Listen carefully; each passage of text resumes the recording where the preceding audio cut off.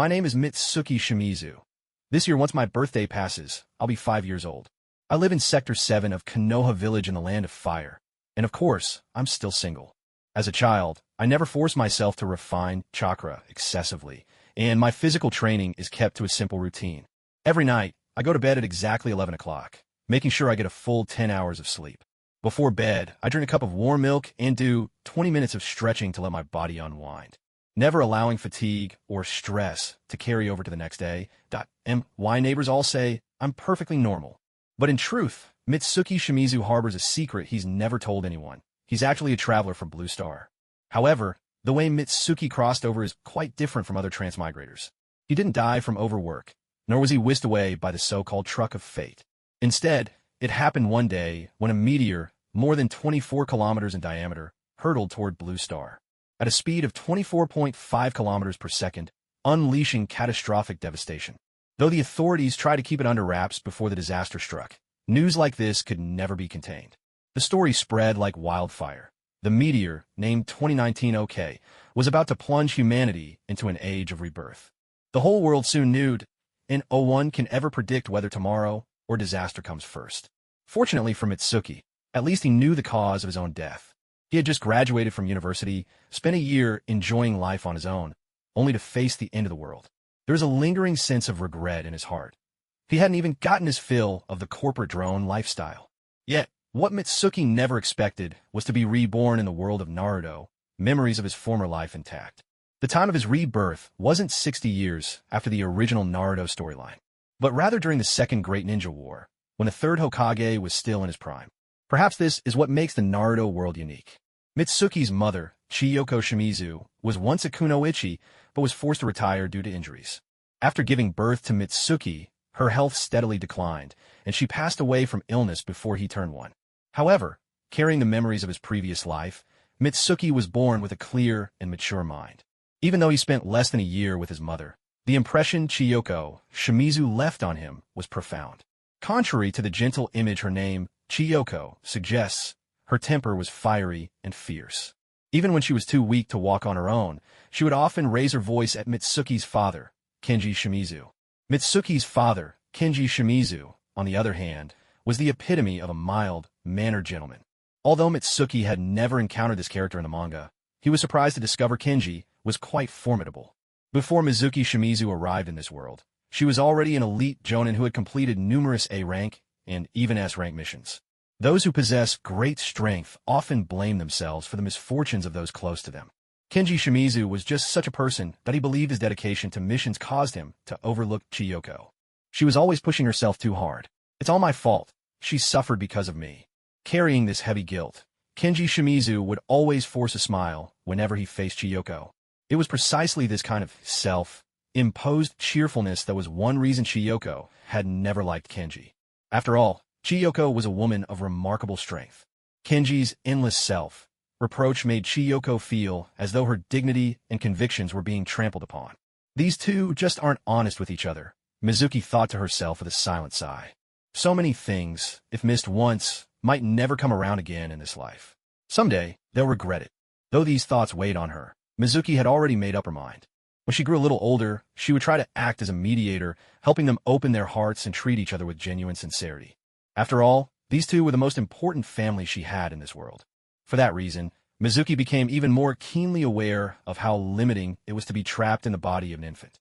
She couldn't even control how long she stayed awake each day, and would often drift off into sleep for no apparent reason. But as the saying goes, no one can predict whether tomorrow or misfortune will arrive first. Chiyoko Shimizu passed away. Kenji had been mentally preparing for this for a long time, given Chiyoko's frail health. He pulled every string he could think of, even managing to invite one of the legendary Sannin and the greatest medical ninja in the world, Tsunade herself. Yet, even with all this, there was still no hope for Chiyoko's recovery. Mizuki witnessed all her father's efforts with her own eyes. As someone who knew how the story played out, Mizuki understood that Kenji had truly given everything he had. Even if she were in his position, she might not have done any better. Perhaps the medical master Madara Uchiha could have cured Chiyoko with white zetsu. But even if that method could work, Mizuki had no way to communicate such information at this moment, and even if she could, how would she explain where it came from? Chiyoko's death was a devastating blow to Kenji Shimizu. That much was certain. Yet the war would not stop for any one person's tragedy. After arranging Chiyoko's funeral, Kenji only cared for Mizuki for a few months before he had no choice but to return to the battlefield. And as for little Mizuki, only a few months old, what would become of her? In a way, it's somewhat ironic. The Hidden Leaf Village actually has a well-organized system specifically designed to care for children left without guardians due to the ravages of war. This institution is called the Konoha Wartime Child Care Center, commonly referred to as the Children's Shelter. It was founded by the second Hokage and has continued to operate ever since, created precisely for situations like this.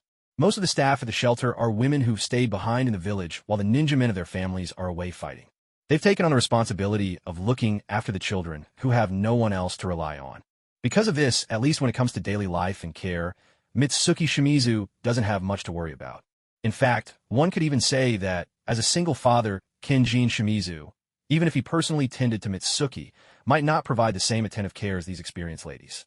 After all, many of these women have raised two or even more children themselves and are truly seasoned mothers.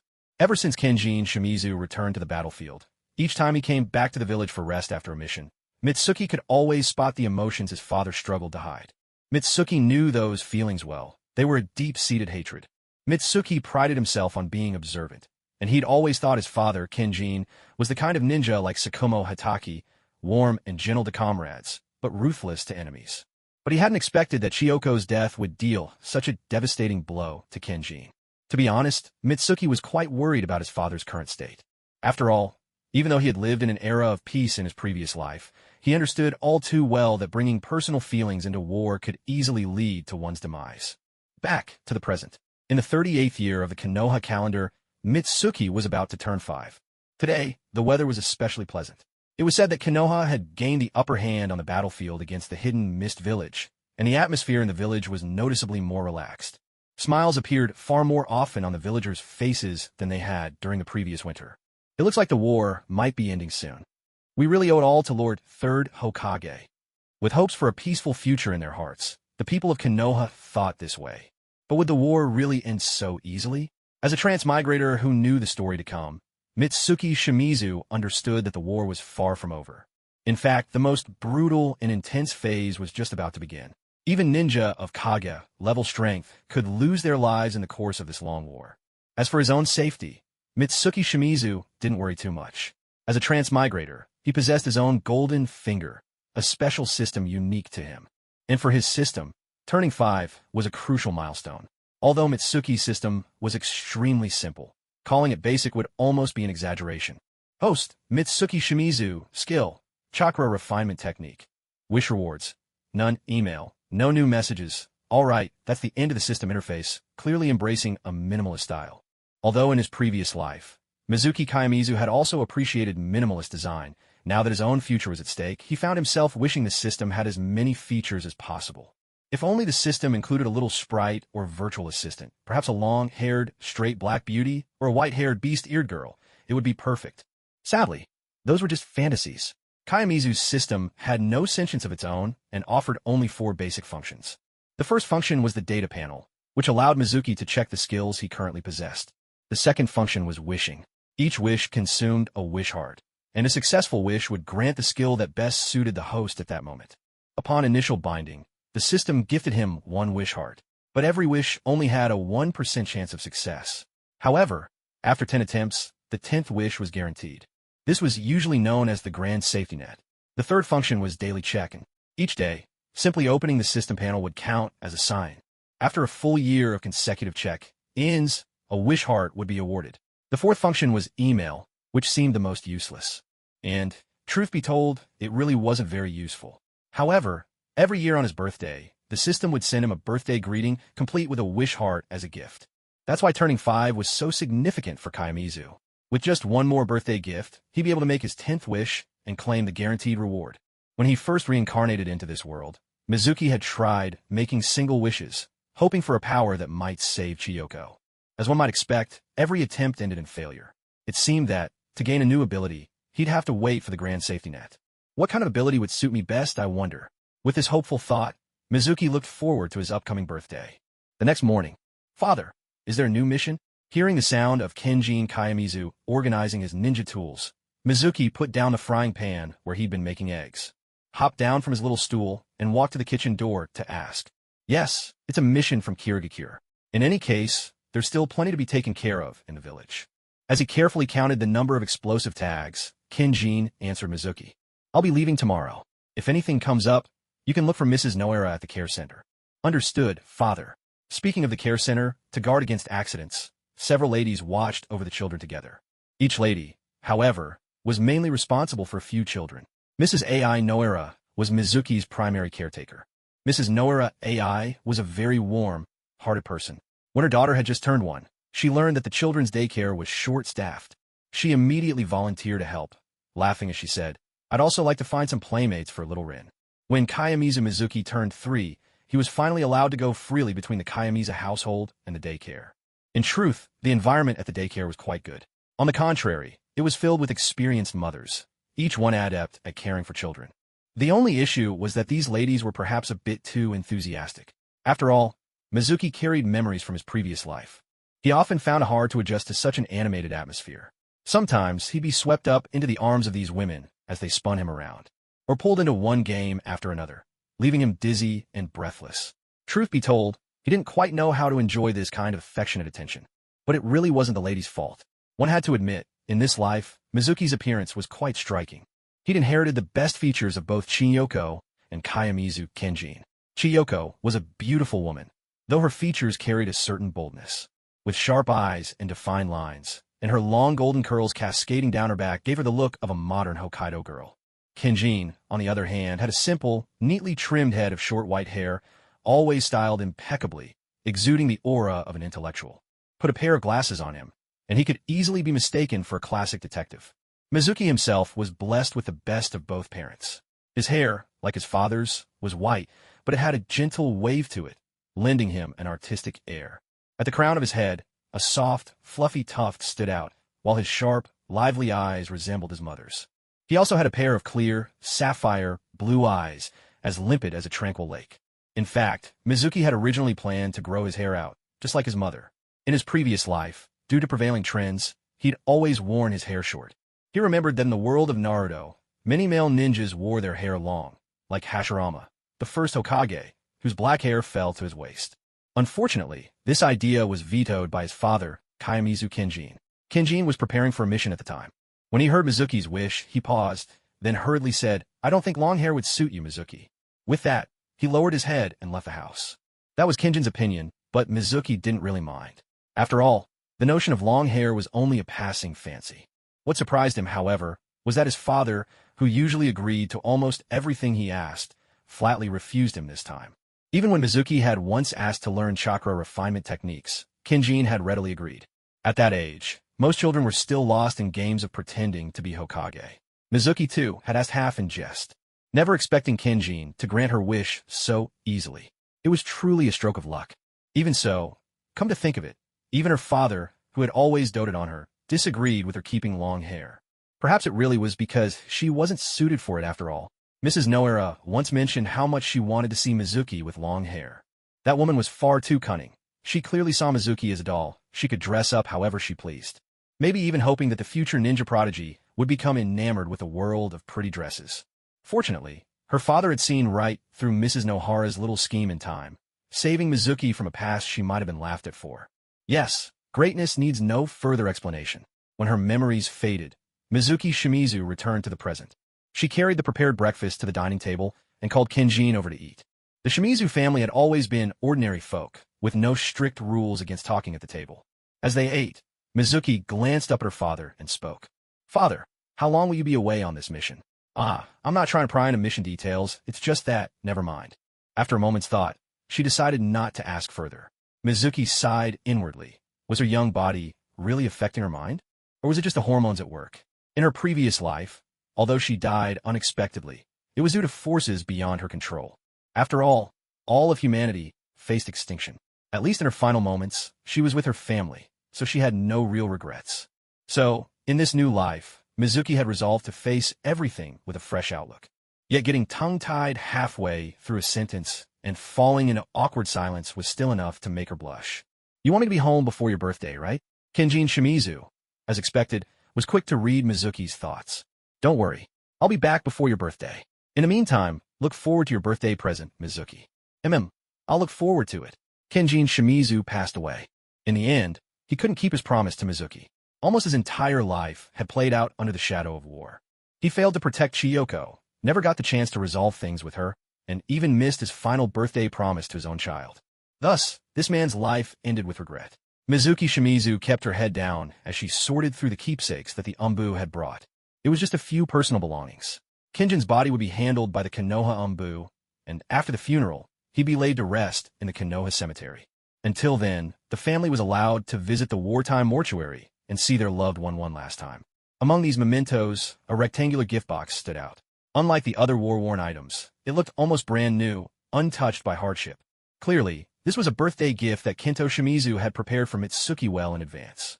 Mitsuki hesitated for a moment, but in the end, he untied the satin ribbon on the gift box and slowly opened it. Although he had a rough idea of what the present might be, seeing it with his own eyes still sent a shock through his heart. Some time ago, Mitsuki had casually mentioned an idea to Kento Shimizu. If there were a weapon forged from chakra conducting metal, it might be possible to perform a lightning jutsu without the need for hand seals. At that time, Mitsuki was merely chatting with his father. Little did he expect that Kento would remember those offhand words. Inside the box lay a short sword, its blade sheathed. Mitsuki drew the blade, discovering it was a straight-edged sword, about 30 centimeters long, on the longer side for a short sword. Its edge gleamed with a cold, silvery light, as if it could slice through the darkness with a single swing. By rights, even though Kento Shimizu was an elite jonin with a high income by the standards of both Konoha and the whole shinobi world, a weapon made entirely from chakra conducting metal was still not something he could easily afford. Mitsuki recalled that in all of Konoha, only the second Hokage and, in the future, Asuma Sarutobi had ever wielded such high-grade ninja tools. Could it be that this was a trophy his father had brought back from the battlefield? As Mitsuki pondered this, he suddenly noticed a card tied to the hilt of the short sword. It read, "Happy Birthday, from Uchiha Hamura and Kento Shimizu." The name Uchiha Hamura rang a bell. He seemed to be one of his father's teammates. Every year on his birthday, Mitsuki would receive a gift from him. With that in mind, the origin of the short sword became clear. The Uchiha clan had close ties with the Ninja Cat clan, who controlled the forging and sale of most of the shinobi world's high-grade ninja tools. Given this connection, the short sword's provenance was easy to understand. It also spoke to the deep bond between Uchiha Hamura and Kento Shimizu. Otherwise, such a weapon would be difficult to acquire, even with the right connections. But in the end, none of that mattered. Mitsuki carefully slid the sword back into its sheath, returned it to the box, and tied the ribbon neatly, deciding to wait until his birthday to open it again. Whenever he saw these things, Mitsuki couldn't help but think of Kento, his mind churning with emotions he couldn't settle. He simply lay down on the floor of the living room, pondering whether he was truly mourning Kento as a father, or if it was just the memories themselves that made him sad. Perhaps it was Kento's passing that stirred up his longing for his family from his previous life, and that was why he felt this sorrow. To be honest, when he received the news of Kento Shimizu's death, Mitsuki hadn't felt the kind of grief that took his breath away. Although he had resolved to start this life anew with a fresh mindset, in reality, Kiyomizu Mitsuki and his father, Kenji, didn't spend much time together. Since Chiyoko passed away, Kenji Kiyomizu had become almost unhinged, pouring all his emotions onto the battlefield, a mix of guilt and hatred. This state only began to ease when Mitsuki turned 3. As a result, Mitsuki and his father were often apart. Add to that Kenji's naturally quiet disposition, and most of their conversations were initiated by Mitsuki himself. But is that really all there is to it?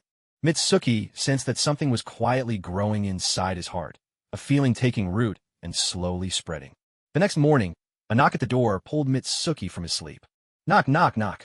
He had fallen asleep in the living room at some point the night before and hadn't realized it. Fortunately, the sound at the door roused him. Otherwise, he might have stayed curled up on the floor all morning. Even though his constitution was fairly robust now, he was still just a child and could easily catch cold from spending the night like that. Mitsuki shook off his drowsiness and went to open the door. Standing outside was Mrs. Nohara's daughter, Rin Nohara. Of course, Mitsuki recognized Rin from the manga, but in reality, they had met at the orphanage. One reason Mrs. Nohara had volunteered at the orphanage was to help Rin find a playmate.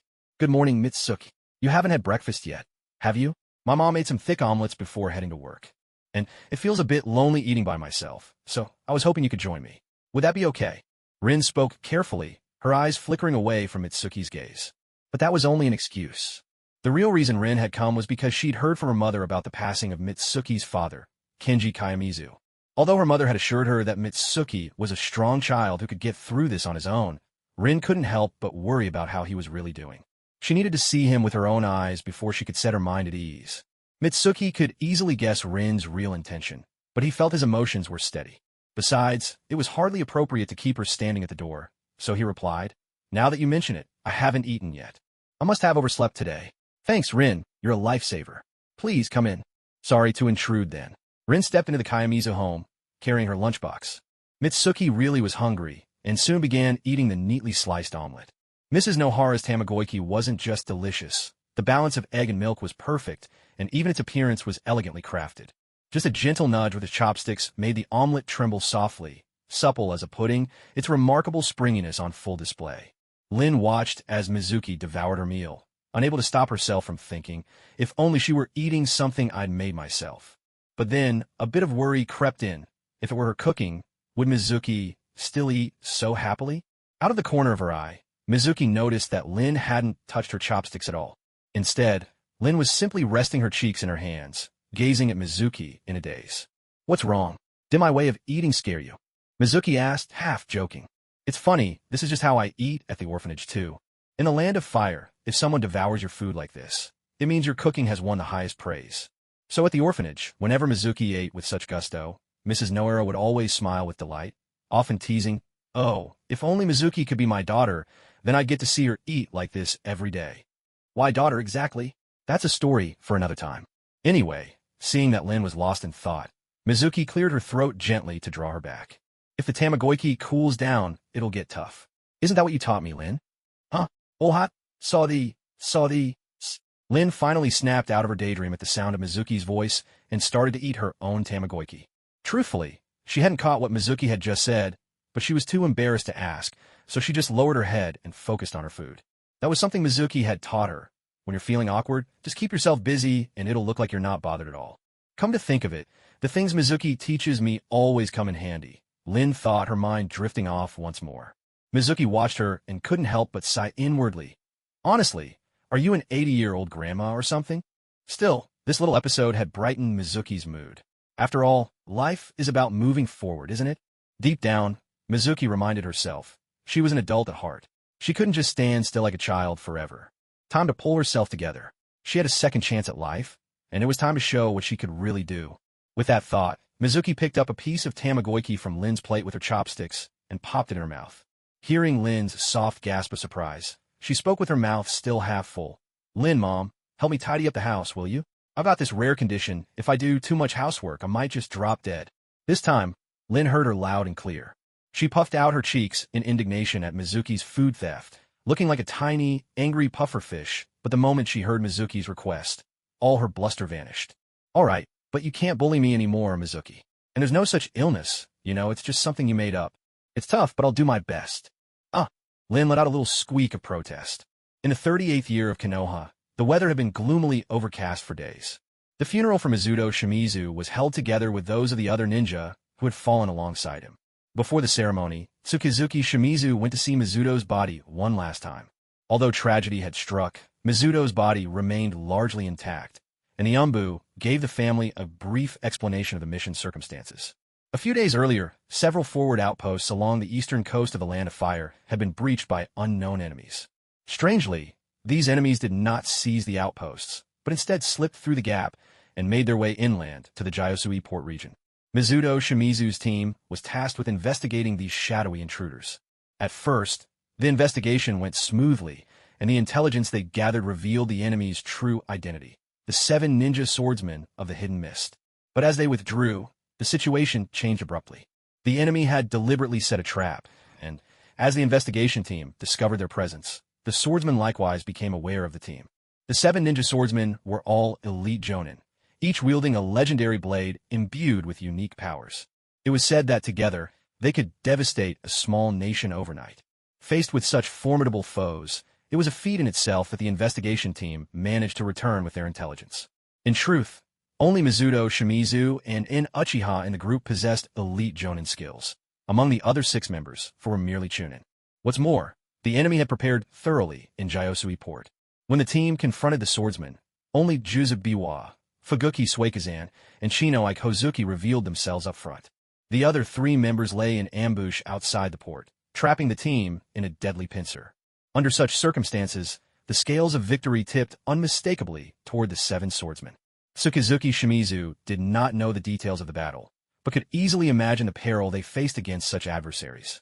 Through the desperate cover provided by Mizuto, Shimizu, and 5 other ninja, Uchiha and another jonin from the Aburame clan finally managed to return to the Leaf Village with the intelligence. The village responded without delay. The third Hokage, Hiruzen Sarutobi, immediately dispatched Jiraiya to lead a team in pursuit of the enemy at Gyosui Port. Yet the pursuit yielded nothing. The 7 swordsmen operated without subordinates. As elite jonin, their movements were swift and unpredictable. Even with the Inuzuka clan's jonin tracking them, the trail only led back to the original breach on the coastline. It became clear that this was a decoy operation by the Hidden Mist. They had used the extraordinary strength and mobility of the 7 swordsmen to complete their mission, then retreated quickly to the Mist Village. In this way, the Mist not only achieved their objective, but also tied up some of Konoha's top fighters. After all, once it was known that the enemy was the 7 ninja swordsmen, Konoha could not risk sending anyone less than their best to counter them. In truth, the 7 ninja swordsmen were quite fortunate. Had they retreated any slower, they would have been caught by Jiraiya's team, and then at least one of them might not have made it out alive. Back at the funeral, Mitsuki Shimizu stood in black mourning attire, quietly gazing at Kenjin, who had already been laid to rest. Families of other fallen shinobi stood nearby to pay their respects. Some children, around Mitsuki's age, fought hard to hold back their tears, covering their faces with their hands and doing their best not to make a sound. The third Hokage himself attended the funeral, presiding over the ceremony. So long as the leaves continue to fall, the will of fire will keep burning. Its light will illuminate the village and nurture new life. It was the first time Mitsuki had ever heard these words from Hiruzen Sarutobi. He didn't feel anything particularly special himself, but the eyes of those around him seemed to shine with renewed brightness. In this world of endless war, people's spirits are left especially barren. To Mitsuki, the world of shinobi felt like one vast brainwashing machine. After the funeral, Mitsuki walked home alone, the image of a man with the Uchiha clan crest embroidered on his back lingering in his mind. That man must have been Uchiha In, Kenjin's friend. Mitsuki had intended to thank him after the funeral for the precious gift he'd received.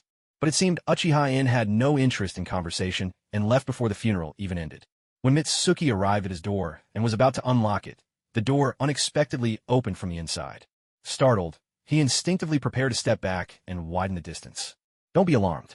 It's me." Uchiha stepped calmly out from the doorway, addressing Mitsuki, who was clearly startled. Confusion swept over Mitsuki. For a shinobi, infiltration was a basic skill, but Uchiha In had simply opened the door from inside.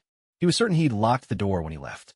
Mitsuki had always suspected that Uchiha In and Kenjin were unusually close, perhaps teammates since graduation. But he hadn't imagined that In would even have a key to his own home. Turning these thoughts over in his mind, he was about to invite Uchiha In for a talk when he noticed something strange. Uchiha In's eyes had changed, shifting from ordinary black pupils to 3 spinning tomo, then morphing into a trio of interlinked, comma-shaped designs. The Mangekyo Sharingan. Mitsuki's heart leapt in shock, all the more confused as to why Uchiha In would reveal such power in front of him. Though very soon he understood. Uchiha Hamura stopped casting the Jinjutsu and swiftly reached out to catch the collapsing Shimizu Mikazuki, carrying him to the living room sofa and settling him there. After some quick first aid, Hamura quietly left. Not long after, Shimizu Mikazuki regained consciousness and looked around. "I remember coming home after the funeral and running into Kenjin's teammate, Uchiha Hamura, at the door. But how did I end up fainting?" It had been a long time since he'd seen the system interface, but now it suddenly popped up, showing some updated information. Host, Shimizu Mikazuki. Skills, Chakra Refinement Technique, Substitution Jutsu, Transcription Seal, Eminoko Tachi, One-Time Use, Wish Rewards, no nail, no new messages. Shimizu Mikazuki was a bit confused, unable to understand why there was suddenly an extra skill, and a one-time use skill at that. He was familiar with the concept of the Transcription Seal, a high-level sealing technique that allows a jutsu to be sealed within another object, automatically activating when specific conditions are met. In the manga, Itachi had once sealed his Amaterasu in Sasuke's eye. Recalling that the last person he saw before he lost consciousness was Uchiha Hamura, Shimizu Mikazuki quickly pieced together what had happened. This so-called hataki was most likely Hamura's dojutsu, probably an ability belonging to the Mangekyo Sharingan. Perhaps, after Kenjin's death, Uchiha Hamura awakened this power. It seemed he had underestimated the bond between Uchiha Hamura and Shimizu Kenjin. With these thoughts, Shimizu Mikazuki tapped on the detailed description for transcription seal, Amanoto Kotachi. Transcription seal, Amanoto Kotachi. When the host suffers a fatal injury, time will be reversed, returning the host body to its state 24 hours prior. Upon seeing the name of the ability, Shimizu Mikazuki had already guessed its nature. He suspected this dojutsu had something to do with time. After all, Amanoto Kotachi, in Japanese mythology, is the deity who governs time. He just hadn't expected the jutsu to be so powerful. It was almost like a simplified version of Izanagi. Looks like Uchiha Hamura was worried about Kenjin's orphan and deliberately arranged this for my sake. At that thought, a wave of irritation washed over Shimizu Mikazuki. For those who haven't experienced reincarnation, it's hard to understand this complicated tangle of emotions. He wasn't truly Shimizu Kenjin's child. He was a stranger for Blue Star. Even when faced with the deaths of Chiyoko and Kenjin, he had relied on rationality to comfort himself again and again. Yet, he had received so much love from his parents in this life. Although Shimizu Mikazuki could always excuse himself with, "I'm just a child," I couldn't possibly refuse. This time, he no longer wanted to justify his own coldness. He wanted to take action. At the very least, I need to become stronger, find a way to avenge Chiyoko and Kinto, and take revenge on the 7 ninja swordsmen and the hidden Mist Village. It had been almost 5 years since Shimizu Mizuki arrived in this world. After today, he will be 5 years old. To most people, this date might be only a little special, but to Mizuki, it was second only to the day he was reborn, one of the most important days of the entire year. Because, when the clock struck midnight, his system would send him the annual birthday message, right on time. In addition, he would receive a wishing heart. And after checking in tomorrow, which would mark a full year of daily sign-ins, the system would reward him with an extra wishing heart. At last, the moment arrived. Ding! You have a new message. The message will be automatically deleted in 365 days. Please check it promptly. The email had finally arrived. Its contents were almost the same every year. Dear host, thank you for your support and company over the past year. Here is a wishing heart as a gift. May your new life be smooth and filled with happiness. Mizuki claimed his birthday present from the system, and, with a full year of sign-ins completed, he received another wishing heart. His hands trembled slightly as he opened the wishing panel. According to the system's rules, the 10th wish was guaranteed to succeed. The system had explained before that this wishing feature was different from the lotteries in the games of his previous life. Every successful wish would yield the skill that suited him best. So, Mizuki didn't have to worry about drawing a useless skill. Well then, let's start wishing. Would you like to use 9 wishing hearts to make 9 wishes? Please note, the 10th wish is guaranteed to succeed. Confirm. 9 wishing hearts have been consumed. Wishes in progress. Wish failed. Wish fail. Wish succeeded. Congratulations, host. You have received Cola flavored soldier pills ×2, exploding tags with a 99% chance of not being lethal ×3, brand, new kunai ×2, 1,000 yen fire country banknote ×1, heavenly eyes, 6 eyes. Leaving those odd little items aside for now. 6 eyes? Is this really the skill that suits him best at this moment? Since he'd drawn it, he might as well check the details. With that thought, Mizuki opened the skill description. Skill, 6 eyes ability 1, 360-degree remote vision ability 2. Can see through the principles behind most ninja techniques ability 3. Able to track and predict the flow of chakra ability 4. Exceptionally fine chakra control ability 5. Reduces chakra consumption to the minimum possible. The interface was as clear and straightforward as ever, very much in keeping with the system style. But when it comes to a skill description, this level of clarity is more than enough. This truly was a pair of 6 eyes, meant solely for chakra. There was no sign of the so-called limitless technique, just as he had expected. After all, limitless and 6 eyes were always 2 distinct abilities, and the system wasn't running some sort of buy one get one free promotion. So, Tsukimi Shimizu wasn't too disappointed. He took a mirror from the bedside drawer and examined his newly acquired power, the 6 eyes, closely. Perhaps because his irises were already blue, they simply looked a bit brighter now, and overall, there wasn't much visible change. He swept his gaze around the room, and only then realized that his field of vision now extended unimaginably far. Centered on himself, he could clearly sense everything within dozens of kilometers. The sheer breadth of it left Tsukimi Shimizu stunned. Never before had he experienced such an expansive view. This range was almost unbelievable. Tsukimi Shimizu knew that in the world of Naruto, there existed a sensory ability called Kagura's Mind Eye, which could also scan an area of similar scale.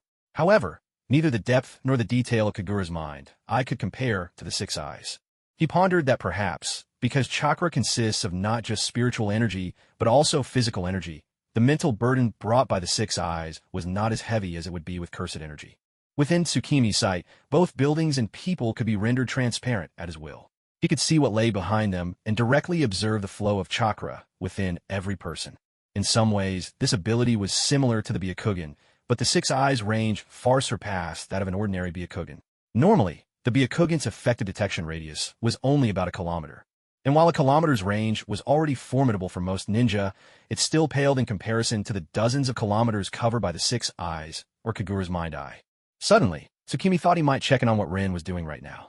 Given her self-discipline, he guessed she'd probably be asleep by now. He turned his gaze toward the Noera household, only to find Rin still awake. She was lying on her back, hugging a strangely shaped shark plushie, her small head hanging over the side of the bed, as if murmuring softly to herself. Tomorrow is Tsukimi's birthday. Mr. Kenjin just passed away, so I mustn't let Tsukimi feel lonely tomorrow. All at once, Rin sat up, as if struck by a sudden idea. Maybe I should stay over at Tsukimi's house tomorrow? I'm sure Mom would agree. Shimizu Mizuki wasn't sure if Mrs. Noera would agree, but at this moment, he discovered a flaw in the six eyes. He could see Rin's mouth moving, but couldn't hear her voice. It seemed necessary to learn lip reading. He couldn't help but wonder, do all the ninjas of the Hyuga clan master lip reading? Or have they never even considered this issue? It didn't seem to be depicted in the manga, but this was certainly an interesting topic worthy of further study. For Mizuki, the six eyes possessed information-gathering capabilities comparable to the byakugan, while also offering the vast sensory range of the mind's eye of Kagura. Such an ability would undoubtedly prove invaluable in times of war. However, he hadn't even entered the ninja academy yet, and the battlefield was still a distant prospect. When the day finally came, he could easily disguise himself as a ninja with exceptional sensory abilities. After finishing his experiments with the first two abilities, Mizuki turned his attention to the last one, the ultimate mastery of chakra control. He pondered for a moment. If there was any ninjutsu that truly showcased precise chakra control, it would have to be medical ninjutsu. Unfortunately, he had never studied medical ninjutsu, and Kenjin hadn't collected any materials on it either. He could only consider other techniques. Soon, Mizuki thought of a suitable option. That was the rasengan. In the manga, the training method for rasengan was described in far more detail than any other ninjutsu, and every step demanded extreme finesse and chakra control. With this in mind, Shimizu Mizuki stretched out his hand, attempting to recreate the rasengan. Following the steps from the manga, he molded his chakra into a sphere and set it spinning rapidly within the core. As the chakra flowed, a brilliant blue orb slowly formed in Mizuki's palm. He was momentarily stunned. Had he really succeeded on his first try? Hardly daring to believe it, he gently pressed the rasengan against the corner of his bedside table. With a sharp crack, the corner of the table shattered instantly, splinters of it jutting out at odd angles. This was unmistakably the real rasengan. Staring at the damage caused by the technique, Mizuki let the chakra dissipate from his hand. To think such power could be unleashed with just a light touch, it meant he had truly mastered the rasengan. What surprised him even more was that, in performing the rasengan, he barely felt any strain at all. Was this the hallmark of ultimate chakra control? He could even sense that, while forming the rasengan, his chakra consumption was incredibly low. There was almost no waste. This reminded him of a casual conversation he'd once had with Kenjin, where he'd mentioned the idea of channeling chakra into metal weapons to unleash lightning release techniques without hand signs. Now, it seemed that idea might actually be worth exploring. That short dagger truly seemed useful. Perhaps he ought to give it a name. Unfortunately, naming was not one of Mizuki Kayamizu's strengths. Finding a fitting name was simply too daunting for him. After pondering for a while, he gave up, since all that came to mind were odd names like Frostmourne or Flames of Joy. The six eyes he gained this time left Kayamizu extremely satisfied. He excitedly studied them late into the night, only succumbing to sleep when exhaustion finally swept over him. Happy birthday, Kayamizu-chan. Happy birthday, Kayamizu. In the end, Kayamizu spent his birthday at the Noera household. Both he and Mrs. Noera politely declined Rin's request for a sleepover. After enjoying a sumptuous dinner with the Noera family, Kayamizu returned home carrying two gifts. Ever since that sudden attack from Uchiha Hamura, Kayamizu had begun to feel that his life in this world had been just a bit too comfortable. Since his reincarnation, He had never left the Hidden Leaf Village and knew nothing of how people live in other countries or shinobi villages. Yet, based on his understanding of the story, he guessed that life for ordinary people in the small nations was harsh and fraught with danger. Even if it was only to preserve his current peaceful days, Kayamiza knew he had every reason to grow stronger. Sitting on the living room sofa, he opened the gifts from Mrs. Noera and Rin. From Mrs. Noera, a ninja vest. From Rin, a ninja tool pouch. Practical presents, just what every ninja would hope for, and the most popular choices in the shinobi world. With these thoughts, Kayamiza walked to Kenjin's room and retrieved the birthday gift box he had found while sorting through Kenjin's belongings. "Thank you for your gift. I received it," Kayamiza murmured softly. He untied the satin ribbon and opened the box, carefully lifting out the rare short dagger that Uchiha Hamura and Kayamiza Kenjin had prepared together. He planned to name the short dagger Mist Cutter. He hoped that one day, he could wield it himself to sever the power of the hidden mist and challenge the 7 ninja swordsmen. Konoha, year 39. That year, Kayamizu turned 6, and today was the first day of the Leaf Village Ninja Academy. In the years since Kenjin's passing, he had not driven himself into relentless training. As a transmigrant with memories of his former life, especially one from the information age, he understood the importance of training scientifically.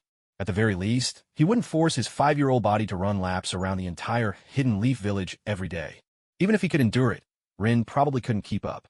In fact, ever since Rin found out that Kayamizu had learned chakra extraction at such a young age, she felt she had been slacking off. She took the initiative to ask Kayamizu if she could join his training regimen as well. For this reason, even if it was only to prevent the adorable Rin from turning into a muscular girl, Mitsuki never arranged any high-intensity training for her. Mitsuki, this is great. We've been assigned to the same class." Rin clasped her fists to her chest, her face beaming with a radiant smile. "Yes, we're in the same class," Mitsuki replied offhandedly, his gaze sweeping across the room. He spotted many familiar faces, Kakashi, as well as Rado and Gunma. And that girl with black, curly hair. She must be Kurenai, right? Was that Asuma standing beside her?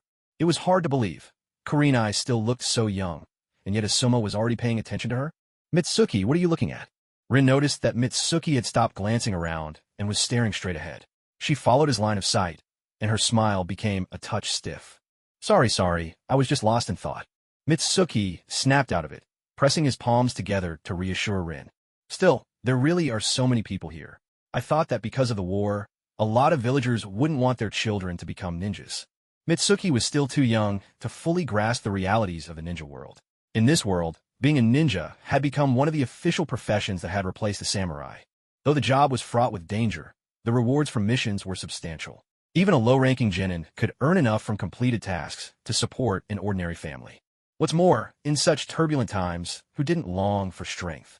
Added to that, the third Hokage's constant praise of the bravery of civilian-born ninjas on the battlefield had inspired the people of Konoha to send their children to the Ninja Academy. Hearing Mitsuki's doubts, Rin responded, "Is that so? But when I told my mom I wanted to attend the Ninja Academy, she agreed right away. Looks like I was overthinking it. Anyway, let's go find some seats in the classroom first." "Sure, but don't worry too much, Mitsuki. After all, it's always hard to guess what grown-ups are thinking." Rin was always so considerate and understanding. Elsewhere, a boy wearing goggles was helping an elderly lady, who was hunched over under the weight of a large bag and struggling with her steps.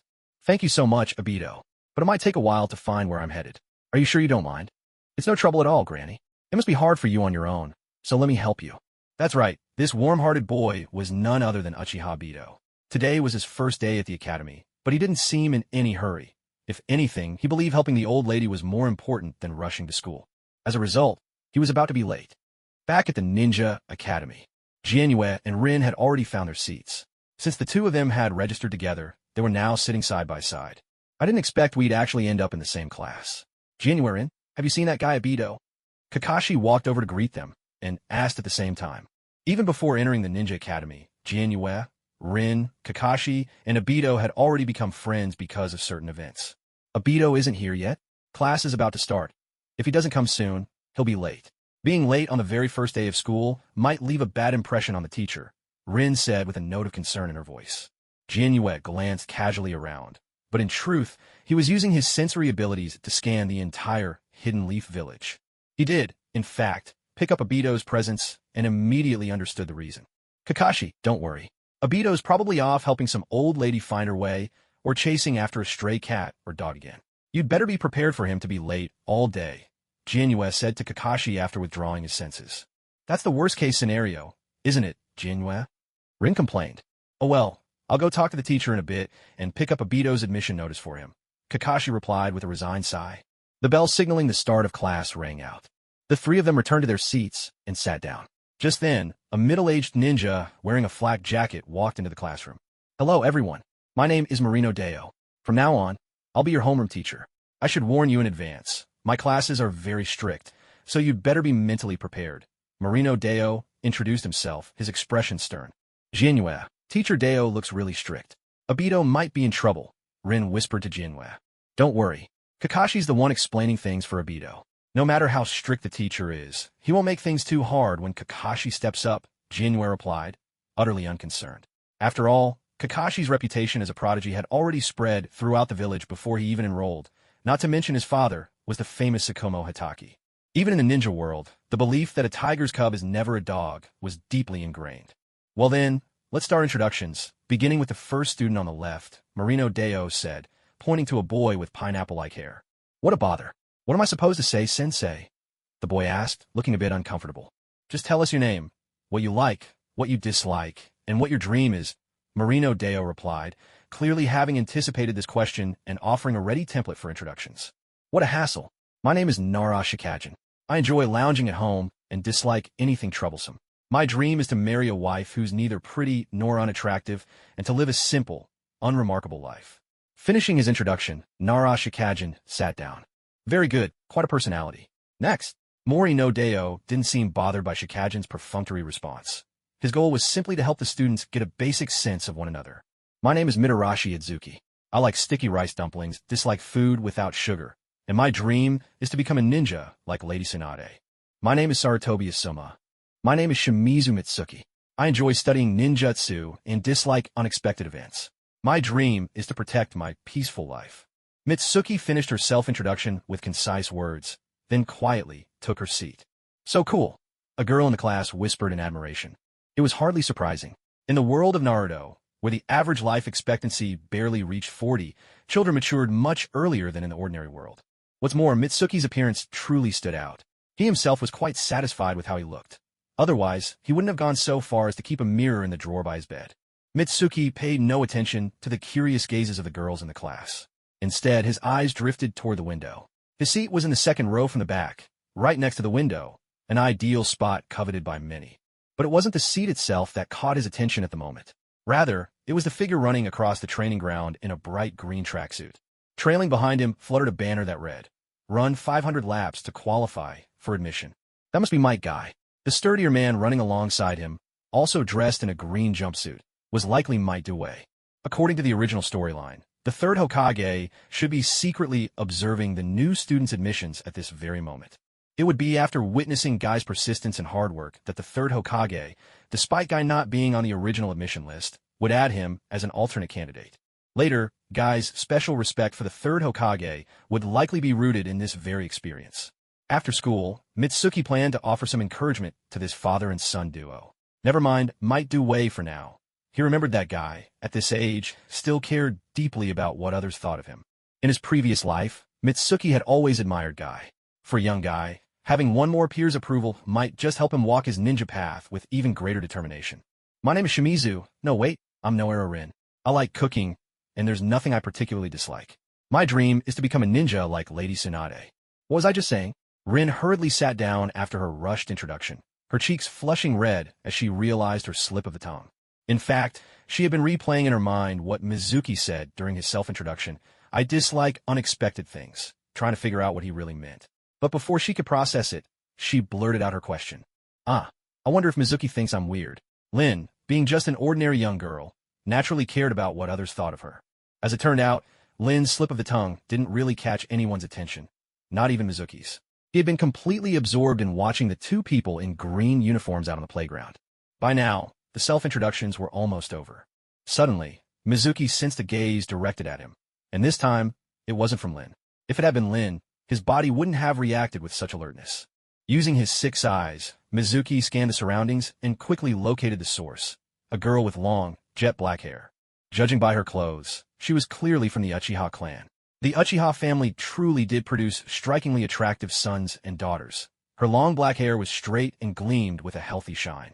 In his previous life, she would have had no shortage of admirers. Soon, the girl looked away from Mizuki, as it was her turn to introduce herself. My name is Uchiha Yuli. I like becoming stronger, dislike weakness, and my dream is to be someone like the first Hokage. Even her voice was perfect, the clear, confident tone of a star student. Mizuki couldn't help but pay more attention to Uchiha Yuli from then on. At the Ninja Academy in Konoha, the academic workload wasn't heavy and classes ended early in the afternoon. Many ninja parents from the prominent clans sent their children to school, mainly hoping they'd make reliable friends and forge connections with peers from other families. These children, born into ninja clans, often had to spend their after-school hours learning their family secret techniques, so the academy made sure not to take up too much of their free time. As for the civilian children who truly wished to learn ninjutsu at school, their opportunities were far more limited. That's just how the ninja world was. A vast gap separated civilian ninjas from those of the clans, and without some extraordinary stroke of luck, it was nearly impossible for a civilian to break through to the higher ranks. Only a rare few ever managed it, like Minato Namikaze or Kenji Shimizu. Mizuki and Lin left the classroom together, while Kakashi went off to help Obito collect his enrollment notice. Outside the school, 5-year-old Guy was feeling utterly dejected because he hadn't managed to finish his 500 laps. He started to doubt whether he was truly cut out to be a ninja. Guy's father, Might Wei, encouraged his son, explaining the meaning of self-discipline and reigniting Guy's fighting spirit. As the sun set, father and son embraced, tears streaming down their faces. It feels like we're watching a heartwarming family drama. Let's go, Lin. Mizuki, witnessing the scene, couldn't help but feel a little awkward. Were those two really going to be all right? Rin was a bit puzzled, but she still chose to respect their way of handling things. It's fine. That's just how they show their feelings, Tsukimi explained briefly when she noticed Rin's look of confusion. However, as they passed by the father and son, Tsukimi paused and said to Kai, I saw how hard you worked out on the training field. You're sure to become an outstanding ninja. Keep it up. With that, she quickened her pace and walked away. She had a hurry. If those two decided to drag her into their crying session, it would be far too awkward. Rin also offered a few words of encouragement before jogging to catch up with Tsukimi. Behind them, Kai stared blankly at his father. Father, they weren't mocking me just now. They were actually encouraging me. That's right, Kai. Realizing this, Kai turned toward the direction Tsukimi and Rin had gone and called out loudly. Thank you for your encouragement. After walking together for a while, Tsukimi and Rin said their goodbyes and headed home on their own. Once home, Tsukimi opened her system panel. Host, Shimizu Tsukimi. Skills, Chakra Refinement Technique, Transcription Seal, Heaven's Persistence Single Use, Rasengan Fire Style, Flame Bullet, Lightning Style, Ground Walk, Shadow Clone Jutsu, Shuriken Shadow Clone Jutsu. Wishes fulfilled. Azure Heaven's Eye, 6 eyes. Mail, no new messages. For a student who had only just entered the Ninja Academy, having such an impressive ability panel was pure luxury, all thanks to the chakra control granted by the 6 eyes.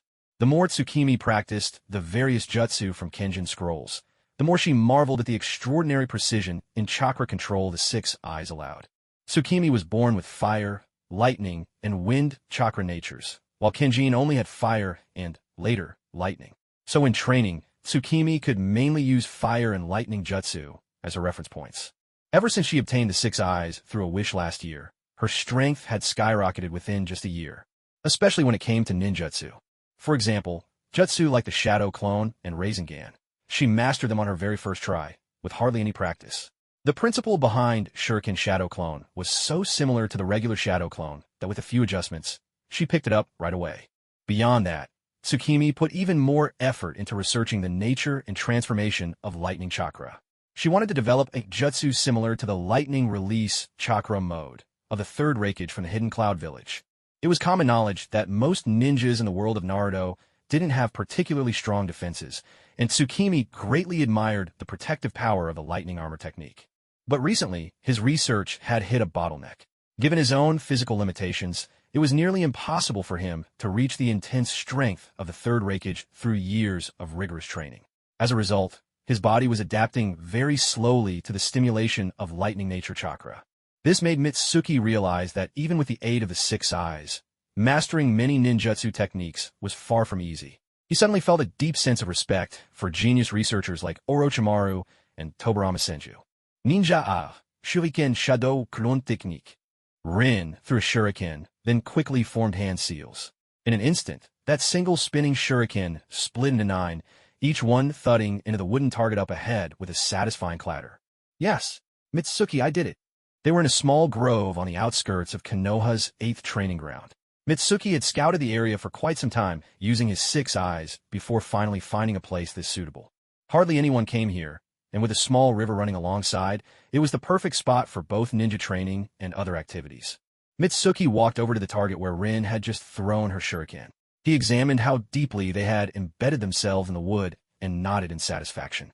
The force is good, and the number is just right. Congratulations, Rin. You've already grasped the basics of this technique. Now, what kind of training should he assign Rin next? Mitsuki began to ponder. Since Rin had started training, she had steadily mastered a number of essential chakra control techniques.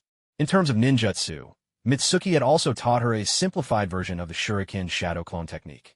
This was actually a treasure technique from Kenjin's collection. Once you grasped the principle, the number of shuriken you could multiply depended entirely on your control over chakra. By now, Rin could already be considered a prodigy among her peers. Of course, in the world of the Hokage, the word prodigy got thrown around so often that it had lost some of its luster. While Mitsuki was lost in thought, Rin heard his praise. Her cheeks flushed ever so slightly, and she clasped her hands behind her back, smiling a little shyly. Hee, it's all thanks to your guidance, Mitsuki. And that was the truth. While Rin's chakra control was quite impressive for her age, there was no way she could have reached her current level through hard work alone. Effort was important, of course, but the real key was Mitsuki's guidance. After all, his 6 eyes granted him an extraordinarily precise control over chakra.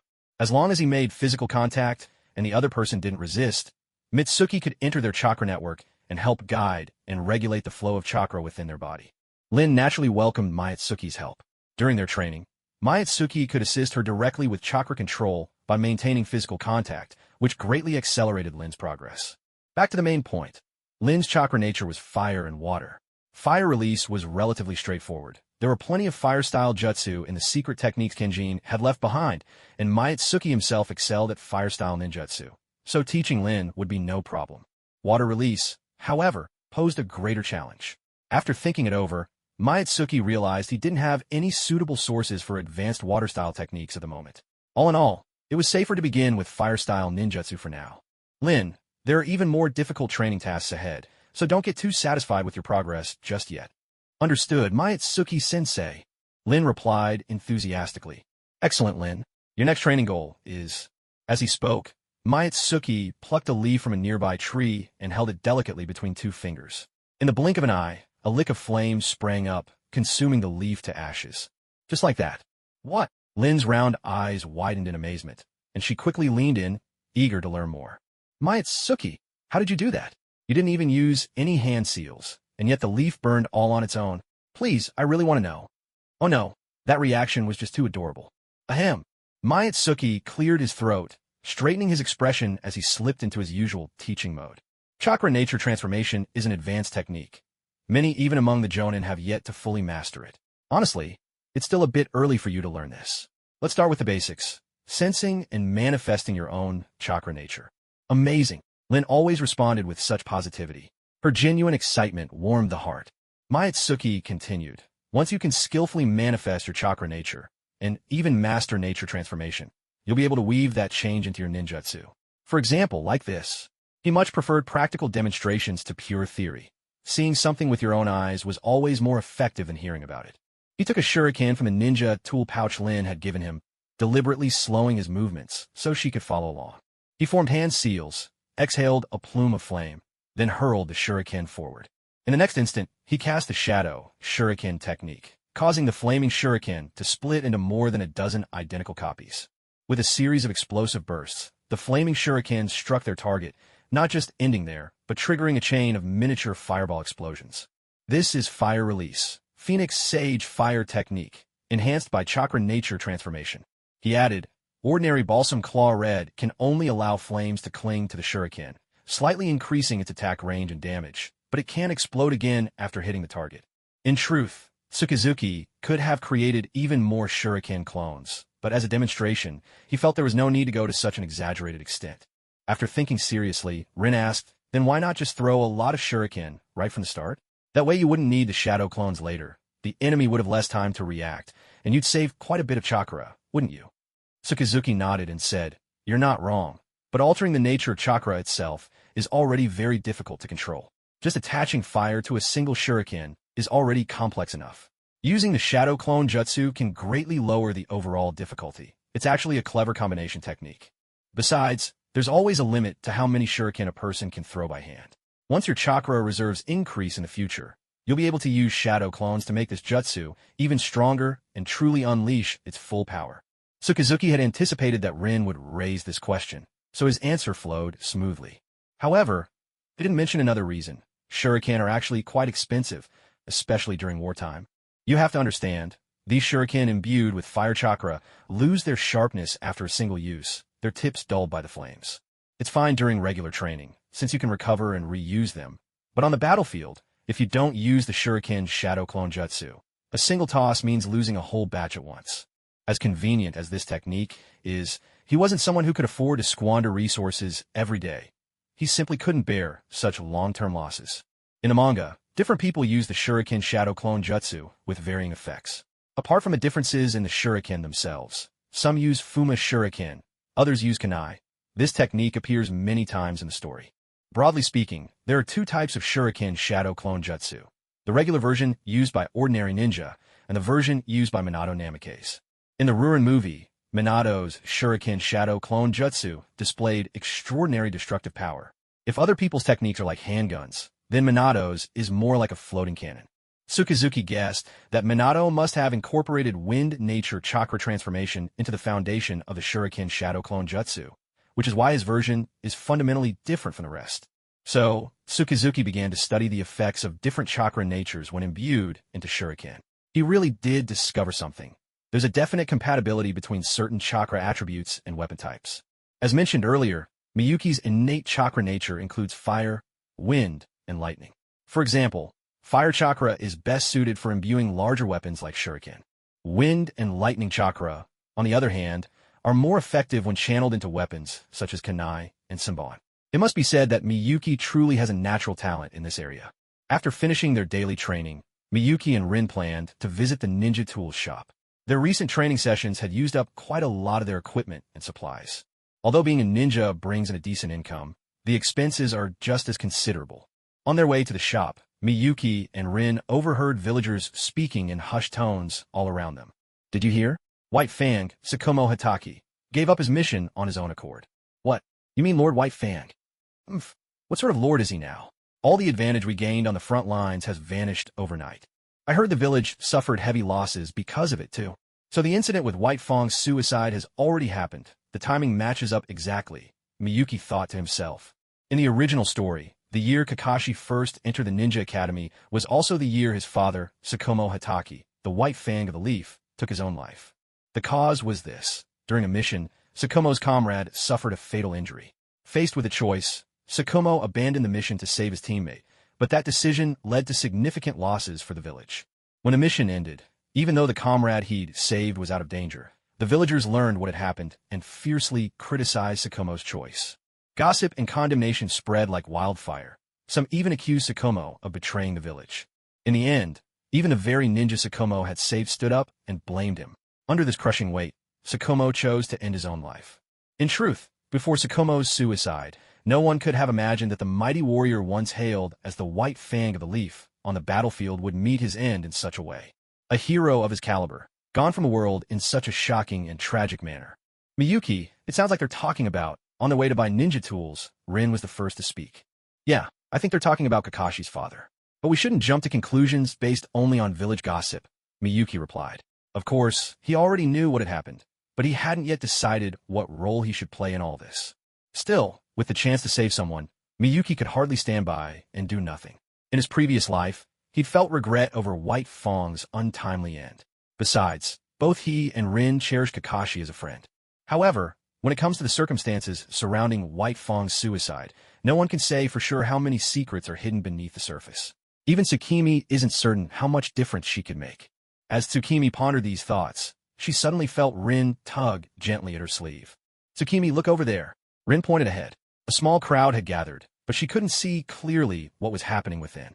It's Kakashi and Obito. It looks like they're having some sort of confrontation with a few villagers, Tsukimi said, easily seeing through the crowd with her 6 eyes. Standing at the heart of the commotion, Kakashi was all too aware of the cold shoulder his father now received in the Hidden Leaf Village. Though he was hailed as a genius, Kakashi had no idea how to change his father's reputation. The weight of it all had made him increasingly agitated lately. Right now, Kakashi was like a barrel of gunpowder, ready to ignite at the slightest spark, which was exactly why Tsukimi and Rin were witnessing the scene unfold.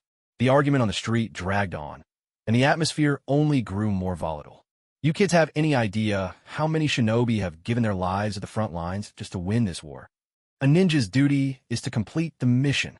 Abandoning a mission at will. Does someone like that even deserve to be called a ninja? Several villagers, having found a target for their frustration, unleashed their anger on Obito and Kakashi. My father isn't the kind of person you say he is. Kakashi was angry, but his retort lacked force. You're going too far. Kakashi's father stopped the mission to protect his comrades. Don't you have friends yourselves? For once, Obito stood firmly beside Kakashi, speaking up in his defense. Although Obito usually resented Kakashi's arrogance, deep down, he had always seen him as a trustworthy comrade. Giving up such an important mission? If you ask me, this so-called white fang of the leaf is nothing but a traitor to the village, someone in the crowd shouted. Those words carried a dangerous weight. Kakashi had wanted to avoid escalating the situation, but upon hearing that, his anger flared. His hand instinctively went to the pouch at his waist, ready to draw his ninja tools. Calling him a traitor? You've got guts, I'll give you that. Tsukimi appeared at Kakashi's side in an instant, pressing down on his hand and murmuring quietly. Don't lose your head. Silencing a few people won't solve what happened to your father. And who are you? Here to defend him too? What do you kids even know? You were the one shouting the loudest just now, weren't you? Tsukimi fixed her gaze on a tall, thin man wearing little glasses. So what? He broke the rules and gave up the mission without permission. Why should not? Enough. Tsukimi cut him off sharply. Even the Hokage himself never said that Mr. Sakumo betrayed the village. What right do you have to slander a hero of the village? Or are you questioning the judgment of the Hokage? You little brat. I never meant to doubt the Hokage. The tall, thin man was caught off guard and tried to come up with a retort, stirring up trouble and spreading rumors in the village. Are you looking to spend some time with the Uchiha police force? Obito, what do you think? The police force will definitely round up people like you. Obito immediately chimed in, seizing the moment. TCH, just a bunch of kids. The man and his companions, noticing the Uchiha crest on Obito's back, could only mutter a few threats before leaving. Though it felt a bit unfair to the Uchiha clan, it had to be admitted, their presence was truly effective in dealing with ignorant villagers. Thank you, Tsukimi, Kakashi said gratefully. If Tsukimi hadn't stepped in just in time, things would have only gotten worse. As the crowd dispersed, Rin, who had been waiting outside, finally rejoined the group. Tsukimi, you disappeared so suddenly just now? You gave me a real scare. I'm sorry. It was an emergency.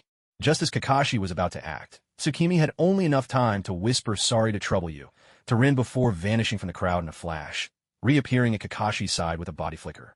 At that moment, Kakashi realized the speed Tsukimi had just displayed was something only a jonin could manage with that technique. When faced with conflict, Tsukimi always handled things calmly, while Kakashi himself tended to act on impulse. Compared to Tsukimi, Kakashi felt his so-called genius reputation was undeserved. Thanks so much, Tsukimi. You really helped us out. Those guys were way out of line, Obito said, still bristling with frustration. Don't thank me yet. We need to figure out what you're going to do next, Kakashi. I don't know. My father refuses to leave the house and hasn't responded to anything the village is saying. So, you're planning to do nothing? Of course not. But so many people in the village are talking about my father, and he really did abandon the mission. I honestly don't know what to do. That was the truth. Regardless of whether there was some deeper reason behind the rumors, the fact remained that White Fang's decision had brought loss to the village. If that's the case, Kakashi, ask for help. Don't shoulder everything alone. There's no shame in reaching out to your friends. Or, do you not consider us your friends? Tsukimi looked at him earnestly. Kakashi hesitated for a moment, then steadied himself and said firmly, I need your help. Tsukimi, Obito, Rin, please help me. You don't even have to ask, Kakashi. Of course I'll help you. Obito said proudly, his eyes fixed on Kakashi, who had found his resolve once more. I may not be able to do much, but I promise I'll give it everything I've got, Rin replied earnestly. Then let's not waste any more time. We should find somewhere quiet to lay out our strategy. There's still a lot ahead of us. All right.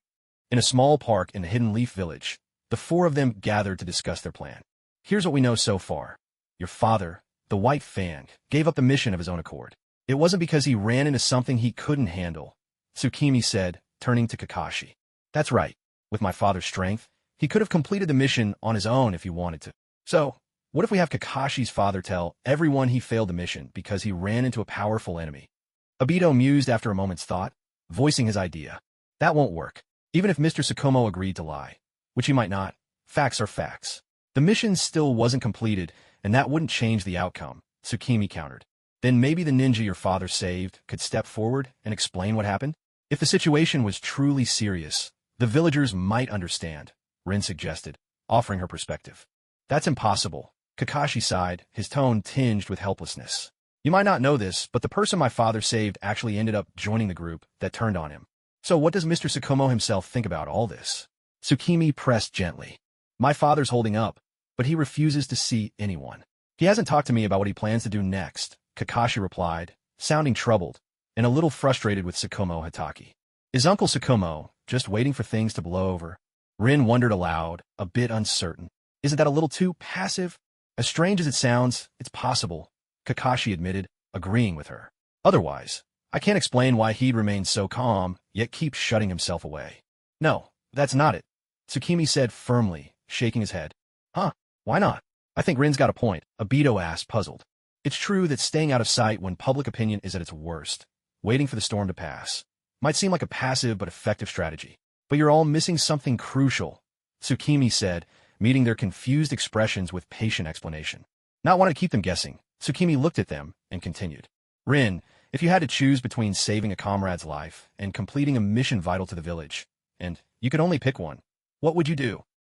Rin tilted her head, thinking deeply. This really was a question that couldn't be answered on the spot. On one hand, she wanted to choose her comrade's life. On the other, her ninja upbringing and environment had always taught her that a ninja's rule was to complete the mission above all else. I don't know.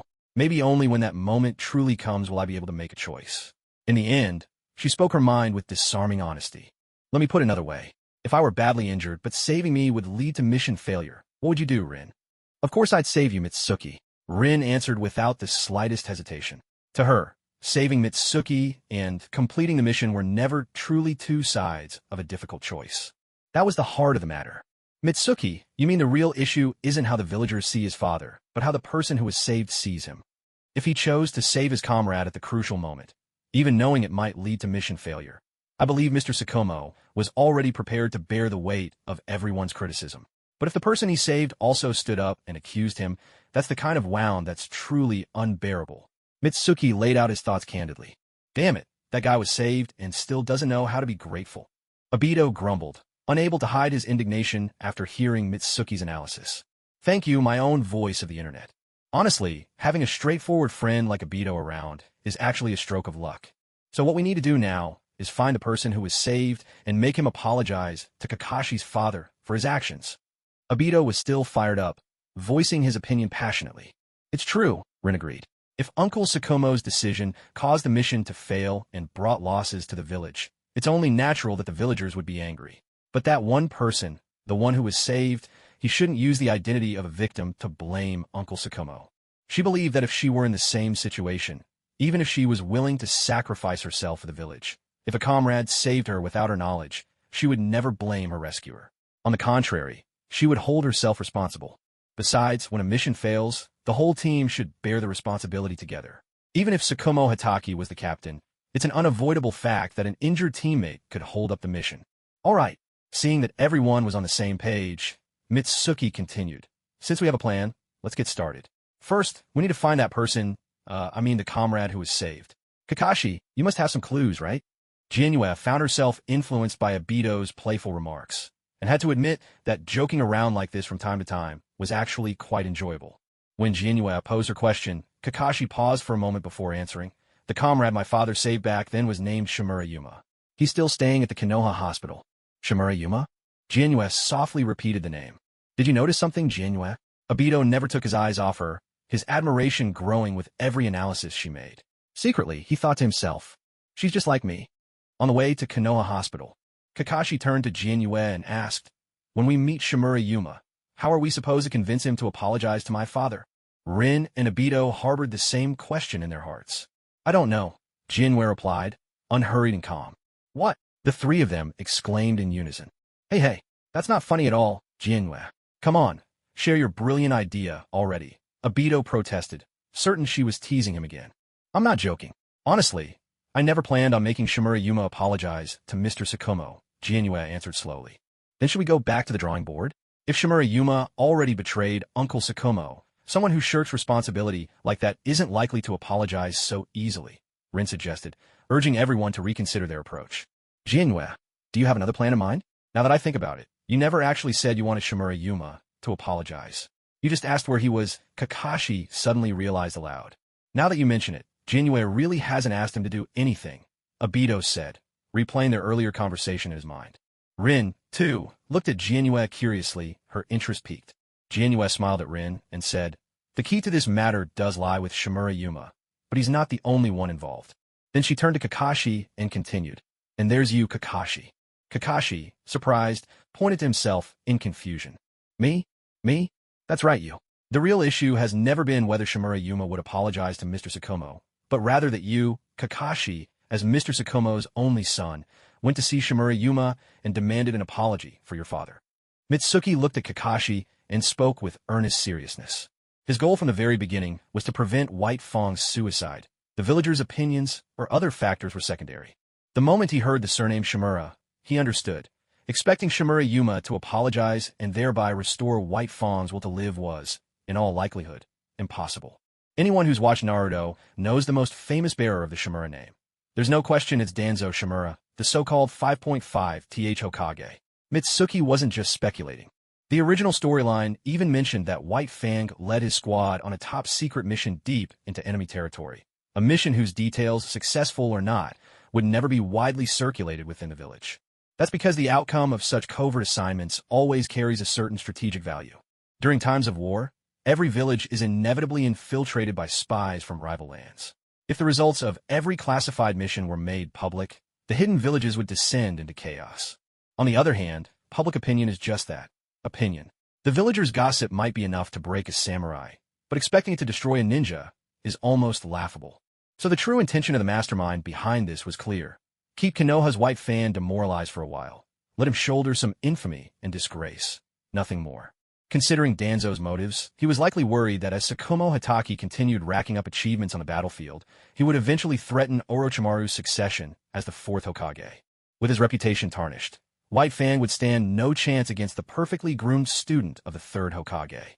Of course, the third Hokage himself would never be ignorant of such schemes, but at this point in time, he also favored his own pupil, Orochimaru, and so tacitly allowed Danzo's underhanded maneuvers. But there was one aspect that neither the third Hokage nor Danzo had ever considered. They had been raised as ninjas from the beginning, taught by none other than the second Hokage, Tobirama Senju. In their view, such pressures from public opinion were trivial for a ninja. But the Hataki clan was different. It's common knowledge that the Hataki clan had its roots as a family of samurai, not ninja. For Sakumo Hataki, insults and slander cut far deeper than they ever could for others. In simple terms, Sakumo Hataki's defenses were breached. That's why Mitsuki's purpose was straightforward, to give Sakumo Hataki a reason to keep living. As long as a person has an excuse to go on, the decision to die is never made lightly. In Mitsuki's eyes, Sakumo Hataki never seemed to harbor any ambition to become Hokage. What he truly wanted was to end the war and spend more time watching Kakashi grow up. Kakashi, you're Mr. Sakumo's only family. As long as he sees your actions and determination, then as long as he holds firm in his heart, any gossip from the outside world will fade away with time. But so many people in the village. I'm sorry, Mitsuki, it's not that I don't believe you. Although Kakashi trusted Mitsuki's words, he couldn't help but worry. No buts. Trust my judgment. Mitsuki paid no mind to Kakashi's concerns, understanding that the more one fixated and fretted, the more likely things were to go awry. He remembered feeling the same way when he had faced Kenjin. After going over their plan once more, the four of them arrived at Konoha Hospital.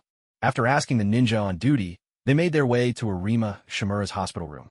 Standing at the door, Kakashi stepped forward and knocked. Come in. Sorry to bother you. As they entered the room, the first thing that caught their eyes was a man half reclining on the hospital bed. He had short black hair, his body wrapped in numerous bandages, and his face looked drawn and weary. Even though the village was in the midst of war, Konoha Hospital, as the largest medical facility in the ninja world, was not suffering from overcrowding. Arima Shimura's room was his alone. "You're Arima Shimura, aren't you? Do you even realize what you've done?" Obito, seeing the object of his anger right in front of him, immediately launched into a tirade. After all, he knew their purpose here wasn't to make Arima Shimura do anything in particular. From his perspective, just coming here to give this traitor a piece of his mind was enough. "That hair, you must be Kakashi." Ignoring Obito, Arima Shimura spoke up, calling Kakashi by name right away. Obito wanted to say more, but was quickly pulled back behind Kakashi by Mitsuki and Rin, each grabbing one of his arms. "All right, Obito, let Kakashi handle this for now," Rin whispered to him. Though Obito was clearly disgruntled, he quieted down. "I want to know, why did you accuse my father? Since he was willing to abandon the mission to save you, shouldn't that mean you were on good terms? Why did you say those things?" Kakashi's voice rose involuntarily as he pressed on. He stared at Kakashi in front of him, even with the mask hiding Kakashi's expression. Arima Shimura didn't answer right away. Instead, he reached for the cane at his bedside and, with some difficulty, swung his legs over the side of the bed. It was only then that everyone noticed one of Arima Shimura's lower legs was missing. Limping, Arima hobbled over to stand before Kakashi. In a hushed voice, he said, "I'm sorry." Then, to everyone's surprise, he dropped to his knees before Kakashi, bowing his head deeply in a traditional gesture of apology. But before Kakashi could say anything, Shimura Arima immediately struggled to his feet with the help of his cane. Kakashi tried to support him, but Arima waved him off, refusing any help. After that, Arima lay back down on the hospital bed, turning away from any further conversation. Seeing that their attempts to communicate were futile, the group exchanged glances and quietly left Konoha Hospital. Kakashi had imagined 10,000 ways his meeting with Arima might go, but he had never expected something like this. Tsukimi hadn't foreseen it either, but he could at least understand. Mr. Sakumo was no fool. On the contrary, he was a keen man. A teammate important enough for him to abandon a mission to rescue surely couldn't have been some irredeemable villain. Besides, Tsukimi had noticed a bouquet of carnations by Arima's bedside. Judging by their fresh color, they must have been replaced just that morning. But there was no need to dwell on these clues. Whatever the reason behind Arima's strange behavior, it wouldn't affect what Tsukimi and the others needed to do next. "Kakashi, what do you think?" Tsukimi wanted to hear Kakashi's thoughts. "I feel like Arima didn't really mean to criticize my father. There must be reasons I don't know about," Kakashi said, resting his chin thoughtfully on one hand. "But he's not saying a word to us now." Obito chimed in with a grumble. "At least we know now that Arima feels guilty toward Uncle Sakumo. That should bring Uncle Sakumo some comfort, don't you think?" Rin joined in the discussion as well. Watching Kakashi's expression from the side, Tsukimi thought to himself that maybe it was time to give Kakashi a real push. He grasped Kakashi firmly by the shoulders, making him look him in the eye. "Kakashi, there's only one thing you need to do now. Act as if the worst might happen, that your father, Sakumo Hataki, might take his own life under public pressure. Go and persuade your father." Understand. Kakashi didn't ask for reasons. He didn't need to. If his own strength wasn't enough, trusting his friends was all he needed, and he understood that better than anyone now. At last, the group arrived at their planned destination, the Hataki home. Kakashi led the others into the parlor. He took a deep breath. "All right, I'm going in. Show off, Kakashi, you've got this." Obito called out. "Good luck, Kakashi," Rin cheered him on. "Don't worry, Kakashi. If things go terribly, you can always flop down and play the helpless kid. Sometimes it's okay not to act too grown up," Tsukimi said with a meaningful smile. "I'm not about to stoop to Obito's level," Kakashi muttered, though deep down he thought Tsukimi's suggestion might not be so bad if all else failed. No wonder he would one day become the kind of man who reads risque novels right in front of his students. With firm steps, Kakashi turned and went to find Sakumo Hataki. The remaining three sat together on the tatami mats in the reception room. After watching Kakashi leave, Obito couldn't help but ask Mitsuki, "Mitsuki, how did you come to think that Uncle Sakumo might take his own life?" Rin was equally curious, her delicate brows furrowing as she looked at Mitsuki in puzzlement. "Don't you think you're overestimating Mr. Sakumo's ability to endure? But Uncle Sakumo is known as the white fang of the leaf. How could a ninja like him ever consider suicide? And besides, he still has Kakashi. I'm sure Uncle Sakumo would think of him, too. That's just the filter you kids use when you look at adults. Someone as kind-hearted as Mr. Sakumo is actually more sensitive than you realize." Just like Kenjin, always thinking he knows best, Mitsuki thought, though he didn't say it aloud. He didn't bother explaining further. After all, before something like this happens, hardly anyone believes it's possible. If he didn't know the story inside out, he wouldn't believe the White Fang would end his own life, either. Even now, after everything he's done, Mitsuki couldn't guarantee he could truly change the outcome. Still, he felt he'd done all he could. Letting out a sigh, Mitsuki leaned back and sprawled out on the tatami. Hey, Mitsuki, I didn't get what you meant. Come on, explain a little more. Next time, I'm sure I'll understand. Rin, we didn't get it either, did you? Understood. Ignoring the lively chatter around him, Mitsuki thought about how Rin's father had died on the battlefield before she could remember him, and Obito had lost both his parents, and as for himself, well, best not to mention it. Now, all he could hope was that Kakashi would succeed in reaching Sakumo Hataki. Otherwise, their little four-man squad might as well be called the League of the Fatherless. Meanwhile, outside the Hataki family shrine, Sakumo Hataki had been staying inside for days. Kakashi took a moment to collect his thoughts, then raised his hand and knocked on the door. Kakashi, is that you? Yes, father. It's me. Hearing the response from within, Kakashi pushed the door open. Sunlight, absent for so long, streamed into the room. In the past, Kakashi had only noticed his father's familiar smile, overlooking the dry, disheveled white hair, the hollow eyes, and sunken cheeks. Father, there's something I want to say to you. What's taking Kakashi so long? Maybe he couldn't find Uncle Sakumo at all. Obito, always impatient, was getting restless. Obito, could you calm down for a bit? We're guessing Kakashi's home, you know. Rin finally lost her patience with Obito's pacing. Mitsuki stopped dozing off. Kakashi's probably made a mess of things. Looks like it's time for the great Obito to step in. Jinwei lay on the tatami, shutting out the world beyond the window. But sleep eluded him. Instead, he had been watching Kakashi's every move through his 6 eyes. Not long after receiving the 6 eyes through his prayer, Jinwei had already mastered the art of lip reading on his own. Now, it felt as if he were watching a live broadcast. Well played, Kakashi. That's exactly how you should say it. I didn't expect that, Kakashi. You really went ahead and used it. So, this is how you decided to resolve things? Looks like the third Hokage's got his work cut out for him. He kept watching until the conversation between father and son drew to a close, and the two began heading his way. Only then did Jinwei sit up. It's over. Looks like Kakashi pulled it off. Just then, Kakashi and Sakumo Hataki pushed open the door to the reception room and stepped inside. I've heard everything from Kakashi. Thank you for all you've done. I'm not much a father, and I've caused you all no end of trouble. As soon as they entered, Sakumo and Kakashi both bowed deeply to Jinwei and the others in sincere gratitude. There's no need to thank us. We only did what friends should do for each other, Jinwei replied first. Uncle Sakumo, really, there's no need to be so formal. But as for Kakashi, he'd better remember to thank Lord Obito properly. Obito said with a mischievous grin, looking at Kakashi, who was still bowed before him, as if some amusing thought had just crossed his mind. Uncle Sakumo, please don't stand on ceremony. It was mainly Jinwei who came up with all the ideas, Rin added.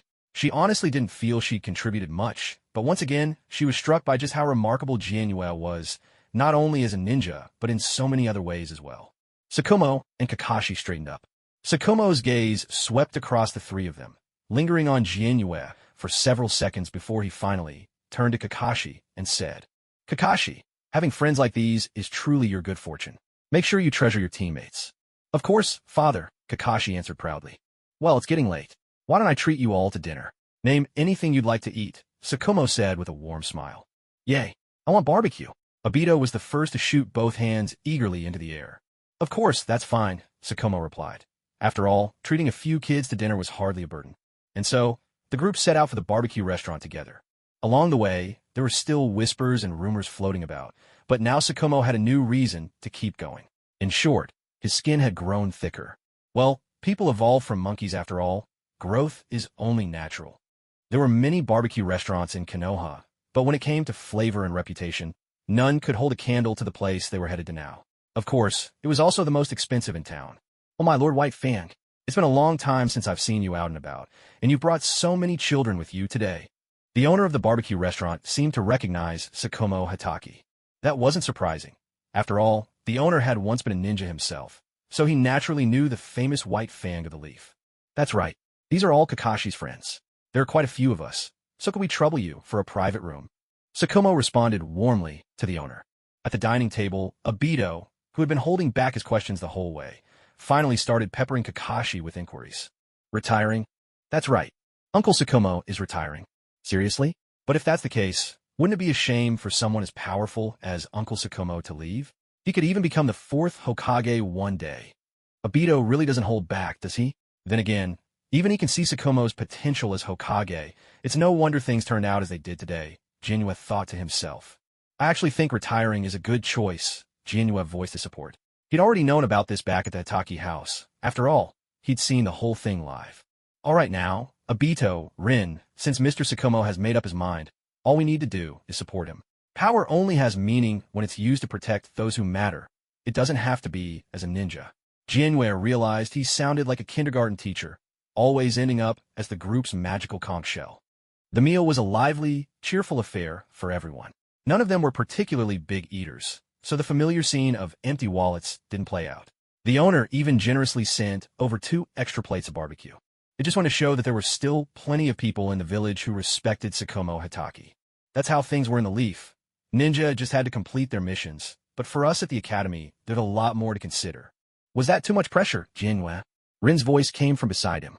No, this is just right. Classes hadn't started yet, and Jinue sat at his desk, enjoying Rin's shoulder massage. Yesterday had been a whole day of ninja games, and now he had to face another dull day at school. Nearby, Kurenai and Anko walked into the classroom, chatting and laughing.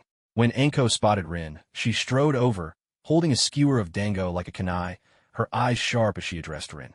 Don't spoil Jinue too much. If you two get married one day, won't he have you under his thumb for life? Married?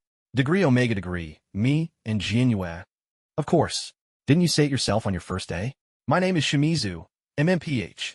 Flustered, Rin hurried to cover Anko's mouth, only to get dango syrup all over her hands. You two should try to act like proper ladies, Kurenai said as she stepped in to separate them. Honestly, Mitsuki, didn't you say there aren't that many spectators in life? And Hondo, didn't you once tell me you couldn't quite catch my self-introduction when I started school? Huh, if I hadn't heard it clearly, how could I have told you I didn't hear it clearly?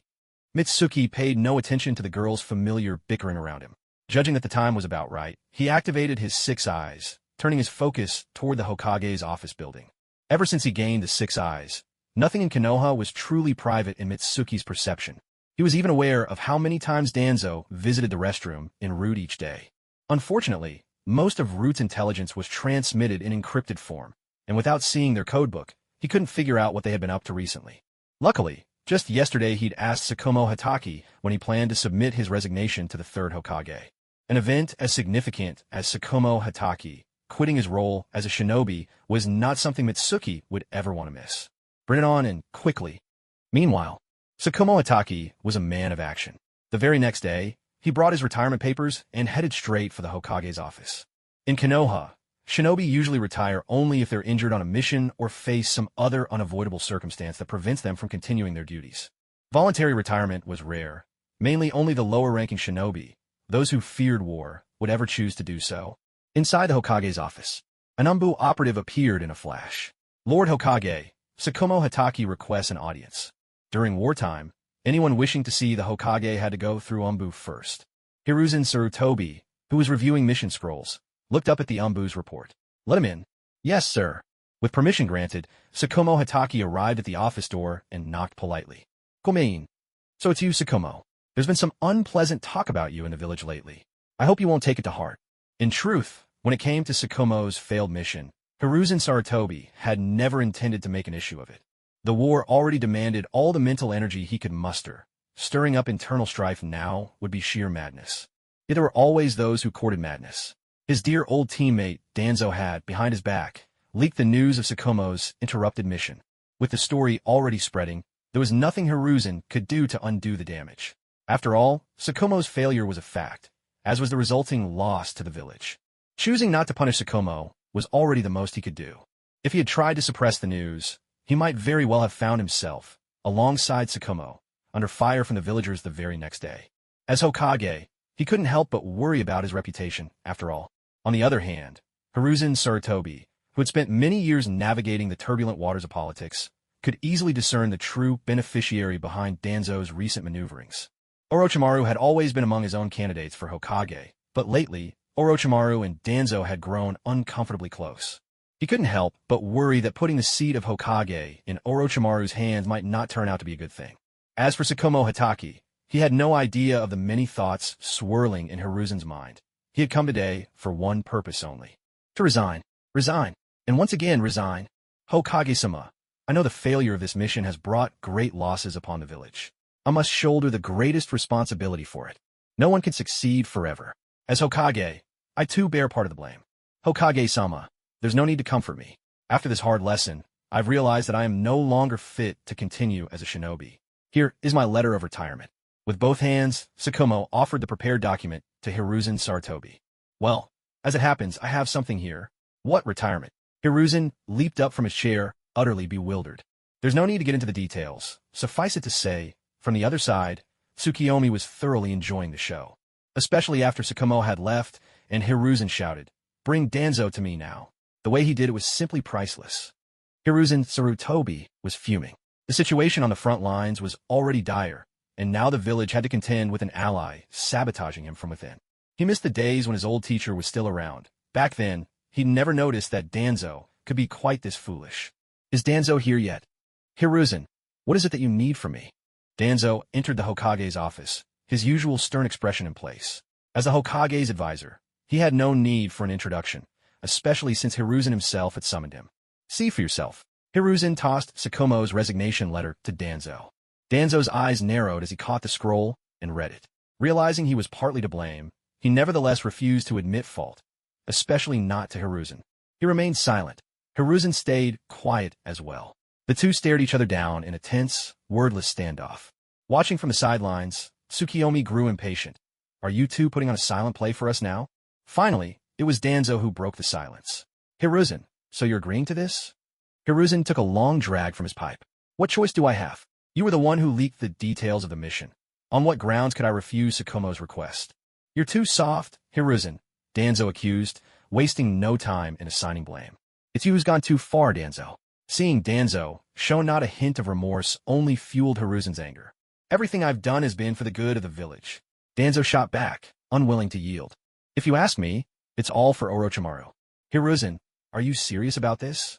After a fierce argument, Hiruzen Sarutobi instead grew calm. Things had already reached this point. Rather than shifting blame back and forth, it was better to think carefully about what to do next. Outside the door, Kohor Udatane and Hamura Midokado pushed their way in without hesitation. As elders of the Leaf Village, they naturally had no need for the Umbu to announce them. With just a glance, Hiruzen could tell that these two were clearly backup called in by Danzo along the way. Hiruzen, Danzo really was in the wrong this time, but for now we still need to put the front lines first. That's right, Hiruzen. Without Danzo's route, the situation at the front will only get worse. No matter what's happened, let's wait until the war is over to deal with it. Hiruzen was speechless. The two of you don't even know what's happened, and yet you're already jumping in to defend Danzo? He sat back down in his chair slowly, with only one thought echoing in his heart. Tobarama-sensei, please save me. In the 44th year of the Leaf, the shadow of war still hung heavy over the ninja world. This year, Tsukimi had already turned 11. As long as he could pass today's graduation exam, he would finally graduate from the Ninja Academy. And if he didn't pass, well, that was almost impossible. Even though the Leaf wasn't desperate for soldiers at the front, cannon fodder was always in demand. Even the very last place in the test could still graduate. At this moment, Tsukimi and Rin were walking together on their way to school. Sigh. What's wrong, Tsukimi? You've been sighing since this morning. Are you still tired from yesterday? Rin looked over at Tsukimi with concern, though her words easily lent themselves to misunderstanding. The reason Rin said this was because Tsukimi knew that today was the graduation exam, and in wartime, graduation exams inevitably meant real combat. So after school yesterday, Tsukimi had helped Rin cram for the test. Sigh. It's nothing to do with you, Rin. I just suddenly realized I'm already 11 years old, and I still haven't become the most powerful ninja in the world. How embarrassing. This, of course, was a lie. The real reason this young man kept sighing was that yesterday, he had secretly used his 6 eyes to peek at the new student team assignments at the academy, and he hadn't been placed in the same group as Rin. Rin's teammates were still Kakashi and Obito. Incidentally, since Sakumo Hataki hadn't taken his own life in this timeline, Kakashi hadn't applied for early graduation either. Originally, Tsukimi had hoped that since Kakashi hadn't graduated early, maybe he would end up on Rin's team. But in the end, it was just wishful thinking. Good morning. Good morning. After greeting their classmates, Tsukimi and Rin returned to their seats. At that moment, Obito crept over, trying to look sneaky. Hey, Tsukimi, have you heard? You know about that thing? What thing? Tsukimi couldn't help but roll his eyes. How was anyone supposed to guess what he meant by that? Idiot Obito, Even if that person does come to be our Jonin instructor, there's no way you'd be the one picked, Kakashi said, walking over with his trademark dead fish stare, picking up the thread of conversation. Hearing Kakashi's words, Mitsuki understood. He must be referring to Minato Namikaze coming to lead a team this time. Honestly, the way Obito made it sound so mysterious, Mitsuki hadn't guessed it at all. It really took someone like Kakashi to decipher Obito's nonsense. It seemed the third Hokage was already leaning toward Minato. Logically speaking, someone like Minato, a highly mobile and powerful ninja, shouldn't be wasting his time babysitting kids. But this was classic Konoha, always talking about forging bonds and all that.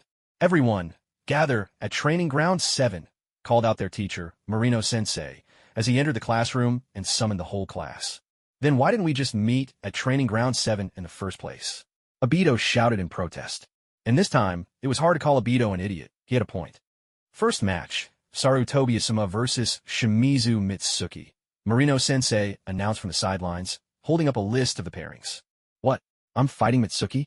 Seriously? Asuma, who'd been joking around with Kurenai, widened his eyes and pointed to himself in disbelief. It was perfectly normal for this to happen. Mitsuki had never tried to hide his abilities or play the underdog. Even after keeping a few tricks up his sleeve, Mitsuki had still managed to take first place in every combat class from enrollment to graduation.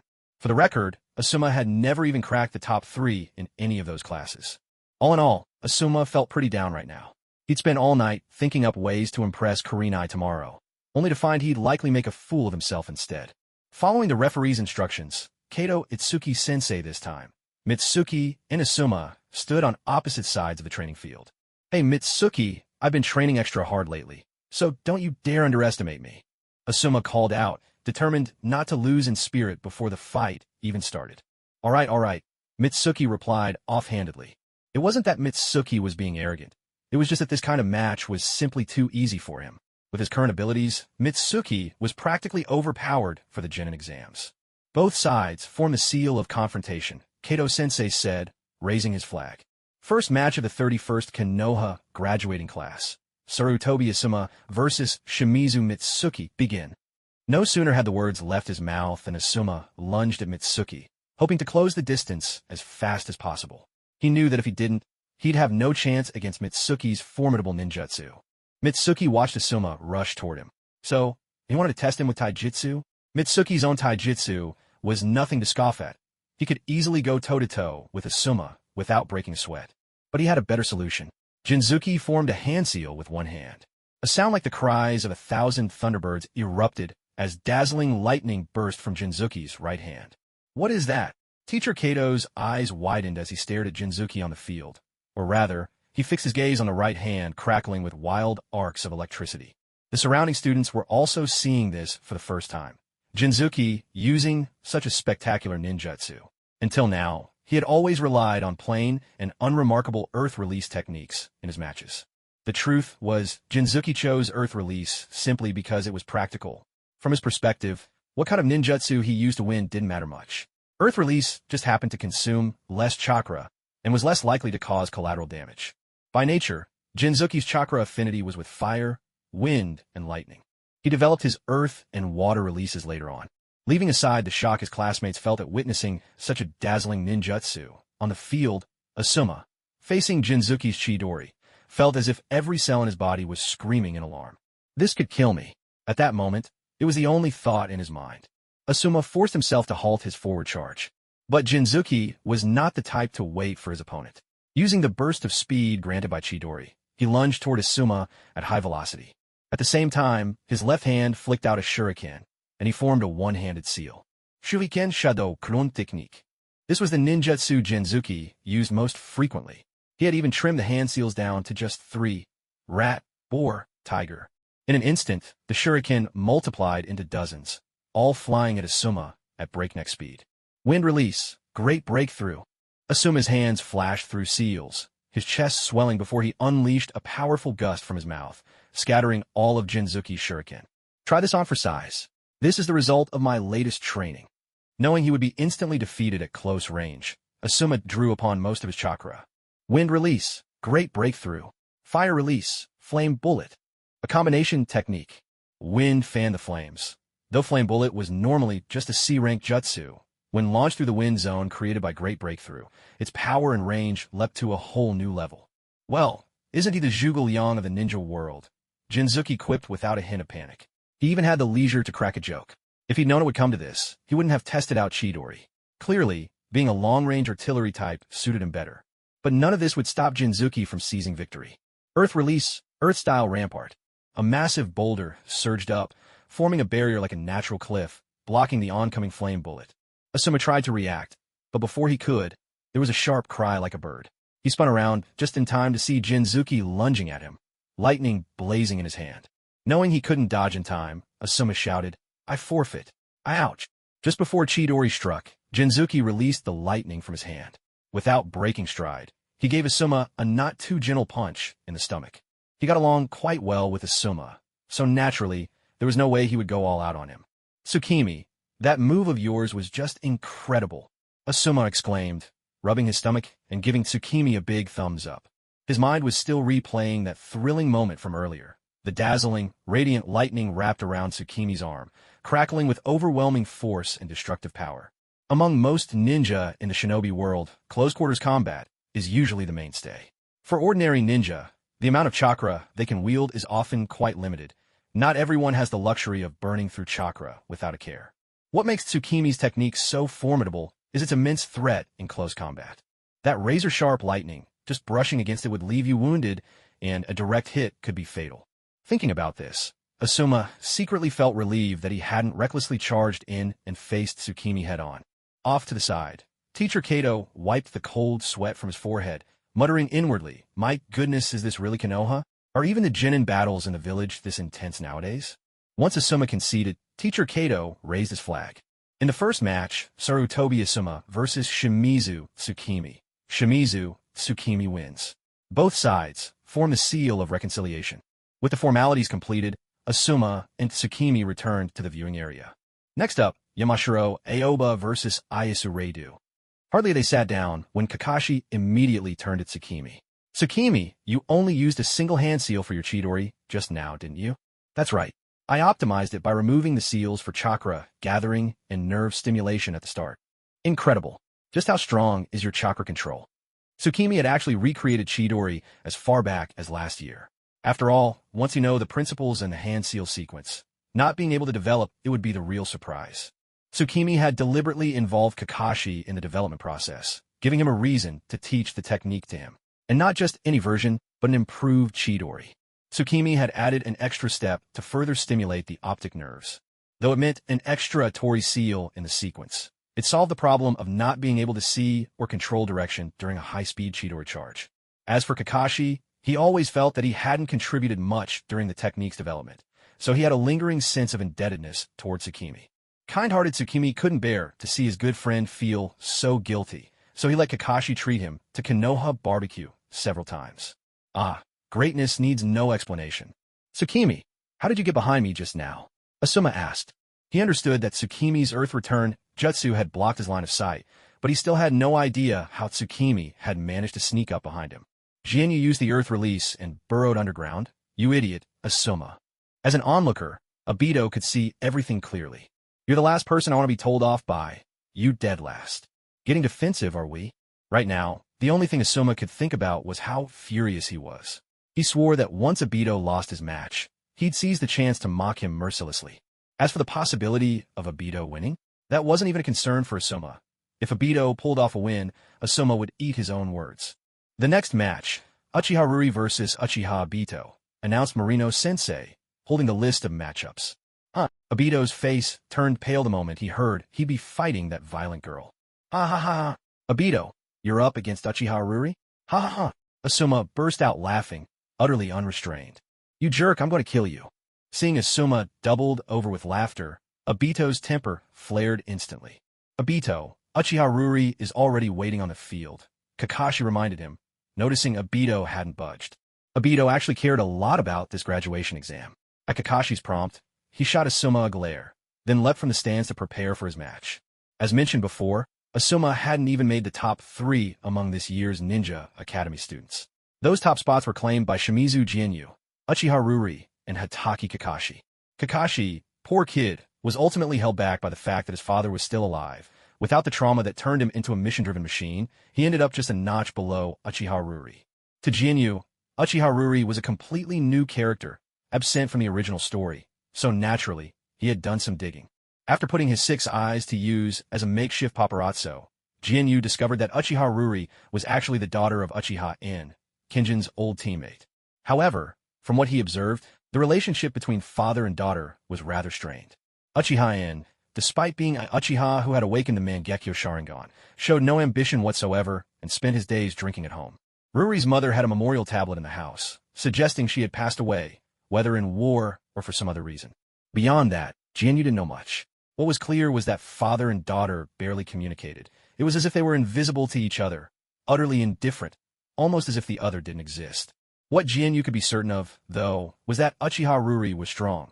Set aside Jianyu himself as an outlier, and there was no one in Konoha's new generation who could rival her. Once both contestants were in position, Kato-sensei called out, "Both sides, form the seal of confrontation. Begin." The match erupted without delay, but honestly, there wasn't much to describe. Unlike Obito, who was often seen as the class underdog, Uchiha Ruri had awakened her Sharingan long ago. With her exceptional combat skills and keen insight, Uchiha Ryoli was able to completely overpower Obito using only taijutsu. Faced with such a formidable opponent, Obito fought with everything he had, but still couldn't win. He didn't even get the chance to use his one and only ninjutsu, the Great Fireball technique. It didn't take long for the outcome to become clear. Uchiha Ryoli defeated Obito with ease, finishing the fight swiftly and cleanly. As the final blow landed, Obito crashed heavily to the ground, his face full of unwillingness and frustration. Meanwhile, Uchiha Ryoli stood quietly where she was, not feeling the slightest sense of pride over defeating Obito. In the end, it was Obito, the younger brother, who shouldered everything. The two sides formed the seal of reconciliation. Obito staggered toward his friends, his steps unsteady as if he had lost his balance. He had just taken a fierce whip kick from Uchiha Ryoli, and now the muscles in his arms, which he had used to block, were still trembling. "Don't let it get you down, Obito.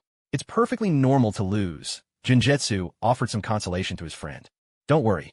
Even if you lose, you can still graduate. The assessment is just to see how we perform," Kakashi said, patting Obito on the shoulder. That was true. Not only did Teacher Marino call the names, but after each match, he was also responsible for recording everyone's performance. Time ticked by. Battles between ninjas were always fast-paced, and the assessment ended before long. The final result was just as expected. Everyone successfully graduated. Looking at the smiles on his classmates' faces, Jinjetsu found himself at a loss for words. Back when Jinjetsu first entered the academy, the Second Great Ninja War had just ended. Most people thought there would be a long stretch of peace this time. But only a few years had passed before the Third War broke out again. Their graduation today meant they would soon be heading to the front lines. Jinjetsu couldn't help but wonder which of these smiling faces would be lost forever within a month. He wasn't too worried about his own safety, though, because on his birthday last year, he had performed the tenfold wish ritual that came around every 5 years. According to the system, a successful wish would bestow the most suitable skill for him. Setting aside whether the 6 eyes was a perfect fit, he had certainly found it comfortable to use. Now, with the battlefield looming ahead, he figured his next wish should grant him a skill that would strengthen his defenses. He had thought that for his second wish, the most suitable ability would be the Limitless Curse technique to pair with the 6 eyes, offering both defense and offense. But when the wish succeeded, it turned out to be something else entirely. Full counter. This was the ability of Meliodas, the dragon sin of wrath from 7 deadly sins. Compared to the complex functions of the 6 eyes, the description for full counter was as simple as it gets. Full counter reflects all non-physical attacks in their entirety. It had to be said that this newly acquired ability truly made up for the very defense that Miyazuki was most worried about.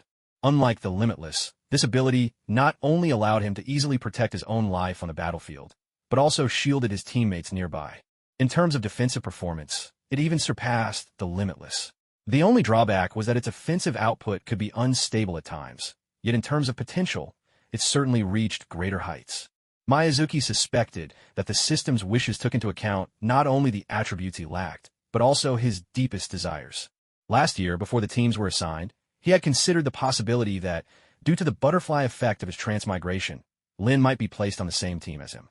To him, protecting Lin was more important than winning the war. Miyazuki was well aware that most ninjas were frail, with high attack but low defense. He knew that what he lacked most right now was combat experience. As for the power of his current ninjutsu, during this period of the Third Great Ninja War, it was more than sufficient. What's more, with the help of the Six Eyes, and as his age and chakra reserves increased, he didn't have to worry about his output for the time being. Now that he possessed formidable defensive power, his margin for error on the battlefield had greatly increased, which meant the cost of learning through trial and error in battle would be much lower. All in all, Miyazuki was quite satisfied with the outcome of this wish. Once he had more points of reference in the future, he should be able to analyze the parameters influencing the system's wishes with greater precision. Just as Miyazuki had seen with the Six Eyes, Obito, Kakashi, and Lin ended up on the same team. He himself, however, was teamed up with Uchiha Ryoli, assigned to a frontline squad that was short 2 members. During wartime, some of Konoha's Ninja Academy graduates will be sent directly to reinforce frontline teams that had suffered casualties. These squads, once fully staffed again, will be led by their captains to the battlefield in the coming days. At present, Konoha was fighting on 3 fronts. Their main enemies were Kirigakure on the eastern front, Sunagakure, and Awagakure on the western front. But Kimogakure, too, was eyeing Konoha covetously. The moment Konoha showed the slightest sign of fatigue in the war, it would be like being torn apart by a pack of wolves. After classes ended for the last time that afternoon, Miyazuki and Lin walked home together. Lin clasped her hand behind her back, lowered her head slightly, and spoke softly. Miyazuki, we'll be going our separate ways starting tomorrow, won't we? Yes. It's going to take some getting used to. All of a sudden, Miyazuki looked at Lin, who was obviously downcast, and he understood perfectly how she felt. After all, ever since they'd met at the orphanage, there hadn't been a single day they hadn't seen each other. Truthfully, Miyazuki's own feelings were complicated as well. On the one hand, he was keenly aware that, with the memories of his past life, he couldn't see himself as just a child anymore. On one hand, his greatest dream in this world was actually just to live a peaceful and stable life.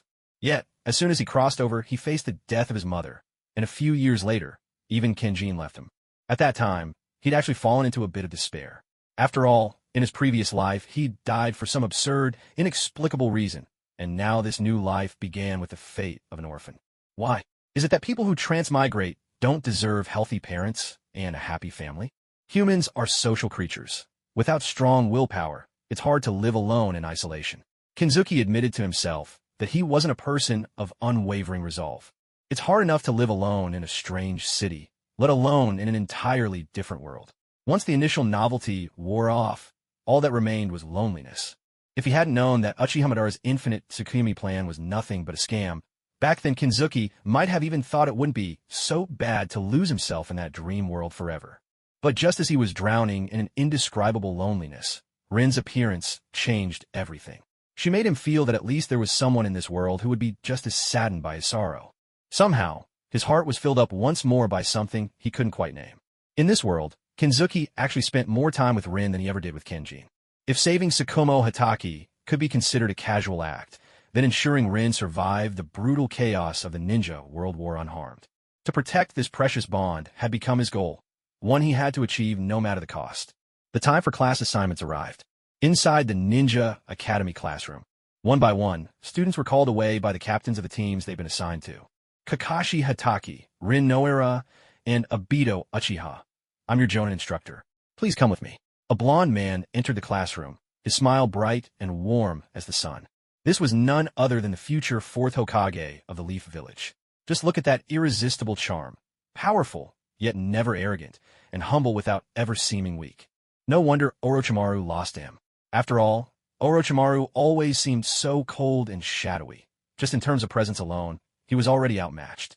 Compared to other ninja villages, the Leaf's leader, the Hokage, not only needed strength, but also had to possess a certain warmth. What? Kakashi, am I dreaming? Our teacher is the yellow Flash himself. Obito pinched his own cheek hard, only to find it wasn't a dream. Stop shouting. Let's go. Kakashi said coolly to Obito, determined not to give Minato Namikaze the impression that he was reckless. After a brief farewell to Kenzuki, Rin and the others followed Minato Namikaze out of the classroom. Watching them leave, Kenzuki couldn't help but wonder what kind of instructor would he be assigned to. Their teammate was Uchiha Ryoli, the top and second-ranked student in their year. At the very least, their instructor must be a Jonin. Shimizu, Tsukazuki, Uchiha Ryoli, come with me. Under Tsukazuki's watchful gaze, a man with a long ponytail and a ninja vest strode into the classroom. After exchanging greetings with Kurinai and Anko, Tsukizuki also left the classroom. A clearing in a forest within the village. I'm Yamanaka Haichi, your instructor and the leader of Team Haichi. Heiji, come and introduce yourself to your teammates, Yamanaka Haichi said, introducing himself before turning to another member of the team who was waiting nearby. This teammate was a boy of about 12 or 13, with long, straight black hair and pale eyes, a clear sign he belonged to the Hyuga clan. My name is Hyuga Heiji. Hyuga Heiji's expression was cold and detached. It was hard to tell if he simply shared Kakashi's stoicism, or if there was another reason behind his demeanor. My name is Shimizu Tsukizuki. Please take care of me from now on. Tsukizuki considered himself a rather polite person. In the ninja world, those who were overly enthusiastic upon meeting were often the more dangerous ones. I'm Achiha Ryuri. I hope our team won't be assigned any boring missions, Ryuri said, meeting the Hyuga's frosty attitude with her own, as if it were only natural for an Uchiha. Haha, don't mind Heiji. He's just not good at expressing himself, that's all. Besides, he's only 2 years ahead of you. It wouldn't be a stretch to treat the three of you as peers, Haichi quickly interjected, trying to ease the tension as he sensed the chill in the air.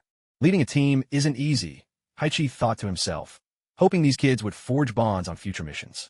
You all seem energetic. Let's talk a bit, perhaps about what you're good at or what your current goals are. For example, I specialize in sensory ninjutsu, and right now my aim is to help the village win this war as soon as possible, so that peace can return. Heiji, why don't you go next? Haichi said, clapping his hands to encourage conversation. As you can see, I'm from the Hyuga clan. I specialize in taijutsu and sensory skills.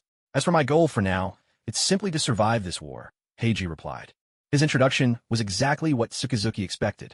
After all, everyone in the ninja world knew that the Hyuga clan excelled at taijutsu and sensory techniques, just as the Uchiha were known for jinjutsu and fire style. I specialize in the Uchiha clan's jinjutsu and fire style. For the time being, my goal is to become stronger. Other than that, I have nothing else in mind, Uchiha Ryuri said, holding her head a little higher, pride written plainly on her face. Ever since she learned that the graduation test would send her straight to the battlefield, this woman seemed genuinely excited by the prospect. Mitsuki found it hard to understand the mindset of someone like Uchiha Ryuri, a true battle maniac. Surely she couldn't be looking forward to war, could she? Even the most hawkish of the Uchiha clan didn't actually enjoy war. If that really was the case, then Ryuri truly was born in the wrong era. Had she been around when Madara left the Leaf Village, no doubt she wouldn't have let him leave alone. I'm good at lightning and earth release, as well as sensory techniques. For now, my goal is simply to survive this war, and then to settle the score with the hidden mist, but he kept that thought to himself. After all, it would sound ludicrous for a fresh academy graduate to talk about taking on one of the 5 great ninja villages. Oh, I saw you carrying a short sword and thought you specialized in kenjutsu, Sensei Kaichi remarked, gesturing to the blade at Mitsuki's waist. This sword, Mitsuki replied, drawing it out as he spoke. It's called Kurajiri, the Mist Cutter. It was a birthday present for my father and his teammates. As he mentioned teammates, Mitsuki couldn't help glancing at Ryuri beside him. Ryuri gave him a puzzled look. Why mention his sword and then look at her? It seemed that Uchiha In and his daughter Ryuri truly didn't communicate much. Mitsuki, for his part, had no intention of getting involved in other people's family disputes. For now, his focus needed to stay on the war looming ahead. That's a beautiful sword, Sensei Kaichi praised, though he felt a bit awkward inside.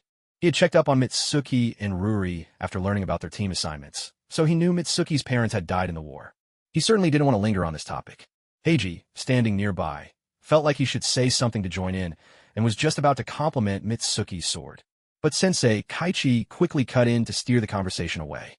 Well, now that we're all acquainted, how about we go grab some ramen together? My treat. Sounds good. I'm in. I'll pass.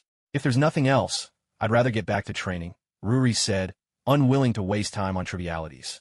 Ah, that's a bit of a problem, Kaichi admitted, clearly troubled. Ryuri, come on. If the team members don't get to know each other, our coordination will suffer, and that could affect how efficiently we complete missions in the future, Mitsuki coaxed. Having been classmates with Ryuri for years, he knew how to handle her. Ryuri pictured a future where poor teamwork kept slowing down their missions. She glanced at Mitsuki, then quickly looked away, reluctantly agreeing. Fine. If it's going to affect our mission efficiency, then I guess there's no helping it. Let's just get going. On the way to the ramen shop, Haichi discreetly gave Tsukizuki a big thumbs up from behind. A silent gesture of approval, as if saying, well done. By the way, Mr. Haichi, Tsukazuki said. HM? What is it, Tsukazuki? I heard that when a new squad forms, the captain usually gives out some sort of test. Oh, that? No need for that here. You and Leoli are the top 2 graduates of your year. If you two weren't qualified, the whole graduating class might as well go back to ninja school for a do-over. Haichi laughed heartily. I see. After finishing their ramen, Mr. Haichi turned to the 3 young members and gave instructions. Listen up, Team Haichi. Go home tonight and pack your gear. Tomorrow morning at 7, we'll meet at the village gates. Our mission is to escort supplies to the sand-hidden front line in the Land of Rivers. I'll fill you in on the details during the journey. Any questions? None. Good. Team Haichi dismissed. That was over fast, Tsukazuki mused, strolling through the bustling streets of Konoha after the meeting. He wondered how things were going with Rin's team. Knowing Minato's personality, maybe he was making them compete for the bells. Should he use his 6 eyes to take a peek? No, better not. He just feel like some kind of creep. He dismissed the idea with an inward chuckle.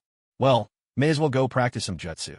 Figuring there was nothing at home that needed packing, Tsukazuki decided to head to the secret training ground he shared with Rin to continue working on his ninjutsu.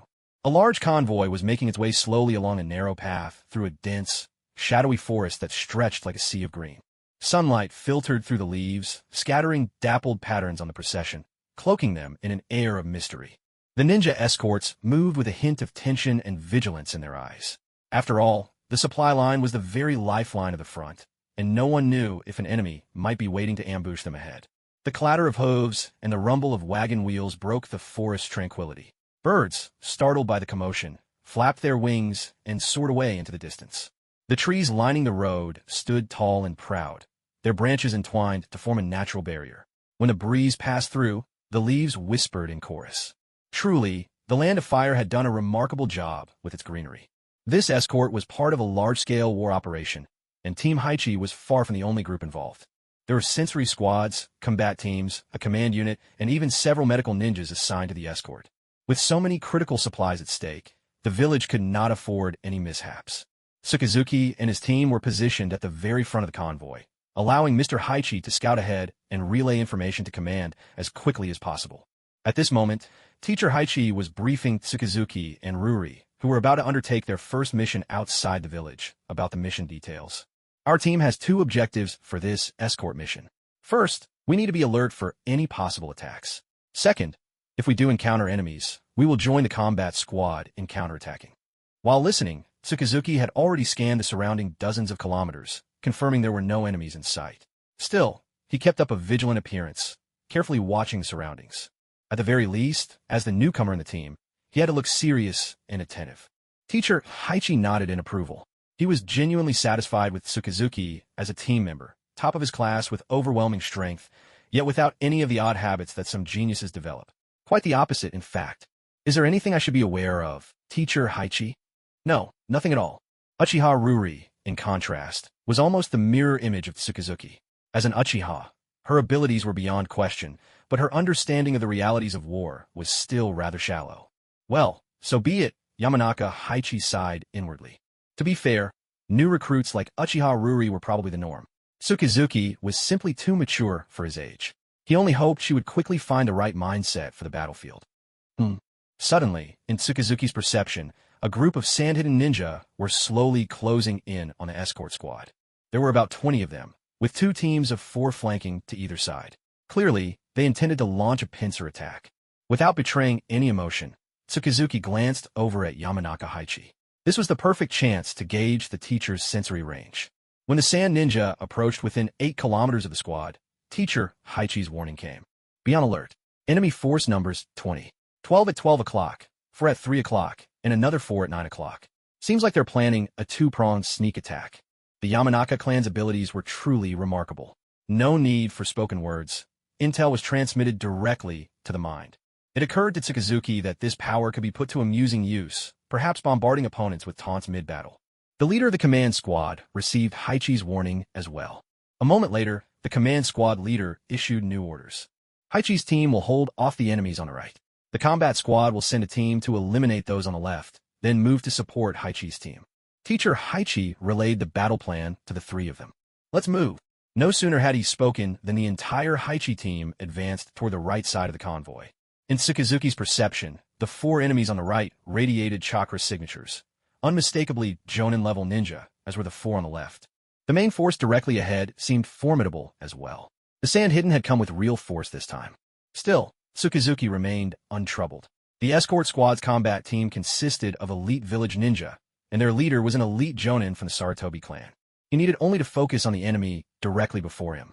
Our objective is simply to hold them off and wait for reinforcements. Don't make eliminating them your top priority. I'll handle the two on the right. Heiji, here, you take on one of them. Tsukimi and Lioli, you two are responsible for the last one. Understood. No problem. On the other side, the Sannin were still awaiting orders from their main force, unaware that the sensory techniques of the leaf had already detected their presence. Captain, we're already this close. If we don't attack soon, the leaf shinobi will come looking for us first. A tall Sannin, his face streaked with war paint, furrowed his brow in frustration. Don't be impatient. Our squad's mission is to lure out a portion of the leaf's escort. The Sannin captain replied calmly, steady as a rock. The other side has the same job? That's right. The main force won't give us any signals. On the contrary, once the leaf take the bait, it's our job to send a signal to them. Then why didn't you tell us this from start? The sand captain began to regret explaining anything to his blockhead subordinate, but suddenly his expression changed. Black Sand, you fool. Stop asking. Enemy incoming. Shuriken Shadow, clone jutsu. The moment Tsukimi saw the Sannin step into the kill zone, he launched the assault. With a swift swing of his arm, a gleaming kunai shot from his hand, streaking through the air like a meteor toward the spot where the four Sannin were hiding. As the kunai sped forward, Tsukimi formed a one-handed seal. In the blink of an eye, that lone kunai split into thousands, filling the air with a dense, deadly swarm. This was no mere demonstration for Rin's training. Tsukimi had imbued this Shuriken Shadow clone jutsu with Wind Chakra nature transformation, turning it into the Wind-style Shuriken Shadow clone jutsu. Each kunai hovered like a floating cannon, cold steel weapons unleashing the destructive power of modern artillery. The dense forest was no match for such overwhelming force. Trees toppled in all directions. The earth erupted with craters of various sizes and depths. The entire scene resembled the aftermath of a fierce bombardment, devastation everywhere. Gazing at his handiwork, Tsukimi couldn't help but marvel. In his previous life, in an age obsessed with environmental protection, just this one move would have landed him a lifetime behind bars. But the Sand Village, as one of the 5 great shinobi villages, did not produce weaklings. Though the shuriken storm was sudden, it wasn't enough to catch them off guard. The squad's captain, Matthew, escaped unscathed and quickly fired a red flare high into the sky. That jutsu, just now, that was yours, wasn't it, Leaf Brat? Quite the spectacle, Matthew said, fixing Tsukimi with a wary gaze. Ever since Matthew began his career, he had fought across 3 great wars and numerous battlefields, and he had naturally developed his own set of survival principles. On the battlefield, the last people you'd want to provoke were the elite ninja from each village, those with power on par with the village shadows. But the ones you had to be most wary of were the genius ninja, especially the young prodigies from Konoha. Among these talents, there were always a few who possessed strength that simply defied reason.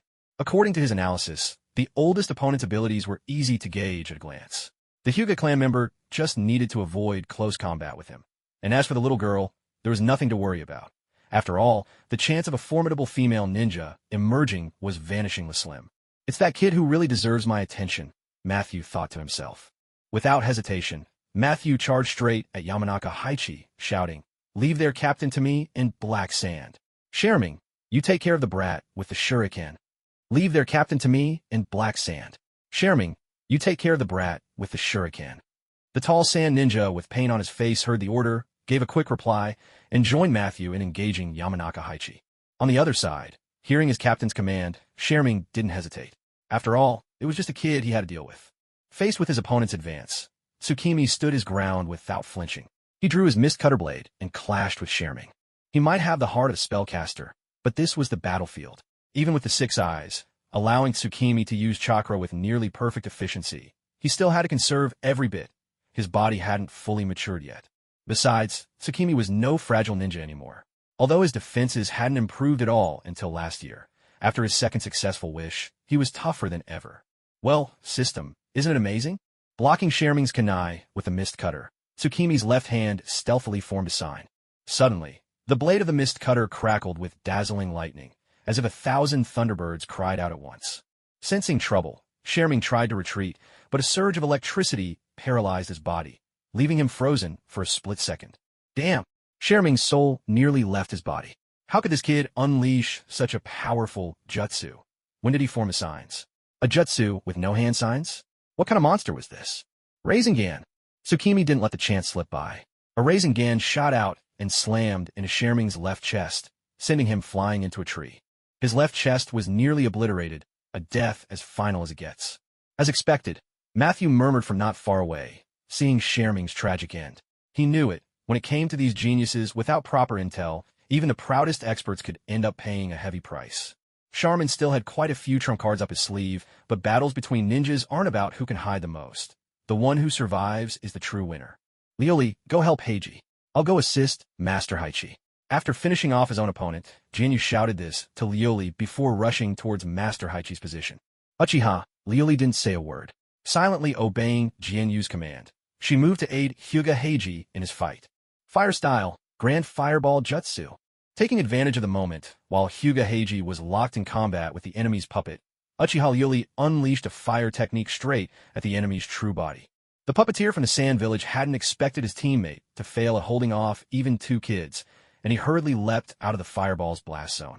But in doing so, the movements of his puppet inevitably faltered. Seizing the opportunity, Hyuga Heiji shifted from defense to offense, closing in for the strike. 8 trigrams, 64 palms. The puppet was shattered into fragments in an instant.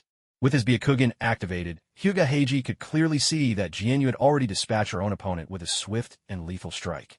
Now, he and Uchiha Lioli faced the puppeteer 2 against 1, and the enemy had lost his puppet. The advantage was theirs. He chose to press the attack, though Master Haichi had told him only to stall the enemy. Killing them was always the better outcome, if possible. As for Master Haichi's side, with Jianyu joining the fray, Heiji had no reason to worry. Thank goodness Jianyu arrived.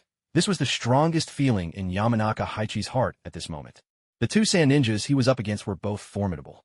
The one who was clearly the squad leader wielded impressive wind-style jutsu, while the other, a tall figure with painted face, was a master of taijutsu. One struck from afar, the other fought up close, making it extremely difficult for him to handle both at once. Earth-style, Earth Tremor Core.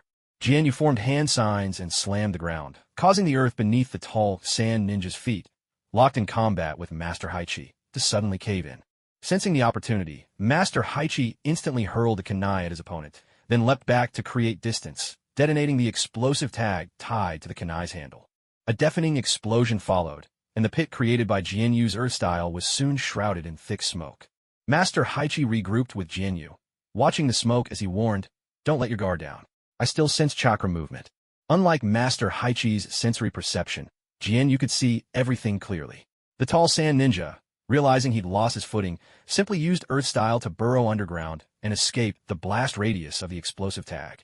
Suddenly, a barrage of projectiles shot out from the smoke, their surfaces gleaming with a sinister purple sheen, clearly laced with potent poison. Although their team included a medical ninja, Jianyu had no intention of risking an ambush by some unknown toxin. Chidori Current. The crackle of lightning birds erupted once again, even more intense than before. This time, dazzling arcs of lightning enveloped Jianyu's entire body. No more pointless probing. Borrowing the acceleration of the Chidori stream, Jianyu dashed forward in an instant, closing the distance to the towering sand ninja who had just emerged from the earth. Chidori stream. Flash. Arcs of electricity danced nimbly around the blade, and with a fierce burst of lightning, Jianyu swung the mist-cutter down. So fast. Realizing there was no way to dodge, Black Sand hardened his body with an earth-style technique, trying to withstand the blow. Still, he had gravely underestimated its power. A deafening crash echoed as the ground was scorched black by the lightning strike, and Black Sand's arm was nearly severed in a single stroke. Such a wound was truly horrific, yet Black Sand did not lose consciousness. Instead, he tensed every muscle in his body, stubbornly keeping Jianyu from pulling the mist-cutter free right away. Secret Art. Sandstorm Flow. With a fierce stomp, Black Sand transformed the ground beneath them into a field of quicksand, anchoring Jianyu firmly in place. This kid, he must not be allowed to grow stronger. The hidden sand cannot bear to face a second white fan from the leaf. With this resolve, Black Sand decided that even if he were to die here, he would take this Leaf Village prodigy with him. Matthew, attack now. Damn you, Captain. Next time, make sure your mission briefing is clear. Far off. Matthew's face darkened. That idiot, Black Sand, always pestering him with stupid questions on the battlefield, and now, even on the brink of death, he had to get in one last jab. It all sounds slow in the telling, but in truth, everything happened in the blink of an eye, from Jianyu's Chidori stream flash to being trapped by black sand sandstorm flow. Less than 2 seconds had passed. Damn it! Mr. Hai was never known for his speed, and there was no way he could rescue Jianyu in time. The only option left was to disrupt the Sand Ninja Captain's attack. Mind disturbance technique. He unleashed his clan's secret art upon Matthew. In the earlier battle, outnumbered and pressed close by the towering Sand Ninja, Mr. Hai hadn't had a single chance to use his clan techniques. So, you're from the Yamanaka clan of the Leaf? Don't underestimate my willpower. Matthew forced himself back to clarity and, aiming at Jianyu, who was tightly pinned by Black Sand's quicksand, he hurled several kunai, each one wrapped with explosive tags. He followed up with a rapid string of hand signs. Wind style, vacuum wave. Blades of wind sliced through the air, hurtling straight at Jianyu. This is the end. I'm sorry. If not for this war, you surely would have had a brighter future. Watching Matthew successfully launch his attack, Black Sand spoke with genuine feeling to Jianyu, who was locked down by his flowing sand. War is a dreadful thing. One had it turned him into someone who could raise a hand against a child. So, facing such a desperate situation, how did Jianyu feel at that very moment? The answer, utterly unmoved. Defense had never really been something Miyuki needed to worry about, at least, not since he turned 10. When faced with the oncoming blades of wind and explosive tags, Miyuki's response was clear. Full counter. Full counter. In that instant, explosions, whirling winds, and shifting sands, all of it was hurled back in reverse. Confusion and incomprehension flooded Kurizuna's mind in his final moments. He simply couldn't understand what had just happened. Damn it. Blood drenched Matthew from head to toe as he watched, dumbfounded, his own attacks inexplicably turning back toward him. He threw himself into a desperate attempt to escape. But his movement was abruptly cut short by Yamanaka Haichi's mind-body disturbance technique, and the wind style, air-cutting wave he himself had unleashed struck him full force, leaving deep, jagged wounds all over his body. Although teacher Haichi didn't know exactly what trump card Miyuki had played, as a seasoned jonin, he wasn't about to let such a golden opportunity slip by. When the dust finally settled, the place where Miyuki had once been held captive was now nothing but a bare, gaping crater. Miyuki stood tall at the center, mist cutter in hand, not a single scratch on him. Within his gaze, not far away, lay Kurizuna's charred body, motionless, lifeless. He had taken the brunt of the explosive tags head-on. Already a dying man, Kurizuna would not be getting up again. Now available for public viewing. Miyuki Shimizu's personal panel. Host, Miyuki Shimizu. Skills, chakra refinement, clone jutsu, transcription seal, everlasting sky, single use, shuriken shadow clone technique, all 5 elemental release techniques, rasengan, secret sword, flash. Wish rewards, azure sky eyes, 6 eyes, full counter. Mail, no new messages. Full counter reflects all non-physical attacks back to their source. With full counter, Miyuki had transformed from a fragile glass cannon into a heavily armored juggernaut. Why? The secret lay in full counter's extremely low energy cost. No matter how powerful the incoming attack, the skill consumed the same minimal amount of chakra. Even if a tailed beast bomb was hurled at him right now, Miyuki could simply reflect it back with full counter. That was the confidence his system had given him. Elsewhere, Matthew, grievously wounded, could sense things turning grim, very grim indeed. It looked like this might be the end for him, a notion that gnawed at his heart. He still had plenty of chakra left, but his injuries were far too severe. Miyuki eyed Matthew, who had raised his guard. He and teacher Haichi had just exchanged a tactical plan through their mental link. Mind-body disturbance technique. One move, used again and again to great effect. Teacher Haichi unleashed the Yamanaka clan's signature secret art. I don't know what other tricks you've got up your sleeve, but my patience is running out. Let's end this here and now. With a single hand, Miyuki began to form the rasengan. Matthew knew there was no escaping today. Now, he could only hope to take down that brat with him. The jutsu that had taken care of Shao Ming really was a signless ninjutsu. But why? The strength of signless ninjutsu lay in its suddenness. So why reveal it so directly? What was he after? Battles between ninja were also battles of intelligence. The moment Jianyu saw the look on his opponent's face, he knew nothing good was brewing.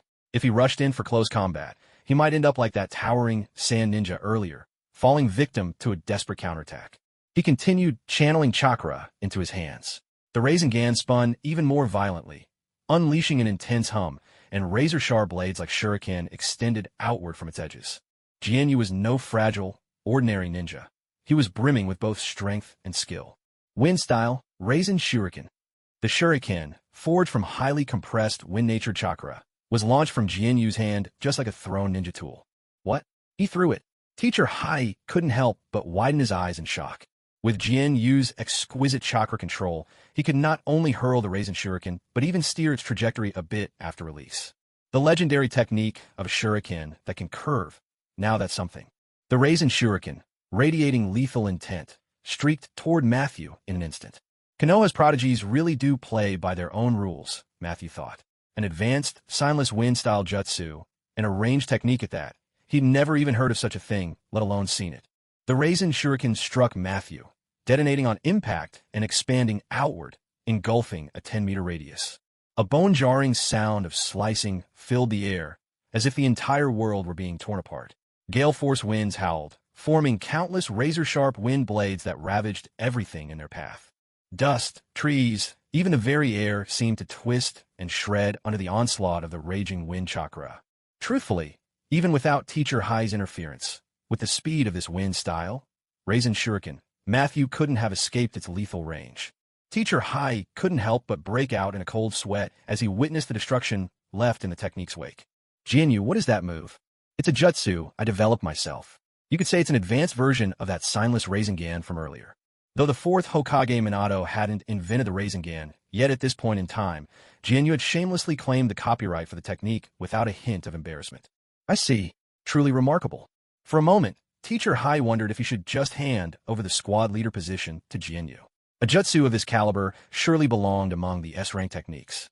And it was signless, too, deviously unpredictable. He realized that if he ever faced this technique himself, unless he was prepared in advance and managed to dodge, he wouldn't stand a chance. Even someone as thick-skinned as Jianyu couldn't help but blush at Teacher Haichi's constant praise. Deep inside, he made a quiet vow. When the chance arose, he would teach Minato Namikaze the series of Rasengan techniques. That's right. Not only had Jianyu faithfully recreated the wind style, Rasen Shuriken, he had also invented various other derivative jutsu based on the Rasengan. Otherwise, if it were just a basic 5-elemental jutsu, Jianyu wouldn't always see himself as more of a mage than a typical ninja. After a brief exchange, once Haichi was satisfied with Jianyu's chakra reserves, the two hurried off together to support Uchiha Ryori and Hyuga Heiji. There's little need to elaborate on the fight with the last remaining member of the Sand Ninja Squad. With Ryori disrupting the enemy and helping Heiji shatter one of the puppets, the two should have been able to swiftly finish off the puppeteer. However, the puppeteer had a significant advantage. He pulled out yet another puppet from his sealing scroll. This forced Ryori and Heiji into a war of attrition with their opponent.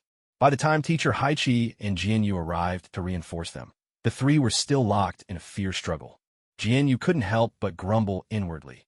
Teacher Haichi and I have already taken care of 3 each. Are these two dragging this out on purpose? But truth be told, it was hardly fair to blame Hyuga Heiji and Uchiha Ryori. Neither of them was quite at the level of a jonin, and Heiji's specialty, taijutsu, was completely countered by the poison-coated puppets. He didn't know medical ninjutsu. If he were poisoned, things would only get worse. As a result, every one of Heiji's attacks was executed with extreme caution. After all, their mission was only to stall the enemy. As for Uchiha Ryori, her jinjutsu was rendered useless. Her experienced opponent refused to meet her gaze. After casting a few fire jutsu, she found her chakra reserves running dangerously low. In short, they were already giving it their all. Teacher Haichi used the mind-body disturbance technique. The enemy, already worn down by the prolonged fight, was in no state to resist Haichi's control. Jianyu drew Kubikurobocho, and with Chidori Stream, Flash, he closed the distance in an instant. With a swift and decisive slash, he ended the battle. By now, the coordination between Jianyu and Teacher Haichi had become almost instinctive. Are you too hurt? Teacher Haichi asked, worry evident in his voice. It was clear that expecting them to handle a Jonin-level opponent was a stretch. Jianyu, though, was a true prodigy and in a league of his own. We're not hurt. Sorry, Hyuga Heiji replied succinctly.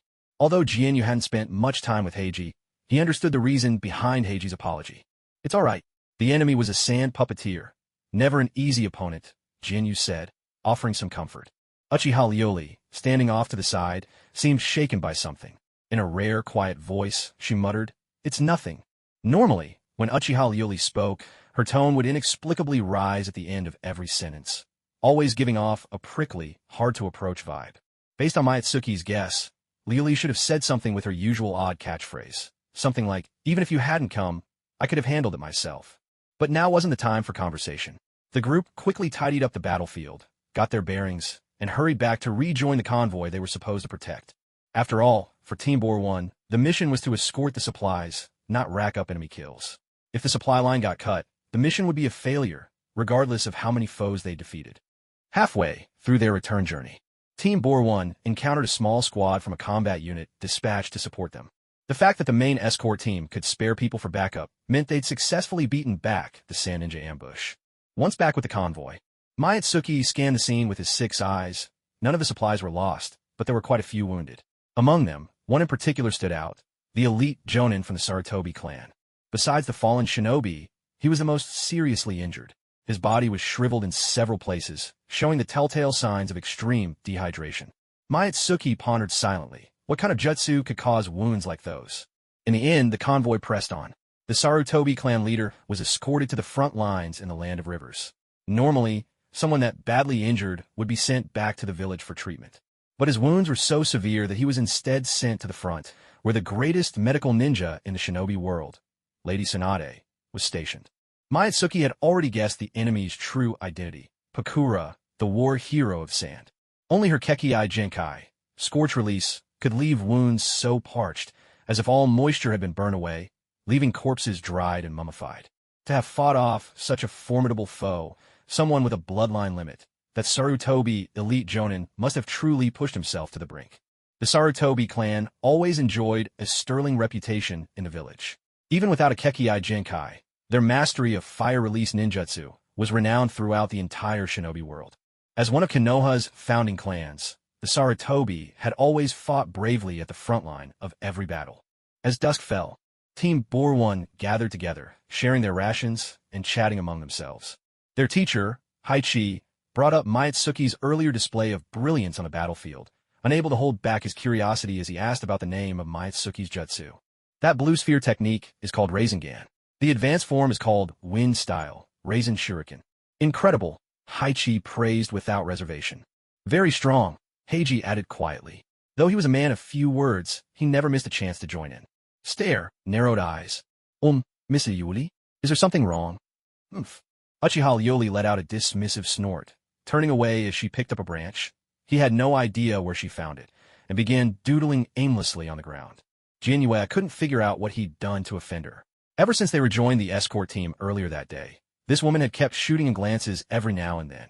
Jinyue was the sensitive sort, especially to other people's stares, the type who couldn't even use the restroom if he knew someone was watching him from behind. Why didn't you show your real skills back at the Ninja Academy? Uchiha Ryuli suddenly asked, her tone marked by that peculiar lilt of hers. Jinyue was momentarily lost for words. He couldn't exactly say, there's no point in going all out when it's just adults versus kids. Well, forget it. You'd never tell the truth anyway. Uchiha Ryuli cut him off, murmuring, I really don't get what's going through the heads of you goody-two-shoes types when you're trying to get stronger. Hearing this, Jinyue set down his rations. He didn't see himself as a goody-goody like Kenjin. He turned to face Uchiha Ryuli, ready to argue his case. But then he noticed that at some point she'd tossed away the branch. Now, she sat quietly, hands braced behind her on the ground. Her black ponytail, once neatly tied, now fell loosely down her back.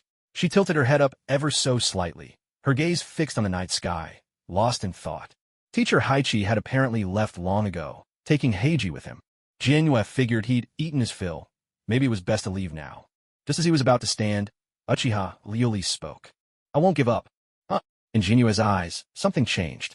Ryuli's black pupils began to swirl, morphing into the iconic double Tomo Sharingan.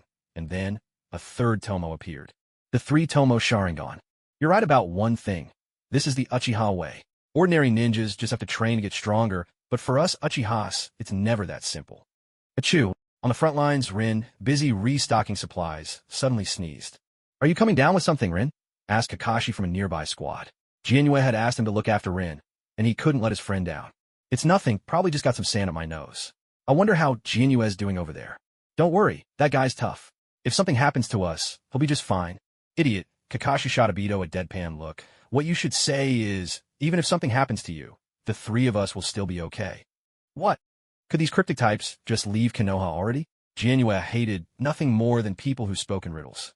Last night, Uchiha Liuli had suddenly declared, "I won't give up," and then awakened her 3-tomo sharingan. When Jianyue asked her if she would give up on anything, she was completely ignored. The woman simply stood up, dusted herself off, and left without a backward glance. The latter half of their journey passed without incident. No more ambushes awaited them. As they traveled, Jianyue gained a true understanding of the so-called sorrow of small nations that Nagato had spoken of in the original story. In a land of rivers, many villages along the way had been plundered by bandits, left utterly deserted. The fields lay in ruin, and refugees from the land of rivers wandered the roads. These people wore rags that barely covered their bodies, their faces gaunt and hollow. Their eyes held no light, and they drifted across this hellish landscape like the living dead at the end of days. No great nation would take in these refugees. For those caught between the cracks of these powerful countries, even the arrival of death might seem like a mercy. Konoha's front lines against Sunagakure. This is Konoha's main camp on the land of rivers front against Sunagakure. Over there is the mission hall, that's the temporary medical unit. And over there, Instructor Haichi introduced Ruri and Jianyue, both new to the battlefield, to their surroundings. He went over all the important points, then led the group to their assigned tents.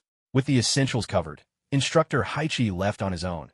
After all, the official handover duties was not something the team members needed to worry about. Jianyue instinctively activated his 6 eyes, scanning the area around the camp. Suddenly, his eyes lit up. Jianyue, out of habit, used his 6 eyes to sense the situation around the camp. Suddenly, something caught his eye. "Ruri, Heiji, I'm going to have a look around. You two go back to the tent and get some rest." Without waiting for a reply, Jianyue dashed off on his own. "All right, stay safe," Heiji, the one who never missed a single turn in conversation, called after him. Uchiha Ruri didn't respond. She simply watched the direction Jianyue ran off, her gaze flickering with emotion. Jianyue moved like the wind, swiftly arriving near the task hall at the frontline camp. He came to a sudden stop, took a moment to steady his breath, and, after waiting for about 2 minutes, walked toward the entrance of the mission hall. Just then, Minato's squad was coming out from inside. "Hey, you're all here too?" Jianyue greeted them casually. "Ah, Jianyue, you're here too." Rina just stepped out the door and immediately bumped into the person she'd been longing to see. Every syllable she spoke brimmed with unconcealed delight. Rin's smile, as radiant as the sun, shone openly before Jianyue, instantly dispelling the gloom and agitation that had built up in him from witnessing the refugees suffering along the road. Rin walked up to Jianyue, careful and gentle, then slowly circled around him. Her gaze swept over him like a scanner, meticulously inspecting every detail of his appearance, as if afraid to miss even the slightest sign of something amiss. Once she was sure that there were no visible injuries on Jianyue, Lin finally let out a long breath, her heart that had been tightly clenched at last relaxing a little. Obito crossed his arms behind his head. "Now that Jianyue's here too, I guess the only one from our group not in this camp is Guy. By the way, Jianyue, what were you up to? Why did you take so long to get here?" Kakashi shot Obito a sideways glance. "Dummy, don't go asking about other people's missions." "Ah, I didn't mean anything by it. I'm just curious, that's all." Having spent several days at the front lines, Obito was starting to get a sense of what was appropriate. He realized he just put his foot in his mouth. "That's not allowed, Obito. No matter how curious you are, you must never pry into someone else's mission." Minato Namikaze seized the opportunity to give his student a little lesson. Obito hung his head. "Understood, sensei." Kakashi glanced around and then asked, "Are you here alone, Jianyue? Where are your teammates?" "My teammates? They were exhausted, so they've already gone to rest. I got a bit more energy, so I thought I'd take a stroll." "Huh." Obito seemed to catch a whiff of a lie. "Jianyue, don't tell me you sensed that Lin was here and came over on purpose to wait for her." For a moment, the air seemed to freeze. The smile on Jianyue's face stiffened. "Obito, Lily has recently awakened her 3-tomo sharingan. The Uchiha clan's power-ups are just ridiculous, don't you think?" "What? You mean that crazy girl already has the 3-tomo sharingan? That's not fair." Jianyue was left speechless. Classic Obito. He brought it up hoping Obito would feel a bit guilty, but instead of reflecting on himself, Obito just complained about others getting stronger so fast. Just as the 4 of them were chatting away, Minato Namikaze suddenly spoke up. "Sorry to interrupt your reunion, Jianyue. There's something I'd like to discuss with you." Jianyue looked at Minato with a puzzled expression. Minato glanced around and said, "This isn't the best place. Let's talk somewhere else." With that, he led the 4 of them to his tent in the camp. As an elite jonin and a high-ranking asset of Konoha, Minato naturally enjoyed certain privileges, like having his own tent. Once inside, Jinyu took a look around. The tent wasn't large, and the furnishings were quite simple, just the bare necessities of daily life. Still, Minato kept everything impeccably tidy. As expected of a yellow Flash, whose personal charisma was second to none, he was almost impossibly perfect in every way. So, Lord Minato, what did you want to see me about? Jian, you guessed it might have something to do with Kenjin. After all, he had nothing to do with the yellow Flash otherwise. Kenjin was the only plausible connection. Minato Namikaze and Rin exchanged a glance. Then both turned to look at Tsukimi. We're sorry, Tsukimi. We apologize. Minato and Rin bowed together in apology to Tsukimi. Wait, what's going on here? Tsukimi grew even more confused. At that moment, Kakashi, who stood nearby, spoke up. Actually, earlier But Minato straightened up and interrupted Kakashi. Let me explain. The truth was quite simple. Previously, Team Minato had been assigned to investigate a village, because several enemy ninjas had mysteriously vanished there in the past. The commanders at the front suspected there might be a hidden sand ninja base in the area. When Team Minato arrived at the village, they decided to split up for efficiency. Obito, Kakashi, and Rin formed one group to search the west, while Minato took another group to scout the east. As it turned out, Kakashi's group stumbled upon a hidden sand base on the western side, a safe house of sorts, not always occupied by sand ninjas.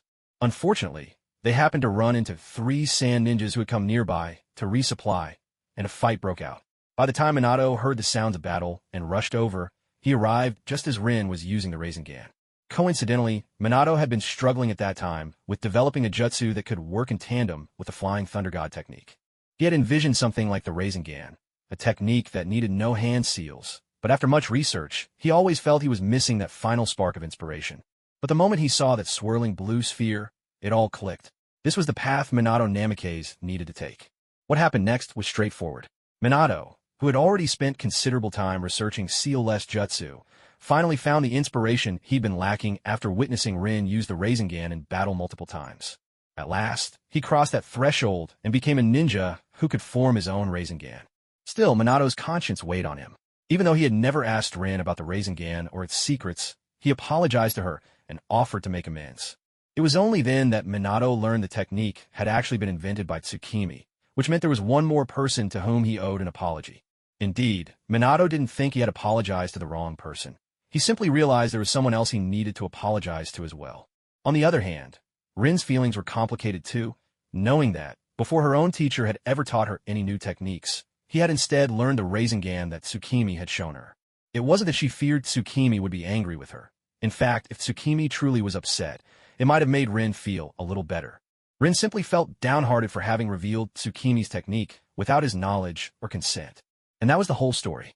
I think I understand the situation now, Tsukimi said. Jinyue rested his chin in one hand, deep in thought. He had originally planned to teach the rasengan to Minato, but hadn't expected Minato to master it on his own. He found this rather agreeable, so he simply said, Lord Minato, you only saw Rin use the rasengan, and from there you recreated the technique by yourself. In my eyes, there's really nothing you need to apologize to me for. There's no need to feel guilty, and Rin, you don't need to worry about it either. I forgive you both. Qingshui Jianyue truly lived up to his status as the main character, boldly declaring his forgiveness to the original inventor with barely a hint of embarrassment. In fact, in a shinobi world where strength is everything, if one person learns someone else's jutsu just by watching, people usually don't accuse them of theft. Instead, they praise their extraordinary talent. It was only because Minato Namikaze couldn't get past his own sense of honor that he felt the need to apologize to Rin and Jianyue. Hearing Jianyue's generous forgiveness, both Rin and Minato let out a sigh of relief. Minato turned to Jianyue, speaking sincerely. Thank you, Jianyue. By the way, you don't need to call me Lord, just use my name. How could I? You're my senior, and besides, you're Rin's teacher. Then just call me Captain Minato. Huh, Captain? Jianyue was a little puzzled by the sudden new title. You'll understand tomorrow, Minato replied with a playful wink, keeping his intentions a secret. All right, back to the point. The rasengan has been a tremendous help to me. Is there anything I can do for you, Jianyue? It almost felt like he was playing some RPG simulation game. Was he supposed to pick a reward now? Well, let me think. I've always been interested in sealing techniques. If possible, could you teach me any sealing jutsu at all? Jianyue remembered that Minato had inherited the Uzumaki clan's sealing techniques. He hadn't intended to leverage the rasengan for any gain from Minato in the first place. So when he said any sealing jutsu, he really meant it. Literally any. Sealing jutsu, huh? I understand. There's one that would suit you well. But I didn't create this technique, so I'll need some time to get the creator's permission. Still, I don't think it'll be a problem, Minato said, his expression earnest. Jinwei, of course, had no objections. Minato was truly a good person. It seemed he wasn't just going to hand over any random sealing jutsu to brush him off.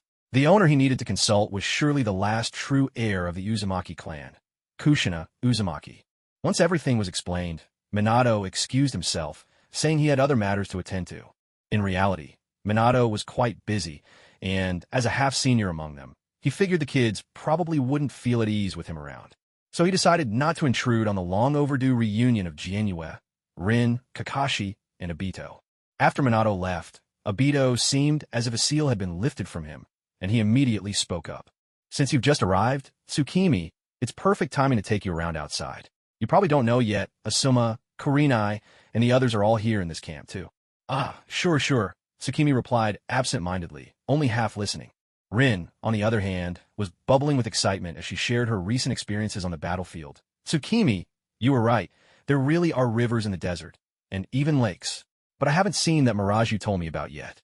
That was something Tsukimi had told Rin long ago, back when she hadn't started school yet. Fascinating tales about the wonders of the world.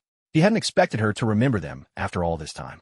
Kakashi, meanwhile, began his usual complaints, recounting how Obito had been a burden to the team ever since they started working under Minato. I honestly suspect this idiot steps into traps on purpose, just to prove a point. Hey, you arrogant jerk, Kakashi. Don't get too full of yourself. The next morning, Tsukimi emerged from his tent, full of energy, stretching lazily before rolling his shoulders in the sunlight.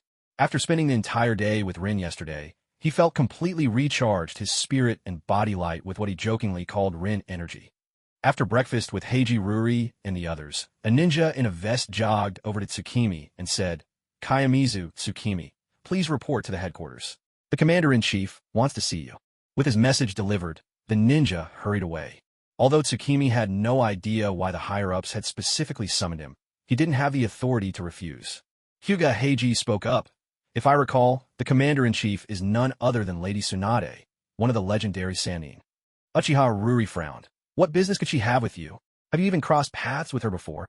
Not that I remember, Tsukimi replied. Aside from the time Kenjin had brought Tsunade to heal Chiyo, Tsukimi had never interacted with her. Still, he recalled Kenjin once mentioning that the Kayamizu and Senju clans shared some ties, and that if anything major happened while Kenjin was away from the village, Tsukimi could try seeking out Lady Tsunade from the Senju clan.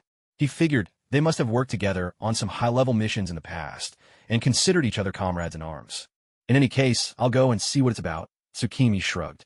As he made his way to headquarters, Tsukimi instinctively used his 6 eyes to glance inside. Wow, quite the crowd. He spotted Jiraiya, Minato, Tsunade, Shikakanara, and even Inoichi-sensei among the familiar faces. After the ninja guarding the tent announced his arrival, Tsukimi was granted permission to enter headquarters. Reporting for duty, Kayamizu Tsukimi, Leaf Genin.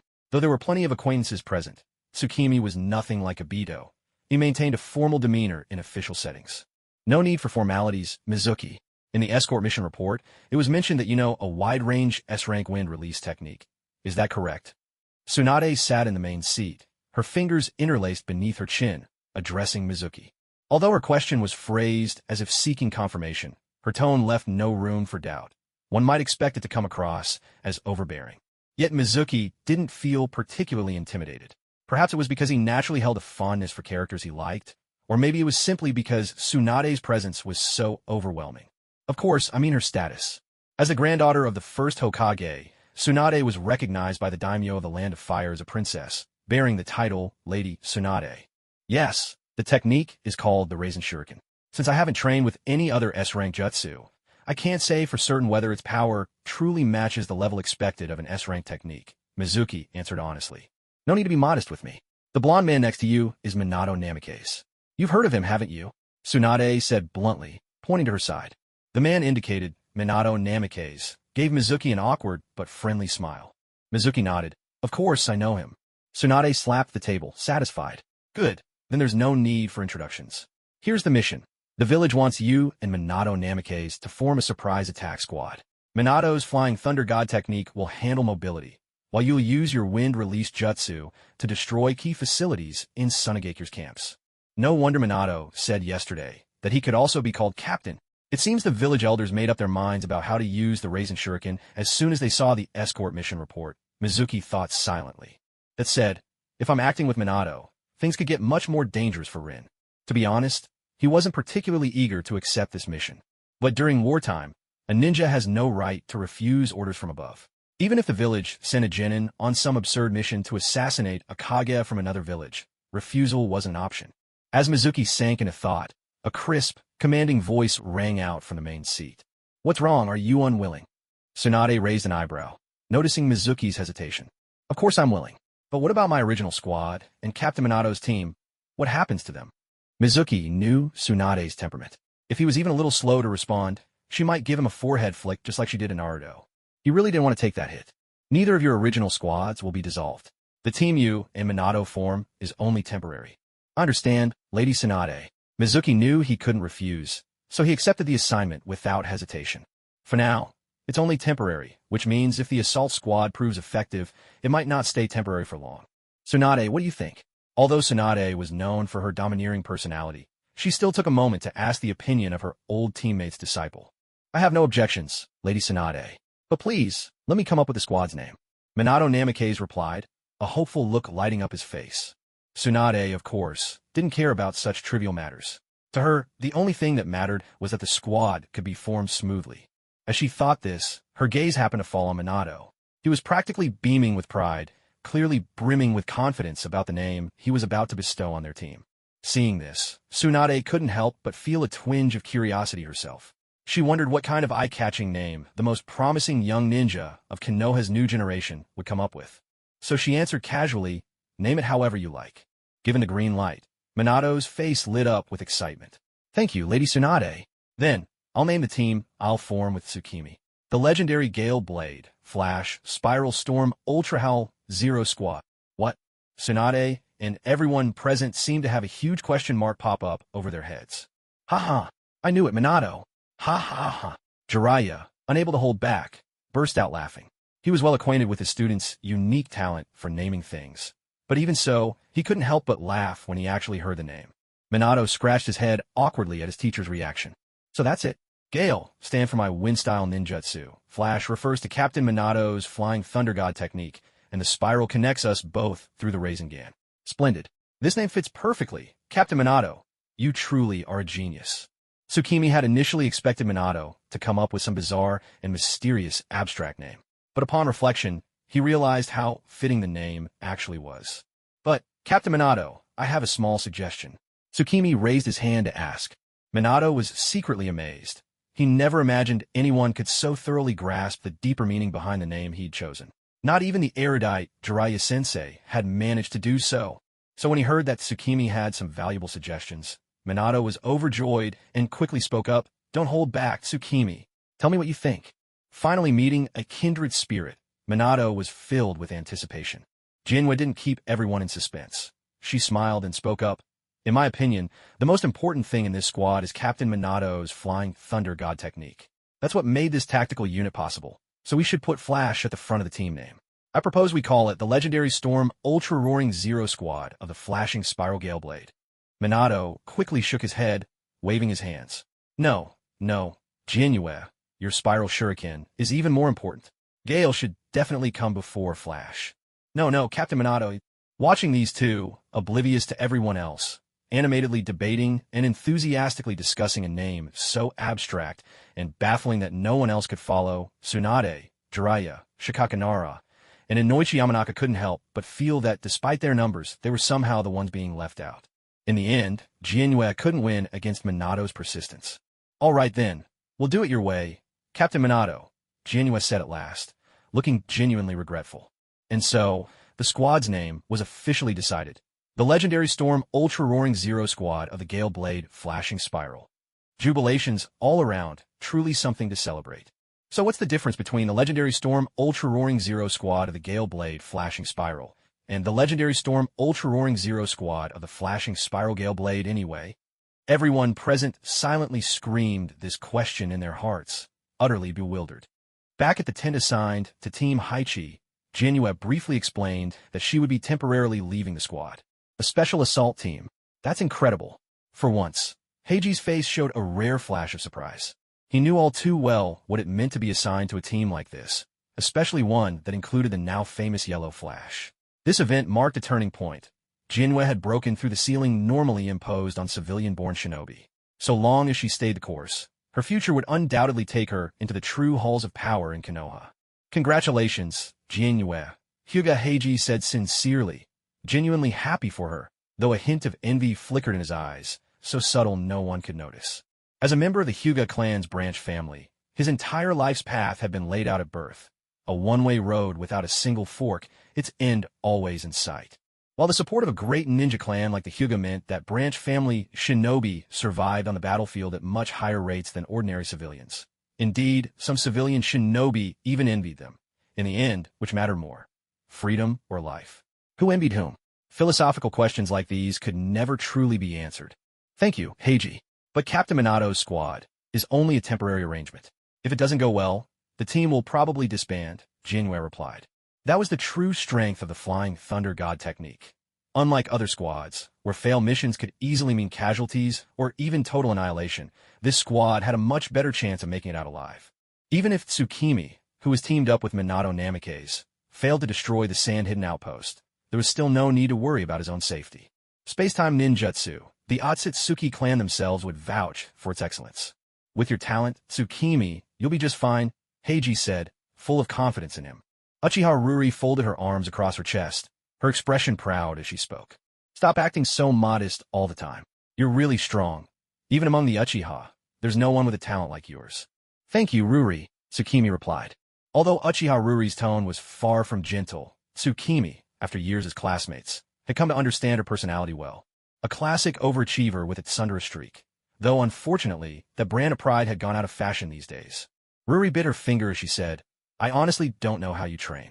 Even now, with my 3-tomo sharingan, I still can't beat your intuition. Having been outmatched by Tsukimi since childhood, Ruri seemed to have made defeating him her lifelong obsession. Land of Rivers.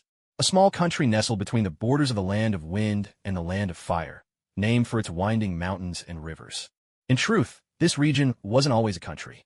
Its origins date back to the end of the Warring States period, when ninja clans still dominated the land.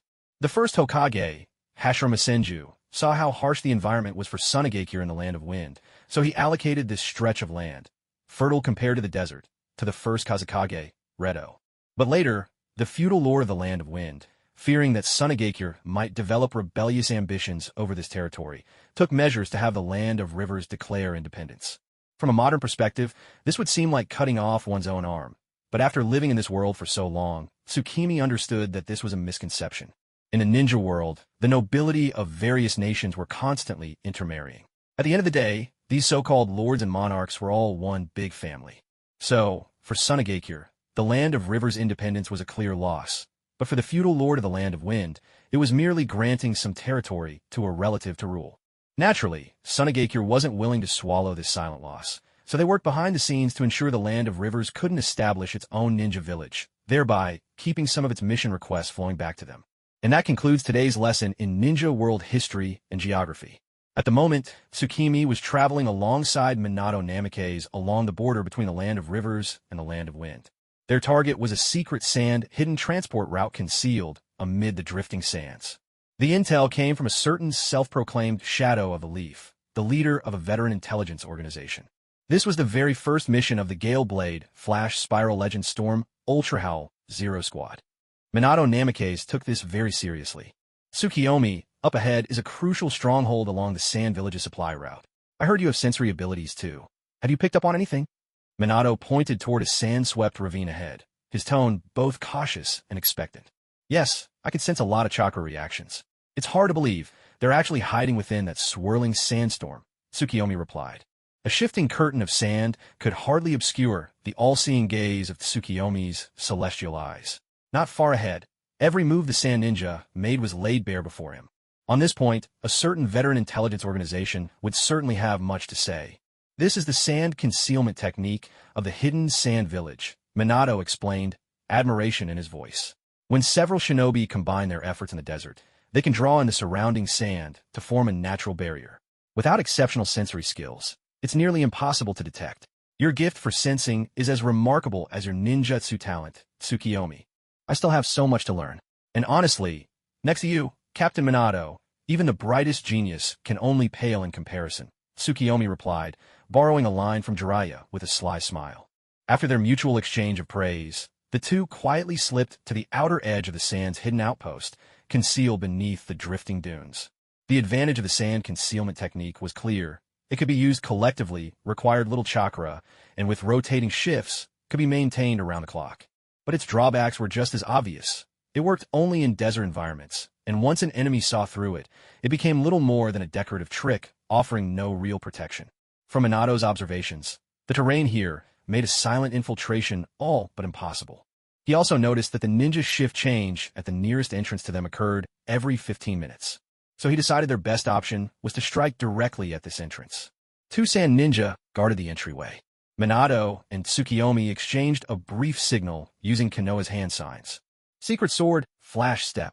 Harnessing his exceptional chakra control, Tsukiyomi suppressed the crackling effect of lightning chakra to an almost imperceptible degree. With a swift, clean draw of his blade, he dispatched one of the sand sentries in a single stroke. A faint rush of air barely whispered through the silence as Minato, moving with blinding speed, slit the throat of the other guard with his kunai. It was over in an instant. Destined to be known as the fastest shinobi in history, Minato was never just a flying thunder god. His body flicker technique was unrivaled across the ninja world. Without a word, the two slipped inside the sand's hidden stronghold. At best, they had less than 15 minutes before the next shift change. But unexpected situations could still arise. Minato Namikaze and Jianyu proceeded separately, just as planned, heading to the various warehouses at this sand village outpost. Thanks to a certain veteran intelligence organization. Well, to be honest, it was just the top-notch intel from Konoha's root division. Minato and Jianyu already had a general idea of where each warehouse was located. Now all that remained was to confirm these locations and leave behind Minato's specially crafted Flying Thunder God kunai as markers. Once all the markers were set, Minato would use the Flying Thunder God technique to bring Jianyu along, executing multiple pinpoint explosions in rapid succession with the Rasen Shuriken. In truth, Minato was not being modest. This tactic moving from theory to practice was largely thanks to Jianyu. After all, the last time Konoha had produced a famous S-rank jutsu, it traced all the way back to the second Hokage's invention, the water-style, hard whirlpool water blade. In short, when faced with such an S-rank jutsu, no matter how many powerful barrier techniques the Sand Village had set up around their warehouses, it would all be in vain. That's the last one. Captain Minato should be about done on his end too. Concealing the kunai in a hidden spot, Jianyu glanced at the massive warehouse before him, thinking to himself. Some of these warehouses were empty, some stocked with all kinds of war supplies, and there were even a few things that made Jianyu's eyes light up with envy. However, understanding the importance of the mission and pressed for time, Jianyu wisely chose restraint, not taking any action that might interfere with or jeopardize the operation. He was determined to complete the mission flawlessly. After agreeing to Tsunade's invitation to join the assault team, Jianyu had made up his mind. He would gain enough renown in this war. Only then could he participate in the village's war command system. That way, he could keep track of Rin, Kakashi, and Obito's movements on the battlefield, ready to respond immediately if anything unexpected happened and come to their aid. Sigh, Jianyu thought wryly. Asterisk, I really do worry myself sick over these friends of mine. And yet, Obito still refuses to call me dad. Asterisk, so mused Jianyu, the so-called internet godfather of the Clearwater clan. Am I late? With a subtle shimmer in the air, Minato appeared at Jianyu's side. Back when the assault team was first formed, Minato had given Jianyu a Flying Thunder God kunai as a gift. No, you're right on time. Just like the report said, I've marked 3 locations on my end. Jianyu quickly updated Minato on his progress. I've also successfully marked the other 3 locations mentioned in the intel, but I found an extra hidden warehouse as well. Minato reported his findings. A hidden warehouse. Amidst a vast, endless desert where yellow sand swirled through the air, stood a collection of unique, exotic buildings, each structure radiating its own distinct charm. Beneath this sprawling complex, a squad of Sand Village ninja assigned to routine patrol had gathered together, chatting idly in a relaxed manner. They wore matching ninja uniforms, their outfits dominated by earthy yellow tones that blended seamlessly into the surrounding environment, a stark contrast to the attire of shinobi from other regions. Each of them sported a forehead protector engraved with the symbol of Sunagakure, the village hidden in the sand. Come on, it's obvious we're going to win this war. That Tsunade from the Leaf is just not up to the mark, said a ninja named Shabin, casually discussing matters of state with his teammate. In this large outpost devoid of any entertainment, such conversations were among the few ways they could while away the tedium of their daily lives. Shajia, the teammate he was talking with, seemed to wholeheartedly agree. Nodding vigorously, he chimed in, Exactly. And what's this about the legendary Sannin? All she does is hide far behind the lines. I've never seen her on the battlefield. Hey, you two, don't get too cocky. Their squad leader couldn't help but join the discussion, offering his own words of wisdom. The Awakens hasn't made their move yet. Who knows what tricks they might try to pull when the opportunity arises. With Elder Chiyo's brilliant mind guiding us, there's no way our village will be fooled by those rock-dwelling monkeys from IW, Shabin retorted, his face flushing with near-fanatical loyalty to his village. In Shabin's eyes, Sunagakure was the greatest village in the shinobi world. He simply wouldn't tolerate anyone, captain or not, speaking ill of it in his presence. Damn Konoha, if they hadn't assassinated the third Kazekage, we would have won this war ages ago. Shabin had repeated this complaint so many times he'd lost count. Like most in Sunagakure, Shabin was convinced that the disappearance of the third Kazekage was the result of a conspiracy by the Leaf. That's right. They'll pay for what they've done. Suddenly, a shrill, abrupt alarm pierced the air, echoing through the entire sand outpost. The sharp sound sliced through the quiet night like a blade, instantly putting everyone on high alert. Ninjas sprang into action, moving with agility and purpose toward the source of the alarm. Everyone knew in their hearts that this sudden signal was anything but routine. It could only mean a fierce battle was about to erupt. Enemy incursion at entrance number 8. All units, be on alert. Repeat, all units, be on alert. Boom! Without warning, a thunderous explosion erupted, shaking the world to its very core. A powerful shockwave rippled outward, radiating in all directions. The sand ninjas stared in horror at the scene not far away. The once peaceful supply warehouse had been completely engulfed by an enormous sphere, blazing with an intense blue light. The air around them twisted under the force of that powerful surge of chakra, forming visible whirls of wind that spun through the space. A high-pitched, nerve-rattling hum cut through the air, sharper and more jarring than any blaring alarm, setting everyone's senses on edge. Even from a distance, Shabin, Shajia, and the others could feel fierce gusts sweeping over their bodies, leaving a faint sting where the wind touched their skin. Shajia's already simple mind went completely blank. He mumbled, "Is this a tailed beast breaking free?" Time rewinds a few minutes earlier. After Namikaze, Minato and Jianyu quickly exchanged information. Minato briefly sensed the positions of his flying thunder god Kanai. Good. Several of them were still hidden, yet to be discovered by the Sand Ninja. Minato spoke. Jianyu, our mission this time is to destroy more than half of Sunagakure's supply warehouses. Do you have enough chakra for that? Though it sounded like a question, Minato clearly trusted Jianyu's character. If there were any doubts, he would have brought them up long ago. No problem.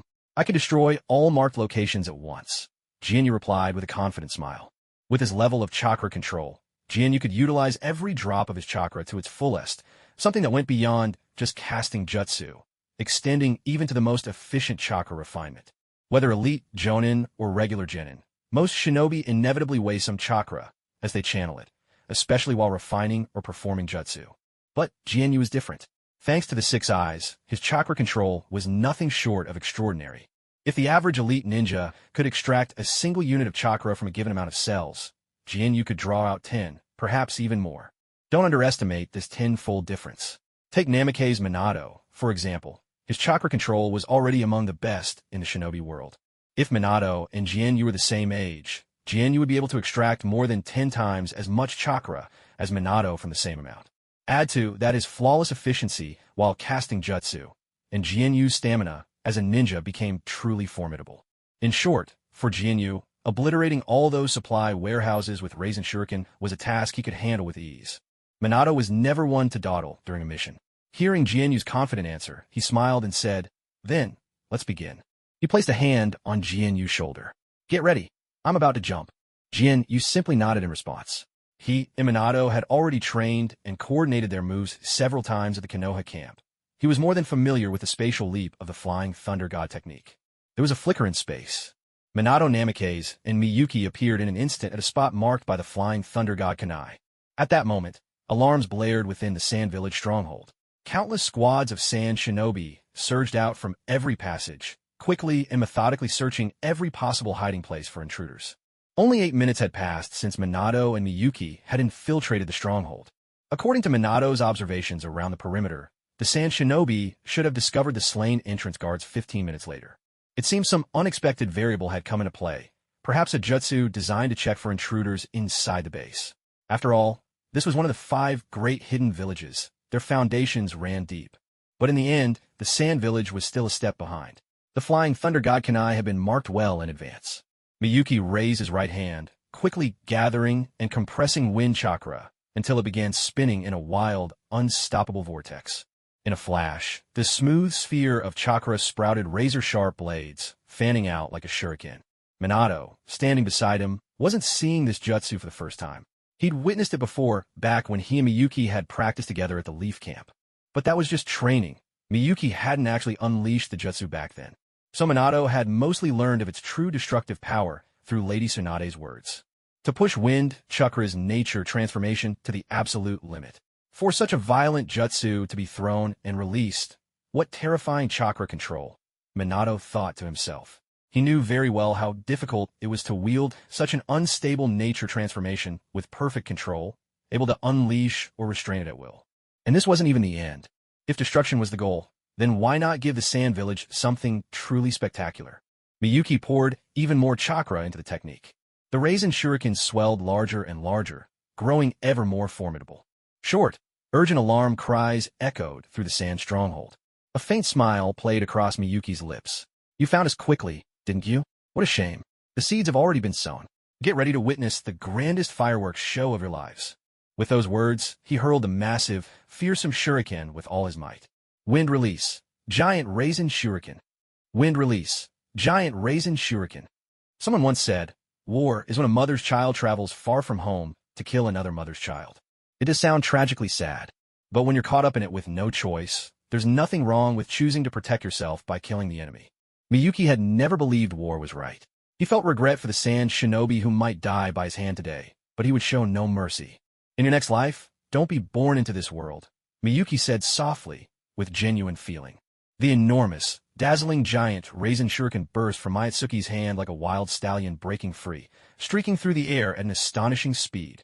It carried an overwhelming force and momentum, slamming hard against the thick, solid walls of the supply warehouse.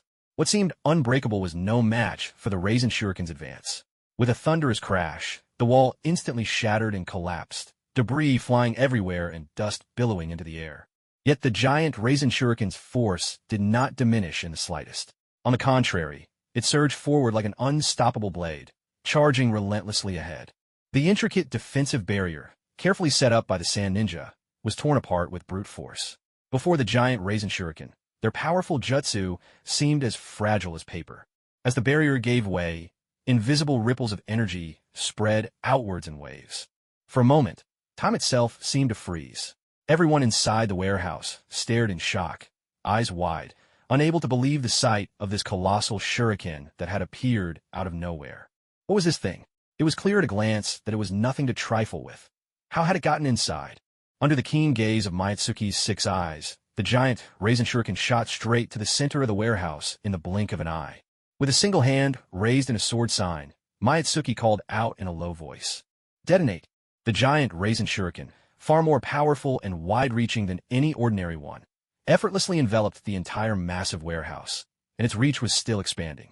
Minato Namikaze, seeing the blue light rushing toward him, immediately sensed grave danger. He quickly placed a hand on Mitsuki's shoulder and, using the flying thunder god technique, transported them both to the next marked location. This was the spot where Minato had placed his special kunai.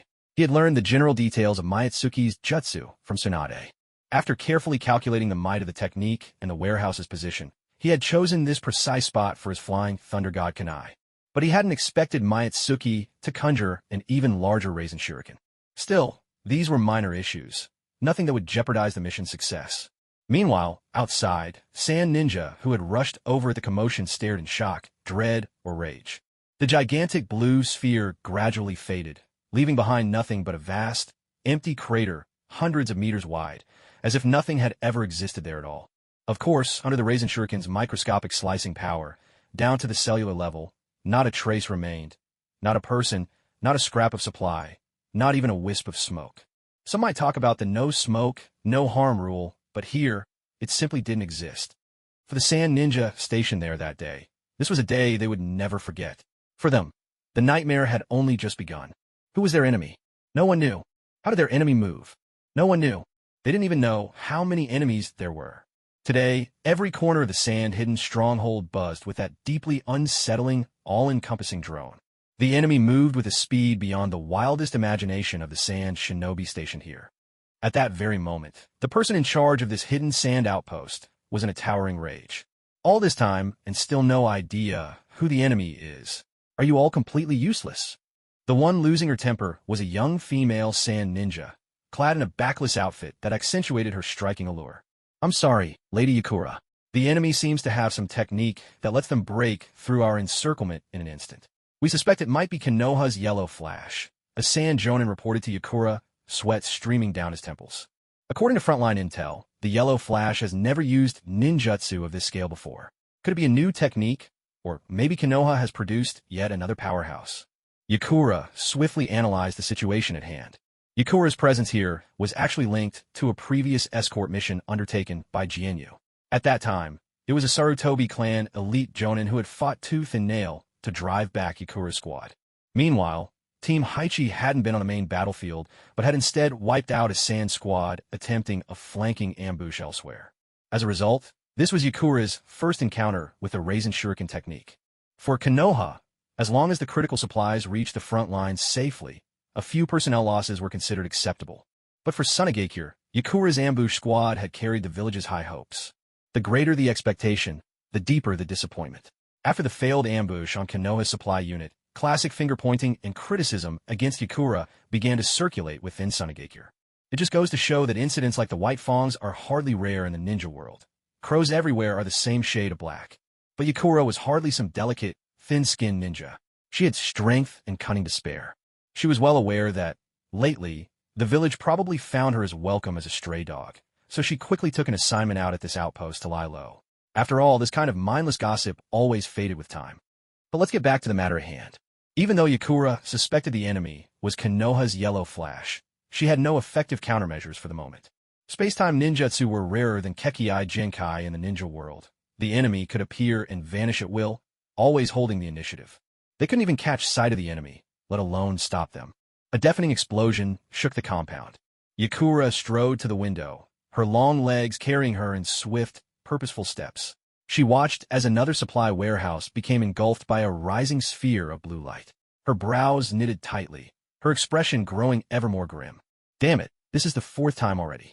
Just how many times is the enemy going to unleash jutsu of this caliber before they finally stop? Could Konoha have sent the Nine-Tails Jinchuriki onto the battlefield?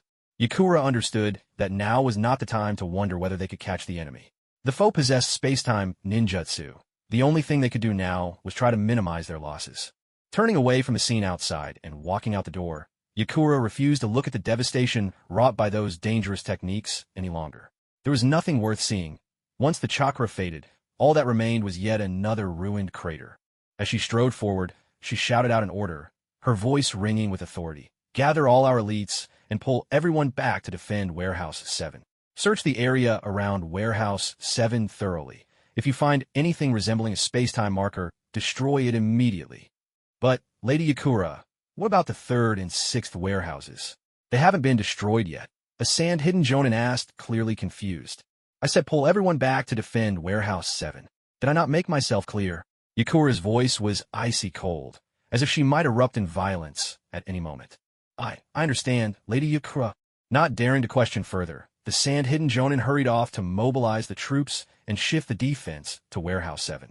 Yakura had no intention of staying in the command post any longer. She would go and guard the most vital Warehouse 7 in person.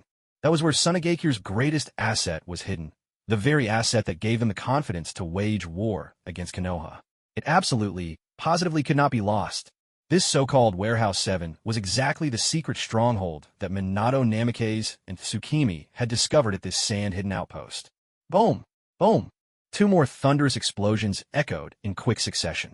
The final two supply depots outlined in the mission plan were now vanishing without resistance, swallowed up by blinding blue light until nothing remained but emptiness. Mountains of supplies, intricate machinery, and precious resources, each item a vessel for Sunegakure's hopes and future, were now gone, disappearing like a mirage. Even Tsukimi couldn't help but wince at the enemy's loss. A ripple of space distorted the air. Behind a steep outcrop on the outskirts of the sand-hidden outpost, two figures remained concealed in silence, Tsukimi and Minato Namikaze. At this moment, both were using their unique methods to observe the busy sand ninja scurrying about the compound. Every snippet of information was crucial, as it would directly determine their next move. With each passing moment, the tension mounted. Suddenly, Minato seemed to sense something amiss and spoke. "Tsukimi, I can no longer sense the flying thunder god kunai I left in the hidden warehouse. The sand ninja must have found it and sealed it away." "That complicates things," Tsukimi replied, propping his chin on one hand as he pondered other ways to approach the warehouse. Although his Rasen shuriken could be unleashed from a distance, under the scrutiny of his 6 eyes, he saw that the enemy had already deployed their forces in a blanket formation around the 7th warehouse. After carefully analyzing the enemy's troop arrangement, defensive structures, and any potential weak points, Jianwei realized that slipping silently into the most effective casting range of the Rasen shuriken was simply impossible. If you're to give up on getting close and throw it from the farthest possible distance, it would most likely be intercepted and detonated midair by that Sunegakure shinobi, Yakura, using her Scorch Release.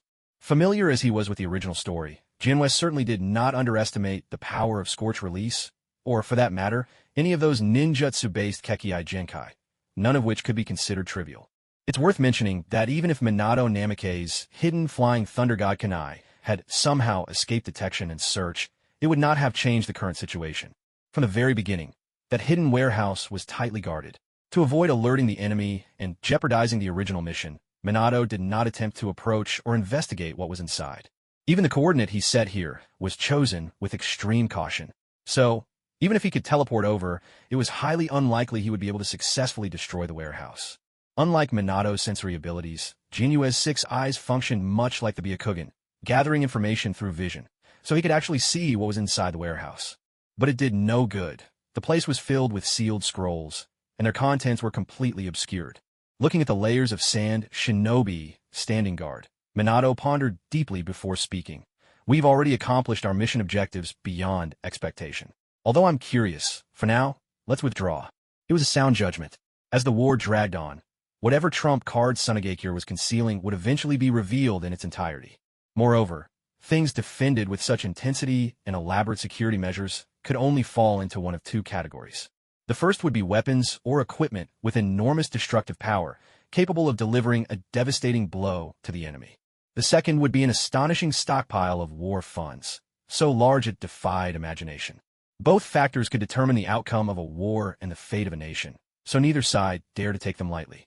If the former were to fall into enemy hands or be destroyed, a crucial strategic advantage would be lost.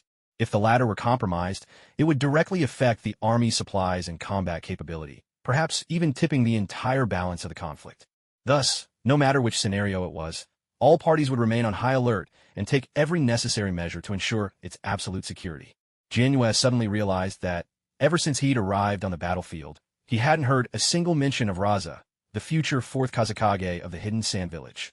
It was as if that name had been deliberately erased from everyone's memory. After a flicker of space, the scene shifted. Standing before the Konoha frontline camp facing the sand, Jinyue couldn't help but feel another pang of envy at the convenience of the flying thunder god technique. Damn, how he wished he could have it. But wishing was all he could do. The flying thunder god technique was created by the 2nd Hokage and recorded in Konoha's Book of Seals as an S-rank space-time jutsu. Although most of the jutsu in the Book of Seals were S-rank or higher, there was still a strict hierarchy among them. For ordinary ninjas like himself, Shimizu Jinyue, if one accomplished great feats on the battlefield, it was generally possible to apply for permission to learn certain jutsu from the Book of Seals. Some S-rank techniques, like Water Release, Hard Vortex Water Blade, or others such as Multi-Shadow Clone Technique, Spirit Transformation Technique, and Water Release, Severing Wave, could potentially be granted as rewards.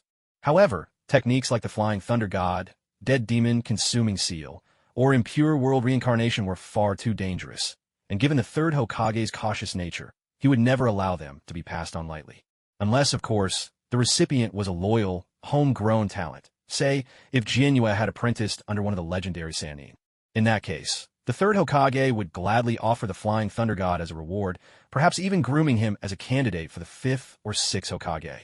So, if Jianyue wanted to obtain the Flying Thunder God technique from the third Hokage, the first hurdle would be whether he could become a disciple of one of the Sannin. Of course, as a transmigrator who knew the original story inside and out, Jianyue had his own tricks up his sleeve. He had another plan. That was to wait until Minato Namikaze succeeded as the fourth Hokage. In the original story, Minato, after becoming Hokage, once taught the Flying Thunder God technique to his personal guard squad. Minato's guard squad included Gunma Shiranui, Reido Namishi, and Iwashi Tatami. The first two were actually Jianyue's classmates, and they were on friendly terms. As for Iwashi Tatami, Jianyue hadn't met him yet. None of the three were especially powerful, but they all managed to inherit Minato's Flying Thunder God technique, though only by working together as a trio. It was almost a waste of the technique's greatest strength, its unmatched mobility. And since Minato usually fought alone and rarely needed assistance, these three were less bodyguards and more like a Flying Thunder God delivery squad. Given his relationship with Minato, Jianyue was certain he wouldn't be refused if he asked to learn the technique. Although he felt a bit sheepish, he'd be sure to offer one of his own jutsu in exchange when the time came. There was no helping it. Flying Thunder God was simply too tempting. With the added advantage of the 6 eyes, Jianyue was confident he could master this notoriously difficult space-time ninjutsu. As he walked into the camp, Jianyue was about to say goodbye to Minato Namikaze. But Minato spoke up first, calling out to him, "Jianyue, this is the team's first mission. Let's report to Lady Tsunade together." With his signature sunny smile, Minato extended the invitation to Jianyue. "All right, you're the captain," Jianyue replied, spreading his hands with a helpless smile. Compared to the tedious task of making a report, he would much rather seek out Rin to replenish some Rin energy, tease Obito alongside Kakashi, and yes, checking on how Heiji and Liuli had been doing lately. Still, considering that their assault squad had just completed such an important mission, there should be a few days of rest ahead, so Jianyue wasn't in any rush. At the Konoha command post on the sand-hidden front line. That concludes the first mission report for Gale Blade Flash Spiral Legendary Storm Howl Squad 0. Minato finished, thoroughly detailing the mission to Tsunade. Jianyue, meanwhile, stood quietly to the side. All he wanted now was to finish this cumbersome mission report and get on with his own matters. Tsunade paid no mind to the squad's odd name. Lounging back in the main chair, one leg propped up, she rested her cheek on her hand and addressed Jianyue without a care for her image. "Oh, even stronger than what you unleashed in the forest before, and you managed it 6 times in a row? That's quite the chakra reserve. TSK, not bad for Arahem." Tsunade suddenly cleared her throat, cutting herself off mid-sentence. Jianyue, who had been idly standing in the tent, caught the abrupt pause and flashed a confident smile. "I have a bit of experience when it comes to chakra control." "Oh," Tsunade's eyebrow arched in surprise. "Looks like that fool Kenjin really kept his mouth shut about everything. Are you well acquainted with my father?" Jianyue asked. "Well enough. Your father was a stubborn man. I just hope you don't inherit more than his bloodline. Don't pick up his temperament, or you'll end up pointlessly dead just like him." Tsunade's words were blunt to the point of rudeness. Even Minato, ever the peacemaker, frowned faintly at her remark. He was just about to say something, but Jianyue beat him to it. "Forgive me, Lady Tsunade, but I don't consider my father a stubborn man. And if you weren't close, it would be best not to judge others so casually." Jianyue responded calmly, neither humble nor arrogant. After hearing the first part of Tsunade's comment, he'd been pondering how their Chimizu family, mere commoners, could warrant talk of inherited bloodlines, something usually reserved for the great ninja clans. But after hearing the second half of her sentence, Jianyue's mood soured instantly. After all, Kenjin had died a hero's death. How could she say it was meaningless? Tsunade, at this point in her life, truly was hard to fathom. "TCH, already upset? You really are just like your father, you know? But I suppose it's only natural, given our clan." Tsunade's voice trailed off, growing quieter and quieter until it was barely more than a whisper. Her conversation with this kid today had unexpectedly stirred up memories long buried deep in her heart. Suddenly, as if struck by inspiration, Tsunade's manner changed. She deliberately feigned a casual tone and asked, "Hey, kid, tell me more about yourself. What's your dream? Do you want to be Hokage?" Hokage. The sudden leap in topic made Jianyue tilt his head in confusion. By now, he could clearly tell that the relationship between Tsunade and Kenjin was far from the lukewarm, just SOSO, she claimed. But that was a matter for the older generation, and he had no interest in currying favor with this sharp-tongued elder. So, he simply answered honestly, "No interest. My dream is just to live happily every day with the friends I trust most." That's enough for me. Hey kid, do you even know what it means to be Hokage? People always say a woman's heart is hard to read, but Tsunade's thoughts were on another level of inscrutable. In fact, even Tsunade herself wasn't sure what she truly felt at that moment. Logically, most kids in Konoha at this age would set their sights on becoming Hokage. She had been fully prepared for Jinyu to say his dream was to become Hokage, just so she could loudly declare that the Hokage's seat meant nothing and the village was rotten to the core. But when she heard Jinyu say he had no interest in being Hokage, an unexpected sense of dissatisfaction welled up inside her. After all, this was the village her grandfather founded. Now I'm Hokage? Did this brat even know what he was saying? Ah, what a headache. What on earth does this woman want? By now, Jinyu's rose-tinted view of Tsunade had completely faded. He had no desire to keep up the conversation, so he simply folded his arms, closed his eyes, and rested in silence. Though she looked young, Tsunade was nearing middle age if you did the math, and after years of war, there probably weren't many people in this world with a truly healthy mind. In the end, empathy is everything. Jinyu understood, at least. But Tsunade was only getting more and more irritable, though even she couldn't quite pinpoint what was bothering her. She just felt annoyed, plain and simple. Especially when she saw Jinyu sitting there with his eyes closed, wearing that indifferent, silent expression. As it turns out, even one of the legendary Sannin couldn't stand the chill of a cold shoulder. Even if Tsunade truly loathed the village and the Hokage's seat, even if she planned to leave Konoha for good after this war was over. Even so, deep down, she still cared about the treasure her grandfather had given his life to protect. Tsunade glanced around.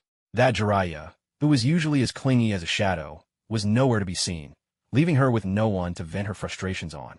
Her gaze inevitably shifted to the real culprit behind her anger. Mitsuki, who was about to turn 12, had developed well after years of training. His physique was well balanced. He wasn't bulging with muscles, but he certainly didn't look frail or delicate, either. Hey, kid, you look like you're not convinced. Want to go outside and spar? Tsunade's lips curved into a sly smile as she raised an eyebrow, openly challenging Mitsuki. Tsunade-sama, Minato Namikaze tried to intervene from the side, but for a moment, he couldn't find the right words to object. He couldn't very well say, Mitsuki is just a child, please don't stoop to his level.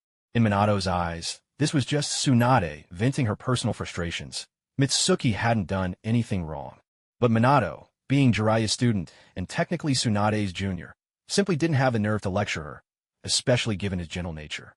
Meanwhile, Mitsuki, hearing Tsunade's provocation, thought to himself that he wasn't the third Hokage. He had no reason to put up with her attitude. He responded without hesitation, Tsunade-sama, you're the commander. I would never refuse your orders. With that, he strode outside ahead of her, not waiting for Tsunade to catch up. Mitsuki was not someone obsessed with victory, but he was certainly no pushover, either. He wasn't about to let anyone, even one of the legendary Sannin, walk all over him. Sure, he had a certain fondness for Tsunade due to his knowledge of the original story, but that didn't mean he would endlessly tolerate the flaws of characters he once admired. Besides, in his previous life, the Tsunade he liked was the fifth Hokage, the one who learned to face her own heart and understand what truly mattered. Not this version of Tsunade, who acted as if losing her family and lover meant the world owed her something. Yes, her story sounded tragic, but in this world, who didn't have a painful past? In short, today, Kiyomizu Mitsuki had made up his mind to teach this unreasonable woman a lesson. Even if Jesus himself tried to stop him, it wouldn't make a difference. He said as much, too. On the other side, Tsunade actually regretted her words. Want to go outside and spar? Almost as soon as they left her mouth. Why was she letting herself get worked up over a child? This, she realized, had a lot to do with something else that had happened recently on the battlefield. Lately, Chiyo from Sunagakure had developed a new type of poison. Although it wasn't particularly potent, it took effect extremely quickly. Tsunade had managed to concoct an antidote in short order. But before the antidote was available, quite a few shinobi had been wounded by the poison, putting tremendous pressure on the medical unit. This also meant that Shizen, who had always been by Tsunade's side, had been busy day and night at the medical unit lately. Without Shizen around, Tsunade's temper had flared up more often, leading her to act impulsively these days. Just a few days ago, over a trivial matter, she had sent Jiraiya flying out of the command center with a single blow. No wonder Jiraiya hadn't been seen lately. Maybe he was actually hiding from her. With Jiraiya gone, and only her disciple by her side, Tsunade's gaze landed squarely on Minato Namikaze. She figured if Minato could just come up with any excuse, offer her a way out, she'd let the whole matter slide. But Minato had only stammered at the side for a long while, not managing to get even a single word out. These two really are master and apprentice, just as spineless as his teacher when it matters most. And what was Minato Namikaze thinking at that very moment? Right then, Minato was filled with regret. Why, oh why, had he called for Miyuki to join him in this mission report? His intention had been good. With Miyuki's talent, she'd probably be promoted to Chunin or even Jonin soon, leading her own teams on missions. Now was the perfect chance to let her get familiar with the process in advance. Besides, bringing Miyuki along to report would also send a clear message to everyone around. She played a major role in this mission and was highly valued. But when two good things come together, why? Why had it turn out like this? Tsunade watched Miyuki, who was already heading for the door, and for a moment, she found herself in an awkward spot. Forget it, she thought. Enough. Tsunade decided not to dwell on it. A fight would do just as well. At least she'd get to see for herself whether this boy, whom Minato had been praising to the skies lately as one of a kind, really had the skills to back it up. With long, confident strides, Tsunade also left the command center. Watching everything unfold in front of him, Minato couldn't help but feel a wave of helplessness. Faced with this situation, all he could do was hurry after them, not daring to lag even a step behind. As he walked, his mind raced through every possible scenario that might unfold. If things really came to blows and something unexpected happened, he was absolutely ready to step in by force. Miyuki didn't pause at all after leaving the command center. She vanished in a flash, appearing outside. Since she'd made up her mind, she needed to find a place where she could perform at her best. At a clearing on the outskirts of the camp. This spot was neither too close nor too far from camp, sitting in what looked like a natural hollow. The terrain undulated all around, forming a miniature basin. Tsunade glanced around. I thought you'd pick somewhere with a more complicated layout. This open ground hardly suits a ninjutsu specialist like you. Cut the chatter. Ninjutsu isn't my only strength. She was fuming. True, she'd lost her temper and started this mess, but the kid really did know how to get under her skin. Tsunade made up her mind. Once she subdued this little brat, she'd make sure his backside would pay dearly for it. Minato Namikaze had also caught up. He knew perfectly well that there was no talking her out of it, so he didn't even bother to try. In that case, let's treat this as a friendly sparring match between comrades. Would that be acceptable? Minato said seriously, his expression earnest. If either of them refused his proposal, he'd stop the fight no matter how much they blamed him afterward. He would never allow comrades to harm each other in front of him. Whatever you say, Tsunade replied offhandedly. With Tsunade's agreement, Minato turned his gaze to Miyuki. Of course, Miyuki answered without hesitation. With both parties having agreed, Minato finally felt a little relieved. In that case, allow me to be the referee, he said, picking up a stone from the ground. When the stone hits the ground, the match begins. With that, Minato tossed the stone high into the air. It spun a few times before landing with a crisp clatter. Tsunade tensed instantly. Despite her determination to give Miyuki a thorough thrashing, she wasn't about to underestimate him. That wind release jutsu of his. If she got hit by it, she'd be in for a world of trouble. Of course, that was assuming he could actually land a hit. Seeing Miyuki standing motionless a short distance away, Tsunade's lips curled into a smirk. What's the matter? Not going to use a jutsu? If you let me make the first move, this fight might be over before you even know it. Hearing her words, Miyuki realized she had no intention of striking first. Very well then. A sudden chorus of 1,000 chirping birds filled the air. Blinding arcs of electricity, agile as silver serpents, danced and wove through the sky with astonishing speed, swiftly converging to form an impenetrable net of lightning. This electric web was like a shield of pure energy, wrapping tightly around Miyuki. Chidori current, at full power. In a flash, wreathed in searing lightning, Miyuki closed dozens of meters in the blink of an eye and appeared at Tsunade's right flank. Mist cutter flashed from its sheath, wild surges of lightning chakra flowing seamlessly over the blade. Chidori current, flash. But Tsunade was a veteran of countless battles. The instant Miyuki closed in, she stomped the ground forcefully. A thunderous crash erupted. The ground beneath Miyuki, and for 10 meters all around, collapsed completely. With his footing utterly lost, Miyuki had no choice but to abandon his attack and leap back to safety. But Tsunade wasn't about to let him escape. She didn't know why Miyuki had given up his initial distance advantage and chosen close combat over wind release. But since he'd come to her of his own accord, she had no intention of going easy on him. If he wanted to play with fire, he'd better be ready to get burned. A question: from gathering strength to unleashing a sprint, how many seconds does this process take? The answer: not even a full second. In less than a fraction of a second, Tsunade had already gathered her strength and launched herself forward. The ground beneath her feet, which was already riddled with shattered stones from her earlier stomping, now cracked even further in all directions, straining under another surge of overwhelming force. In an instant, Tsunade closed the distance to Miyuki, a triumphant smile playing on her lips as she swung her fist at him. Monster Strength Punch. Right from the start, she used her signature move as one of the legendary Sannin, showing no intention of holding back. After all, if someone got hurt, she could just heal them. Off to the side, Minato Namikaze was already preparing to intervene. The moment he saw Miyuki take the initiative and move in close, he had already anticipated this outcome. Tsunade's taijutsu, if not the very best in the ninja world, was undoubtedly in the top 3, an unshakable fact. And sure enough, just as Minato had expected, Miyuki found himself outmatched in taijutsu in the very first exchange. Yet, the same doubt that crossed Tsunade's mind occurred to Minato as well. Could it be that Miyuki himself hadn't considered this? Of course he had. Staring at the delicate, pale fist mere inches away, so deceptively girlish in appearance, Miyuki had no doubt at all that this punch could shatter several of his ribs. He swung his mist cutter, the short blade slicing through the air in what looked like a feeble, final struggle. But reversals often come without warning. Total counter. Victory? A finishing blow? The end? All of it vanished like a burst bubble. Tsunade's monster punch was instantly deflected by a mysterious force. The chakra she had built up in her fist suddenly erupted uncontrollably before her, as if bound by some unknown law. In the very next moment, that immense strength, so familiar to Tsunade, crashed back in her own body. The smug grin on her face was instantly replaced by utter shock. What is this? With confusion in her eyes, Tsunade was hurled back along the path she'd come, crashing hard into the solid ground. Shards of stone flew everywhere, and a cloud of dust billowed up. Tsunade wasn't the only one stunned.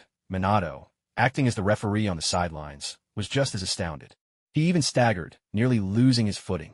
But don't get the wrong idea. Minato hadn't been startled by the turn of events on the field. He had been just about to flash in and pull Miyuki out from under Tsunade's monstrous punch.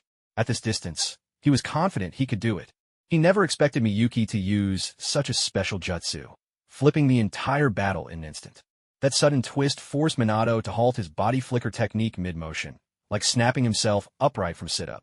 Although Tsunade had taken a direct hit from her own monstrous strength punch, her body, reinforced by the surging yang chakra, remained incredibly tough. Blunt force attacks like monstrous strength did little damage to her, and, standing shrouded in the lingering smoke, Tsunade quickly pieced things together.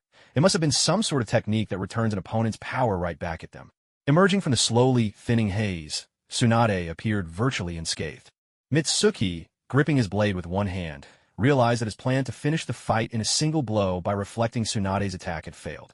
If that's the case, then next comes the round of ninjutsu.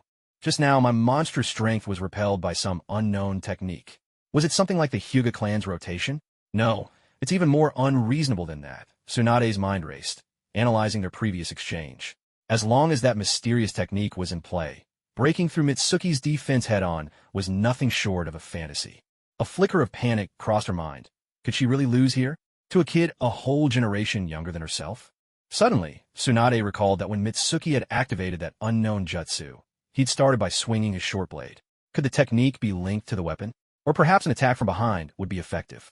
With several theories tumbling through her mind and far too little information to go on, Tsunade knew she could only test each possibility as the battle unfolded. But Mitsuki had no intention of giving her a moment's respite. With a subtle twist of his upper body, he flung his left arm out in a sharp motion. A vast, violent surge of wind nature chakra was compressed to its absolute limit in an instant, forming a rasen shuriken whose cutting power had been intentionally dulled before he hurled it forward. Tsunade stomped down with monstrous strength, propelling herself out of the line of fire with incredible speed. No way would she be foolish enough to take such a dangerous jutsu head-on. So naive, Mitsuki murmured. He was well aware that with Tsunade's reflexes and agility, she could easily leap clear of the jutsu's blast radius before it struck. After all, this jutsu wasn't exactly a complex or hard-to-read ninjutsu. It was just overwhelmingly powerful and fired off with incredible speed. But even the simplest jutsu, when wielded with the unparalleled chakra control granted by Mitsuki's 6 eyes, could become something transcendent. The rasen shuriken, which had been flying straight towards Tsunade's original position, did not explode on impact as expected. Instead, it suddenly veered off course, as if guided by an unseen hand, and homed in on Tsunade as she dove to the side. Caught in midair with nowhere to land or spring from, Tsunade found herself in a precarious position, as if there was nowhere in the world to find purchase. She was about to be struck. Though surprise flashed through her mind at the jutsu's sudden redirection, her body reacted instantly. She unleashed a monstrous strength punch in midair. A tremendous force exploded outward, splitting the air with a bone-rattling sonic boom. An unbelievable scene unfolded. Tsunade was suspended in midair, relying solely on her incredible strength and skill. She forcibly adjusted her body position by striking at the air around her, successfully changing her trajectory in flight. This technique was truly beyond what ordinary people could imagine.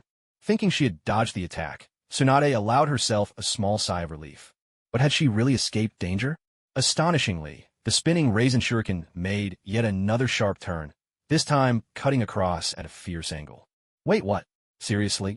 Tsunade stared at the Rasen Shuriken as it twisted and darted about, as if mocking her, as she tried to repeat her earlier maneuver to change direction once again. However, after narrowly evading the attacks twice in a row, the precious moments she'd gained had already slipped away. Now, the Rasen Shuriken, buzzing with power, was hurtling towards Tsunade at terrifying speed. It bore down on her with overwhelming force and relentless pressure. Tsunade could even feel a faint stinging sensation on her skin. Lady Tsunade! Minato Namikaze was preparing to use his body flicker technique to intervene and pull Tsunade out of harm's way. As the fastest man in the ninja world, he had absolute confidence in his abilities. He also believed that seeing him leap into action, Tsukiyomi would slow the Rasen Shuriken just in time. He had never imagined that such a powerful wind release technique could shift direction so nimbly in midair. No doubt about it, Tsukiyomi was truly extraordinary. But before Minato could act, he was interrupted yet again. A firm hand landed on his shoulder from behind. Minato turned to look. Master Jiraiya, you finally arrived. But in that brief delay, the Rasen Shuriken on the battlefield reached Tsunade in an instant, exploding right in front of her. The blue sphere of light reappeared, seemingly ready to slice everything within a 10-meter radius to ribbons. Seeing Tsunade engulfed by the blue light, Minato still couldn't help but worry. Yet if Master Jiraiya had stopped him, that must mean Lady Tsunade wasn't truly in danger. Master, times 3. A rustling sound could be heard. Kakashi, Rin, and Obito emerged from behind Jiraiya. What are you three doing here? Minato asked. Lately, he hadn't had time to take Kakashi and the others on missions, so he left them free to do as they pleased around the camp. Jiraiya just chuckled a few times and said nothing. Kakashi tugged up his mask and explained, Master Jiraiya's been training us these past few days. When we heard explosions outside camp just now, we came to check things out. I see. Thank you for looking after them, Master Jiraiya. Minato clenched his fist in gratitude and turned to thank Jiraiya. Lin was taken aback when she saw who was fighting in the arena. Why are Tsunade and Miyuki fighting? Did they get into an argument? Obito, on the other hand, looked excited. I knew it. Miyuki hates that drunken commander as much as I do. Having spent so long at the frontline camp, Obito had of course met Tsunade before, although the encounters were anything but pleasant. He had an uncanny knack for stepping on her toes, repeatedly mentioning his dream of becoming Hokage, declaring boldly that he would bring an end to the war. Naturally, Tsunade replied with a barrage of scornful jabs, pushing Obito's temper to the limit. In a fit of indignation, he tried to argue back, only to be flicked hard on the forehead by Tsunade, sent flying straight out of the command tent.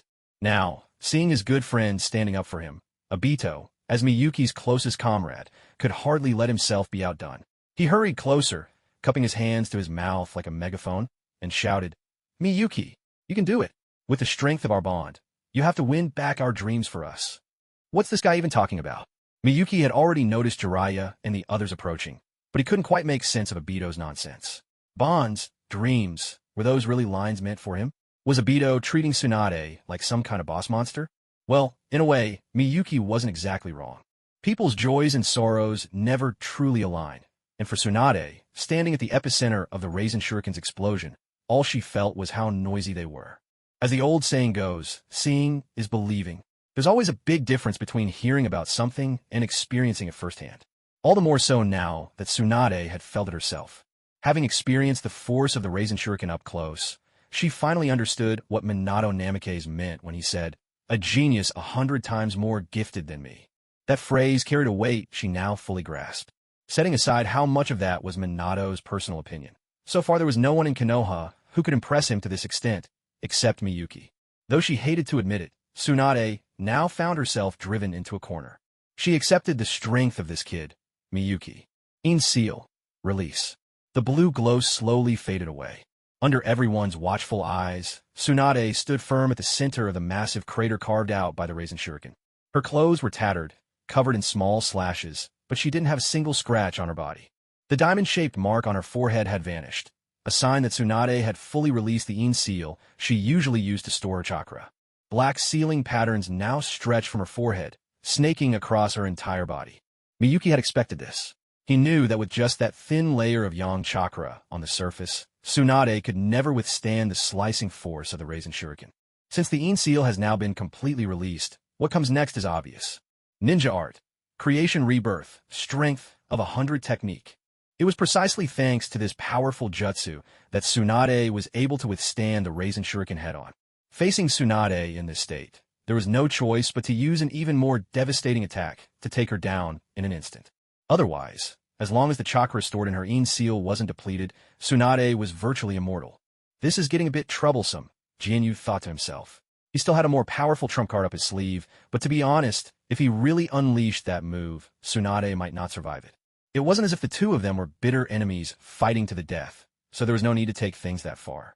Yet, without resorting to a stronger technique, he found himself at a loss for how to break through Tsunade's defense for the moment. On the other side, Tsunade was in the same predicament. She had invested all her strength in brute force. As things stood, she was completely unable to break through Jianyu's mysterious defensive jutsu. With Jianyu holding the absolute advantage, Tsunade realized that if she wanted to win this bout, there was only one way. She had to drag it out. Although Jianyu also possessed Senja blood, his chakra reserves, limited by his age, couldn't possibly surpass hers. On top of that, she still had the immense chakra sealed within her In seal. Tsunade was confident that if it became a battle of attrition, she would be the last one standing. But still, wasn't this just too humiliating? Tsunade prided herself on not being shameless enough to win by simply draining the chakra of a kid an entire generation younger than her. She wasn't Jiraiya, after all. What to do? Should she just admit defeat? But, sigh. If she'd known it would come to this, she wouldn't have lost her temper so easily in the first place. While Tsunade and Jianyu were each contemplating their next move. That's enough, both of you. Jiraiya suddenly broke into the fray, spreading his arms wide and raising his hands to signal a halt. Jianyu, who had already lost interest in continuing once he saw Rin arrive, slowly sheathed his mist cutter and flickered over to join the others. Tsunade, too, breathed a sigh of relief as she resealed her In seal. All right, let's end this with the seal of reconciliation, Minato Namikaze said, clapping his hands together. He thought this was a pretty good way to wrap things up. The seal of reconciliation? At Minato's words, Tsunade was suddenly swept with nostalgia. Back in the day, Master Sarutobi had said the same thing whenever she, Jiraiya, and Orochimaru sparred. Tsunade suddenly felt awkward for no apparent reason. We're not just a couple of fresh graduates. It was only a spar. Minato sighed and spoke earnestly. Lady Tsunade, you agreed to let me be the referee yourself. But Tsunade tried to protest. This is procedure. Minato cut her off without hesitation. As Tsunade's longtime teammate, Jiraiya instantly guessed what was going through her mind. Don't tell me, Tsunade, you're not feeling shy, are you? Tsunade bristled, her embarrassment quickly turning into anger. Are you looking for a fight, you idiot? Watching Jiraiya clowning around in front of her, Tsunade was suddenly reminded of something. Ever since the Second Shinobi World War had ended, aside from Jiraiya, Orochimaru had barely kept in touch with them. No, it wasn't just after the war. It was after Nawaki's death. Back then, when Nawaki died, it wasn't only her who suffered. Orochimaru, who had been Nawaki's teacher, must have been racked with guilt as well. Yet she'd been so lost in her own grief, she had never truly spoken to Orochimaru about it. Could it be that he thought she blamed him? That would be just like him, bottling everything up inside, just as he'd always done since they were kids. A voice by her ear snapped Tsunade out of her tangled thoughts and brought her back to the present. Come on, Lady Tsunade. Kingetsu reached out his right hand and formed the seal of reconciliation, offering Tsunade a gentle, reassuring smile. In that moment, as the hereditary farsightedness of the Hokage world seemed to blur her vision, Tsunade saw Kingetsu's face overlap with that of the one she most longed to see, Nawaki. If only Nawaki were the one standing here right now, she couldn't help but think. If Nawaki had possessed talent like Kingetsu's, maybe he wouldn't have died on the battlefield. Maybe Orochimaru wouldn't have grown so distant from them. Instead, under the blessings of her, Jiraiya, and their mentor Hiruzen, Nawaki would have become the fourth Hokage of Konoha.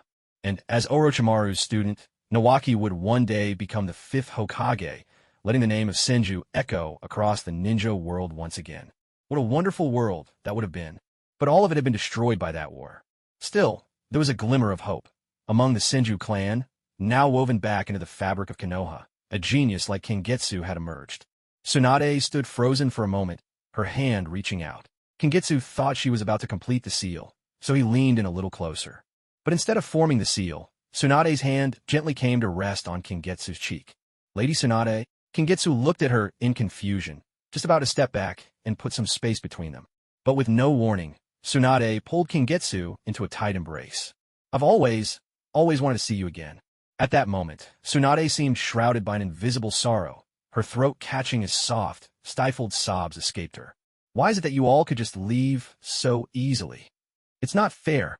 Each word trembled on the edge of an outpouring of long-suppressed emotion, only to be forcefully swallowed down again. It was clear she held countless words and feelings locked inside, aching to be spoken. But now, even as her true feelings finally surfaced, she could only manage a few heavy, halting sentences, as if the rest weighed on her like immovable stones. Perhaps it was because those memories were unbearably heavy, or maybe the pain buried deep in her heart made it impossible for her to speak. In any case, Tsunade simply held on to Kinzuki tightly, fighting to restrain the turbulent emotions raging inside her. Feeling the faint tremble of Tsunade's body, Kinzuki found himself letting go of his own worries. Counting both this life and the one before, he was, after all, more or less a middle-aged man by now. There was no need to quibble with Tsunade, well, a middle-aged woman, over such things. He silently took back what he'd thought earlier. Losing her only family and lover truly was a pitiable fate. Sure, Mizuki Kinzuki, was also an orphan, but at least he still had Rin. Sooner or later, he and Rin would become family. When that day came, he would no longer be alone. But looking at Tsunade, it was clear she really had nothing left. Just look at this damned shinobi world. What have they forced these children to become? Well, he sighed inwardly. Lord Mizuki Kinzuki will generously lend you his shoulder for the time being, just for today. Honestly, it was a good thing Tsunade couldn't read minds. Otherwise, it would be such a waste to ruin this rather touching moment. The Konoha frontline camp at the Kawa, no Kuni border. Time on a battlefield flies by. In the blink of an eye, several months had passed, and now the end of Konoha year 44 was fast approaching. As for what had happened that day, those who were present seemed to share a tacit understanding to forget. No one brought it up again. Yes, that included Obito as well. In this world, during the early and middle stages of war between ninja villages, large-scale battles were actually quite rare. Instead, infiltration, sabotage, and assassinations were the norm. Only when one side felt confident enough to overturn the table would they launch a massive confrontation involving thousands or even tens of thousands of shinobi. There was another scenario, too, when repeated probing and losses left one side with no choice but to go all in. Otherwise, they'd lose the chance forever. By then, it usually came down to a single decisive battle to determine victory. And it seemed that the Sand Ninja were already being pushed to their limit. What? You're heading back to Konoha? Early that morning, Kinzuki saw Ruri and Heiji packing their things. Curious, he asked about it, only to be told that Team Bor 1 was going back to Konoha for a break. Wait, this is a battlefield, isn't it? How could he be hearing about something like a vacation here? If Team Bor 1 is on leave, why didn't I know about it? Kinzuki scratched his head in confusion. Uchiha Ruri shot him a glance before replying. Didn't you transfer to Minato's squad recently? Didn't they tell you that teams on the battlefield rotate for breaks? I didn't transfer to Minato's squad. I only formed a temporary team with Captain Minato. Oh really? Uchiha Ruri looked at Kinzuki with a strange expression. She spoke again. Then who is it that's always running around with Minato's team? Someone sure seemed over the moon about it. Instinct told Mitsuki that, for now, it was best to remain silent. Mitsuki, do you want to go talk to Lord Minato Namikaze? Hyuga Heiji looked at the quiet Mitsuki and spoke up. That's a good suggestion, but honestly, I don't think it'll work out. Lately, every mission I've done with Captain Minato has gone smoothly, and it seems the village has already decided that I'll keep working with the squad. Uchiha Lioli chimed in, her tone tinged with a trace of sarcasm. Ninjas are just tools for those in power. Of course the village won't leave a useful tool lying around unused. Lioli's return to Konoha, this time, wasn't just for her scheduled rotation and vacation. More importantly, after months on the battlefield, she'd finally grown fully accustomed to the power of her 3-tomo sharingan. She planned to apply for some clan resources, special jinjutsu techniques compatible with her advanced sharingan. and more powerful fire-style jutsu. Hyuga Heiji, on the other hand, was practically bubbling with excitement. That's fantastic, Mitsuki. At this rate, you're bound to become someone important in the village. Who knows, maybe you'll even become Hokage one day. Heiji's joy for Mitsuki was sincere. People like him, who were born without freedom, when they catch a glimpse of someone else's brilliance. Some feel jealous, some feel resentful, and some, like Heiji, simply feel admiration and offer their blessings. There are always a few people who, even when mired in the mud themselves, still smile at the flowers blooming in the sunlight.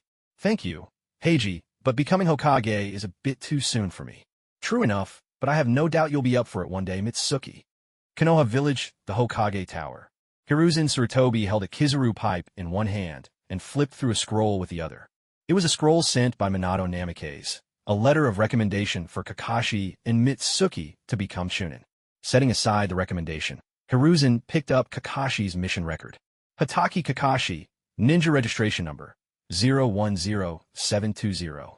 Dérank mission, says. C rank missions, 49. B rank missions, 30. A rank missions, 13. S rank missions, 1. For a freshly graduated genin. Even if most of these were short, wartime assignments. This record was more than enough for Chunin promotion, perhaps even outstanding. He had tackled missions of all ranks, and the number of higher-level missions was impressive too. Among them was even an S-rank mission, an extremely dangerous assignment that Hiruzen remembered vividly. He recalled clearly it had been a rescue operation, the targets being the entire Shurhei squad. Originally, after contact with a Konoha spy embedded among the Sand Shinobi, they were supposed to return to Konoha with crucial intelligence. However, this mission was detected by a Sand Village spy embedded in Konoha. By the time Konoha apprehended this spy, it was already too late. The information had long since been leaked. Although, thanks to the time gap, the Shurhei squad had already made contact with the spy and successfully obtained the intelligence. There was still a high probability that the Shurhei squad had fallen into the enemy's pursuit. This meant that the vital information was at great risk of never making it back to the village. So Hiruzen Sarutobi dispatched the Minato team, known for its exceptional mobility, to rescue the Shurhei squad. But rather than rescuing the people, it would be more accurate to say they were sent to retrieve the intelligence.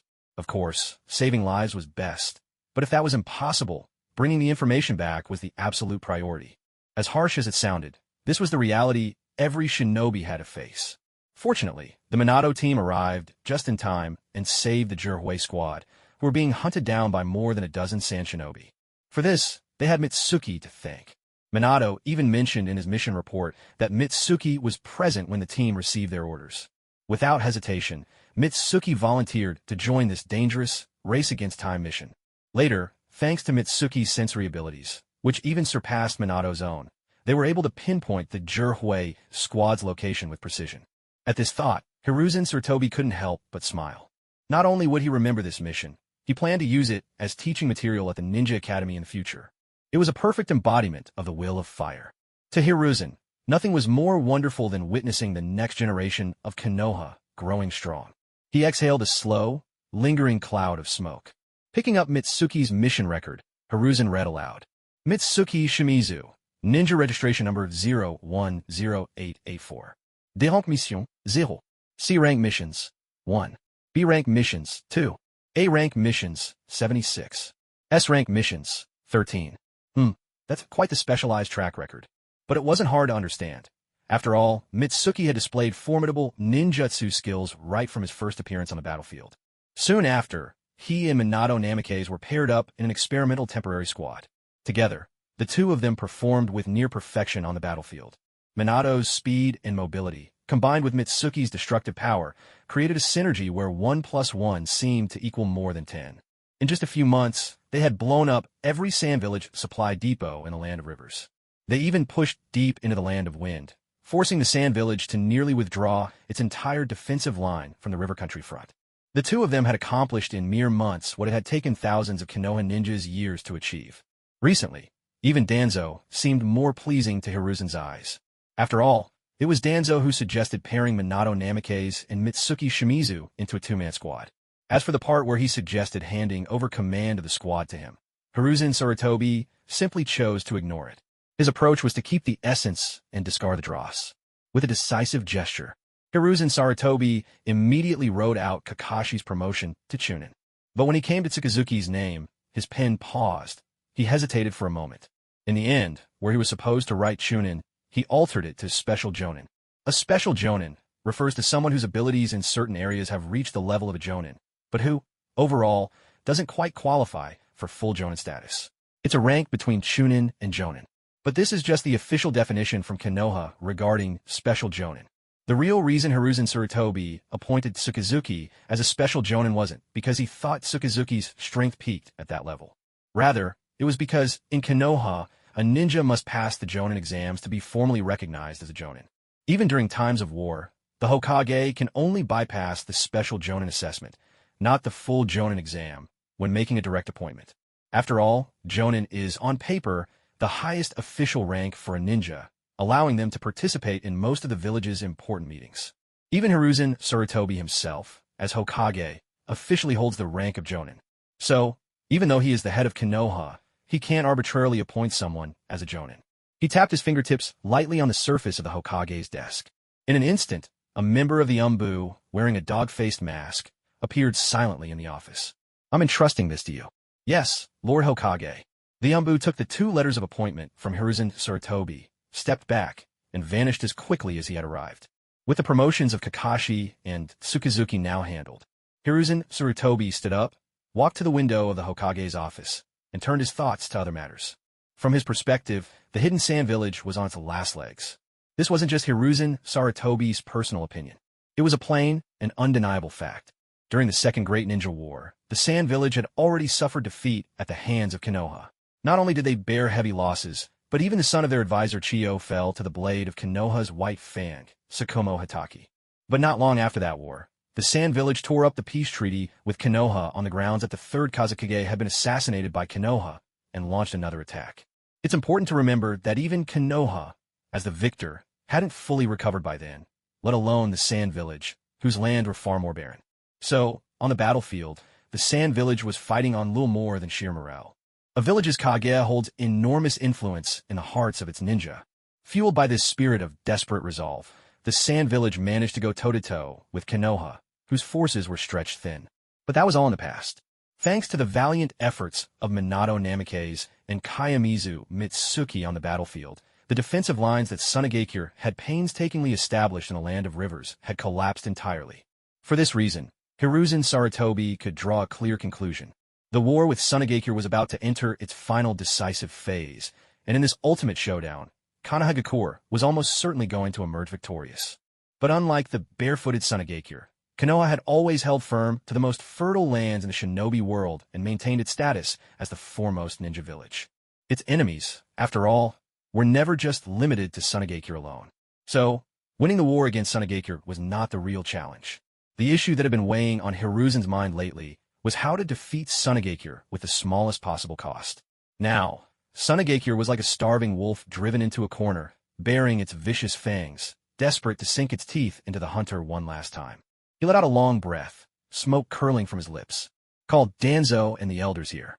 A masked Anbu operative, wearing a cat face mask, appeared instantly in the Hokage's office and replied, "Yes, Lord Hokage." Sunlight streamed through the windows, casting dappled patterns of light and shadow along the corridor of the Hokage's building. 3 of Konoha's highest authorities, Danzo Shimura, Kohor Udatane, and Hamura Mitokado, walked side by side. At last, they arrived at the door of the Hokage's office. Danzo's shadowed eyes swept over the insignia on the door. The corner of his mouth curled upward in a subtle, almost imperceptible, cold smile. Koharu appeared gentler, yet her gaze held a firmness and decisiveness. Hamura's face was solemn, as if he were lost in deep thought. With a creak, the door opened, and they stepped into this room thick with the scent of power. The legendary Konoha F4 was now assembled. Danzo was the first to move to the desk and take a seat. He folded his arms across his chest and leaned back slightly, casting a scrutinizing look at the others. Koharu and Hamura each took their seats in turn, and the atmosphere instantly grew tense and heavy. No one spoke. Silence enveloped the room, broken only by the occasional sound of quiet breathing. Hamura glanced at the others, seeing that none of his old comrades were eager to break the ice. The older they grew, the more stubborn they became. Once again, it fell to him to take the lead. He cleared his throat. Ahem. So, Hiruzen, I assume there's something important that's brought the elders together on such short notice? It's about the situation in the land of rivers, isn't it? Danzo said, narrowing his eyes. Root has received intelligence. Sunagakure is preparing to stake everything on one final gamble. That's right. While we don't know the exact timing, it should happen before the end of the year, Hiruzen replied, adding more tobacco to his pipe as he spoke. Koharu lowered her head in thought, and then suddenly asked, should we send reinforcements to the front lines? If this truly will be a decisive battle, the number of our shinobi in the land of rivers may not be enough to match Sunagakure's full force. Upon hearing Koharu's analysis, Mitokado Hamura spoke with a worried expression, but the village no longer has enough ninja. The fighting against Kirigakure and Awagakure isn't going as smoothly as against Sunagakure. If we pull a large number of ninja to the land of rivers now, I'm afraid. There was truth in his words. This was exactly what Sarutobi Hiruzen was troubled by. After all, Konoha was currently fighting on 3 fronts. Their opponents were Sunagakure, Kirigakure, and Awagakure, each presenting their own challenges. Kirigakure, positioned on distant islands across the sea, could be kept at bay by controlling the ports throughout the land of water. Konoha simply couldn't send large numbers of ninja overseas. On the other hand, since the fall of the land of whirlpools, Konoha was like a lion whose eyes had been pecked out. All their strength was useless when they couldn't effectively hinder Kirigakure's covert operations across the sea. As a result, the battlefront here remained stretched along the coastline of the Land of Fire. This often led to elite forces from Kirigakure bypassing border defenses and slipping deep into the Land of Fire, wreaking havoc. It's worth mentioning that, on this front, the Uchiha and Hyuga clans served as Konoha's main fighting force. So, although the battle wasn't in Konoha's favor, with these 2 powerful clans holding the line, the village didn't need to worry too much about manpower on the Kirigakure front. The situation with Awagakure was far more troublesome. Between the land of fire and the land of earth lay a swath of small nations. The area here was the largest among all border regions where great nations met small ones. As a buffer zone in times of war, this was an advantage Konoha didn't have on other fronts. But for this very reason, Konoha's confrontations with Awagakure had always been the most draining in terms of ninja casualties. This battlefront was commanded by one of the Sannin, Orochimaru.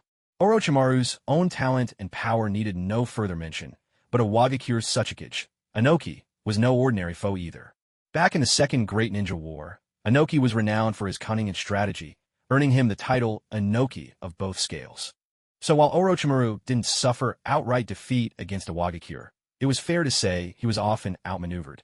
On 3 battlefields, Konoha was at a disadvantage on 2. In this situation, Konoha truly had no strength left to send reinforcements to the land of rivers. For who knows how many times today, Sarutobi Hiruzen refilled his old pipe with tobacco. Don't hesitate any longer, Hiruzen. In the quiet Hokage's office, Danzo's voice suddenly broke the silence. Pull ninja from the Awagakure front at once. Before Sunagakure can react, have Konoha launch the decisive battle first. Take Sunagakure down as quickly as possible, then move to support the fight against Awagakure. No, Hiruzen Sarutobi objective. That Inoki fellow is undoubtedly waiting for us to pull our shinobi away from that front. The moment we do, he'll seize the chance to launch an attack on the leaf while we're locked in battle with the sand. The consequences would be unimaginable. Danzo let out a dissatisfied grunt at Hiruzen's rebuttal, then spoke up again. Then pull troops from the mist front. In wartime, neither the Uchiha nor the Hyuga would dare defy the village's orders. Hamura Mitokado considered Danzo's suggestion carefully, but remained uneasy. He said, if we thin our forces against the mist, the enemy may well launch a full-scale invasion straight into the Land of Fire's interior. The daimyo will surely hold us accountable, and there's a real risk he could cut our funding. Koharu Yuditane nodded repeatedly. The damage from those smaller raids has already caused people in parts of the Land of Fire to lose faith in the Leaf. If the mist invades our heartland on a large scale, we'll lose all credibility. After hearing the analyses from his 2 elder advisors, Hiruzen Sarutobi agreed that pulling shinobi from the mist front would be unwise. Danzo, if we lose the people's trust, it will directly affect how many missions the Leaf receives once the war is over. For most ninja villages, income usually comes from 2 main sources. The first is funding from the daimyo, their principal sponsor. The second is a share of the payment for missions completed by the village's shinobi. In Hiruzen's view, the village would be severely weakened by the war's end, no question. If pulling ninja from the mist front led to an invasion of the Land of Fire's interior, the daimyo would undoubtedly blame the Leaf and likely slash their funding. On top of that, if the people lost faith in the village, mission commissions would drop. With less money coming in, the recovery of the village would slow to a crawl. That was a future Hiruzen was determined to avoid. Danzo looked at his 3 old teammates, deeply disappointed. Only 2 words filled his mind. Utter fools. Indeed, as Danzo saw it, the decisive battle with the sand should come sooner rather than later. Instead of waiting passively for the sand to be ready to strike, they should assemble their forces and attack first. As for the stone, even if they had to give up all the minor countries and retreat, what did it matter? Once the sand was dealt with, the leaf would be free to crush the stone at their leisure. And the mist invasion? Simpler still. As long as the leaf emerged victorious in this great ninja war, a little damage to some regions was a small price to pay. So long as they held on to their status as the foremost ninja village, even if missions decreased, they would still remain at the top of the 5 great shinobi villages. And if recovery was slow, well, as long as it was faster than their enemies, that was all that mattered. Danzo knew there was no way he could change Hiruzen's mind. Suddenly, his eyes, hidden in the shadows, flickered with a new idea. Danzo had thought of another plan. If we don't have any extra forces, then why not send a 9-tails Jinchuriki? No, absolutely not. Under no circumstances. Hiruzen Sarutobi, Kohoro Udatane, and Hamura Mitokado all cut Danzo off before he could even finish. Ahem. Realizing his own loss of composure, Hiruzen cleared his throat awkwardly. Danzo, Kushina, is the village's last line of defense. If anything happens to her on the battlefield, Konoha could never bear the consequences. Danzo silently raised his head, glancing around the room. Koharu and Hamura both turned away, avoiding his eyes. Finally, Danzo fixed his gaze on Hiruzen Sarutobi, who did not shy away from meeting it. Hiruzen, you really are getting old. Danzo, I am still the Hokage. That was the phrase Danzo hated most. If only he had. No, best not to dwell on that. Danzo said no more. He turned and strode out of the Hokage's office. As he left, he slammed the door behind him with all his might. He couldn't stand another second of this pointless meeting. A few days later, on the battlefield of the Land of Rivers, inside the Konoha Frontline Command Center. Today, the command center was especially lively. Jiraiya, Tsunade, Minato Namikaze, Shikakanara, and the newly promoted special jonin, Mitsuki, were all present. They sat together around a large map. Under normal circumstances, Mitsuki's experience wouldn't qualify him for a meeting of this level. But there are always exceptions. As one of Konoha's greatest contributors in gaining the upper hand against Sunagakure, Mitsuki had become the face of Konoha's new generation. At least in this region, his name was already well known. Even enemy forces on other fronts had heard tales of Konoha's genius young shinobi. Tsunade, arms folded across her chest, spoke first. News arrived from the village today. Everyone shifted their attention from the map to Tsunade. She continued, the village will be dispatching 1,000 shinobi as reinforcements. Only 1,000? That won't be enough to tip the balance, Shikakanara mused, already considering how to make the most of these limited reinforcements. Upon hearing there were only 1,000, Jiraiya immediately groaned in disappointment. Seriously? What's the old man thinking? Why not borrow more from Orochimaru's forces? Minato Namikaze spoke up objectively. The third Hokage must have his reasons. After all, things aren't going well on Konoha's other battlefronts. Although Minato was stationed here on the Sunagakure front, he already possessed the mindset of a Hokage. His vision always took in the entirety of Konoha's war efforts. That's exactly how it was. Hiruzen Sarutobi had already scraped the bottom of the barrel to gather these 1,000 ninja. There simply weren't any more to call upon. Tsunade shifted her gaze to Mitsuki and asked, Mitsuki, what do you think? Mitsuki did have some thoughts, but he chose not to voice them. In his mind, the most suitable strategy was clear. Konoha should take the initiative and strike deep into the Land of Wind, forcing Sunagakure to come out and meet them in battle. Then, Minato Namikaze could use the Flying Thunder God technique to bring him directly past the front lines. Once inside Sunagakure itself, he would unleash his ultimate attack, destroying the village from within. To be honest, this plan was somewhat underhanded. Its blade aimed squarely at the defenseless civilians and children left behind in Sunagakure. What worried Mitsuki even more was that, if both he and Minato weren't present on the main battlefield, Rin, Kakashi, and the others might find themselves in grave danger. For him, Rin's safety mattered far more than winning any war. So, when Tsunade asked for his opinion, he deflected, saying, I'm sorry, Commander, but I don't really understand tactics. I think we should hear from Advisor Shikaku instead. Seeing Mitsuki evade the question, Tsunade reached out, pulled him close, and ruffled his white hair with a playful hand. You brat, what did you just call me? My mistake, Tsunade. but isn't this a meeting? I thought I should use your title during official business. Oomph. Letting go of Mitsuki, Tsunade returned to her seat. From Tsunade's point of view, Mitsuki was already someone she recognized and approved of. In him, she saw the future that her fallen brother Nawaki could never attain. And Mitsuki, after all, was descended from the Senju clan that had long been woven into Konoha's very fabric. Even though the rules left by their second Hokage meant the Senju clan could never be rebuilt, seeing Mitsuki thrive and make his mark in the ninja world was enough to comfort Tsunade. From Mitsuki's perspective, ever since he'd made Tsunade cry a few months ago, she'd insisted he call her sister. Naturally, Mitsuki was unwilling. He wasn't necessarily younger than Tsunade, after all. Besides, he had clearly won that match. If anyone should be calling the other older brother, it ought to be Tsunade. Mitsuki's stance was firm. I'd sooner leap off the Hokage rock than call Tsunade's sister. Want to learn the flying thunder god technique? Call me sister, and I'll share the training method with you. By all reasonable logic, Mitsuki should have resisted such temptation. After all, great men don't let themselves be swayed by trifles. But the offer was just too good to refuse. Sigh, those who achieve great things can't be bound by small formalities. Mitsuki saw himself as someone destined for greatness. And so, that scene played out just as you saw. In the end, it turned out Mitsuki was still a bit too young. Tsunade did promise to teach him the flying thunder god technique, but only after they returned to Konoha. Because what Tsunade intended to give him wasn't the Konoha version of the sealing scroll, but rather the private edition kept within the Senju clan. In truth, there wasn't much of a difference between the two. Both versions were penned by Tsunade's granduncle, Tobarama Senju. But if he went through official channels, he'd have to seek out the third Hokage for the sealing scroll, memorize its contents, and go through all the formalities, which Tsunade found terribly bothersome. Back then, Tsunade had said, "The sealing scroll? What a hassle. When we're back in Konoha, just come to my place, I'll hand you the original. You can read it whenever you like, Jinwa." You really don't appreciate the charm of a wealthy woman when you're young. With that little recap done, let's get back to the present. There weren't many choices left for those gathered at the camp. Either they could take the initiative and force Sunagakure into battle, or they could wait for the sand to make their move and defend, counterattacking when the time was right. The first option carried greater risk. The second was far more prudent. After a long silence, Shikaka Nara finally spoke. "Everyone, please hear me out. At last, the meeting's over." Stepping out of the command tent, Jinyue stretched lazily. He made his way back to his quarters. Genjutsu, demonic illusion, shackling stakes.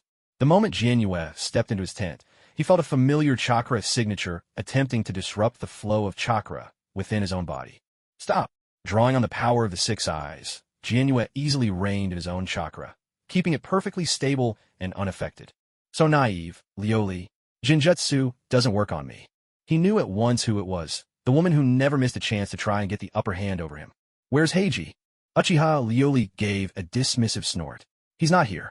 On this trip back to the village, the Hyuga family reassigned him to the Kirigakure front. Lioli had thought that with her newly acquired advanced sharingan Genjutsu, she'd finally outdo Jinyue at something, just this once. But reality had other plans. Back when she had only 2 Tomo, her illusions didn't affect him, and now, even with the power of 3 Tomo, it was still useless. It made perfect sense. In the shinobi world, chakra is the foundation of all Genjutsu. A user manipulates their own chakra, focusing especially on their spiritual energy, to disrupt the opponent's chakra flow, thus influencing their mind. Given Jinyue's level of chakra control, it would take a Genjutsu on the scale of infinite Tsukuyami to even stand a chance against him. After answering Jinyue's question, Lioli spun on her heel, her long, inky black hair drawing a graceful arc through the air. She walked over to a chair and sat down, her long legs elegantly crossed. Jinyue sat on the edge of his bed, unable to help but marvel. Lioli was truly a paragon of the Uchiha clan. Whatever one might say about her personality, her appearance was absolutely stunning. That long, straight black hair was exactly his type. "It's your turn now," said the black-haired beauty. "What?" Mitsuki's face showed confusion. "You've already attended the pre-battle meeting, right? So what's our next move?" "That's classified information. Besides, you'll probably find out tomorrow anyway." Mitsuki's words weren't just a way to stall. Based on what was said at the meeting just now, the camp would begin its pre-battle mobilization tomorrow. With the relationship we have, do we really need to keep secrets from each other? Uchiha Ruri suddenly cut straight to the point. "When I send out question mark, it doesn't mean I have a question. It means I think you do. We're teammates, aren't we?" Mitsuki had no idea what Ruri was really getting at. "Oh, aren't we living together?" Ruri tilted her head, idly twirling a strand of her long hair around her finger, letting it coil and uncoil. It was a rather adorable gesture under different circumstances. But Mitsuki had no time to appreciate it. Miss Ruri, we're only living together as a squad. Besides, Heiji used to be here too. For ninjas stationed on the front lines, a tent was nothing more than a place to sleep, a temporary shelter at best. In fact, to be ready for any emergency, they almost always slept in their combat gear. But he's not here anymore, is he? For some reason, Uchiha Ruri was unusually assertive today. All right, I surrender. Mitsuki raised his hands in mock defeat. I can't tell you the details of the plan, but I can share the general direction. What is it? Ruri scooted her chair a little closer to Mitsuki. Seeing her drawn nearer, Mitsuki hesitated for a moment before continuing. Same as before, we'll focus on defense and counterattacks. Right now, we have an overwhelming advantage in the land of rivers. There's no need to take unnecessary risks or make reckless advances. As expected, that's just like the village to play it safe, Ruri said, her expression making it clear that she'd already guessed as much. Mitsuki glanced at Ruri's impassive face. With your abilities, you'll probably be placed in a combat unit. With the Uchiha, you could roughly gauge their strength by the stage of their sharingan. Having already awakened the 3-tomo sharingan, Ruri's overall prowess was outstanding, even among the elite jonin. She was a few months older than Mitsuki, and in terms of awakening her sharingan, she ranked among the fastest in Uchiha history. Well, obviously. What about you? You'll be right at the front too, won't you? Ruri turned away, feigning nonchalance as she asked. Yeah, but I'd rather not be on the very front lines. Why? Ruri snapped her head back, looking at him in surprise. Given what she knew about Mitsuki, he was never one to shy away from a fight. Because Lin, Kakashi, and Obito have all been assigned to the rear to protect the medical unit, I'm a bit worried, Jinyu answered honestly. In fact, he had brought it up during the meeting. He wanted to help guard the rear medical corps. But his request was denied by Chief Strategist Shikaka Nara. Your large-scale wind-release jutsu will be of greater value on the front lines. That was Shikaku Nara's exact words. Tsunade, on the other hand, seemed to see through his thoughts and assured him that she would keep a close watch over Jianyu's friends. Though he found this promise a little unreliable, Jianyu really didn't have any reasonable grounds to refuse the order. It all came down to not having enough influence. Jianyu resolved to truly prove himself in the upcoming decisive battle. He planned to make his mark this time, hoping that more battlefield achievements would give his voice greater weight within the village. After all, on the sand battlefield, following orders was one thing. But over at the stone battlefield, it would be different. If he wanted to save his friends, Uchiha Madara was an obstacle he couldn't ignore. Madara Uchiha was indeed a considerable threat. But now, Jinyu seemed to have an even bigger problem. As he mulled things over, he suddenly felt a chill in the air beside him. Glancing over, he saw Ruri Uchiha was toying with a kunai, a dangerous look in her eyes, occasionally sizing up his thigh as if measuring where to strike. Hey, Miss Ruri, what are you up to? Oh, didn't you want to go to the rear? How about a way? Let me slice you once, then you can stay in a medical unit as long as you like. For a moment, Jinyu found himself really missing Heiji. It truly was a bit dangerous to have just the two of them living together, and he meant that in the most literal sense. Early the next morning, just as Jinyu and Ruri had discussed the night before, the shinobi in camp were assembled. Tsunade stood at the front, delivering her speech before the battle. Even though, on the surface, our numbers may seem at a disadvantage, don't forget, right now, standing atop the battlefields of the land of rivers, the ones holding the true advantage are still us, the shinobi of Konoha. Tsunade's voice echoed through the ears of every soldier, instilling in everyone a sense of unwavering confidence and resolve. There is no doubt, no matter how fierce and brutal this war may become, victory will ultimately belong to us, to Konoha. At that moment, Tsunade radiated an incomparable charisma, inspiring awe in all who looked upon her. And in that moment, everyone present believed, without the slightest doubt, victory would be Konoha's. Although Tsunade was reading from speech written by Shikaka Nara, one had to admit, despite her usual laid-back attitude, Tsunade truly possessed the presence of a leader when it mattered most. As a pre-battle rally, there was no question, she was more than up to the task. Jinyu glanced at the people around him. Yes, every single one of them looked utterly exhilarated. Ah, this is fantastic. I knew Konoha would be the victor in the end. Right, we're going to win. Listening to the animated chatter of the nearby ninjas, Jinyu couldn't help but feel a bit uneasy. Making bold declarations before the final battle was never a wise move. When this war is over, I'm going back to Konoha to get married. That's wonderful. Don't forget to send me an invitation when the time comes. Of course, we all have to make it back to the village alive. Really now? Jianyue felt he ought to be inside the tent, not standing here listening to this group of fools planning their homecoming weddings. Beside him, Uchiha Ryori had just finished listening to Tsunade's speech. She looked thoroughly unimpressed. It all sounds nice, but isn't this just a turtle tactic? How dare you? This is a strategy that Jianyue and Minato-sensei came up with together, and you have the nerve to say that. A familiar voice piped up from behind. Ryori glanced over her shoulder, and there he was, the most notorious underachiever of the Uchiha clan, little brother Obito. A mocking smirk curled at Ryori's lips. Of course an underachiever like you would be content to play the turtle. After all, you can't even awaken your sharingan. What? You? Obito's inability to awaken his sharingan was his sore spot. Now that Ryori had jabbed right at it, his anger flared instantly. Jianyue paid them no mind. It would be strange if Ryori and Obito didn't end up bickering when they met. Rin, aren't you supposed to be with Minato-sensei? Jianyue, out of habit, walked over to Rin's side. Rin noticed that his forehead protector was a little crooked. Rising up on tiptoe, she reached up to straighten it for him. At the same time, she replied, Minato-sensei went to find strategist Shikaku. I think they're reorganizing the combat squads. Jianyue obligingly lowered his head, making it easier for Rin to reach his forehead. After a moment's adjustment, Rin seemed satisfied with the result. She pressed her hands together and smiled. Perfect just like that. Uchiha Ryori watched the two interacting, then glanced at Obito, who was still grumbling away. Suddenly, Ryori found it all incredibly dull. She'd had enough. But Obito noticed that Ryori had fallen silent. He thought to himself, this violent girl must be feeling guilty. So, brimming with confidence, he declared, Humph, I'll awaken my sharingan soon and surpass you. I'll be the next Hokage. Ryori couldn't help but feel that even talking to Obito lowered her IQ. She shot back, you can drown in your dreams for all I care, idiot. And with that, she turned on her heel and walked away. That was quite the cutting remark. Jianyue couldn't help but think so. Idiot, was Kakashi's succinct verdict. As expected, Kakashi, you also think that violent girl has something odd going on in her head, right? Obito patted Kakashi's shoulder in agreement. Idiot, I was talking about you. Kakashi replied, his eyes half-lidded with that usual dead-fish look. Obito exclaimed, his expression darkening with frustration. A few days after Tsunade's rousing pre-battle speech, Jiraiya led the intelligence team and discovered something unusual. A large number of ninja from the hidden sand village had gathered and were now advancing with great momentum toward Konoha's main frontline base.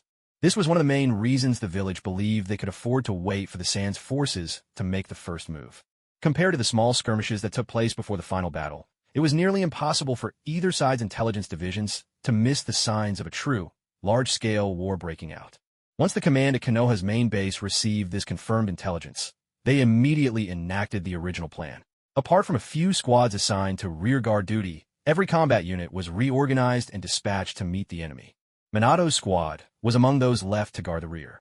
Not only Minato's team. Most of the just-graduated genin squads weren't reassigned, but were instead held back as reserve strength. Their task was to protect the medical division stationed at the back. It's worth mentioning that Konoha's ability to hold its own on three fronts, despite being outnumbered, was thanks in large part to the medical system Tsunade had built from the ground up. Of course, while the official reason was to protect the medical division, in truth, it was more about safeguarding the young generation of Konoha's ninja. After all, during a decisive battle, the medical corps in the rear was unlikely to come under direct attack. For the Sand, to reach the medical division, they'd first have to send enough ninja to tie down Konoha's main forces at the front. Then, they'd need an elite strike team with enough speed and mobility. It wouldn't be possible to bring a large group. Even then, if they failed to quickly eliminate the medical division, they'd risk being flanked by Konoha's main forces returning to defend. A single misstep, and they'd be trapped with no escape. Besides, the Sand high-ranking fighters were already few in number.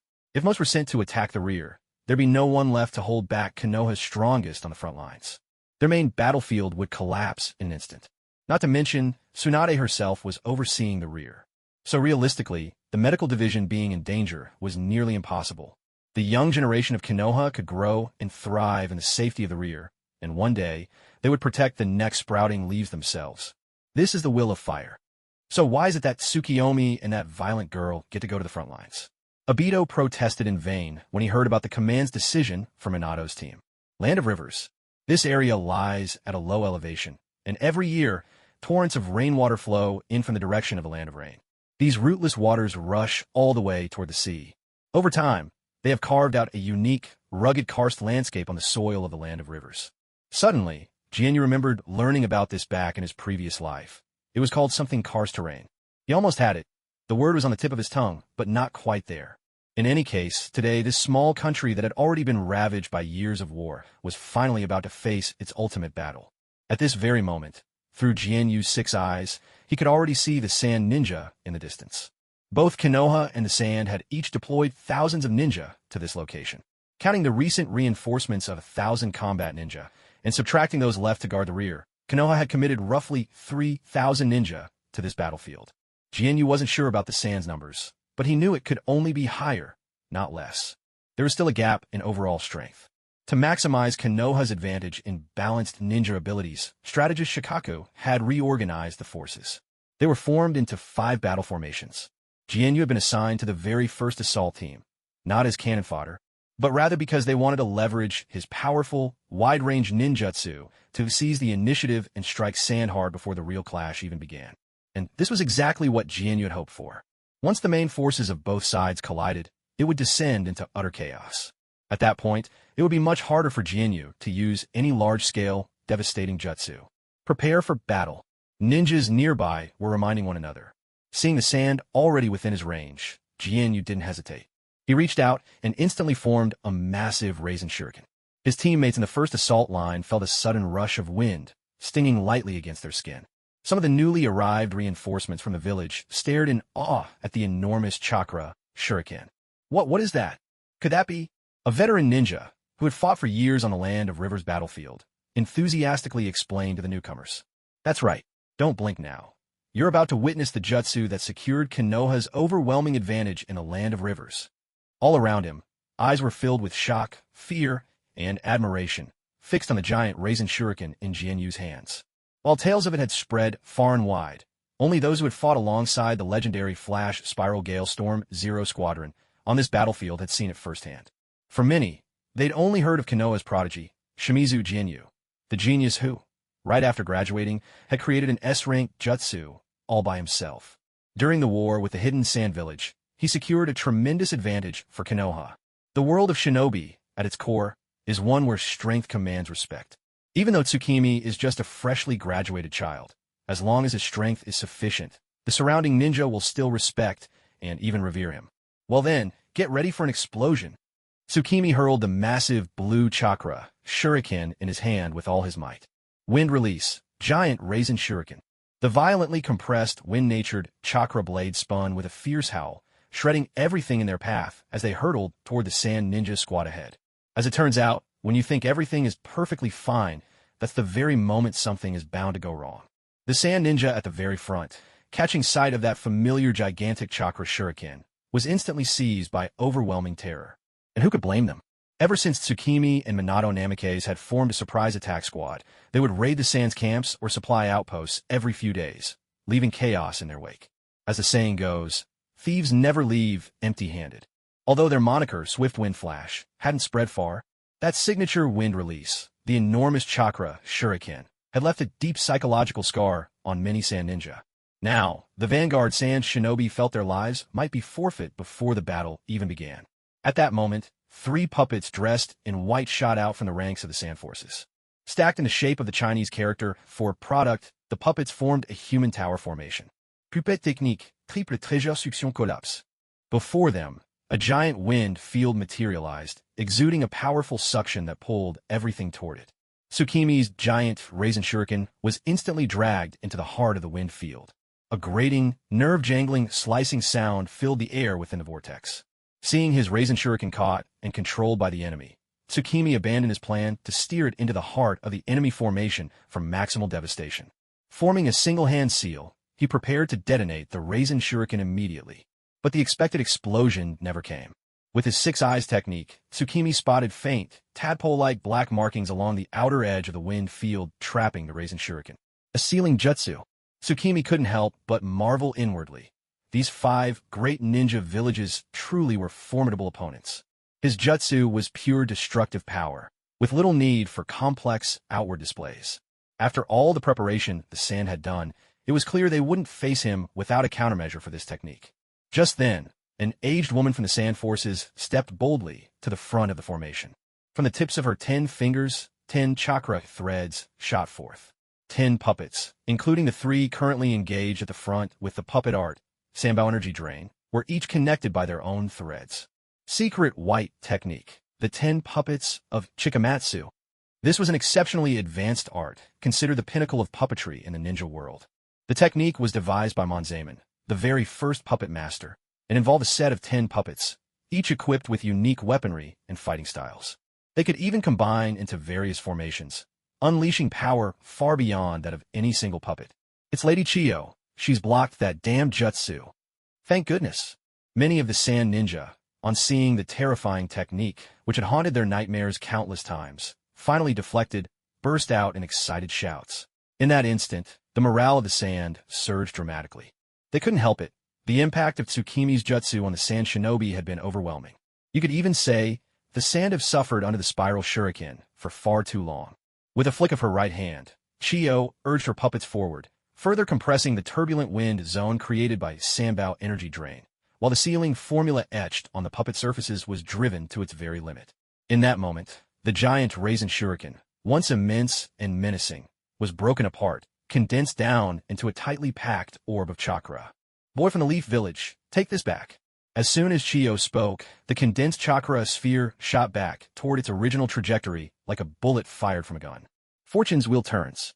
Now it was the Leaf's vanguard who found themselves uneasy. Although the rebounded sphere didn't have quite the same oppressive force as the original, massive Rasen shuriken, an explosion would still be no laughing matter. Minato Namikaze immediately noticed and prepared to step forward, ready to use his flying thunder god technique to teleport the threat away. Expending chakra before the battle had truly begun wasn't ideal, but letting that chakra sphere explode on the Leaf side would deal a heavy blow to morale. Let me handle this, Captain Minato. Tsukimi stepped in to stop Minato, who was about to act. He'd overheard the surrounding shinobi whispering in awe before he'd even cast his jutsu, yet his very first move had been deflected by the enemy. If he had to rely on Minato to clean up his mess again, even someone as thick-skinned as Tsukimi would find it hard to bear. Fortunately, aside from a bit of embarrassment, Tsukimi found it easy enough to respond.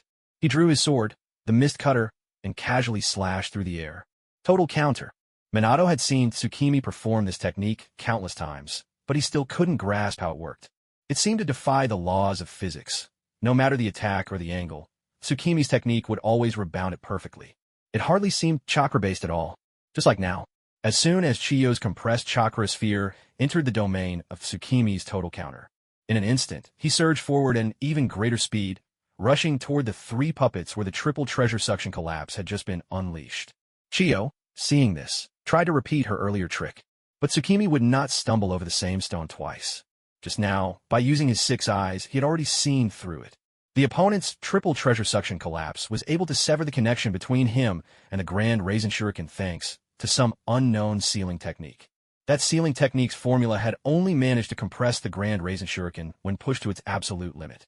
So, naturally, unleashing an even more powerful jutsu was the most direct way to break the deadlock.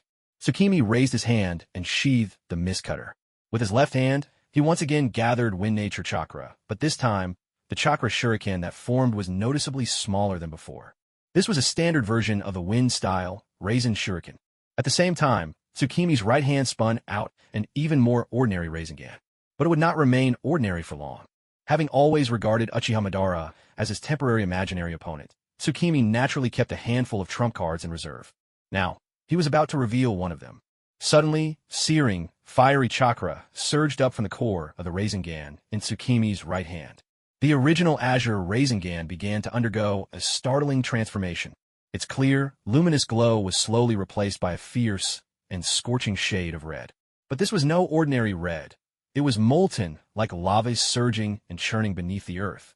The entire rasengan became engulfed in this crimson hue, each strand of scarlet light writhing like a fire dragon, claws bared, fangs flashing, stretching outward, emanating an aura of terror that made hearts race.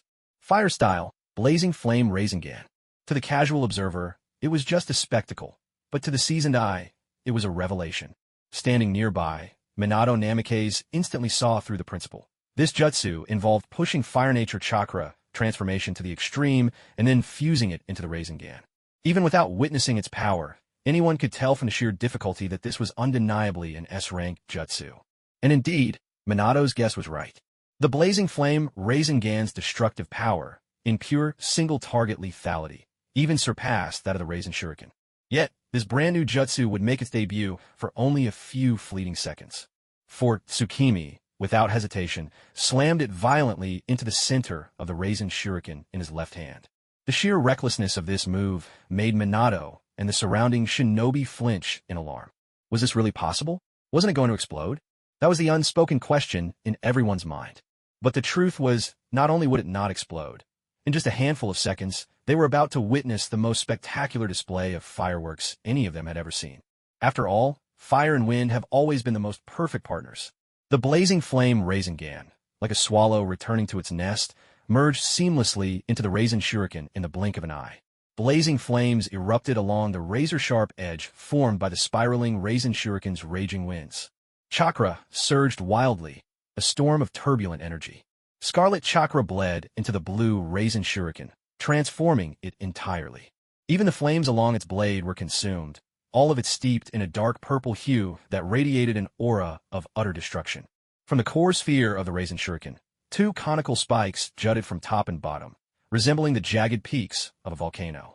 Tsukimi had once performed this very technique in the secret training ground he shared with Rin, though back then he'd infused only a fraction of the chakra, barely 1% of what he was channeling now. Yet even at that time, the power of the jutsu had been nothing short of terrifying. Now with this second attempt, the chakra he poured in was on a completely different level. Let's see you handle this. If you think you can stop it, go right ahead, Chiyo of the Sand. With a swift motion, Tsukimi hurled the spinning jutsu like a top, sending it hurtling toward Chiyo. Combined ninjutsu, blaze release, scorching wind annihilation. The scorching wind annihilation raced through the air, its speed rivaling, and even surpassing, that of the Rasen Shuriken. It overtook the chakra sphere Tsukimi had just deflected back with a perfect counter, swallowing a hole and swelling even larger. In the shinobi world, the word top didn't exist. To Chiyo and the sand shinobi behind her, what was barreling toward them no longer looked like any ordinary ninjutsu. That overwhelming wave of dark purple seemed poised to swallow both heaven and earth.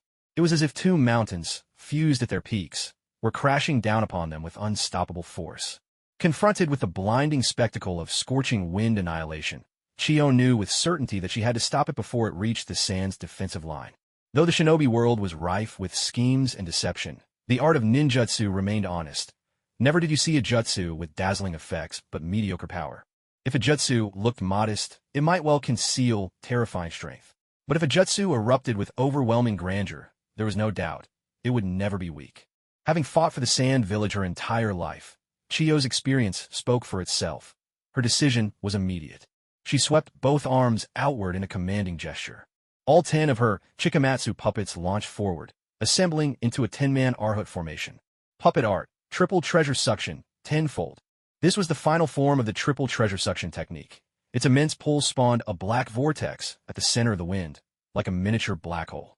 In this state, the suction power and sealing capability of the wind zone multiplied dozens of times compared to its usual 3-puppet form. It even gained the ability to siphon chakra directly from its target, feeding it back to the puppeteer. Even if it couldn't immediately seal or compress whatever was caught in the wind zone, it could still gain the upper hand by draining chakra and forcing a stalemate. Under the ebb and flow of forces, victory in battle was secured. Yet, even the most seemingly flawless ninjutsu is not without its flaws, and the price of unleashing the final form of the Sampo Shukai technique was especially steep. This form would inflict irreparable wear directly upon the puppet cores of the Chikamatsu 10 puppets. So, what would be the outcome when the pinnacle of puppet mastery in shinobi history met Tsukimi's most confident creation?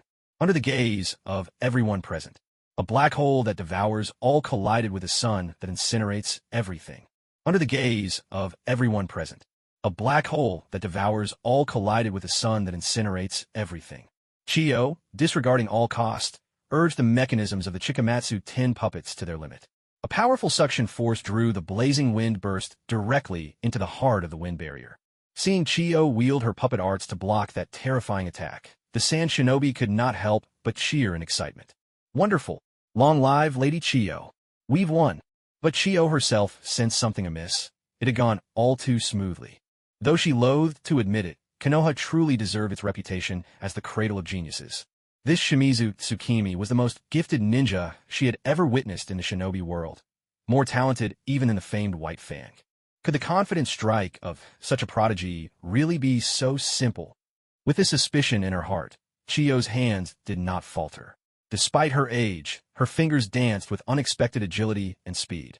The moment Chiyo captured the blazing wind burst within the wind barrier of the Sampo Shukai, she immediately activated the sealing technique embedded within the puppet mechanism. Through Tsukimi's 6 eyes, he perceived every detail of Chiyo's defensive maneuvers, though all of it would prove futile.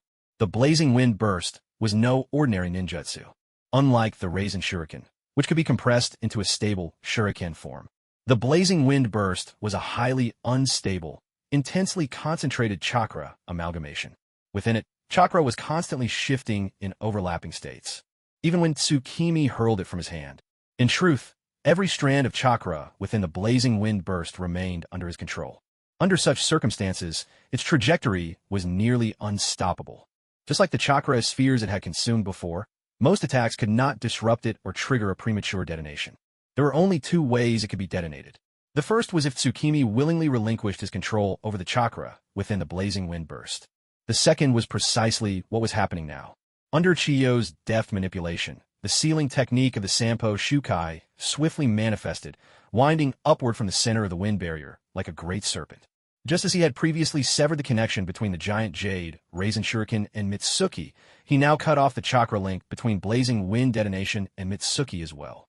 A sharp snap echoed through the air. There was none of the thunderous, earth-shaking explosion that had accompanied the Rasen shuriken before. Instead, what sounded like the brittle break of a bolt rang out softly. The instant blazing wind detonation was wrapped in the sealing technique of the Sampo Kyukai. It burst forth with an intense radiance, casting everything within a kilometer radius into a deep, dark purple glow. A purple sun slowly rose in a place where blazing wind detonation had once been restrained by the wind barrier. Chiyo felt every cell in her body flashing a red warning light, all at once. "I'm going to die." Those were the only 3 words screaming inside her mind, highlighted in frantic red. She flung her hands out, commanding the 10 puppets of the Chikamatsu collection to cease channeling the Sampo Kyukai and retreat immediately. At the same time, she shouted, "Scatter! Get away from that jutsu now! Hurry!" Sometimes this world is just this dramatic. Only a moment earlier, the Sand Shinobi had been celebrating the triumphant arrival of Advisor Chiyo. Now, in the next instant, they were scrambling in a wild panic, fleeing in all directions. Every single one of them regretted, if only their parents had given them another pair of legs. Those who were farther away at least had time for regret, but the sand ninja caught near blazing wind detonation were already cursing their luck aloud. Around the dark purple sphere created by blazing wind detonation, a force erupted, an even more ferocious suction than what the combined powers of the Sampo Kyukai had managed. Trees were ripped from the earth. The ground itself began to crumble, breaking apart into chunks that were drawn toward that rising purple sun. Under this omnipresent gravity, the sand shinobi who had been desperately running now seemed caught by some invisible giant hand, dragged step by step toward the purple sun, powerless to resist. Damn it! If that's how it is, wind style, wine cutter technique. One sand ninja, suspended in midair and seized by gravity, forced down his fear and summoned his courage to strike at the purple sun. Inspired by his bravery, the other sand shinobi, who had thought their time had come, also sprang into action, unleashing their own techniques. Take this, wind style, air slicing wave. Wind style, great breakthrough. Those without long-range ninjutsu slapped explosive tags on a kunai and hurled them desperately toward the source of the gravitational pull. But if blazing wind detonation were so easily destroyed, Mitsuki would never have kept it as one of his trump cards. The Sand Shinobi's counterattacks were completely ineffective. The thrown kunai and shuriken didn't even reach the purple sun. They melted midair under the terrifying heat, turning to molten iron without causing the slightest ripple. And that was the best-case scenario. As for the various long-range techniques, not only did they fail to return, but their chakra was absorbed by the blazing wind detonation, causing the purple sun to visibly swell even larger. Now, they truly had no way out. Within the domain illuminated by the dark purple radiance of the scorching wind detonation, everything was drawn inexorably into that violet sun, consumed by the extreme heat until not even ashes remained. This was one of Mitsuki's trump cards, painstakingly developed in secret. Blaze style, scorching wind detonation. There was no blinding explosion, only a silent, relentless burning. The moment its gravitational pull caught you, it meant the Reaper's scythe was already poised at your throat. Chiyo directed the 10 Matsumoto puppets, each one grabbing a sand ninja, including herself. The instant she relinquished control of the Sanpu Suiketsu, she exerted all her strength to hurl herself and the others as far from the attack as possible. Once Chiyo confirmed she had escaped the range of that jutsu, she didn't even have a moment to catch her breath before she swiftly produced a scroll and unrolled it on the ground. Summoning technique. With a burst of smoke, 6 semi-puppets materialized atop the scroll. This was the sealing scroll of the Matsumoto 10, containing not only a variety of puppet components, but also the ability to remotely summon puppets back to her side. Now, only 6 semi-puppets appeared. Obviously, the rest had been lost. The sand ninja, whom Chiyo had managed to save by chance, looked on in terror, their gazes fixed ahead. Their comrades, those who had failed to escape the pull in time, screamed in agony as they were incinerated by the searing heat of that dark purple sun. Lady Chiyo, Chiyo paid them no mind. She hadn't saved them for any special reason. She simply rescued whoever she could, nothing more. This was merely the first wave of the clash, and already Sunagakure had suffered a devastating blow. Fortunately, they still had hidden cards to play. For now, the priority was to steady the troops' morale. Chiyo returned to the main sand ninja force at the rear, issuing a series of crisp orders. Change our course, circle around that jutsu ahead, accelerate, close the distance with the enemy immediately. Their technique makes no distinction between friend and foe. And a resounding "oh" erupted.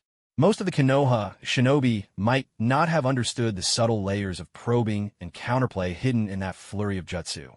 But that didn't stop them from realizing that Konoha's new prodigy, Mitsuki Shimizu, had once again unleashed a formidable technique, delivering a fierce blow to the sand ninja.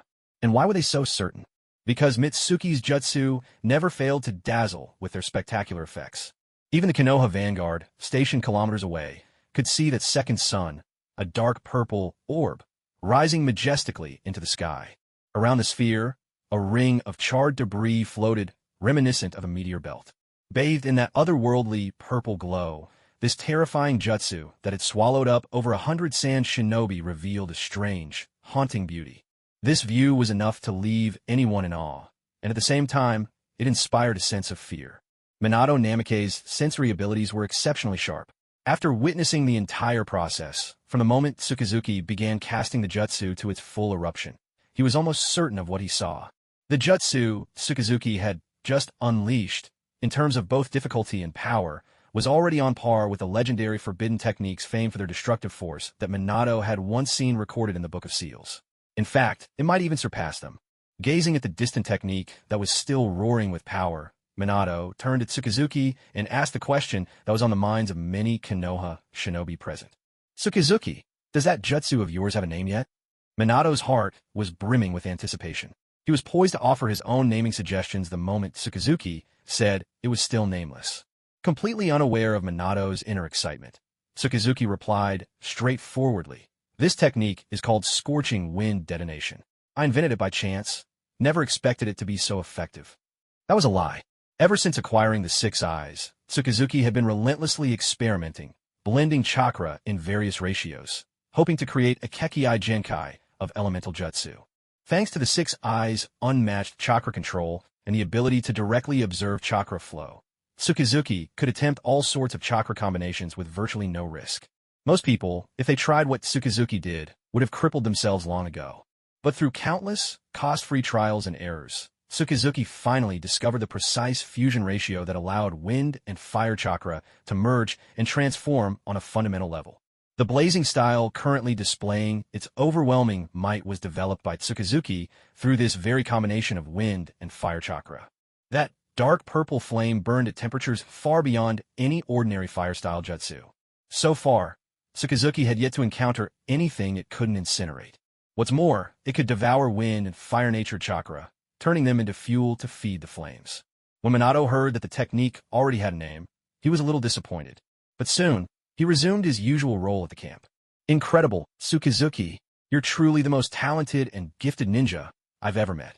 Minato, deserving his reputation as Konoha's second greatest Tsukazuki fan, used the word most twice in a row to express his profound admiration.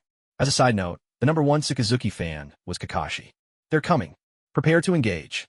A few kilometers was nothing for a ninja's speed. By now, Konoha Shinobi and Sand Ninja had already clashed. A volley of shuriken whistled through the air, hurtling toward Tsukizuki and Minato. Drawing his sword, Mist Cutter, Tsukizuki deftly parried several incoming shuriken with ease. You boyfriend a leaf, that jutsu just now was yours, wasn't it? Chiyo's abilities were well-balanced, and her chakra sensing skills were nothing to scoff at. She could sense the familiar chakra lingering around Mitsuki. When she caught sight of Mitsuki's white hair, her brows knitted together, as if recalling some unpleasant memory. Chiyo of the Sand, your Sunagaker has no chance of victory left. Rather than wasting more of your village's shinobi here, why not surrender now? Minato Namikaze hoped to use words to avert the looming great battle.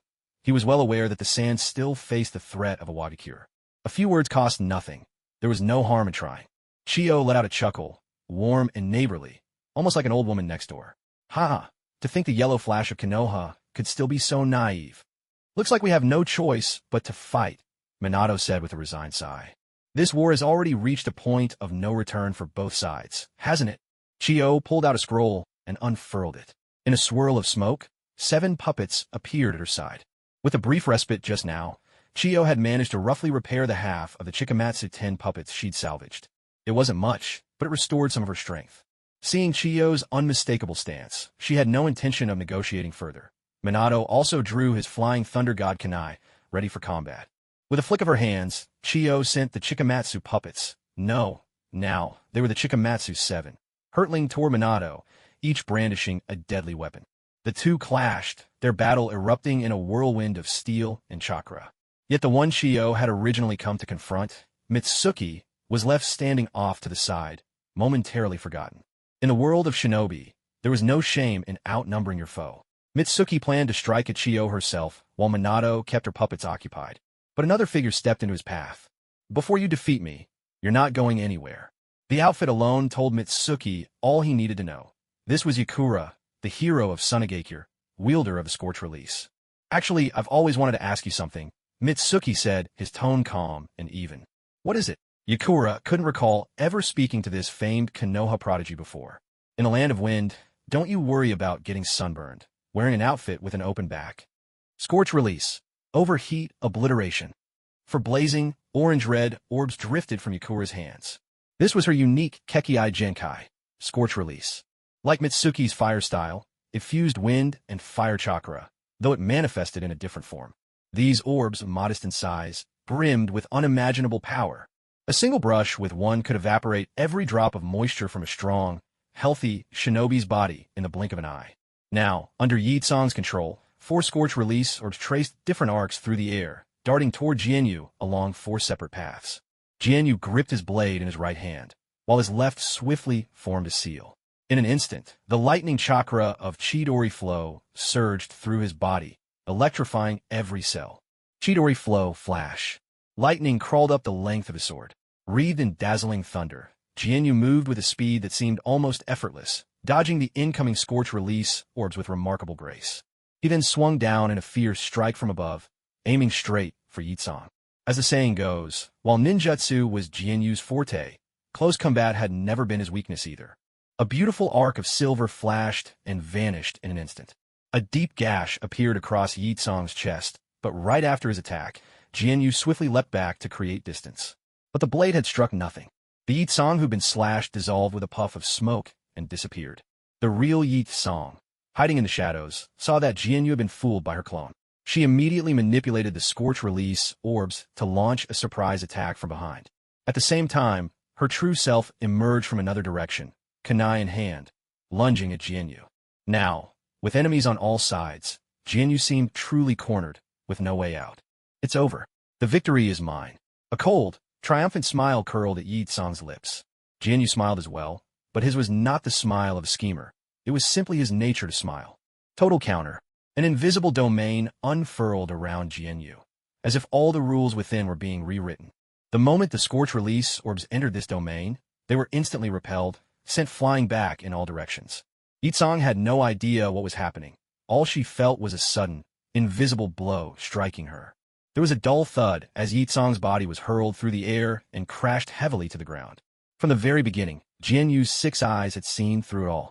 When Yi Tsang had thrown the 4 scorch release orbs, the one left on the field was already a clone, not her true self. Jian Yu feigned being deceived, deliberately slashing at the clone. His purpose was to bait Yi Tsang into thinking her plan had worked, drawing her in for a real attack, so he could unleash total counter and strike her down. This tactic of using oneself as bait was one Jian Yu had grown increasingly adept at. Scorch release, steaming murder.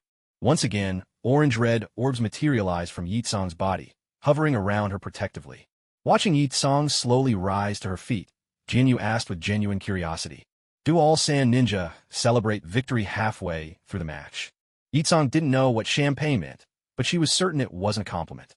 At that moment, all she felt was a heavy, aching tightness in her chest. Clearly, that last blow had been far from pleasant. Ignoring the question from mitsuki, Yi Tsang was focused on recalling exactly what had just happened. The opponent must have activated some kind of invisible ninjutsu capable of all-around defense. Otherwise, there's no way to explain how my simultaneous attacks from both front and back were blocked. But why? Just now, when she was sent flying, that should have been the perfect time to strike. Why didn't the opponent make a move? With her talent, it can't be that she simply failed to react. Surely it wasn't out of mercy? Yi Tsang's thoughts were racing wildly. mitsuki waited a few seconds before realizing Yi Tsang wasn't responding.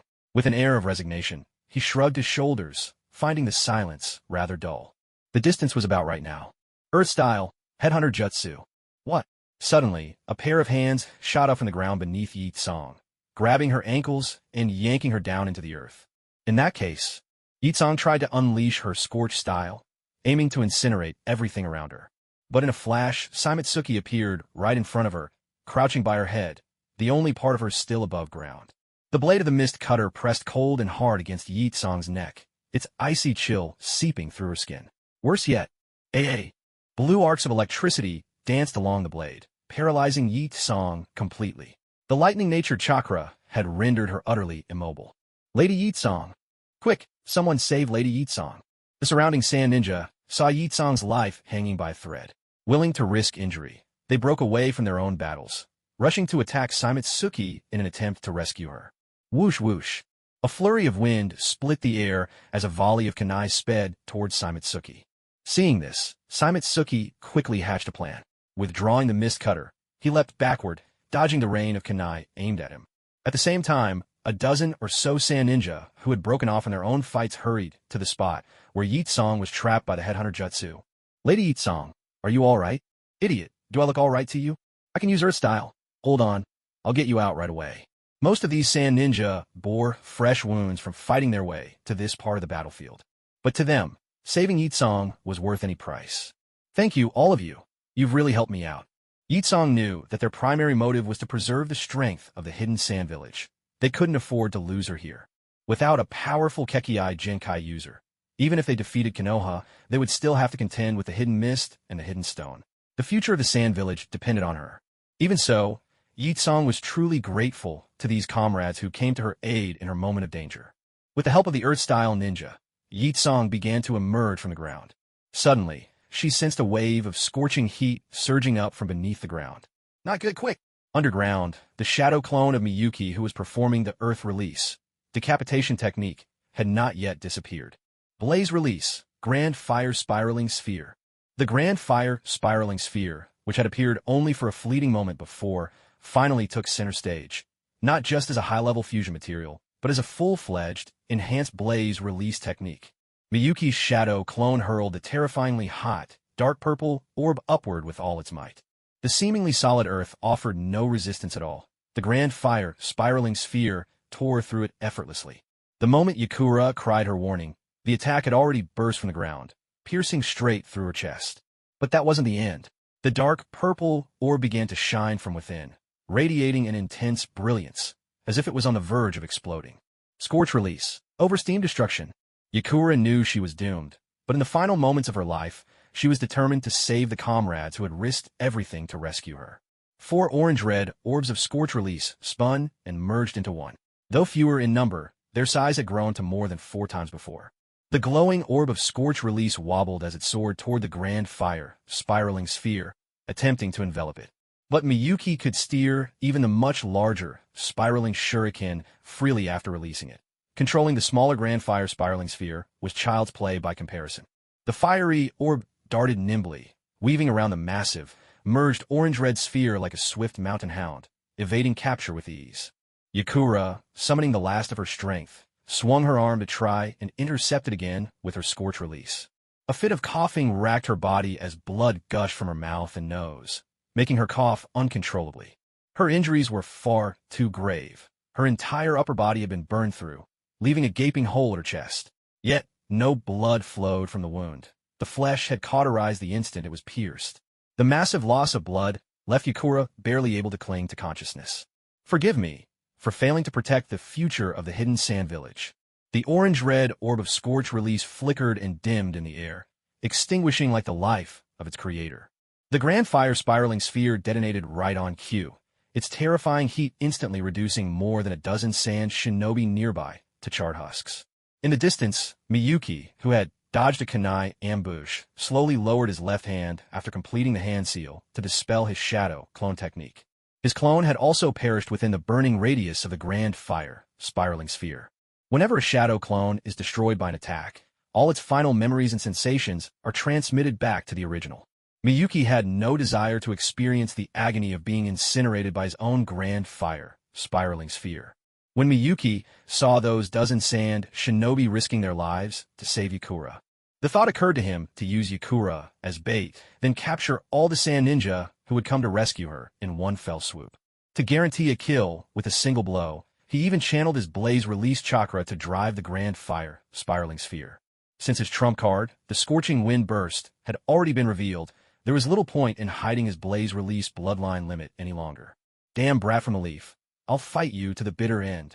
One sand ninja, his eyes bloodshot with rage at the sight of Lady Yakura and his comrades being killed, swung his ninja blade fiercely and charged at Mitsuki. Mitsuki, holding the mist cutter, blocked the attack with ease. Clearly, the fury burning in this sand ninja's heart gave him no real strength.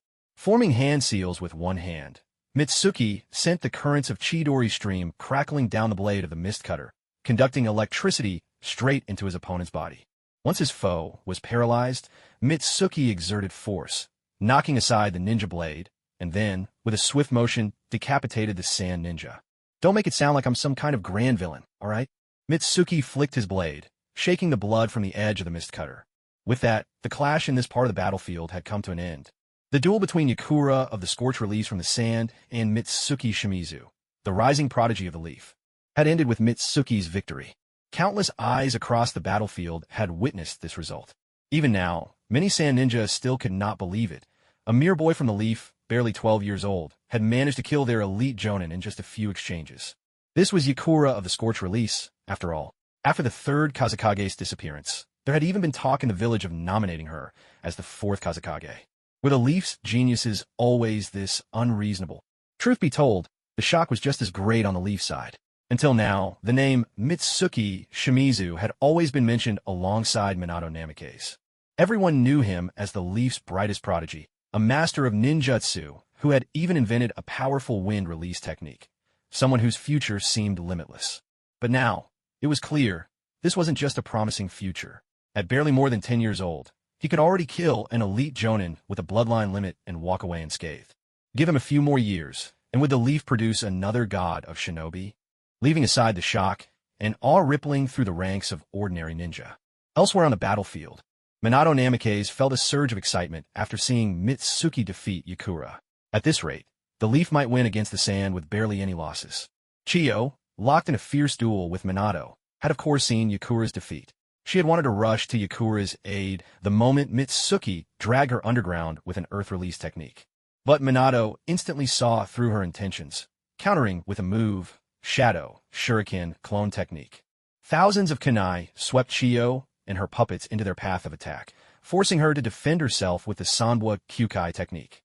However, this jutsu required her real body to maintain constant control, leaving her unable to provide any support to Yakura. Chiyo felt a pang of regret over Yakura's death, but now was not the time for mourning. At this very moment, her younger brother Ebizo was desperately holding off the legendary Sannin, Jiraiya, while she herself was locked down by Minato Namikaze. That Konoha shinobi, Mizuki Tsukimi, was not only formidable in power, but also displayed exceptional battle intelligence. He had taken down Yakura without so much as a scratch on himself. What's more, Chiyo sensed that Tsukimi's chakra signature hadn't even fluctuated. This meant his chakra reserves were still intact. Unbelievable! To possess such strength at a young age could already be called a prodigy, yet to have such a vast pool of chakra on top of that. Intelligence reports had speculated that this kid's chakra might be above average, but this was outrageous. Even now, that dark violet fireball was still hovering in the sky. Could it be that someone from the Senju or Uzumaki clan had mistakenly let their child wander off? Right now, there wasn't a single shinobi left in the Sans ranks who could go toe-to-toe with him. All that's left is to see if Raza and the others can succeed, Chiyo thought to herself. With Yakura dealt with, Tsukimi was ready to rush over and support Minato Namikaze. In Tsukimi's mind, if they could kill or capture Chiyo, the Sans shinobi, deprived of their leader, would naturally lose their will to fight. Even if the Sans morale held and they chose to fight to the bitter end, with himself and Captain Minato free to act, they could practically sweep the battlefield without opposition. The fall of Sunagakure was only a matter of time. And yet, something fell off. Raising his hand, Tsukimi used Mist Cutter to deflect a few kunai aimed in ambush at him. Then, with his left hand shaped like a gun, he took aim at the Sand Ninja who had just tried to attack him. The Sand Ninja had no idea what Tsukimi's gesture meant.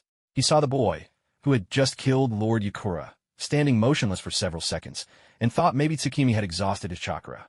Realizing his sneak attack had failed, the Sand Ninja quickly tried to flee. He had no choice. For all his desire to avenge Lord Yakura, with his meager skills, tossing a few shuriken was one thing. But in a real fight, he doubted he could last even a single exchange. On the battlefield, Tsukimi had never been one to show mercy. If you dared strike at him, you must have been ready to die. A sphere the size of a coin began to form at the tip of his gun, gesture, the rasengan, condensed at his fingertip. Finger gun rasengan. With a sharp, whistling rush, the finger gun rasengan shot out and pierced straight through the heart of the fleeing Sand Ninja. The Sand Ninja was killed in an instant. Driven by momentum, his body continued to rush forward before finally coming to a stop as it crashed into a tree. Witnessing the gruesome fate of their comrade, the surrounding Sand Ninja, who had been itching to act, assuming that Tsukimi would have exhausted much of his chakra after killing Yi Tsang, finally settled down and restrained themselves. A hush fell over the area around Tsukimi, but inside, he could not find peace. That strange, unsettling feeling refused to dissipate. Tsukimi swept the battlefield with his 6 eyes.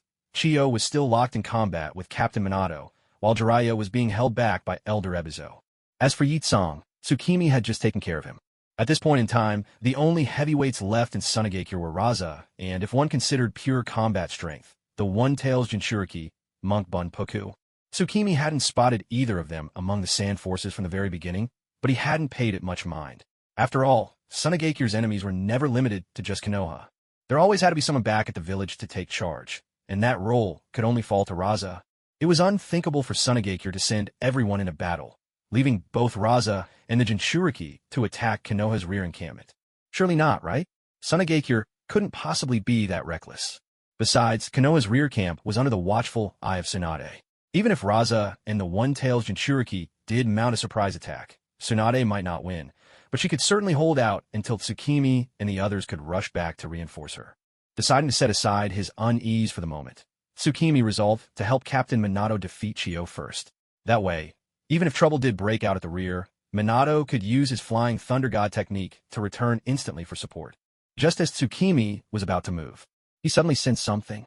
Instantly, he leapt to the top of the nearest large tree and gazed in the direction of Konoha's frontline encampment. In the distance, a towering mushroom cloud unfurled across the sky. The faint sound he caught a moment ago was, in fact, the echo of an explosion. The distance to Konoha's frontline camp was easily more than 100 kilometers away. For the explosion to be audible from this far, its destructive power was unimaginable. Lowering his eyes, Tsukimi sheathed his mist cutter blade.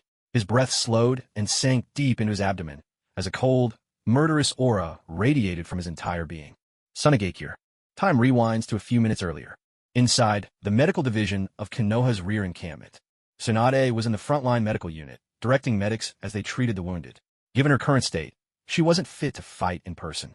But with Tsunade's mastery of medical ninjutsu, most injuries could be healed by her summoned slug, Katsu. Zuijin, go check the supplies of mountain camellia and purple river weed in the storeroom. Yes, Lady Tsunade. A medical ninja clad in a Konoha flak jacket responded immediately to Tsunade's command and set off at once. The frontline troops were locked in fierce combat, while the rear was just as busy. Everywhere you looked, the Konoha encampment was a hive of activity.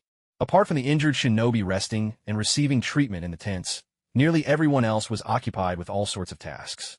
The entire Konoha camp pulsed with energy and vitality, with almost every person hustling for victory. Why do I say almost? Because it makes sense for Tsukimi to be sent to the front lines, but why is that violent girl allowed up there too? Just because she awakened her eyes a bit earlier? Obito's frustration was impossible to contain. He shouted his complaints, his voice brimming with anger, disappointment, and resentment. Tsunade had promised Tsukimi she'd keep an eye on his friends, so she simply brought Kakashi, Rin, and Obito along with her. At this moment, Tsunade had gone out to inspect the camp, leaving the three of them behind in her spacious office in the medical division. Kakashi fixed Obito with his trademark blank, dead fish stare, and said mercilessly, "Didn't Tsukimi say Uchiha Ryuri already awakened the 3-tomo sharingan? You haven't even managed to awaken the first tomo yet. How do you even have the nerve to say things like that? Idiot." Obito had his own logic. Sticking out his chin, he retorted, "So what if that violent girl's got her eyes? She still can't beat Tsukimi, and neither can I. Doesn't that put us on the same level? Why should you get to go when I can't?" Kakashi was done. Talking to Obito felt like playing a flute to a cow. Completely pointless. But just because Kakashi stopped responding didn't mean Obito was finished with his complaints. "I bet you want to head to the front lines with the main force too, right, Kakashi?" Kakashi didn't reply. Suddenly, Obito seemed to remember something. He went on, "Oh, right. The other night, I saw you talking to your short sword, saying something like 30 years east of the river, 30 years, MMPH.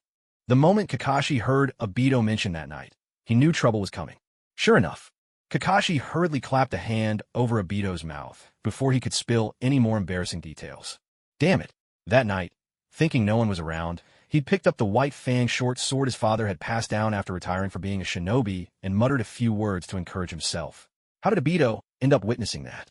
In truth, he'd just been caught in a classic bout of adolescent drama. In this world, Sakumo Hataki hadn't taken his own life, so Kakashi's mental state was far healthier than in the original story, where he'd become little more than a mission machine. But there was a new problem. Kakashi had gotten a bit too well-adjusted lately and had become obsessed with reading ninja novels.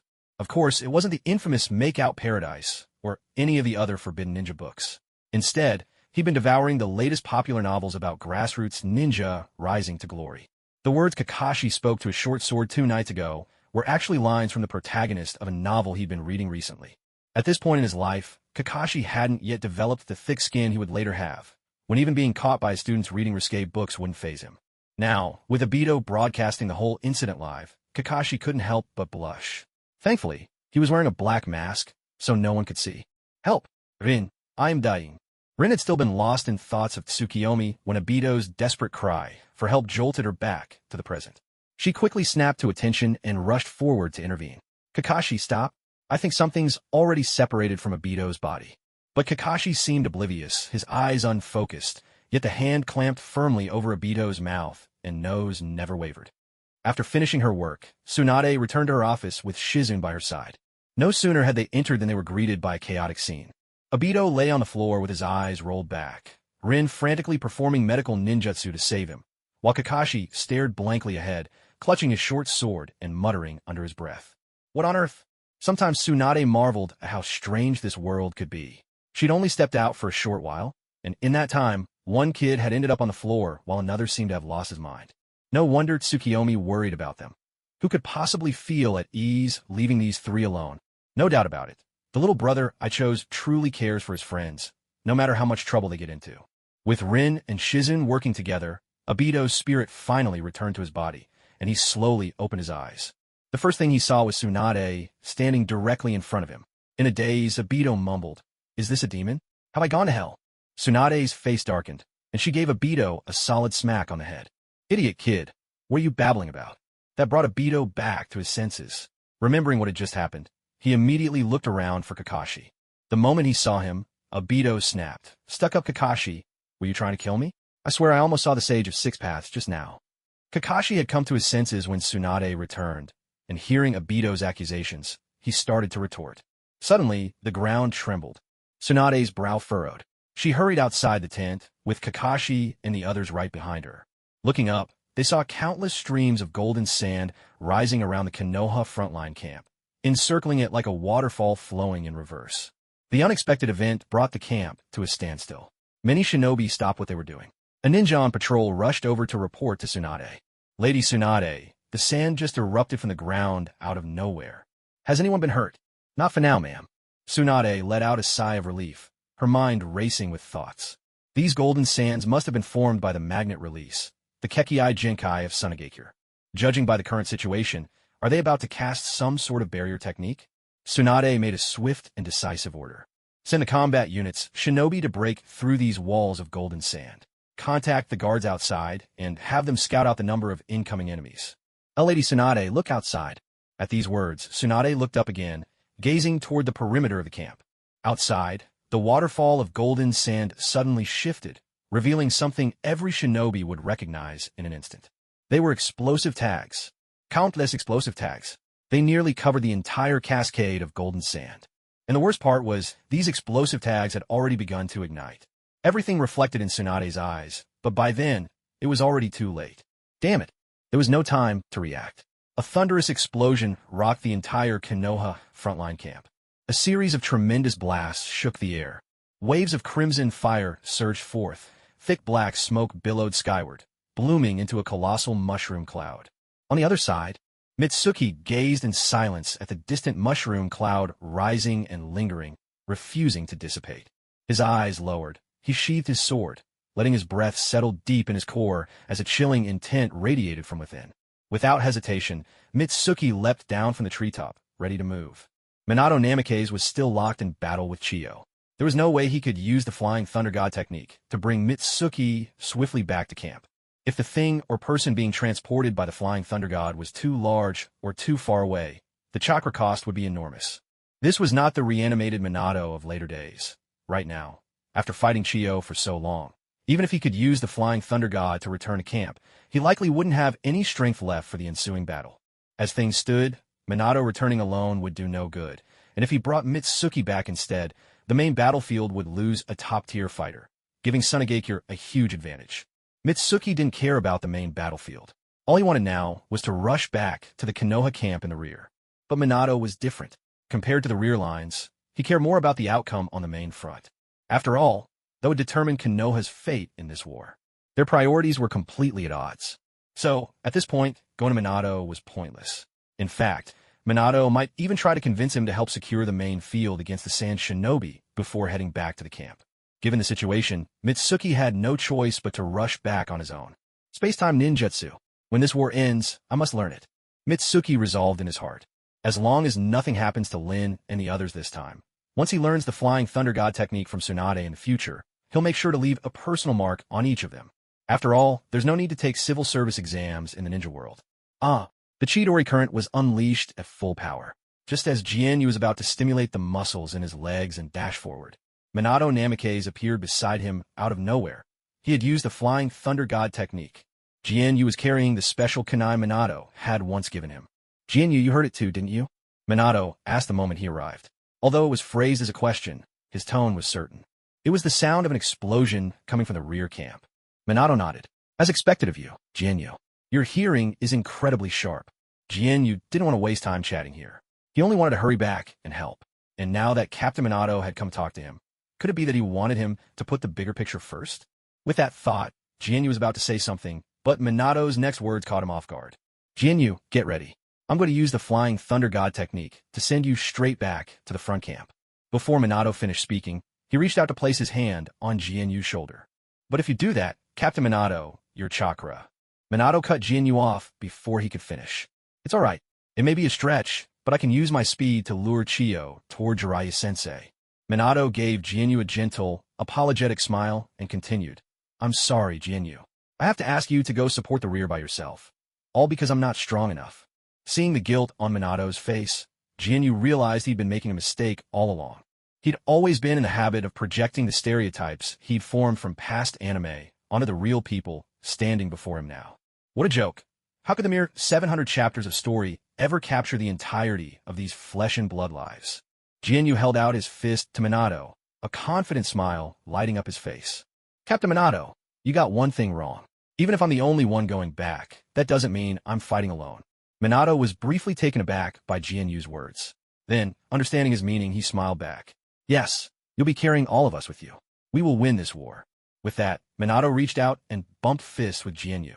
The Flying Thunder God technique was unleashed at full power, chakra surging and draining rapidly from Minato's body.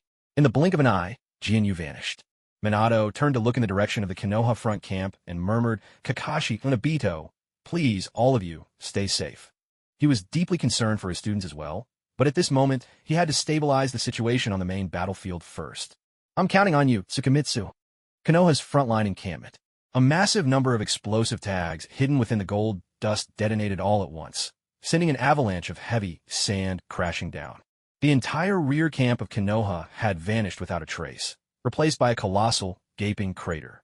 Raza paused his magnetic release hand signs and thought to himself, the plan is proceeding smoothly. Looks like we won't even need to use the one-tail Jinchuriki. Indeed, Raza was the mastermind behind all of this. Long ago, Tsunagakure had already set this surprise attack in motion. Using Raza's unique magnetic release, Tsunagakure scoured the desert for mineral veins, extracting gold to amass a fortune, then spent it all in a frenzy purchasing explosive tags. Fortunately, it was the idle-rich nobles who bought up all the gold. Otherwise, the sudden flood of so much gold into the market might have aroused suspicion among the more perceptive. During the first sabotage mission carried out by Tsukumitsu and Minato Namikaze, Yitsong had abandoned the defense of other storehouses to focus all efforts on guarding the 7th warehouse, discovered by Minato. That warehouse was packed with explosive tags acquired in bulk. Unfortunately, they were all sealed inside scrolls, so even Tsukumitsu's 6 eyes couldn't see what was inside. Originally, Tsunagakure had planned to keep this trump card hidden if the situation in the Land of Rivers remained in their favor, saving it for after Konoha's defeat. Then, they would use it to blow up Iwagakure. Who could have predicted that Tsukumitsu Kayamizu would become such a wild card on the river country battlefield, turning the tide against Tsunagakure? Forced into a corner, Tsunagakure was now compelled to play their hand early. If they didn't, Konoha would soon be delivering victory speeches. Yet, judging by the results so far, the plan seemed to be a resounding success. Raza stepped into the heart of the Konoha camp, surveying the devastation with a satisfied nod. But in the very next moment, from amidst the ruined debris, emerged a swarm of enormous, bloated insects. Slugs. Just seconds before the attack struck, Tsunade had used the summoning jutsu to call forth a gigantic slug. In an instant, the massive slug split into countless smaller slugs that scattered throughout the camp. These slugs enveloped the Konoha ninja one by one, shielding them with their own bodies. Of course, even the largest slugs couldn't withstand an explosion of that magnitude. So Tsunade immediately released her In seal, pouring a continuous stream of medical chakra into the slug clones. Driven by Tsunade's relentless, self-sacrificing chakra flow, the vast majority of Konoha's shinobi miraculously survived. Now, the slugs that had burrowed out from the rubble began to disgorge the Konoha ninja they'd sheltered inside. Tsunade had no chakra left to maintain the summoning jutsu any longer. Although these leaf shinobi managed to survive, that was all they achieved, survival. If they didn't get out soon, they would end up buried alive beneath the rubble. Boom! Boom! Boom! One by one, the slugs dissolved into mist and returned to Shikatsu Forest. Raza looked around and spotted Tsunade, slumped against the edge of a massive boulder. At this moment, Tsunade's chakra was completely depleted. With the strength of 100 seal released, she could no longer even maintain the diamond-shaped mark of the In seal. She didn't even have the strength left to stand. By all logic, instead of trying to protect everyone in the blast, it would have been better to shield just a few key figures. At least then, there would still be someone left who could fight, rather than the current situation where none could even lift a weapon. Yet Raza could understand Tsunade's choice. If the same situation had happened in the hidden sand village, he would probably have done the same. Tsunade of the Leaf, you are a ninja worthy of respect, Raza said sincerely. But respect was one thing. Raza had no intention of showing mercy. He raised his right hand. A stream of golden sand floated upward, coalescing into a sharp, glimmering spike aimed straight at Tsunade. It's over, Princess Tsunade of the Leaf. With a sweeping gesture, Raza sent the golden sand spike whistling through the air, slicing toward the helpless Tsunade. In that split second, piercing spiral sphere, a chakra sphere, no bigger than a coin, shot in from another direction, striking the golden sand spike and shattering it instantly. Raza turned toward the source of the attack, surprised to see that his challenger was a girl of about 12 years old. You're the one who did this to the Leafs camp, aren't you? Rin's chest burned with anger as she looked at Lady Tsunade, so often the picture of strength, now lying there weak and powerless. Lady Tsunade, are you all right? Shizun rushed to Tsunade's side, her voice trembling as though she might cry. Her hands, however, moved with practiced precision, carefully checking Tsunade's injuries. Shizun? Rin? Why are you back? Didn't I cough? Though Tsunade's chakra was almost gone and her condition dire, fortunately, thanks to the strength of 100 technique, she had escaped any serious injuries. Seeing Shizun and Rin now, she grew anxious. There was no way these two could defeat their enemy. You shouldn't have come back. Tsunade struggled to rise, but despite her best efforts, she couldn't manage it. Lady Tsunade, your body can't handle any more fighting right now, Shizun said, hurrying to support Tsunade before she could fall. Lady Tsunade, we are ninja of the Leaf Village. We would never abandon our comrades' lives just to save ourselves. If I chose to run away now, Tsukiyomi would only be disappointed in me. Rin didn't look back at Tsunade. Instead, she kept her gaze locked on Raza, watching for any sudden moves he might make. Before the explosion, Tsunade had used her summoning technique, calling forth Katsu to envelop Rin, Shizun, Kakashi, and Obito, shielding them all together. At the same time, she channeled extra medical chakra into the slugs, allowing them to move even during the explosion and, using the cover of the smoke, secretly carried the four out to a hidden hollow beneath a tree just outside the camp. She had promised Tsukiyomi that she would take care of his friends. As an older sister, she couldn't break her word. Her intention was to at least ensure that Rin, Shizun, and the others could escape with their lives. But to her surprise, they had never even thought about running away. Instead, they had come back to rescue her. This is going to be tricky, Tsunade sighed inwardly, a touch of helplessness in her heart. Raza, seeing his attack thwarted, didn't seem to care. After all, it was just a few kids. Under his control, a massive amount of gold sand began to gather once more. Just as he was about to strike again. Fire style, great fireball jutsu. Behind Raza, Obito formed the hand seals, his chest swelling before he unleashed a massive fireball from his mouth. Raza reacted instantly, manipulating his gold sand into a thick wall behind him. The fireball slammed against it, but it didn't even leave a mark. Suddenly, the sharp cry of a lightning bird pierced the air. Lightning style, Chidori. From another direction, Kakashi charged in, his hand blazing with crackling lightning, using Chidori's burst of speed to lunge straight at Raza. But Raza's gold sand was even faster. He immediately realized that Kakashi's jutsu traveled in a straight line. So, with a flick of his will, he raised another wall of gold sand directly in Kakashi's path. Just as Kakashi was about to slam into the barrier, he twisted his body with agile precision, narrowly dodging the obstacle.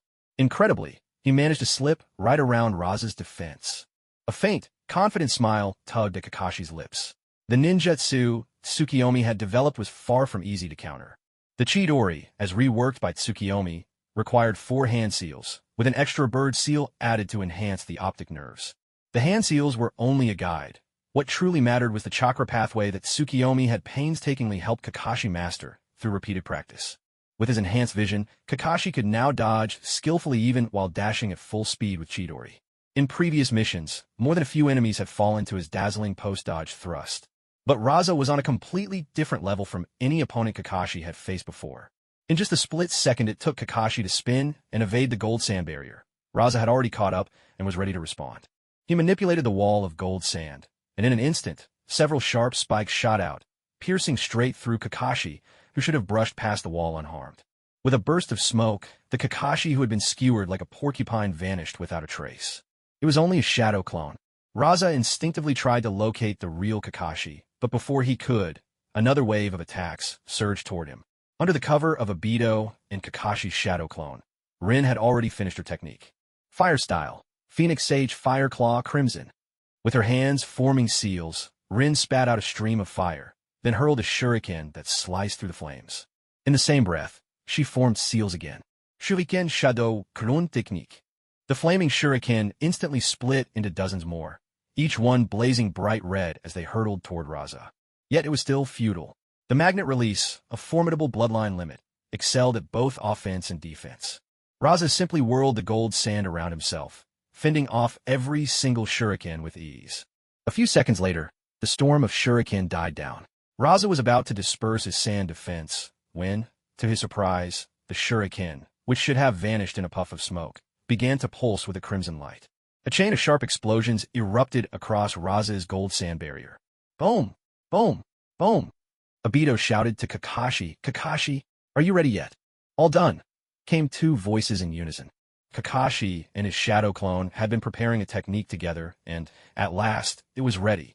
A surging current of blue-white lightning arced between Kakashi's right hand and his shadow clone's left. Try this, lightning style, thunder transmission. This jutsu was Kakashi's own creation, inspired by Chidori. Both his real self and his shadow clone performed Chidori simultaneously. By controlling the energy between the two Chidoris, he formed a blade of lightning, sharper than anything else, an unparalleled blade of thunder. Though immensely powerful, it demanded a long preparation time, which explained Obito's earlier anxious question. Their plan had been for Obito and Rin to buy time, just as they had. Now, with the blade of thunder in hand, Kakashi and his shadow clone swept past Raza, one on each side. The lightning blade of thunder transmission lived up to its promise, slicing through the swirling gold sand defense and splitting Raza cleanly in two. Obito, seeing this, pumped his fist in triumph. We did it! Shizen stood off to the side, so stunned by their success that she could barely speak. With a puff of smoke, Kakashi's shadow clone vanished, and the Chidori in his hand flickered out. He was still so young, and after casting Chidori so many times, his chakra was nearly depleted. Yet Tsunade sensed that something was wrong. She quickly called out a warning. Kakashi, be careful. Kakashi had thought he'd successfully dealt with the enemy and was just about to take a deep breath of relief. But at that moment, Tsunade's warning made him snap back to full alert. Unfortunately, it was already too late. What had seemed to be Raza sliced apart by lightning blade now scattered into golden sand.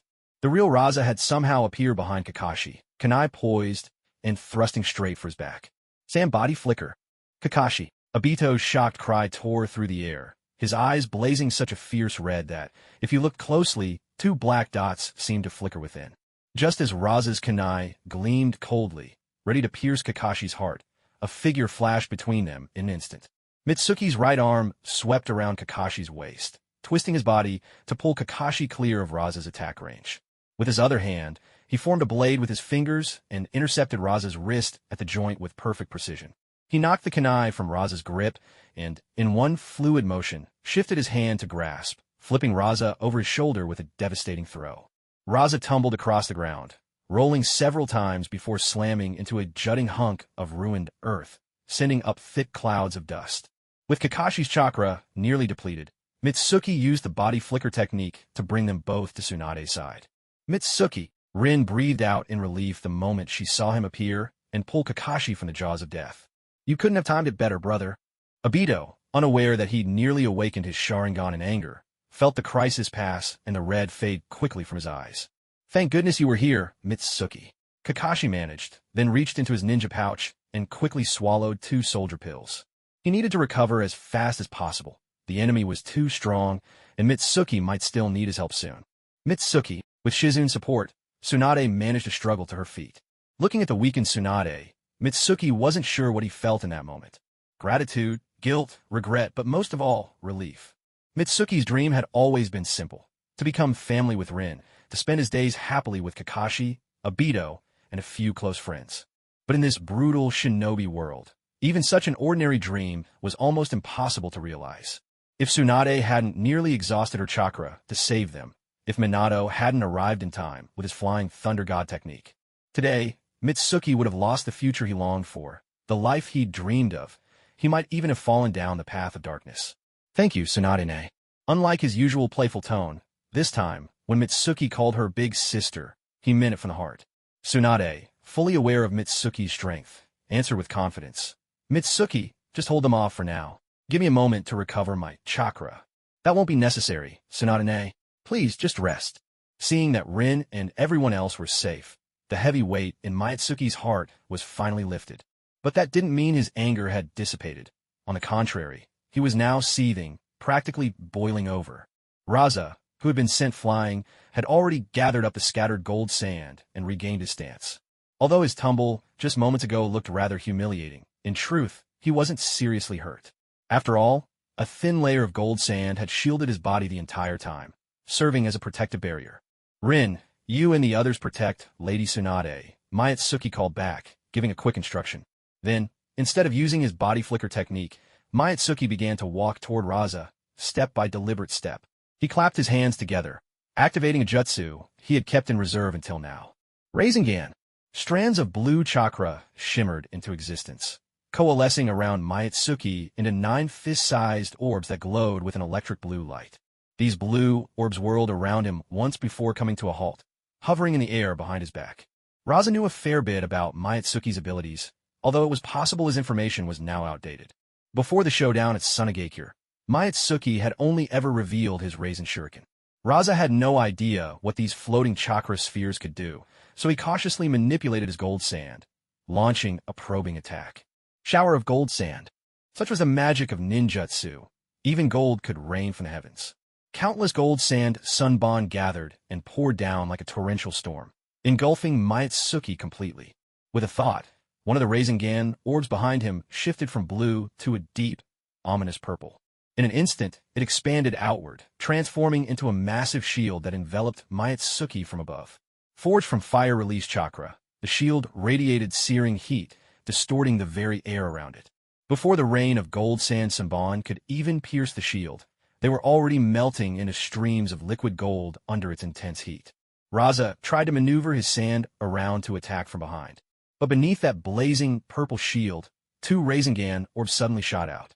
A low, thrumming vibration filled the air. One of the orbs swelled rapidly, spinning with wild intensity, for sharp blades unfurling from its sides. The Rasen Shuriken, a weapon all sand shinobi knew too well. With unstoppable force, the Rasen Shuriken hurtled straight for Raza. AA! The other orb, transformed into a mass of crackling electricity, struck the ground and raced along the earth, overtaking even the Rasen Shuriken to reach Raza first. Zulfast! Before Raza could even react, the electrified chakra was at his feet, crawling swiftly up his body and paralyzing him where he stood. At that exact moment, the Rasen Shuriken arrived, filling his vision as it bore down upon him. A thunderous explosion filled the air. A thunderous explosion erupted, and a massive blue sphere of light blazed into existence. Inside, a raging storm howled, whipping up countless razor-sharp blades of wind that tore through everything in their path. Outside, the golden sand that had been falling like rain came to an abrupt halt. Jianyue, wielding her dark purple shield, slowly let it shrink and fade away. On the other side, as the whirlwind unleashed by the Rasen Shuriken finally dissipated, Kakashi and his companions watched the aftermath of the battle with anxious eyes. Raza lay sprawled on the ground, his body drenched in blood. He struggled to push himself upright with trembling arms, but each attempt ended in failure. Just moments before, he had tried to encase himself in a sphere of gold dust, desperately hoping it would shield him from the furious wind technique. Yet the sand he commanded simply couldn't withstand the wind blades, sharpened to their absolute limit by nature transformation. Unfortunately for him, the Rasen Shuriken's blades, while deadly, were ultimately just that, blades for cutting. They weren't like the dust release, which could disintegrate everything in its path. Realizing this, Raza poured every ounce of his strength and chakra into gathering the scattered gold dust, again and again, using his magnet release to hold together what little shield he could. Through sheer force of will and an immense drain of chakra, he managed to keep himself alive. But survival was all he managed. His body was covered in a web of tiny lacerations. Not a single patch of unbroken skin remained. Blood loss was beginning to sap the strength from his limbs. He tried to stand several times, but each attempt failed. The outcome was clear for all to see. Incredible, so strong. Shizun's face was filled with disbelief as she murmured, covering her mouth in astonishment. She had always known Jianyue was a prodigy. But after watching Kakashi and the others struggle so fiercely, she realized that this enemy was no ordinary opponent, perhaps even stronger than Lady Tsunade herself.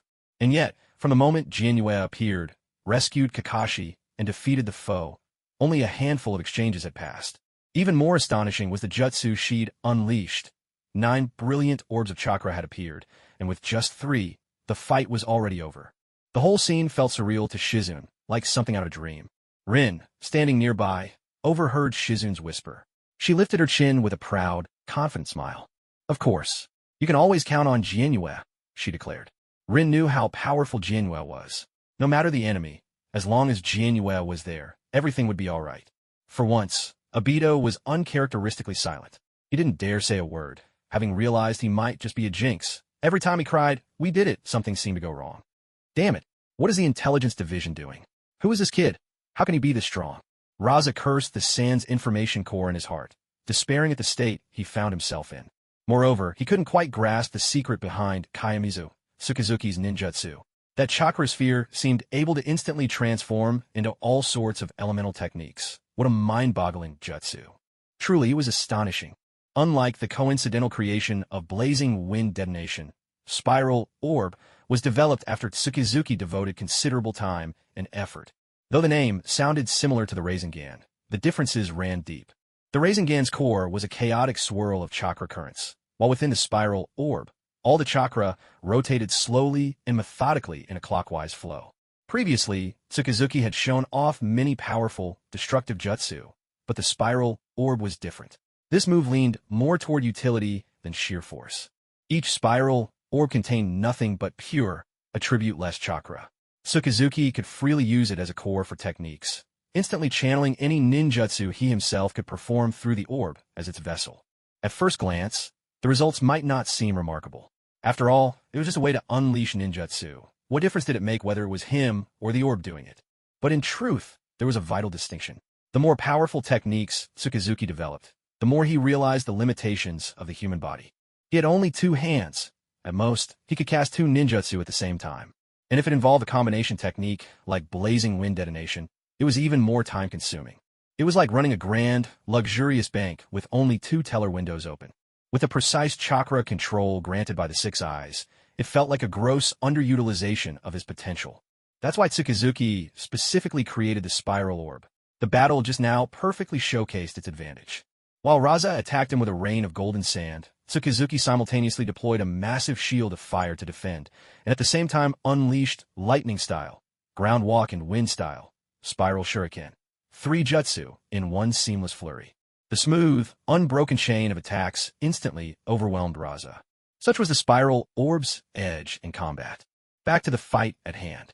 With a mere thought, Tsukizuki summoned another spiral orb, which shot out from behind him. Amid the crackling chorus of 1,000 thunderbirds, it transformed into a long spear of lightning, darting toward the helpless Raza with breathtaking speed. Raza struggled to summon a wall of gold dust for protection, but his body was so feeble that the gold drifted up only to collapse limply to the ground. Move, you cursed gold dust. Move. The scene now mirrored the moment Raza had previously launched a barrage of golden spikes at Tsunade. But this time, the tables had turned. Just as Raza was about to set foot on the river to the afterlife, to reunite with Yakura, the ground beneath him split open, and a red figure burst forth from below. In the nick of time, just as the lightning spear was about to strike, the newcomer shoved Raza aside and saved his life. There was a sharp, electric hiss. The Chidori lightning spear was plunged into the open ground. Raza felt as if he had just brushed past death itself. If it had been even a split second slower, that spear would have pierced straight through his skull. Wrapped in a crimson cloak of chakra, complete with a single swaying tail, it was clear who this was. The one-tailed Jinchuriki from Sunagakure, Monk Bunpuku. This did not come as a surprise to Mitsuki. The moment he was teleported back by Minato Namikaze's Flying Thunder God technique, he had already used his 6 eyes to scan every inch of the area within several dozen kilometers of the camp. Naturally, he hadn't missed Bunpuku, the one-tailed Jinchuriki. That was precisely why Mitsuki chose to approach Raza on foot, rather than using the body flicker technique to close in for direct combat. He was wary that Bunpuku might seize the opportunity to ambush Rin, Tsunade, and the others while Mitsuki was occupied with Raza. If, just now, Bunpuku had chosen to attack Tsunade and her group from behind, at this distance, Mitsuki was confident he would have been able to intercept him at the very instant he moved. Though, in the original story, Bunpuku was a peace-loving and admirable monk, the current Mitsuki was not about to let such character profiles cloud his judgment. Those bits of intel were just references at best. He would always rely on his own eyes to judge the situation. In the end, Bunpuku did not choose to ambush. Instead, he decided to save Raza. What's our next move? Bunpuku, shrouded in his crimson-tailed beast cloak, turned to ask Raza. We have to find a way to take him down. As long as we kill him, the others here won't be a threat. Raza knew his own side's predicament all too well. Sunagakure had gambled everything on this attack. If they couldn't wipe out the Konoha shinobi here, especially Tsunade, then defeat was inevitable for their village. For Sunagakure's sake, even if he were to die here today, he had to see this mission through. Now that Bunpuku had stepped in, Mitsuki, with no further concerns, instantly flickered to the edge of the pit carved by the Rasen Shuriken. Looking down at the battered Raza, He remarked, "You Sunagakure really went all out for this ambush, even brought your Jinchuriki to the front lines." Raza said nothing. In fact, he had argued fiercely against deploying the Jinchuriki during the Sunagakure strategy meeting. In his view, armed with enough explosive tags, he alone should have been able to handle this mission. But now, in hindsight, he realized he had miscalculated. The tags had been effective. Almost everyone in Konoha's frontline camp was blown apart. Yet, it was his own side that had run into trouble. The more he thought about it, the more humiliating it felt. He'd been defeated in one move by this up-and-coming Mitsuki who had recently made a name for himself. What were those Konoha brats even made of? Hearing Raza's command, Bunpuku began gathering chakra in his mouth, preparing his next move. Tailed Beast Ball. I can't let you get out, you know. There were still quite a few unconscious leaf ninjas lying around, and Mitsuki hadn't even unleashed any high-level jutsu yet. Suddenly, the thunder spear embedded in the ground twisted and morphed in a flash, transforming into a massive, irregular web of lightning that instantly enveloped both Raza and Bunpuku. The raging currents snapped Bunpuku's attempt to form a tailed beast bomb in his throat. Since Mitsuki had already noticed Bunpuku, how could he possibly not have prepared a countermeasure in advance? Two rasengan spheres shot out from behind Mitsuki, one tinged with a dark purple flame. Blazing Inferno Rasengan. The other split into countless coin-sized chakra projectiles. Finger Gun Rasengan, Bullet Storm. Bunpuku's cloak of chakra rapidly expanded, a surge of crimson energy wrapping around the lightning net created by the thunder spear. A string of tadpole-like runes crept across the surface, sealing away the wild, crackling lightning chakra entirely. Freed at last, Bunpuku grabbed hold of Raza, and the two of them darted swiftly to the right, narrowly dodging the hailstorm of Rasengan bullets at the very last second. Boom! Boom! Boom! The spot where Raza and Bunpuku had just been trapped was now pounded mercilessly, sending up clouds of smoke and debris. Raza and Bunpuku barely had time to catch their breath before, from within the haze, a dark purple fireball burst forth, streaking toward them at blistering speed. What?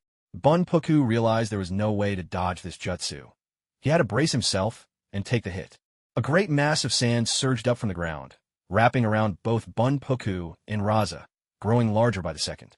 Trying to use the sand as a shield to keep the blazing Inferno Rasengan from hitting you? It won't work.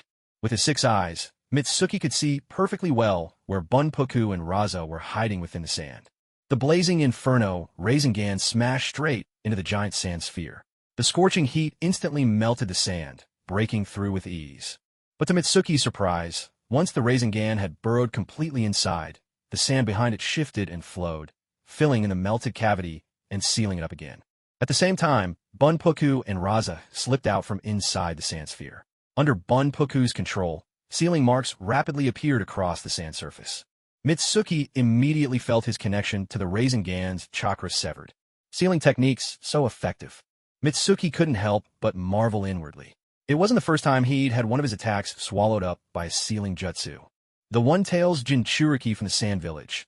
If you surrender now, I might consider only killing the man beside you. Mitsuki wasn't eager to fight the One-Tail here, not with so many wounded and unconscious leaf ninjas around. It would only hold him back. Moreover, if the tailed beast were captured alive, it would mean that Sunagakure had lost its last bit of war potential, essentially forcing them to withdraw from the game table of the Third Great Ninja War, leaving them with no chance to make any waves. Bunpuku heard Miyazuki's offer to surrender, but remained silent, giving no response. After all, he was a man of the Land of Wind. If he simply handed over the One-Tail to Konoha, Sunagakure would instantly lose the weapon that allowed them to deter the other great hidden villages. Even the Land of Wind itself might fall from its seat among the 5 great nations, and in the end, it would be the common folk of the Land of Wind who would suffer most. That was a future he could not bear to witness. Naturally, Raza would not be swayed by a few words from his opponent. Besides, judging from the tone of this Shimizu Miyazuki, it seemed that Raza was doomed no matter what choice he made. So what was there left to discuss? And there was one more thing. His technique is about to run out. Raza glanced at the orbs spiraling behind Miyazuki and thought to himself. At this moment, the 9 orbs that had originally floated behind Miyazuki had been whittled down to just 3 after continuous use. Raza had also noticed that, despite the variety in his opponent's techniques, it seemed that multiple orbs could not unleash the same type of ninjutsu at the same time. Whether at the start of the fight with the lightning and wind style, or just now, if the 2 fireballs had been the ones chasing after them, the One-Tails Jinchuriki might not have been able to handle it so easily. Feeling that he had already seen through Miyazuki's technique, Raza regained his confidence. As long as he could withstand the last 3 chakra orbs, victory would ultimately belong to Sunagakure. Miyazuki had no way of knowing what was going through his opponent's mind, but judging from Raza's expression, he could guess a thing or two. Nothing more than wanting to celebrate at halftime, a classic tradition among sand ninja. He let out a resigned sigh. Miyazuki truly felt helpless. He wasn't the stubborn sort. If things truly became impossible, he would be willing to sacrifice some Konoha ninja for the greater good. But the thing was, although I'd love to capture the one tail alive, I don't know any sealing jutsu. So in the coming battle, you'd better not die on me, Jinchuriki of the one tail.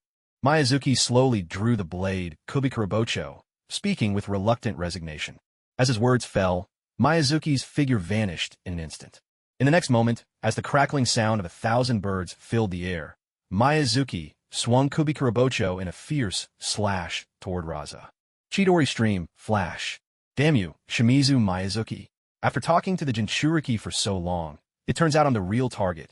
While Bunpoku was holding off Miyazuki, Raza had popped quite a few soldier pills and blood-replenishing pills.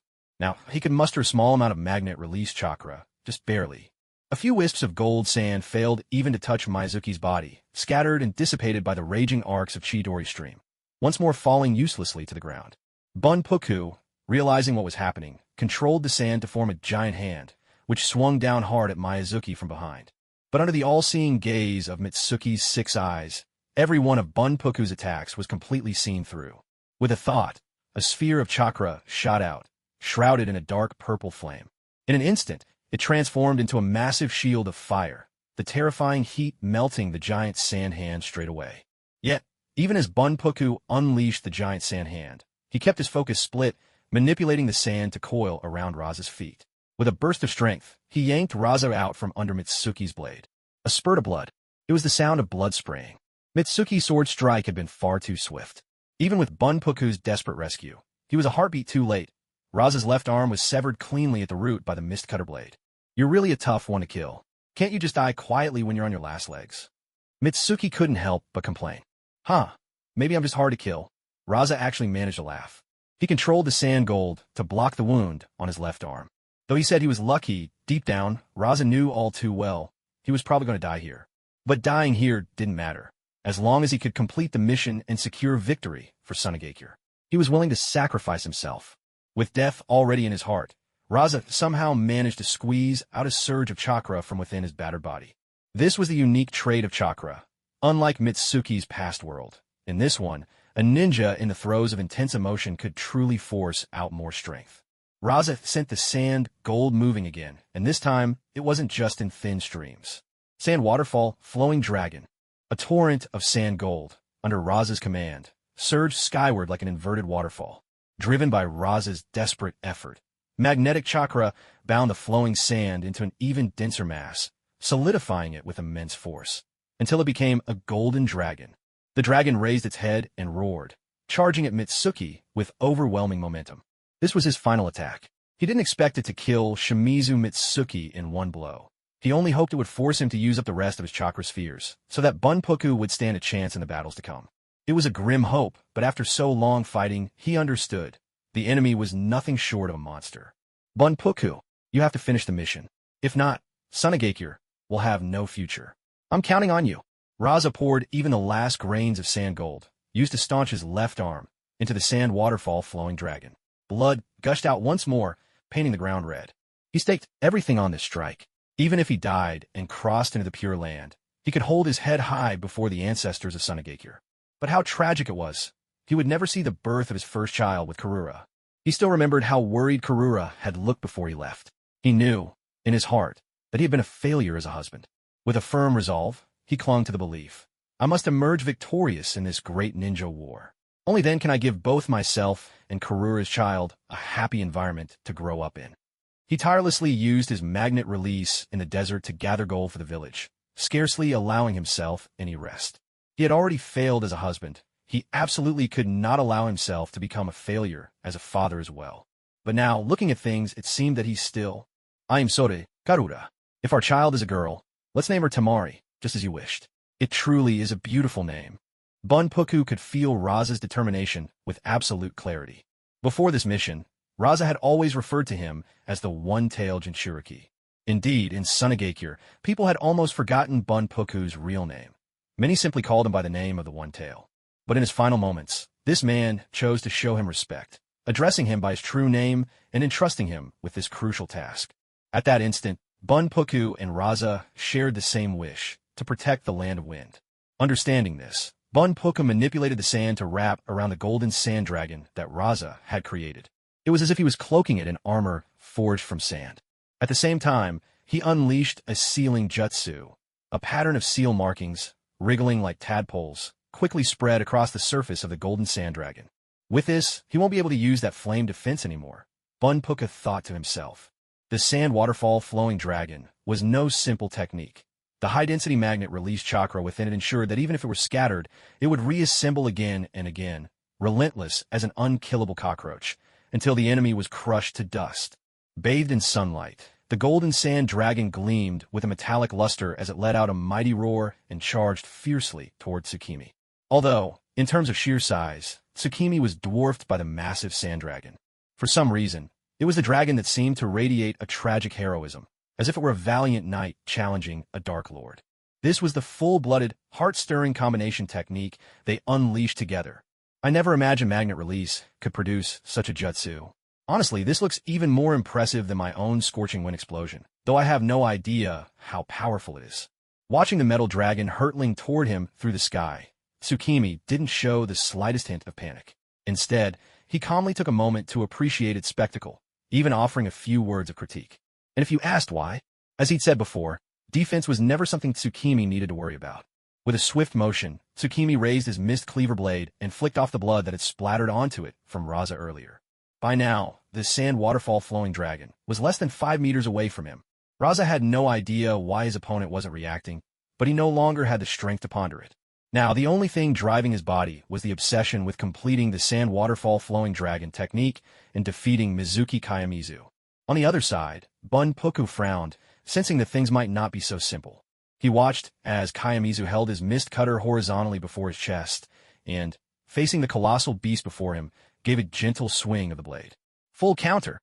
In that instant, it was as if an invisible domain surged out from Kayamizu, rapidly expanding in all directions. Just a moment ago, the majestic sand gold dragon had been awe-inspiring.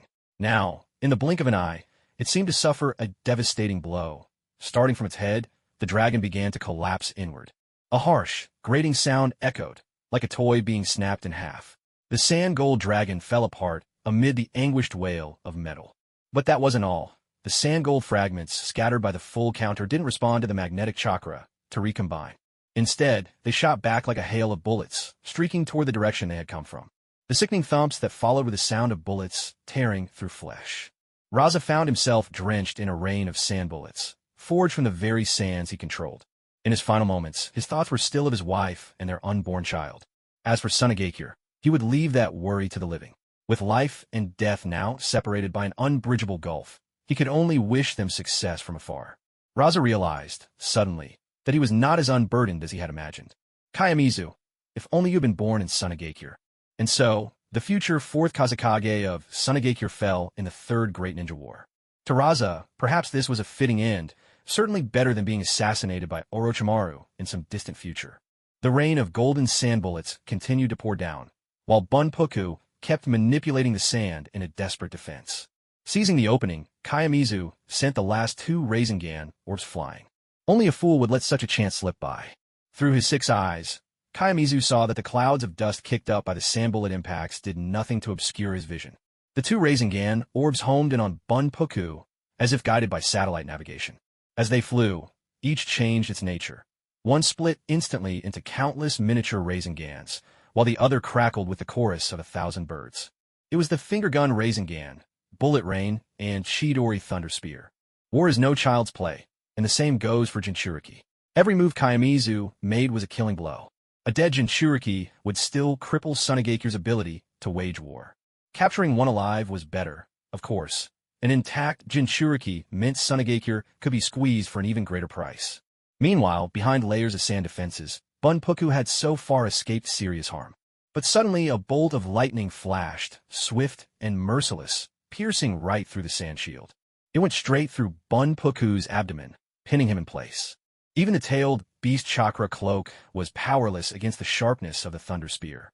Funfu hurriedly tried to repeat his old trick, using a sealing technique to suppress the lightning chakra and help himself break free. But was already too late.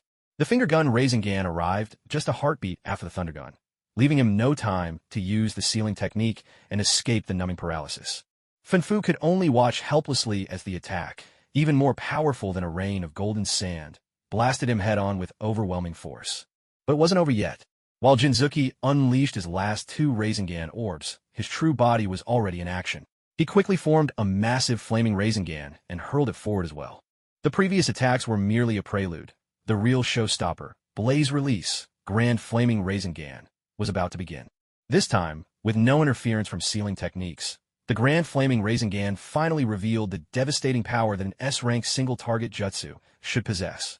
The moment the blazing Rasengan struck Funfu's body, the cloak of tailed beast chakra was incinerated and torn apart.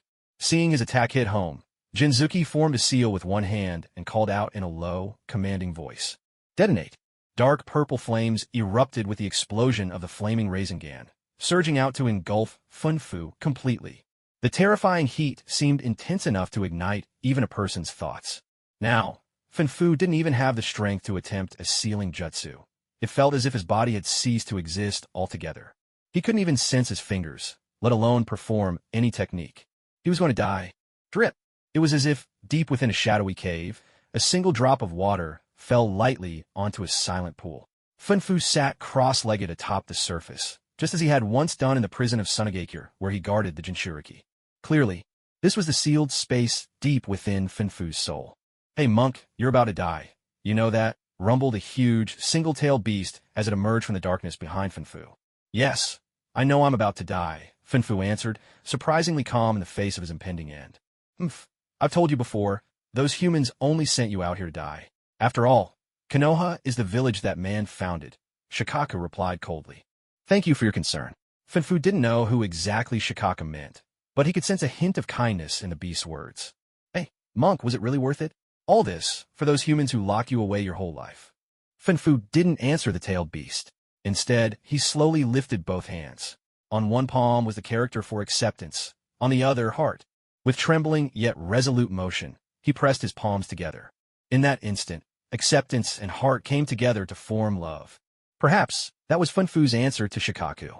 The beast fell silent, its tail quietly swaying, as if it were saying its final farewell. Or maybe not. Though Shikaku had always thought Funfu was a pretty decent monk, his character was even close to that of the Sage of Six Paths. Business was business. It didn't dislike Funfu, but neither was it about to die alongside him. After all, when a Jinchuriki perishes, the tailed beast vanishes as well. Even though chakra itself doesn't disappear, and maybe years later the one tail would revive, who could say if the resurrected creature would truly be itself? The tails swaying behind Shikaku were not bidding Funfu farewell, but rather gathering chakra. Its 2 chubby, feline paws were now forming the sheep hand seal. As one of the most scholarly among the tailed beasts, and with Funfu's body on the verge of collapse outside, Shikaku could rely on its own skill to break the sealing technique and escape from Funfu's body. Meanwhile, under the keen gaze of Mitsuki's 6 eyes, as Funfu was engulfed by the raging flames of the fire-style, spiraling sphere, intricate sealing marks appeared all over his body. Then, like chains shattered by brute force, they broke apart. Streams of chakra, thick with a sense of foreboding, surged out from Funfu. At last, a gigantic tanuki adorned with violet markings took shape outside. The one-tailed Shikaku had made its grand entrance. No sooner had Shikaku broken free than it threw back its head and let out a wild, beastly roar. Not a cry of triumph, but one heavy with sorrow, as if it were saying a final farewell to someone. And in truth, this was the case. Though it didn't show it, the decades spent with Funfu had taught Shikaku much from this kind-hearted human. Now that Shikaku had escaped Funfu's body, it was clear Funfu was gone for good. He was, after all, just an ordinary man, not a member of the Uzumaki clan like Kushina, blessed with immense life force. The moment Shikaku shattered the tailed beast's seal, Funfu's spirit had already departed for the Pure Land. Mitsuki could only sigh at the sight. He hadn't held back just now, and under normal circumstances, any Jinchuriki would have met the same fate here. Only Shikaku, with its mastery of sealing techniques, was an exception. This is troublesome, Mitsuki murmured, frowning slightly. The one tail itself wasn't an insurmountable problem. For ordinary shinobi, a tailed beast spelled disaster, but to a true powerhouse, trouble started only at the level of the 8 tails. What concerned Mitsuki was the number of wounded and unconscious leaf ninja scattered about. Even if he held back his more destructive techniques, there was no way Shikaku would cooperate with him. As Mitsuki pondered how to end the situation with Shikaku as quickly as possible, he suddenly noticed movement from Tsunade behind him. Tsunade, having regained a bit of chakra, bit her finger, swiftly formed hand seals with both hands, and slapped them onto the ground. Summoning jutsu. With a burst of chakra, the giant slug reappeared on the battlefield. Seeing this, Tsunade immediately spoke up. Katsu, split yourself and get all the Konoha ninjas here away from Shikaku right now. Yes, Lady Tsunade, Katsuyu replied in her soft, gentle voice. Without delay, she began dividing herself, and countless small slug clones swiftly wrapped themselves around the unconscious Konoha ninjas nearby, carrying them away from the battlefield between Kingetsu and Shikaku. Nice one, Tsunade. Kingetsu's face lit up with a smile. Tsunade really could be counted on. Now at last he could fight without holding back. Meanwhile, inside Bunpuku, Shikaku could see everything happening outside. It was fully aware that the human before it was an enemy of Tsunagakure. If it had been any of the other tailed beasts, they likely would have flown into a rage by now, unleashing destruction and exacting revenge on humanity. They wouldn't have cared at all about the enmity between humans. But Shikaku prided itself on being the smartest among the tailed beasts, and it decided, at least for now, to avoid conflict with the human before it. After all, this human was different from the others. You could tell just by the way he stood. He wasn't afraid in the slightest. Besides, during his time spent with Bunpuku, Shikaku had gradually come to understand that there really were kind people among humans. Perhaps this was the message the Sage of Six Paths had wanted to convey to them. And after all, Shikaku had only just escaped after decades of captivity. It decided it was best to keep a low profile for now. That's why, when the slug started moving the humans away, Shikaku didn't try to stop them. At this moment, Shikaku fixed its coin pattern eyes on Kingetsu and spoke. Human, you, well... Oh no, Shikaku thought to itself, feeling a surge of anxiety. All these years, it had only ever spoken to Bunpuku. Now, faced with talking to a stranger, it suddenly didn't know how to express itself. Kingetsu noticed something was off with Shikaku. After its initial roar upon breaking free from the seal, it had just stood there. Even as the slugs crawled back and forth, it barely moved. Now it was stammering, unsure what to say. Still, as a reincarnator, Kingetsu harbored no prejudice against tailed beasts, so he spoke up. I don't know what I want to say, but I take it you don't intend to fight, Shikaku. Shikaku was still searching for the right words when it heard Kingetsu speak. After thinking it over, it realized that was indeed what it meant and nodded. That's right. Wait, how do you know my name? Halfway through its sentence, Shikaku suddenly realized something was off. It had never told any human its name before. How did this human know? Once Kingetsu understood Shikaku had no intention of fighting, he lost interest in interfering further. From what he remembered of his previous life, this was the period when Shikaku was gradually being moved by Bunpuku's kindness. In the days to come, as Bunpuku approached death, Tsunagakure prepared to select a new Jinchuriki for Shikaku. However, due to the unfit candidates, Shikaku would often break free from the seal. This led to repeated bouts of conflict, breakout, battle, resealing, escape once again, more fighting, another sealing. This cycle continued until Shikaku was finally sealed within Gaara. During this period, the heart that Bunpuku had painstakingly softened with decades of unwavering kindness gradually closed itself off once more. Of course, memories remain what they are. Now that Tsukimi had received Shikaku's answer, he felt reassured of Shikaku's harmlessness. After all, though the tailed beasts were called calamities, their hearts were, at the core, quite simple. At the very least, they never lied. As long as you have no intention of fighting, that's fine with me. I'm not someone who enjoys fighting either. So, do as you wish. I have other matters to attend to. Oh, and about your name, by the way. Tsukimi propped his chin on his right hand and thought for a few seconds. Then he looked up, his tone easygoing. I can't really explain it all at once, so let's do this. My name is Shimizu Tsukimi. Now you know my name too. Let's call it even Gaara. With that, Tsukimi turned to head back to Tsunade to discuss their next steps. Seeing Tsukimi about to leave, Shikaku hurriedly called out, Why aren't you afraid of me? Why even talk to me, Shimizu? Tsukimi. Shikaku was well aware of the deep-seated fear and loathing humans held toward the tailed beasts. Yet in the presence of this person who called himself Shimizu Tsukimi, Shikaku felt not a trace of malice. A flicker of curiosity stirred within him.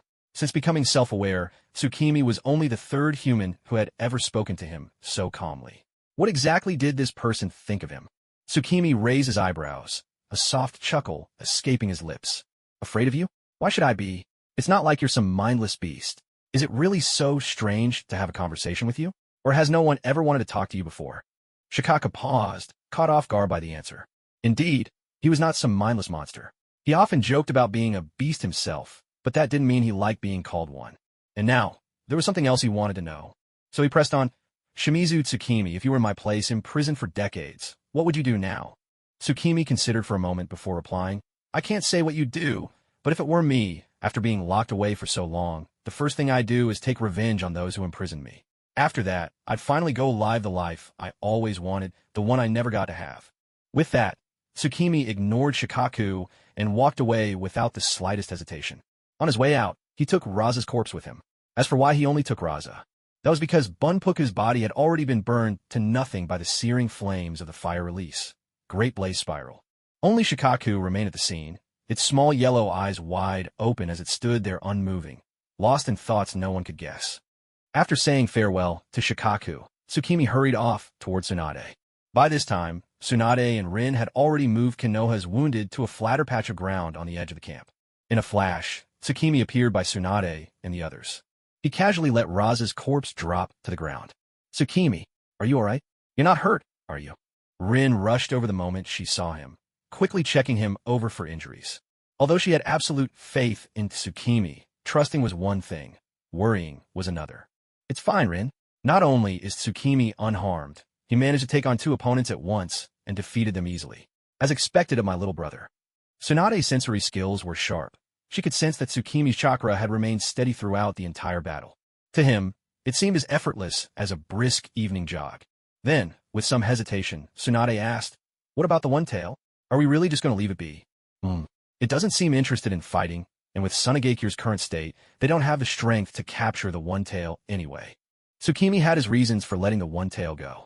Right now, Tsunagekyu's only remaining high-level fighter was Chiyo. The others, like Ebizo, simply didn't measure up to Kaga-level strength. And as for Chiyo, all her power was in her puppets. She might hold her own against other ninja, but facing a tailed beast with its monstrous endurance and power was simply too much for the old woman. Back at the Konoha camp, many of the Konoha shinobi were waking up. I'm not dead. It's Lady Tsunade's summoned beast. Lady Tsunade saved us. Some excited voices broke out as people spotted the slugs nearby. Tsunade didn't think she deserved much credit. If Tsukimi hadn't come to their aid, everyone in the camp, including herself, would have been doomed. Once this war was over, she'd make sure the third Hokage heard all about Tsukimi's deeds, maybe with a little embellishment, so that he wouldn't miss out on a single bit of recognition he deserved. Nearby, Obito crouched by Raza's corpse, studying it for a moment before bursting out in laughter. Ha ha! And here I thought the Sand Ninja was supposed to be so powerful, but it turns out he was no match for Tsukimi at all. Kakashi shot Obito a sideways glance and quipped, weren't you just yelling that Tsukimi was in danger a minute ago? Obito's laughter cut off abruptly, and he muttered defensively, well, that sand gold dragon was just so. He wanted to say so terrifying, but saying that felt like he'd be praising the enemy while belittling his own side. After all, that metal dragon hadn't lasted long before Tsukimi took care of it with ease. Don't give me that cheeky grin. With your abilities, even if you couldn't beat the enemy outright, 3 against 1 should have been enough to stall for time. You could have at least held your ground until I got back. How did things end up like that? Jianue crossed his arms and frowned as he spoke. Kakashi, Obito, and Rin had all been trained by him since they were little. He knew better than anyone what they were capable of. Precisely because of this, he spoke to them with such a stern face. It was lucky Captain Minato brought me back this time. Otherwise, you 3 would really have been in for it. Feeling he hadn't scolded them enough, Jianue threw in another reprimand. The 3, Kakashi, Obito, and Rin, didn't dare talk back. They quickly bowed and apologized. We're sorry. Seeing this, Jianue felt there was no point in saying more. Raising kids really was exhausting work. I still need to head back to the front lines. You 3 stay put and reflect on what you did wrong in that last battle. Yes, sir. Hearing that Jianue was about to return to the thick of battle, Obito felt a strong urge to follow him. But with the recent scoldings still fresh, he didn't dare voice his wish, worried he'd only make Jianue angrier. If only I could awaken my sharingan, to Obito's side to himself. He still cared a lot about how quickly Uchiha Ryori had awakened her eye, though he didn't show it. Kakashi and Rin, on the other hand, weren't caught up in such thoughts. They understood their shortcomings now, and knew that joining the front lines would only distract Jianwei. After giving a few more instructions to Tsunade, Jianwei didn't linger any longer. He turned and set off toward the front. Between the thick, sturdy branches of towering trees, a streak of blue light darted swiftly through the forest. It was Jianwei, rushing on his way. Electric arcs would occasionally flicker along his legs, lightning chakra, stimulating his leg muscles in controlled bursts. This was the most efficient output of chakra to conserve his stamina. Halfway through his journey, Jianwei suddenly stopped atop a branch. "Why do you keep following me, Shikaku?" No sooner had Jianwei spoken than the ground beneath the tree started to bulge and ripple, sand surging up from below. It was the sand submersion technique, a jutsu for rapid movement. Moments later, the great-tailed tanuki emerged, bright-eyed and glistening, right in front of Jianwei. It was indeed Shikaku. "You're heading out to fight the ninja from Sunagakure, aren't you?" "I want to go too," Shikaku replied without hesitation. Earlier, Shikaku had asked Jianwei a question. After listening closely to Jianwei's answer, Shikaku had spent a long time thinking, still unsure about what kind of life it truly wanted. But stirring up trouble for Sunagakure, that was something it was very interested in. After being sealed away in that cramped space for so long, it certainly wasn't going to let things slide so easily. Upon hearing that Shikaku wanted to join forces against the Sand Ninja, Mitsuki saw no reason to refuse. Still, there were some things he felt needed to be made clear.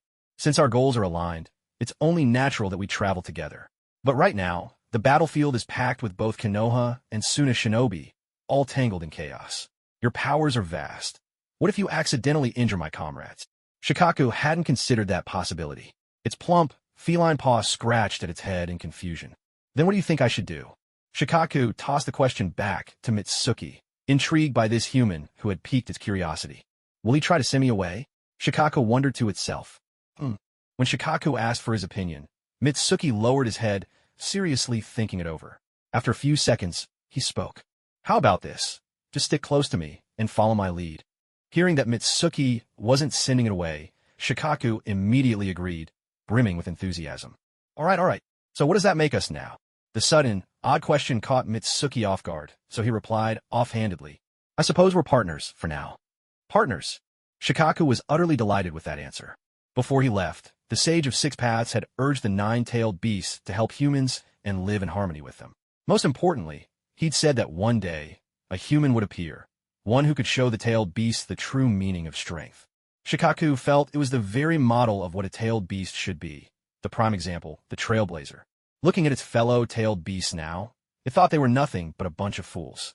Only it, Shikaku the monstrous tanuki, had managed to form a genuine bond with a human. And this human, who called himself Shimizu Mitsuki, had never looked at it with any prejudice for being a tailed beast. From their very first meeting, Mitsuki had treated Shikaku as an equal, speaking to it on level ground. Shikaku believed that Mitsuki was the one, the very person the sage had predicted, the one who could truly guide the tailed beasts. Just as it thought, the number of tails meant nothing.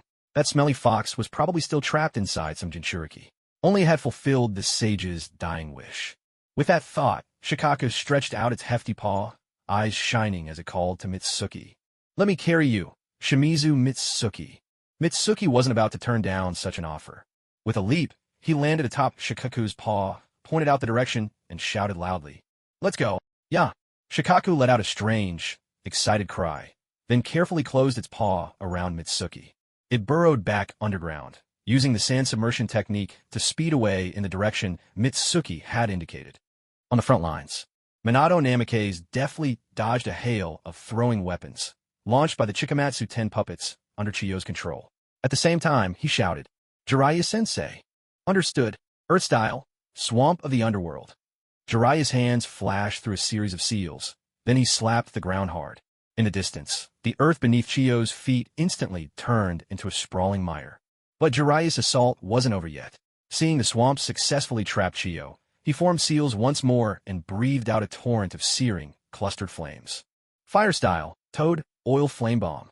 This was an advanced fire technique Jiraiya had developed himself, using the unique oil from Mount Mayaboku to dramatically heighten the flame's heat and sticking power. Chiyo's feet sank deep into the swamp.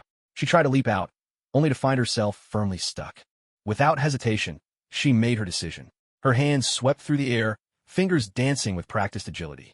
With her left hand, she controlled 3 of the Chikamatsu 10 puppets, bringing them back to form a defensive line in front of her. Puppet art, triple treasure suction crush. A powerful suction force surged forth once more, this time drawing Jiraiya's blazing attack straight into the heart of the wind zone. Meanwhile, her right hand commanded the remaining 3 puppets, sending them charging toward Minato Namikaze.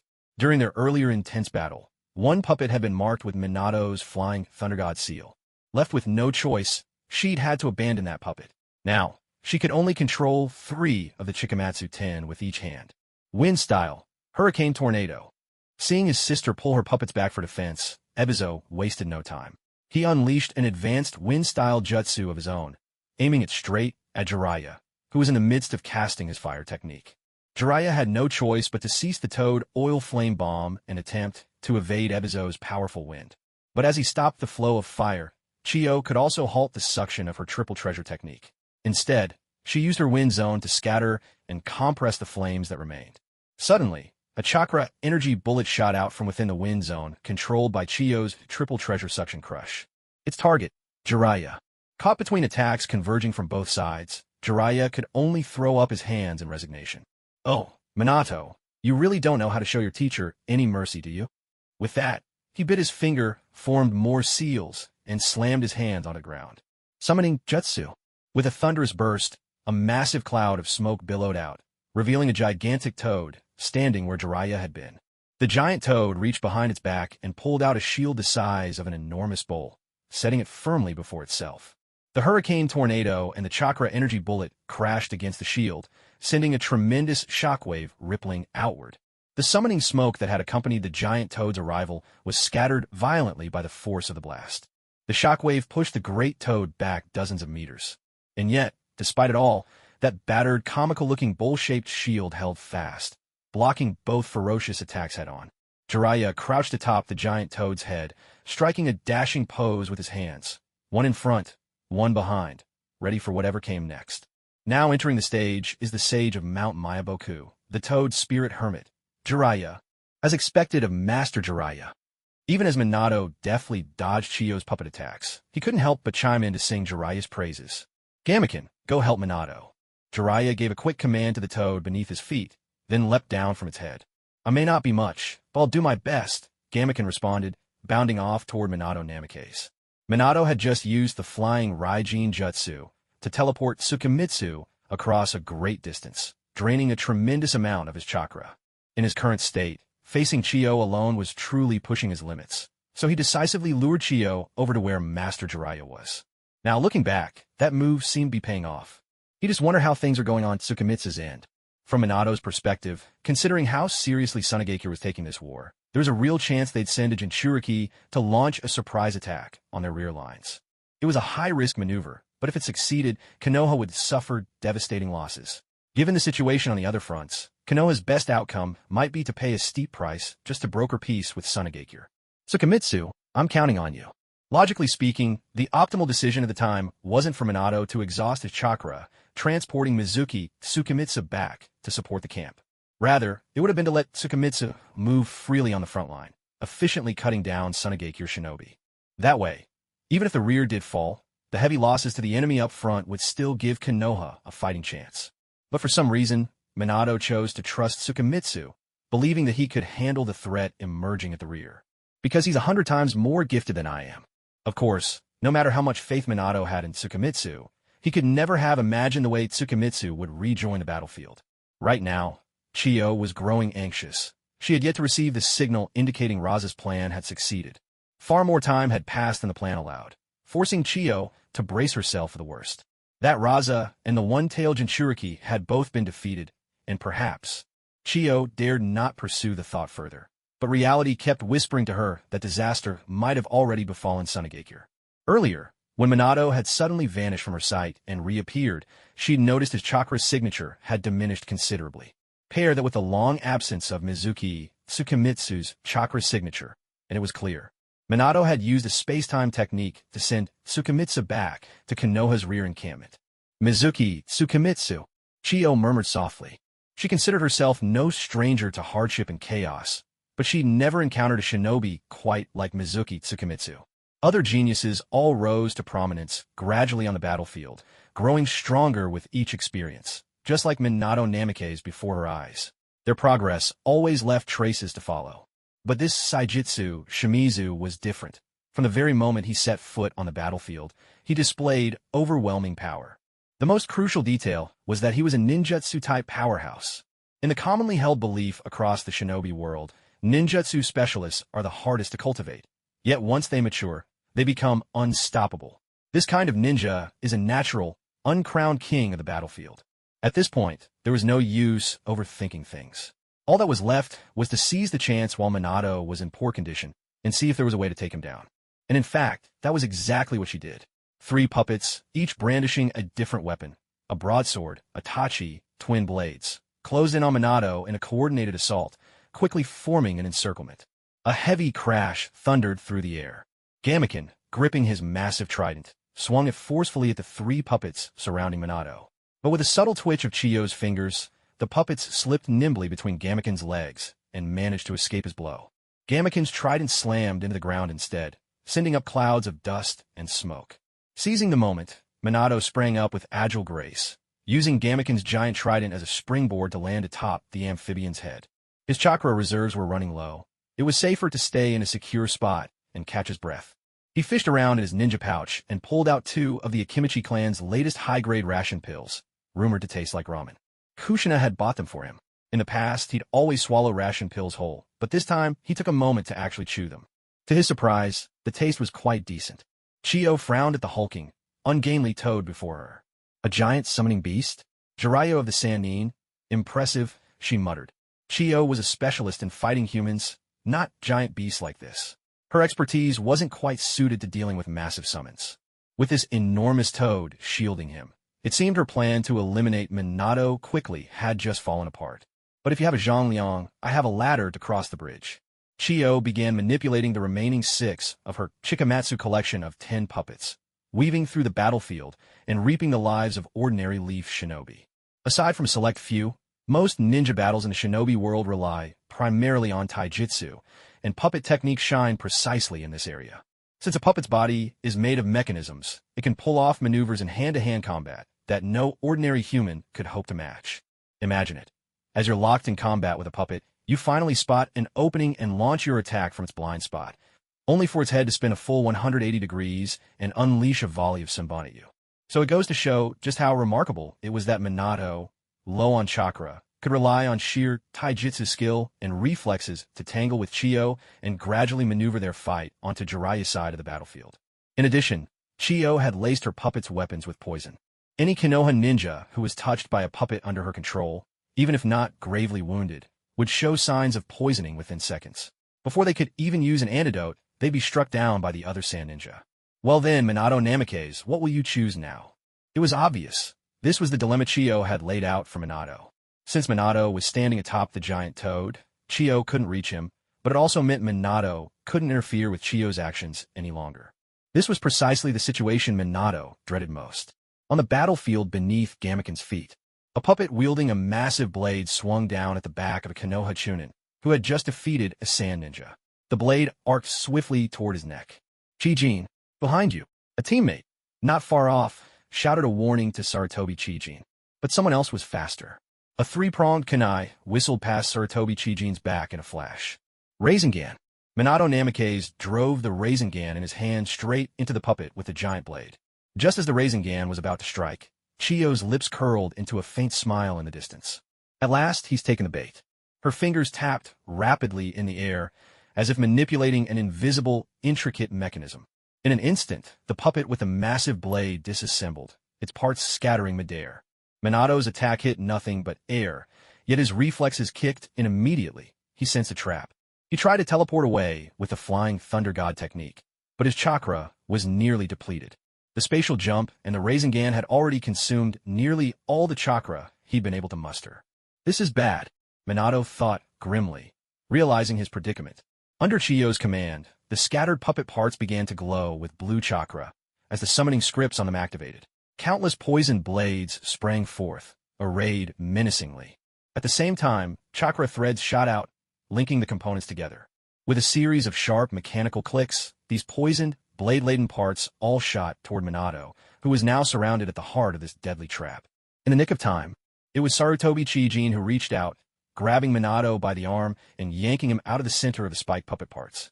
With a furious clatter, the parts crashed together, reassembling once more into the giant bladed puppet. Cursed Minato Namikaze. Chiyo's frustration was palpable as her perfect opportunity slipped away. She drove her other puppets into a renewed assault on Minato. But Gamaken's attack arrived just then. The giant toad swung his enormous trident with dexterity, his onslaught so tight and relentless that the puppets were forced to retreat. Thank you, Gamaken. I may not be much use, but I'll do my best to cover you.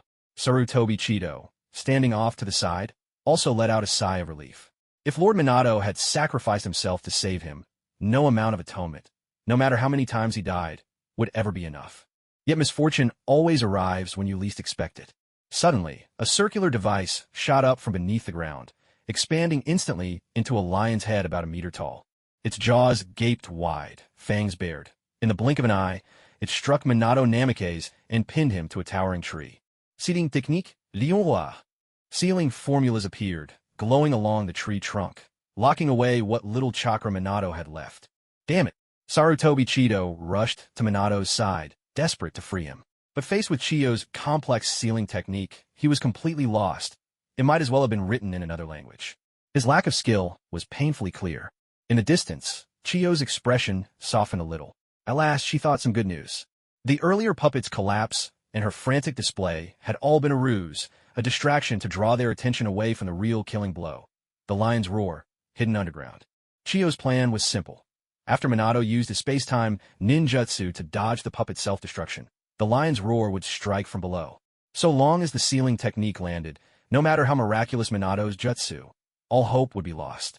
Who could have guessed Minato would dare rejoin the fight with only a sliver of chakra restored? But in the end, it didn't matter, so long as the results were the same. Puppet technique, Spear of Light. Chiyo sent her puppets forward, not allowing Minato even a moment to catch his breath. Minato's chakra was sealed tight. Under Kushina's guidance, he was a sealing technique master himself. But as the saying goes, even a healer cannot heal himself. He could rescue others, but with himself already sealed, even Kushina herself might not stand a chance. Get out of here now. Minato called out to Sarutobi Chido, urgency in his voice. Chido was frantically scraping at the sealing formulas with a kunai, hoping to cut them away from the tree. The idea was clever, but once a sealing technique had been activated, even destroying the entire tree would not break it. Farewell, yellow flash of Konoha. Chiyo's eyes were icy cold. To catch an opponent as swift as Minato was a once-in-a-lifetime opportunity. The Spear of Light puppet attack closed in, a blue spear of chakra poised to pierce Minato's body in the next heartbeat. Suddenly, a youthful yet confident voice rang out. Shikaku, understood. A surge of sand erupted from beneath Minato and Chido, swirling up to completely envelop them both. The blue chakra spear crashed against the sand-formed sphere, sending violent shock waves through the air. Waves of force rippled out from the clash of spear and shield. Astonishingly, the spear began to pierce, bit by bit, into the heart of the sand sphere. But that was all it could manage. Puppet art. Machine light spear assault was never meant to be a sustained ninjutsu. After a few seconds of deadlock, the blue spear of light flickered weakly, then faded away. In this clash of spear and shield, it was the shield of sand conjured personally by Shikaku that ultimately prevailed. Is that what I think it is? Chiyo's pupils contracted. She knew all too well what the shield of sand signified. This mighty Tanuki is back, you sand bastards. Shikaku dispelled his sand submersion technique, bursting out from the ground in all his towering glory, loudly announcing his return to everyone present. Mitsuki leapt from Shikaku's palm up onto his head. First, undo that sealing technique and rescue Captain Minato. Shikaku caught Mitsuki's command and hurriedly dispersed the shield of sand, revealing the immobilized Namikaze Minato, still trapped by the seal. Shikaku formed a series of hand signs. The sand on the ground quickly surged toward the lion's roar confinement, holding Minato. Dark sealing marks surfaced, completely overriding and destroying Chiyo's original sealing formula. Seeing that lion's roar confinement was about to be undone, Chiyo didn't have time to wonder why the one tail had shown up, let alone why it was siding with Konoha. She swung both arms, commanding all 6 of her Chikamatsu puppets to launch an all-out attack on Minato. Some unleashed volleys of hidden weapons, while others fired streams of flame and blades of wind from their puppet mechanisms. Chiyo didn't care whether these attacks would succeed. This was her only chance to kill Namake's Minato. Her face twisted in frustration. Damn you, Mitsuki Shimizu. This time, her fury was genuine, nothing like before. Faced with such a reckless barrage, Mitsuki didn't even need to speak. Shikako simply flicked his tail, swatting every attack aside. There's a reason tailed beasts are considered the ultimate weapons of the ninja villages. All those jutsu struck Shikaku's tail without even making a sound. And as for those poison projectiles, so deadly to ninjas, when they hit a tailed beast, they were nothing short of laughable. That's enough.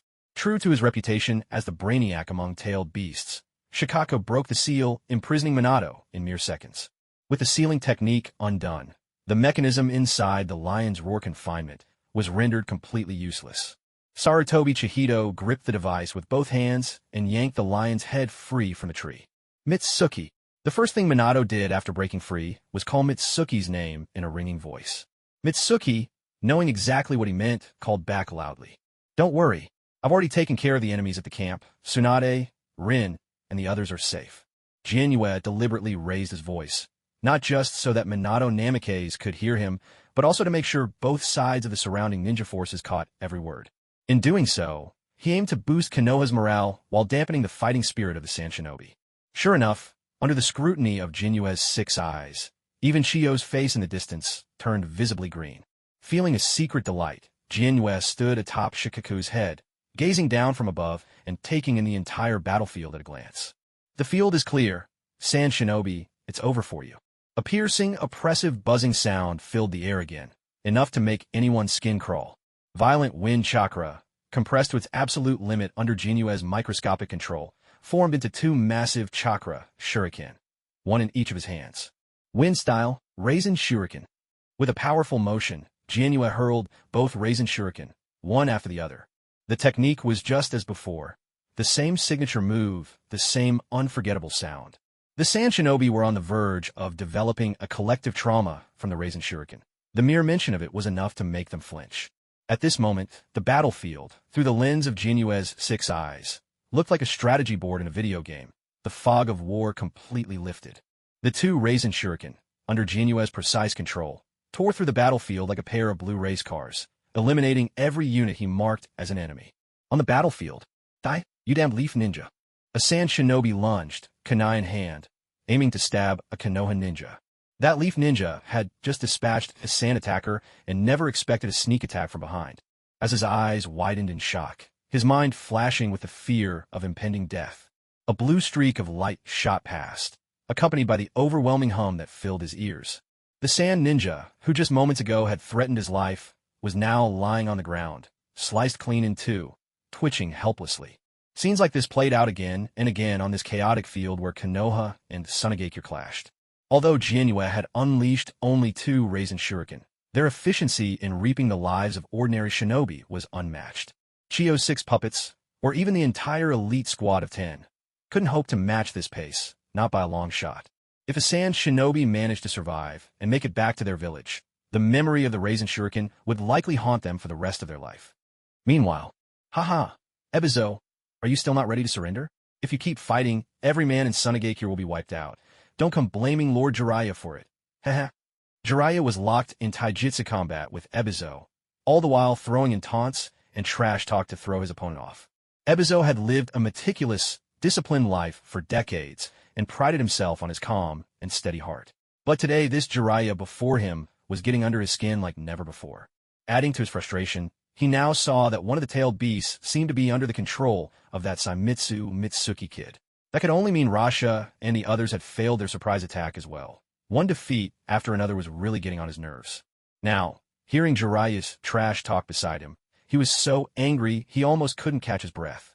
There's an opening. Ninja art. Wild Lion's main technique. Seeing that his taunts had finally worked, Jiraiya shouted in excitement. In a flash, he unleashed a ninjutsu, manipulating his hair to lash out at Ebizo. This was the first time Ebizo had encountered something so-so. He couldn't even find the right words to describe it. He dodged Jiraiya's attacks again and again, finding himself in one perilous situation after another. Despite how glib Jiraiya seemed at the moment, he'd nearly been scared out of his wits when he noticed the situation by Minato earlier. Luckily, that Mitsuki kid had appeared just in time to save Minato. Otherwise, he dreaded to think how many pieces Kushina would break him into if Minato were seriously injured here. Come to think of it, that Mitsuki kid was truly ferocious. In just a short while, he'd already taken down so many sand ninja, it was hard to imagine how much his bounty would be once he appeared on the black market.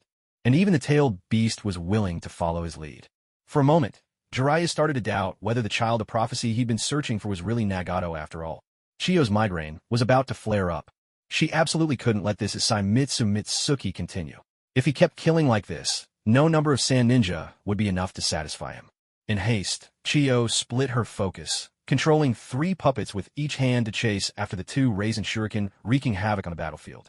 Puppet art, Samba Kyukai. The 2 sets of puppets stacked up like a human tower, forming a formation in an attempt to draw both Rasen Shuriken into the wind zones they generated. But Mitsuki had anticipated Chiyo's move long before. Shikaku, fill it with sand. Understood, partner. With Mitsuki's command, Shikaku immediately manipulated the sand, flooding the wind zones of Samba Kyukai like a crashing wave. At the same time, several black sealing patterns appeared on the sand, clashing fiercely with the sealing techniques that powered Samba Kyukai. This left Chiyo unable to clear away the mass of sand in time to activate her sealing jutsu. A deep, resonant hum filled the air. Mitsuki had always believed in seizing every opportunity. Only a fool would let one slip by. He immediately maneuvered the 2 Rasen Shuriken to skirt around the wind zone that had once caught him off guard. They struck directly at several puppets, immobilized by their own internal mechanisms. Twin flashes of blue light erupted, fierce gales howled, and razor-sharp winds twisted into a tornado, shredding the remaining 6 members of the Chikamatsu 10 puppets. Under the relentless edge of high-density wind chakra, every last chakra thread from Chiyo's hands snapped apart. With this, the legendary white secret technique, the 10 puppets of Chikamatsu, which had once struck terror into the hearts of countless shinobi since the days of the first puppet master, finally met its end. The world of ninja is sometimes astonishing in this way. A single individual's power can tip the scales of an entire war. It was clear that ever since Mitsuki returned to the battlefield with Shikaku at his side, appearing like a divine weapon descending from the heavens, the tide had turned completely in Konoha's favor against Sunagakure. A thunderous crash echoed through the woods. Master Ebizo, misfortune never comes alone. Chiyo turned to see her brother, Ebizo, sent flying by a casual flick of Jiraiya's hair, smashing through 3 trees before slamming hard onto the ground. Ebizo had never been Jiraiya's equal in the first place. On top of that, Jiraiya's cunning words had unsettled him, and a single lapse was all it took for Jiraiya to land a decisive blow. Had he not managed to react in time, blocking just barely with a kunai, he wouldn't have simply been knocked away. Jiraiya's wild lion's mane would have run him clean through, pinning him to the earth. This was the final straw that broke Chiyo's resolve. She pressed her lips tightly together, her face filled with unwillingness and frustration. Why is it always Konoha? First there was Sakumo Hataki, then Minato Namikaze, and now there's this Mitsuki Shimizu. How do they always end up with all the luck? Not far away, Mitsuki stood atop Shikaku's head, once again gathering chakra in his hands. At this point, Chiyo was no longer able to use the 3 treasure suction crush to counter Mitsuki's technique. She didn't know why Shikaku fought for him, but the truth was clear. Under Shikaku's protection, any ninjutsu or thrown weapon aimed at Mitsuki was ruthlessly swept aside by Shikaku's sand. The sand shinobi couldn't even get close to Mitsuki. Meanwhile, every sweep of Shikaku's massive claws or swing of his tail claimed the lives of several Sunagakure ninjas. Mitsuki, having formed a Rasen Shuriken in his palm, made no move to throw it just yet. The swirling, roaring Rasen Shuriken radiated a tremendous, oppressive energy, weighing invisibly on the hearts of every sand ninja. Chiyo glanced around her. Those sand shinobi who survived wore expressions of hatred or numb resignation. But without exception, every single one of them was gripped by fear, not just of a person, but a technique.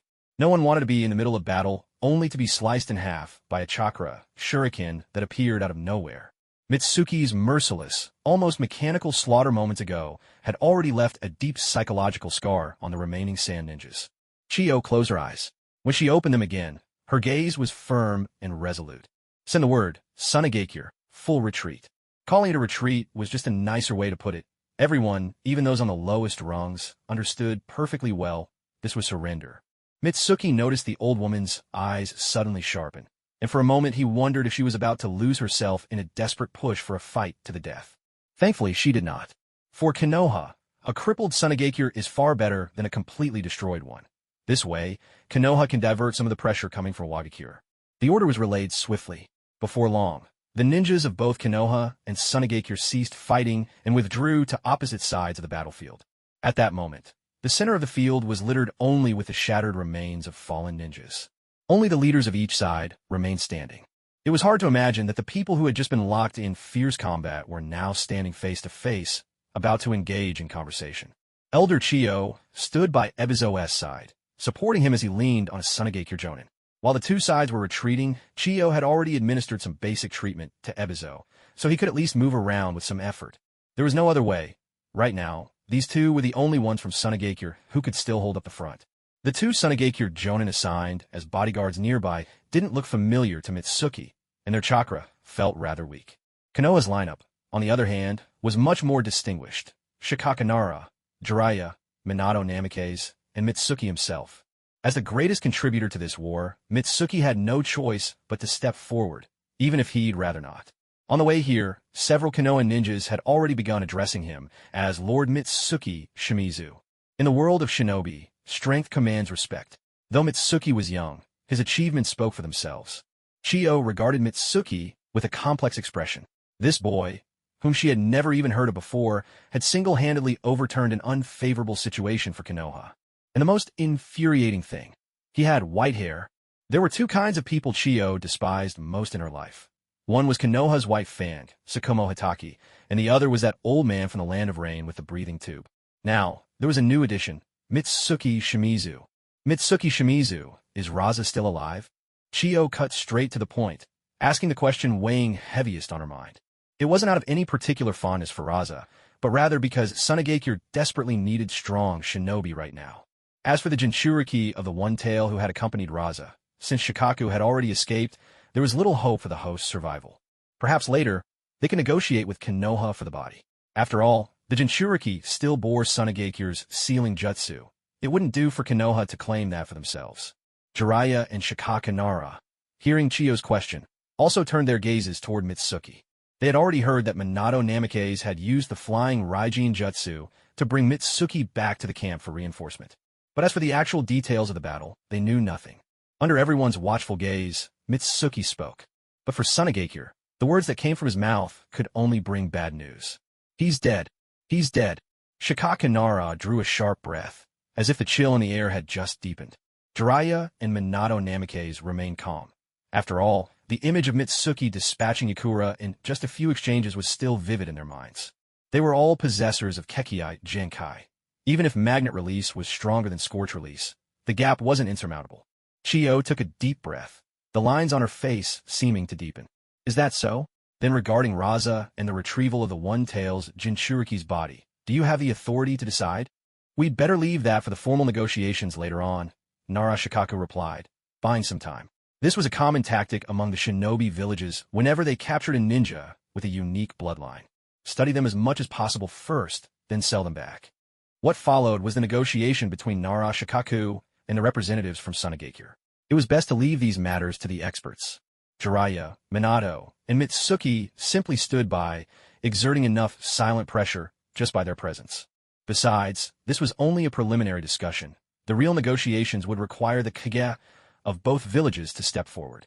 As for Sunagakure, they might first need to choose their own fourth Kazekage. After listening for a while, Mitsuki began to feel bored. But then Chiyo's next words snapped him back to attention. So, isn't it time for you of Konoha to return the One-Tails to us, the people of Sunagakure? At that moment, the One-Tails was lying on its side, dozing lazily on the ground. Hearing those pesky Sunagakure folks mention it, it opened a pair of round, yellow, coin-like eyes. If it had been its old self, it would have flown into a rage and slammed its paw down in fury. How dare they talk about the great Tanuki Lord as if it were some mere object? But times had changed. It aspired to be a tailed beast with ambition, not just another mindless brute like the rest. Besides, it was no longer alone. Shikaku is my partner now, and our collaboration has been going quite well, Mitsuki declared, his words heavy with threat. Unless Shikaku himself wishes to return to Sunagakure. Otherwise, well, Chiyo was at a loss, completely thrown off by this. In her view, the One-Tails must have been under some kind of jutsu cast by Mitsuki, even given a proper name, no less. And now he was saying they should ask the One-Tails for its opinion? Wasn't that as good as admitting Mitsuki had no intention of giving it back? This was exactly what every ninja from Konoha and Sunagakure believed after witnessing the One-Tail's strange behavior on the battlefield. To the people of these lands, tailed beasts and humans were natural enemies, two forces that could never truly coexist.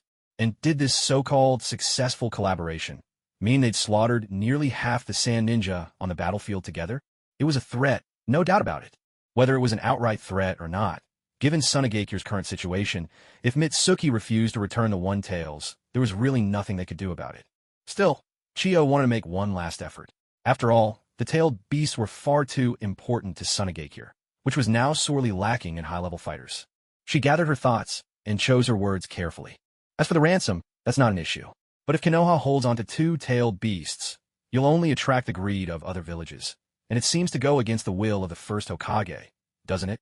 Her argument was solid, even bringing up how Hashirama Senju himself had once divided the tailed beasts among the villages. Chiyo's words managed to stir up some unpleasant memories for Shikaku, who had been ignoring her up to this point. In an instant, it lost its composure. You Sand Shinobi bastards, if you nag me any more, this great raccoon lord will kill you all. Gone was the breezy, indifferent air Shikaku had shown just a moment before. Kingetsu, too, had no desire to argue with Chiyo in this place. He spoke bluntly. Give up your delusions, Granny Chiyo. If you have this much energy, you'd be better off investigating who else disappeared along with your third Kazekage. You might be in for a surprise. Chiyo had no idea what Shimizu Kingetsu meant by that. Surely, he wasn't just bringing up the third Kazekage because she mentioned the first Hokage? Puzzled, she glanced at the other members of Konoha's group, hoping someone would be willing to negotiate over the One-Tail. But Namikaze Minato remained silent, not uttering a single word. He naturally chose to trust Kingetsu's judgment. Jiraiya didn't care in the slightest. In his eyes, Konoha had always been besieged in every shinobi world war. So what was one more problem among many? Nara Shikaku, on the other hand, felt that the One-Tail was nothing but a hot potato for Konoha, but he was far too clever to voice such thoughts at a time like this. After all, only the Hokage could make such decisions, and he certainly wouldn't reveal any internal disagreements to the enemy during negotiations. Chiyo had no choice but to give up on reclaiming the One-Tail for now, though she did so with deep reluctance. This final battle had already stripped Sunagakure to its bare bones. She couldn't allow any more unnecessary trouble over the One-Tail. At that thought, Chiyo couldn't help but curse the third Kazekage under her breath. Not only had he made foolish mistakes, but his actions had also led to her son and daughter-in-law dying at the hands of hataki Sakumo, and then he'd gone missing without a trace. Now, all of Sunagakure was left in chaos. She let out a weary sigh. Not long after, the initial negotiations between the upper echelons of Konoha and Sunagakure were finally wrapped up. The remaining formal talks were postponed indefinitely. After all, Konoha still had other battlefronts to contend with, while Sunagakure had to deal not only with the threat of Awakens, but also the fact that they hadn't even chosen a new Kazekage yet. It was as if every village had its own set of unsolvable problems. With the negotiations over, the ninja forces of both sides re-entered the battlefield, not for more fighting, but to gather up and lay to rest the bodies left behind. The corpses of ninjas often hold a wealth of information. That's why Chiyo was so determined to reclaim the bodies of Raza and the One-Tail Jinchuriki. However, Tsukimi had already told her, the One-Tail Jinchuriki's body had been reduced to ashes by his own hand. Whether Chiyo believed him or not was her own concern. Thus, the war between Konoha and Sunagakure came to an end. At the Konoha camp, although Minato Namikaze and his companions had already learned all the details of what happened at the rear from Tsukimi on their way back, it was only after seeing the scene with their own eyes that they truly understood just how dire the situation had been. First, there was the massive crater, so vast you could almost redraw the map because of it. To think that Sunagakure used so many explosive tags to blast the land into this state. How deep their coffers must run. What was even more impressive was that, despite such devastation, Tsunade managed to save nearly every Konoha ninja, as expected of the first Hokage's granddaughter. Then, there were the countless pitted scars across the battlefield, each one left by unknown ninjutsu. It was hard to imagine just how fierce the fighting here must have been. In fact, if the main force had returned a bit earlier, they might have seen the glimmering patches of gold dust scattered across the ground.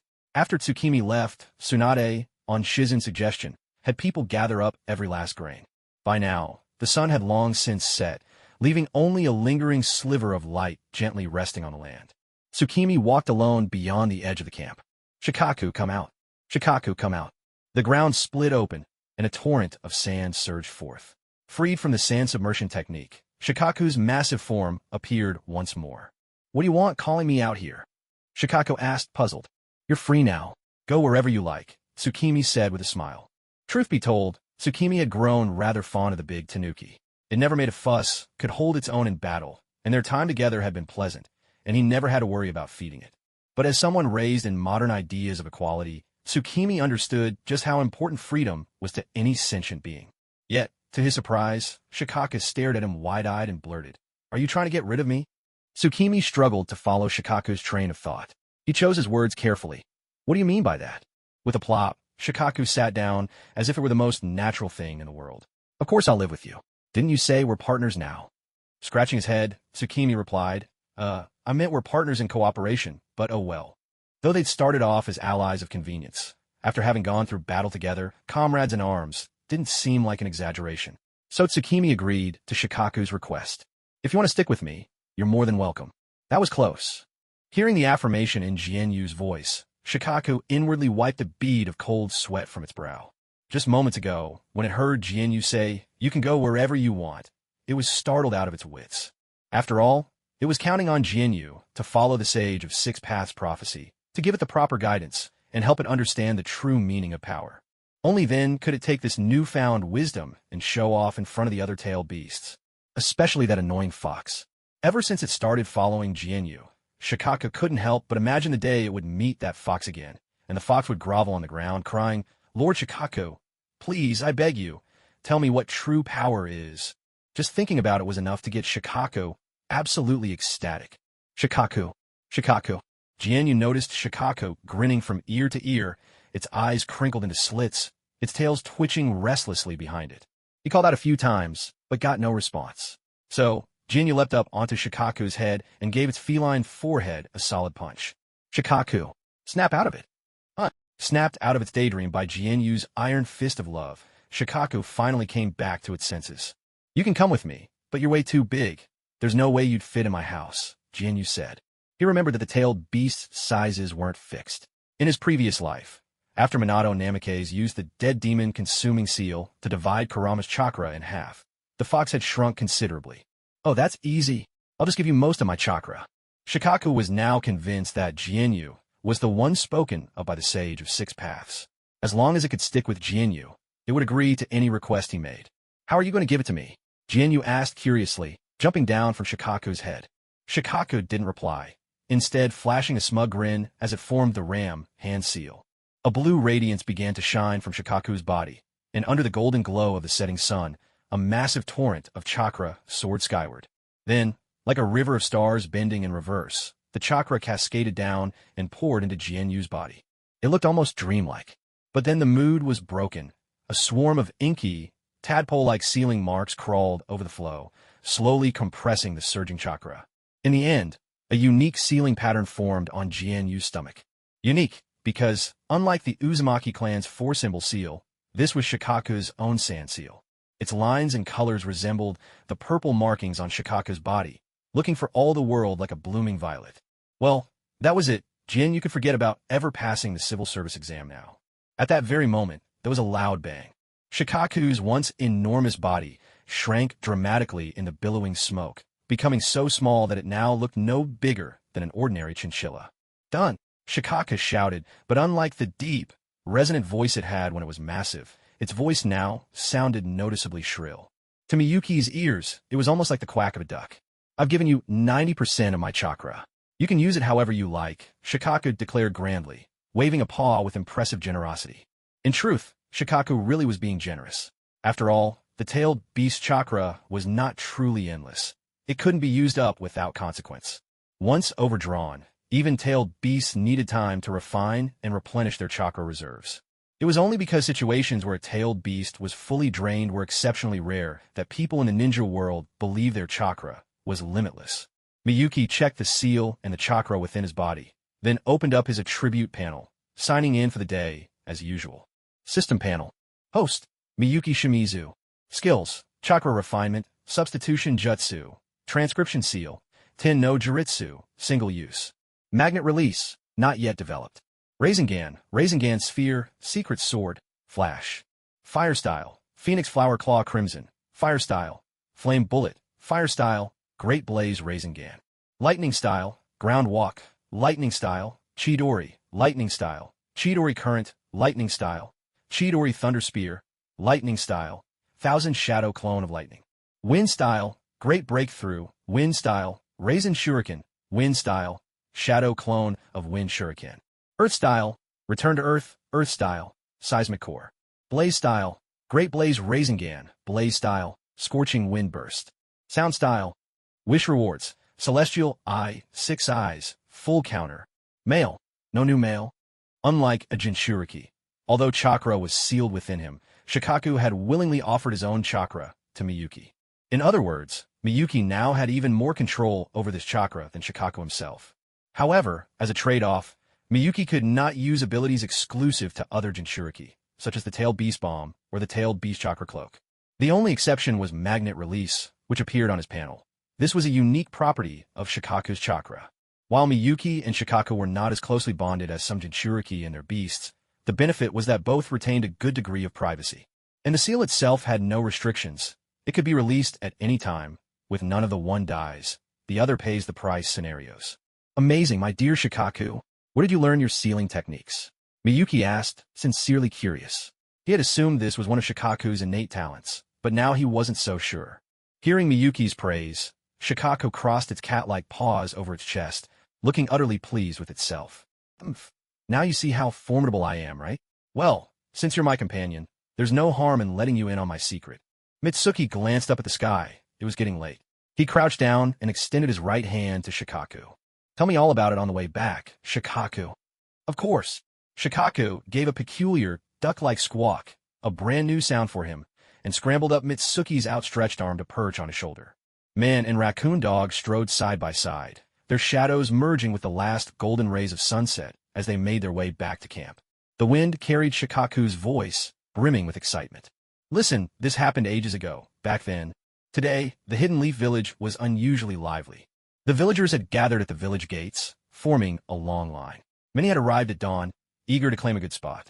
Today was the day the heroes who triumphed on the battlefield against the Sand Village were to return. Though the end of the year drew near and the weather had turned bitterly cold, the villagers' enthusiasm burned as fiercely as ever. The Leaf Village was desperate for a resounding victory.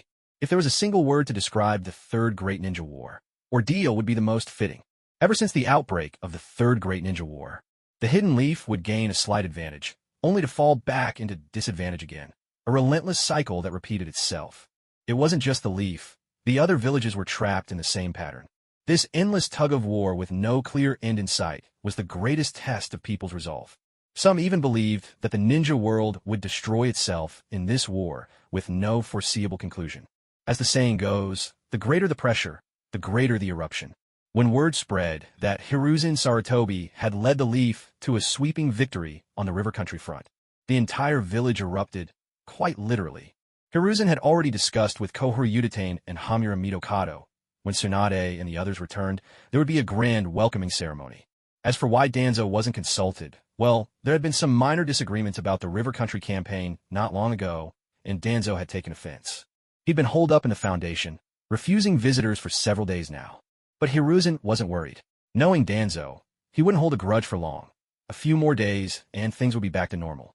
For now, the welcoming ceremony was what mattered, and it had to be spectacular. Hiruzen was determined to show the entire ninja world which village truly reigned supreme. But as the orders went out, he quickly realized that there was no need to rally anyone. The villagers had already started celebrating as if New Year's had come early. Every household had even hung up brand new omamori charms. Their enthusiasm was so overwhelming that Hiruzen half suspected the whole village had fallen under a genjutsu. All eyes were on the village gates. Outside the grand gates of Konoha, the main forces from the river country front advanced slowly toward the village. Tsunade strode proudly at the very front, reaching out to pull Mitsuki up beside her, so they walked shoulder to shoulder.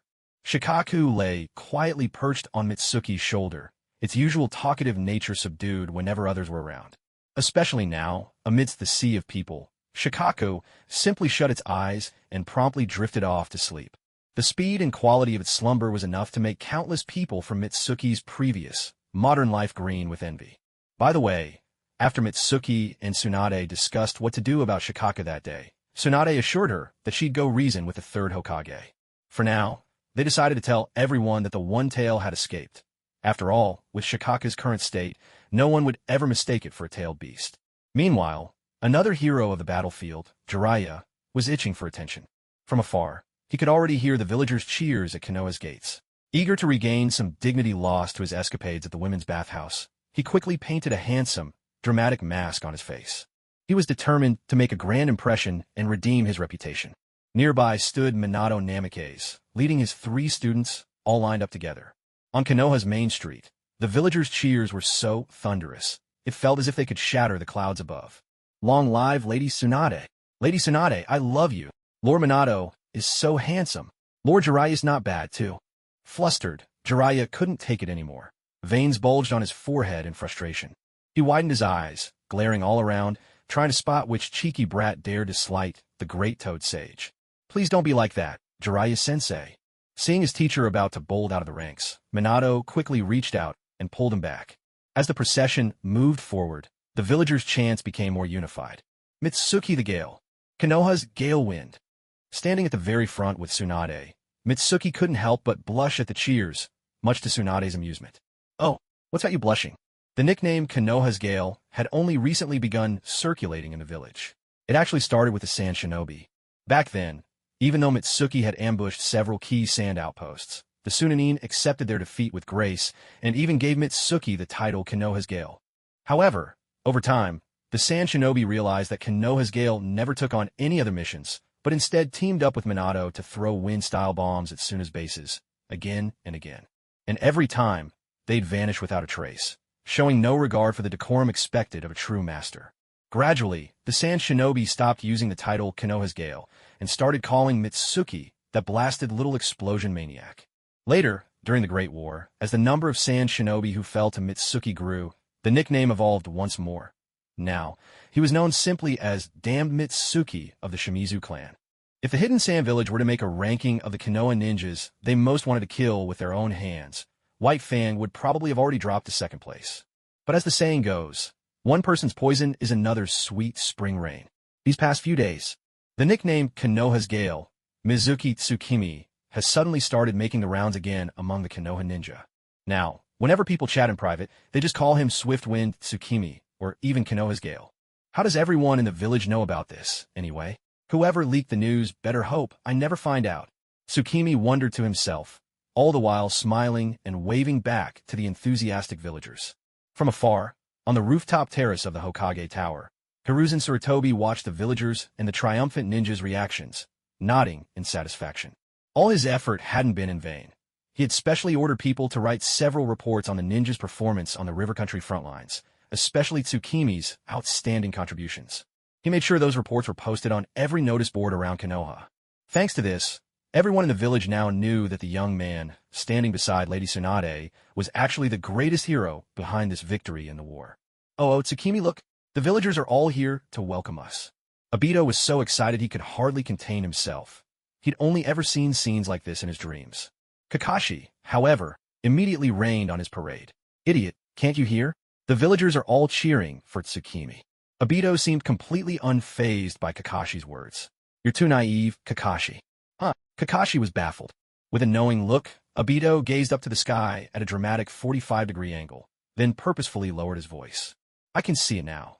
In a not-so-distant future, Minato-sensei will become the 4th Hokage, then Tsukimi will be the 5th, and when that time comes, Obito Uchiha will be the 6th.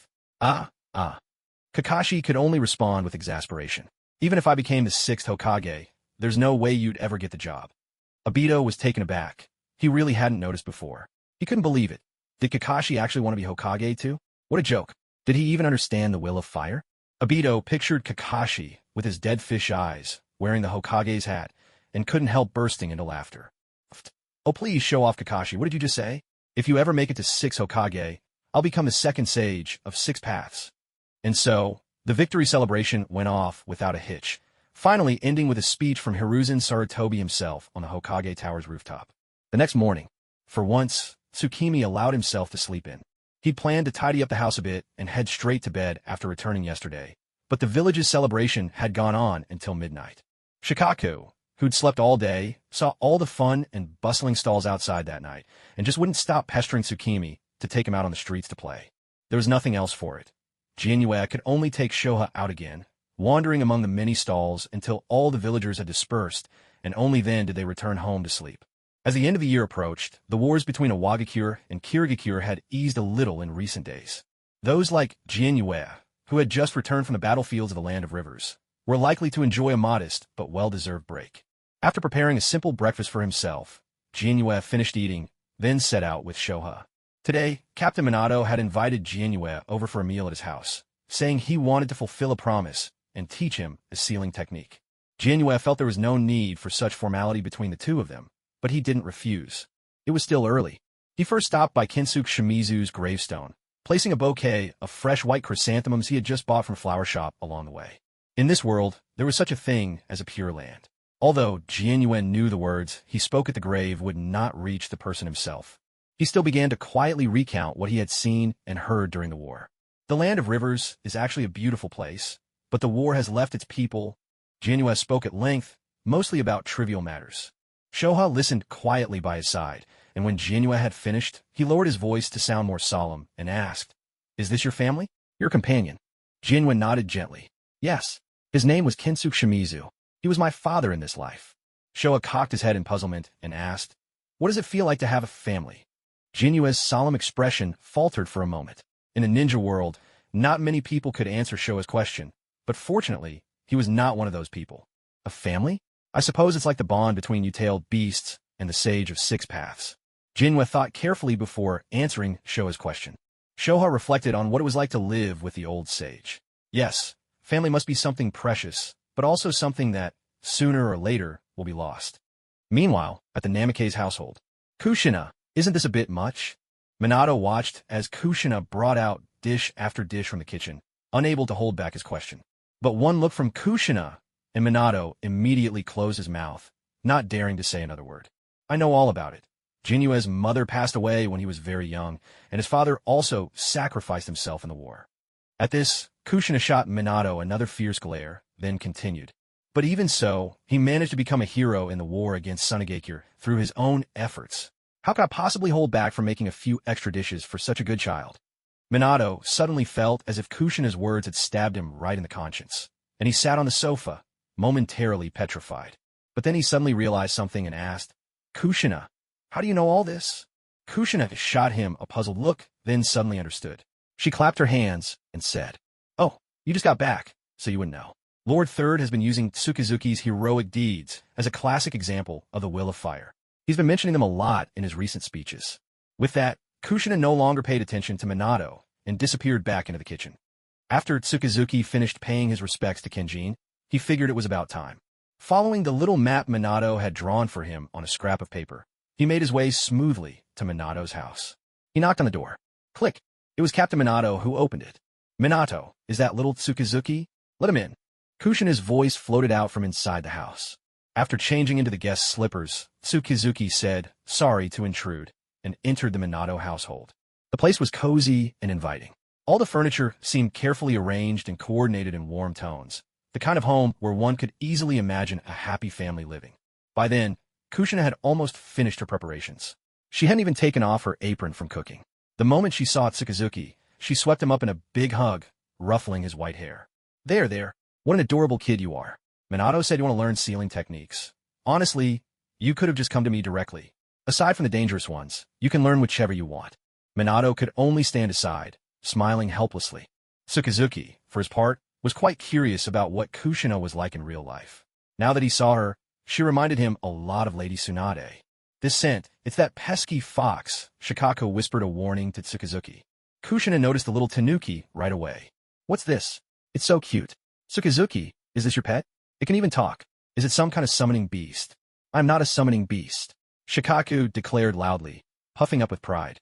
Tsukizuki never kept secrets from his own people, so he told Kushina directly. This was the one tail. "What?" Kushina let out a gasp of disbelief. "Weren't tailed beasts supposed to be huge, fierce monsters? Or was it just the Ninetales who was like that? At that moment, the Ninetales couldn't sit still in the sealed space. That scent, is that foolish tanuki? The Ninetales opened its enormous eyes, trying to send a trace of chakra through the seal to sense what was happening outside. Kushina immediately felt the Ninetales stir and was about to activate the sealing technique to suppress it. But the Ninetales quickly spoke up. Wait a moment, Uzumaki Kushina, is there a foolish tanuki outside? Hearing the Ninetales' words, Kushina responded inwardly. Yes, but what does that have to do with you? A sly smile curled at the corner of the Ninetales' mouth. Kushina, Uzumaki, outside? You must be fighting the One-Tailed Jinchuriki, right? I can give you my chakra. In that case, the One-Tail wouldn't stand a chance against you. How about it? Having lived for so long, the Ninetales relied on its vast experience. It was certain a battle was raging outside. If Kushina accepted its chakra, there was a sliver of hope it might finally break free from its seal. But Kushina didn't even spare a glance. She tossed back a dismissive remark as she turned away.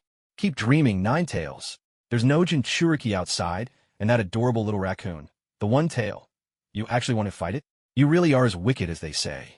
Without hesitation, she triggered the sealing technique. The chains of the adamantine sealing barrier tightened, locking away even that faint wisp of chakra the Ninetales had tried to release. Unlike the luxurious cell it would later occupy inside Naruto, here, within Kushina, the Ninetales was constantly bound by the adamantine chains, struggling to so much as twitch its tail. But the Ninetales hardly cared about its restraints at that moment. Its mind was whirling with Kushina's offhand comment. The One-Tail? Adorable? That dumb raccoon? What's happened to the world outside? Am I the only tailed beast left who's still sealed away? Leaving the Ninetales to its existential crisis.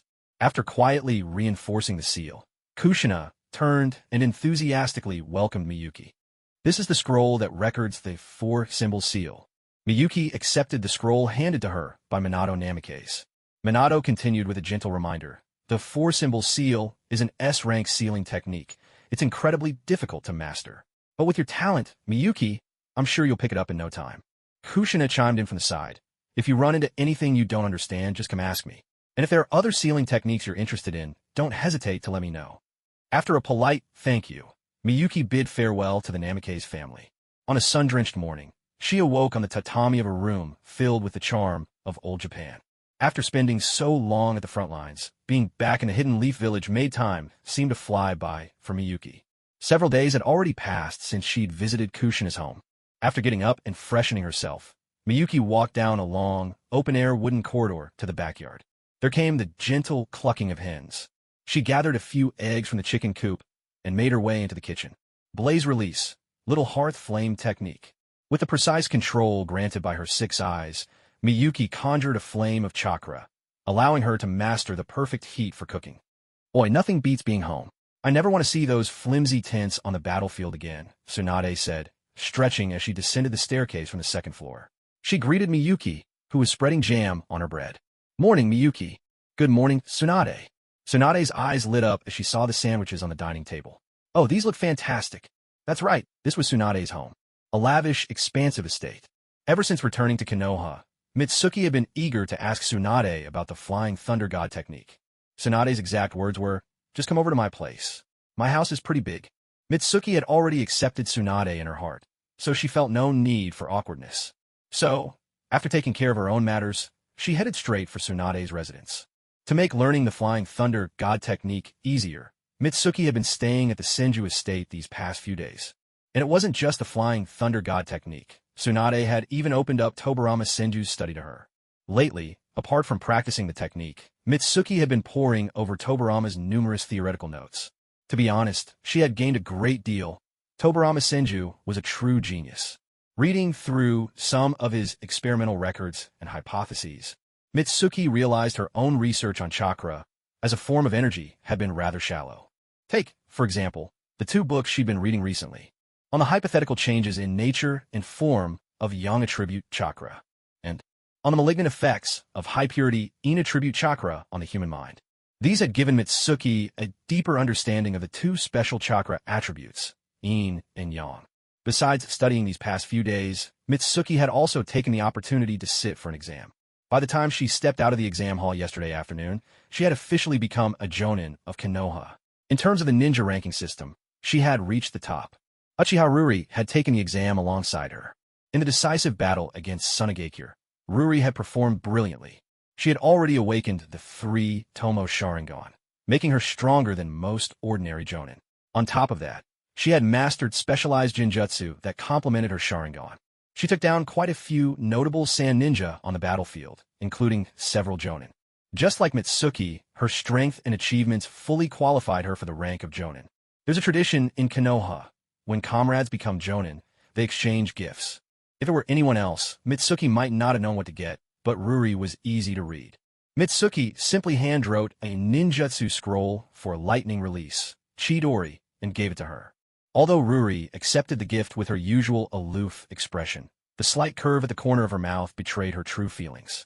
The gift Ruri prepared for Mitsuki was a leather sword sheath.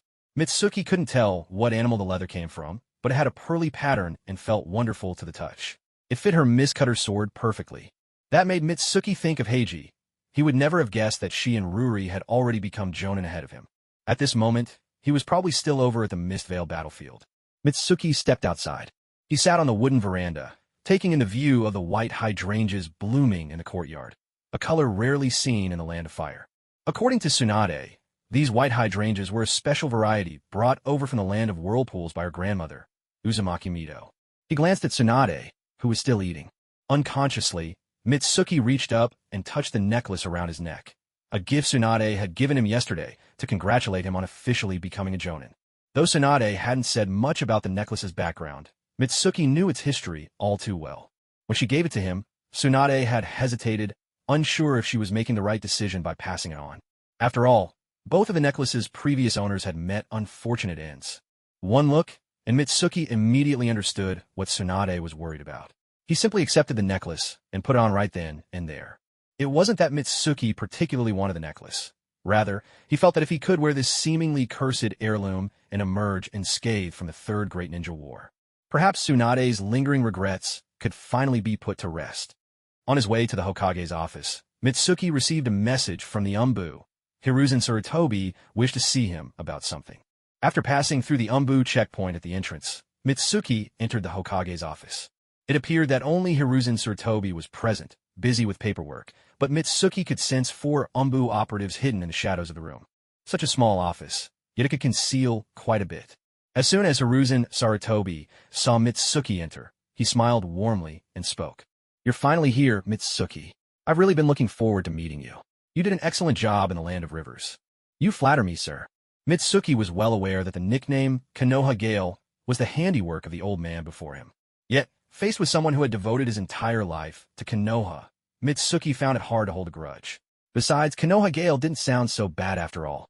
The more Hiruzen looked at Mitsuki, the more satisfied he felt. From the mission reports submitted by Shikakanara, he'd already learned much about Mitsuki. Strong, humble, courteous, loyal to his comrades. Hiruzen's smile grew even broader. "The village has decided to reward you with a rare opportunity. You may choose a single technique from the Book of Seals." With those words, Hiruzen produced the Book of Seals, which he'd prepared in advance. Forming a series of hand signs, he unlocked the intricate seals woven into the book. The pattern shifted and reformed before vanishing from sight once more. Hiruzen unrolled the scroll and motioned for Mitsuki to step forward and make a selection. Curiosity stirred in Mitsuki's heart. He wondered what mysterious and forbidden ninjutsu, rumored to have been passed down from the very first Hokage, lay hidden within the legendary Book of Seals. At the same time that Jianyu was selecting a jutsu, Hiruzen Sarutobi was observing the strange creature perched on Jianyu's shoulder. According to Tsunade, this little raccoon-like animal was none other than the One-Tail, even though Tsunade had repeatedly assured him. Yes, pounding her fist on the Hokage's desk each time as she promised. Hiruzen Sarutobi still found it hard to believe. Could a human and a tailed beast really coexist so harmoniously? Nevertheless, he had no intention of interfering with the handling of the One-Tail. On one hand, Jianyu was more than capable of keeping the beast in check. On the other, compared to the Nine Tails, the threat posed by the One-Tail to Konoha was still manageable. You could say he was adjusting his expectations based on the beast in question. Shikaku, sensing Hiruzen's gaze, shot him a glare. For some reason, the way this old human looked at it was seriously irritating. "I've made my choice. I've made my choice." Jianyu's clear voice rang out. Hiruzen followed the direction of his finger, his expression growing complicated. Of all things, he had chosen this jutsu. It wasn't that Hiruzen was unwilling to offer this jutsu, but rather that its previous user had been someone named Dan Kato. That's right. The jutsu Jin you had ultimately selected was called the Spirit Transformation Technique. There was no doubt about its power. It was an S-rank jutsu that dealt with the soul. Soul-based jutsu were as rare in the ninja world as space-time techniques. This particular jutsu allowed the user's soul to leave their body and become a spirit form, able to traverse any distance, kill enemies, possess others, or enter someone else's spiritual world. Ever since Dan Kato had sacrificed himself on the battlefield, no one had managed to master this formidable technique. Are you sure you want to choose the Spirit Transformation Technique? Among S-rank jutsu, this one is considered one of the toughest to master, Hiruzen said, though in truth he sincerely hoped Jin would succeed in learning it. This jutsu was simply too valuable in times of war. With its ability for long-range mental control, it offered unparalleled advantages for gathering or transmitting intelligence. Nothing else could compare. But once Jin had made up his mind, there was no turning back. Yes, I'm sure, Lord Hokage. All right then. If you find you can't master it, you can always come back and ask Grandpa for another haha. Like a kindly grandparent from next door, Hiruzen Sarutobi beamed at Jinyu. It was as if they were chatting about something utterly ordinary and not a top-tier S-rank jutsu. In fact, that was exactly how Hiruzen saw it. Jinyu's talent might be exceptional, but the Spirit Transformation Technique wasn't something that could be learned by talent alone. It wasn't like the Flying Thunder God technique, which was simply difficult to learn. It required something more. The requirements for this Spirit Transformation Technique are quite mysterious. To this day, no one truly understands them. It's possible that a ninja with extraordinary talent might never master it, while someone at the bottom of their class could somehow meet the conditions. Even its previous user, Dan Kato, couldn't articulate what exactly set him apart from others, why he alone could wield the technique, while everyone else failed. After bidding farewell to Hiruzen Sarutobi, Mitsuki left the Hokage's office, carrying the training scroll that detailed the Spirit Transformation Technique, along with a handful of notes that Sarutobi had hastily dug out from a pile of old scrolls. These notes had been left behind by several previous users of the Spirit Transformation Technique. Sarutobi thought they might come in handy, so he stuffed them all into Mitsuki's arms. Returning to the Senju residence, Rin, Shizune. Ever since they'd come back to the village, Rin, Kakashi, and Obito had spent most of their time training with Minato Namikaze at the 6th training ground. Mitsuki would occasionally join them for fun, and sometimes challenge them to a friendly spar. By the way, after Kakashi learned that Mitsuki had become a jonin, he'd finally started putting in real effort. He even cut down on his usual reading time. This, of course, left Obito in constant distress. He'd assumed Kakashi would be held back by his hobbies, giving Obito a chance to surpass him at last. But now, after every spar, it was obvious that Kakashi was improving at a startling pace. If things kept going this way, Obito worried that the title of 6 Hokage might actually end up in Kakashi's hands. That would be a disaster. As for Shizune, she'd noticed that Mitsuki had been taking good care of Tsunade lately, so she cheerfully decided to give herself a break and return home for a few days. When Mitsuki went out to buy flowers the other day, he even bumped into Shizune and Kurenai Yuhi out shopping together. What brought the two of them here today? Tsunade noticed Mitsuki's puzzled expression. With a sly grin, she explained, Rin is my new student, and, of course, as her senior, Shizune had to come and meet her. Rin then chimed in after Tsunade's words. I asked Lady Tsunade yesterday. I wanted to become her apprentice. Rin's chakra reserves weren't very high, so even if she mastered the techniques for Mitsuki's powerful jutsu, they wouldn't be practical in real combat. That's why she wanted to become Tsunade's disciple and learn medical ninjutsu. Naturally, Tsunade didn't refuse, whether because of Mitsuki's connection or her own judgment. If Rin hadn't shielded her from Raza's attack back then, Tsunade might have died in the Land of Rivers. At that moment, Tsunade pulled Rin into her ample embrace, gently ruffling her hair. What did you just call me? Lady Tsunade. Tsunade-sensei. Satisfied with the answer, Tsunade finally let go. Congratulations, Rin. Tsunade will definitely be a wonderful teacher. Mitsuki sincerely felt happy for Rin. In fact, he'd also been thinking about her future path lately. Unlike himself, Rin doesn't have the 6 eyes, which almost allow for chakra refinement and expenditure to balance out, granting him nearly limitless stamina. Now that she's become Tsunade's apprentice, he can finally set his mind at ease. There's no need to question Tsunade's abilities as a teacher. The Yin Seal will solve Rin's weakness of insufficient chakra, and medical ninjutsu perfectly matches the excellent chakra control she's developed under Tsukazuki's guidance. Most importantly, now that Tsunade has wrapped up the battle in the Land of Rivers, she'll be stationed at the Konoha Hospital for the foreseeable future. With Rin safe in the village, studying under Tsunade's protection, he can finally set out and roam as he pleases. And as luck would have it, he still has unfinished business to settle with Kirigakure. Tsunade eyed Rin and Tsukazuki, a mischievous spark lighting up in her eyes. Oh my, is that all I get? A simple congratulations? You weren't here yesterday, Tsukazuki, but Rin announced loud and clear that she wanted to learn medical ninjutsu to protect you. Finishing her sentence, Tsunade glanced eagerly at Tsukazuki and Rin, hoping to catch a glimpse of that bashful, youthful embarrassment she loved to tease out of them. But disappointment was all she found. Tsukazuki, unfazed by her words, replied without hesitation. With the relationship Rin and I have, isn't that only natural? Right, Rin? Rin smiled wryly. Most of the time, she saw Tsukazuki as a reliable, brotherly figure, someone who felt like family. But every now and then, he'd seem less like an older brother and more like a childish little brother in need of big sister's care. So she played along, replying with gentle affection, Yes, I'll make sure to take good care of Tsukazuki. Tsunade suddenly felt a bit foolish. Of all the people to tease, why did she pick this pair of old souls and young bodies? As evening fell, Tsukazuki wrapped up his Flying Thunder God training and was about to head out to buy groceries. Supplies at home were running low. Just as he was about to leave, Tsunade called out to him. Buy a little extra, will you? From today, Rin and Shizen will be living here too. Tsunade had somehow found herself a lounge chair and was leisurely rocking back and forth on it. Got it, Tsukazuki replied, then headed out with Shikaku in tow. By the time he returned, arms full of groceries, Rin and Shizen had finished their training for the day. Let me help you, Tsukazuki. Rin saw him struggling under the pile of food and hurried over to relieve him of some of the burden. Huh, since when did you start liking fish, Tsukazuki? Oh, that's for Shikaku. He's the one who likes fish. Rin nodded, mentally noting Shikaku loves fish, as she followed Tsukazuki into the kitchen. I'll help out too.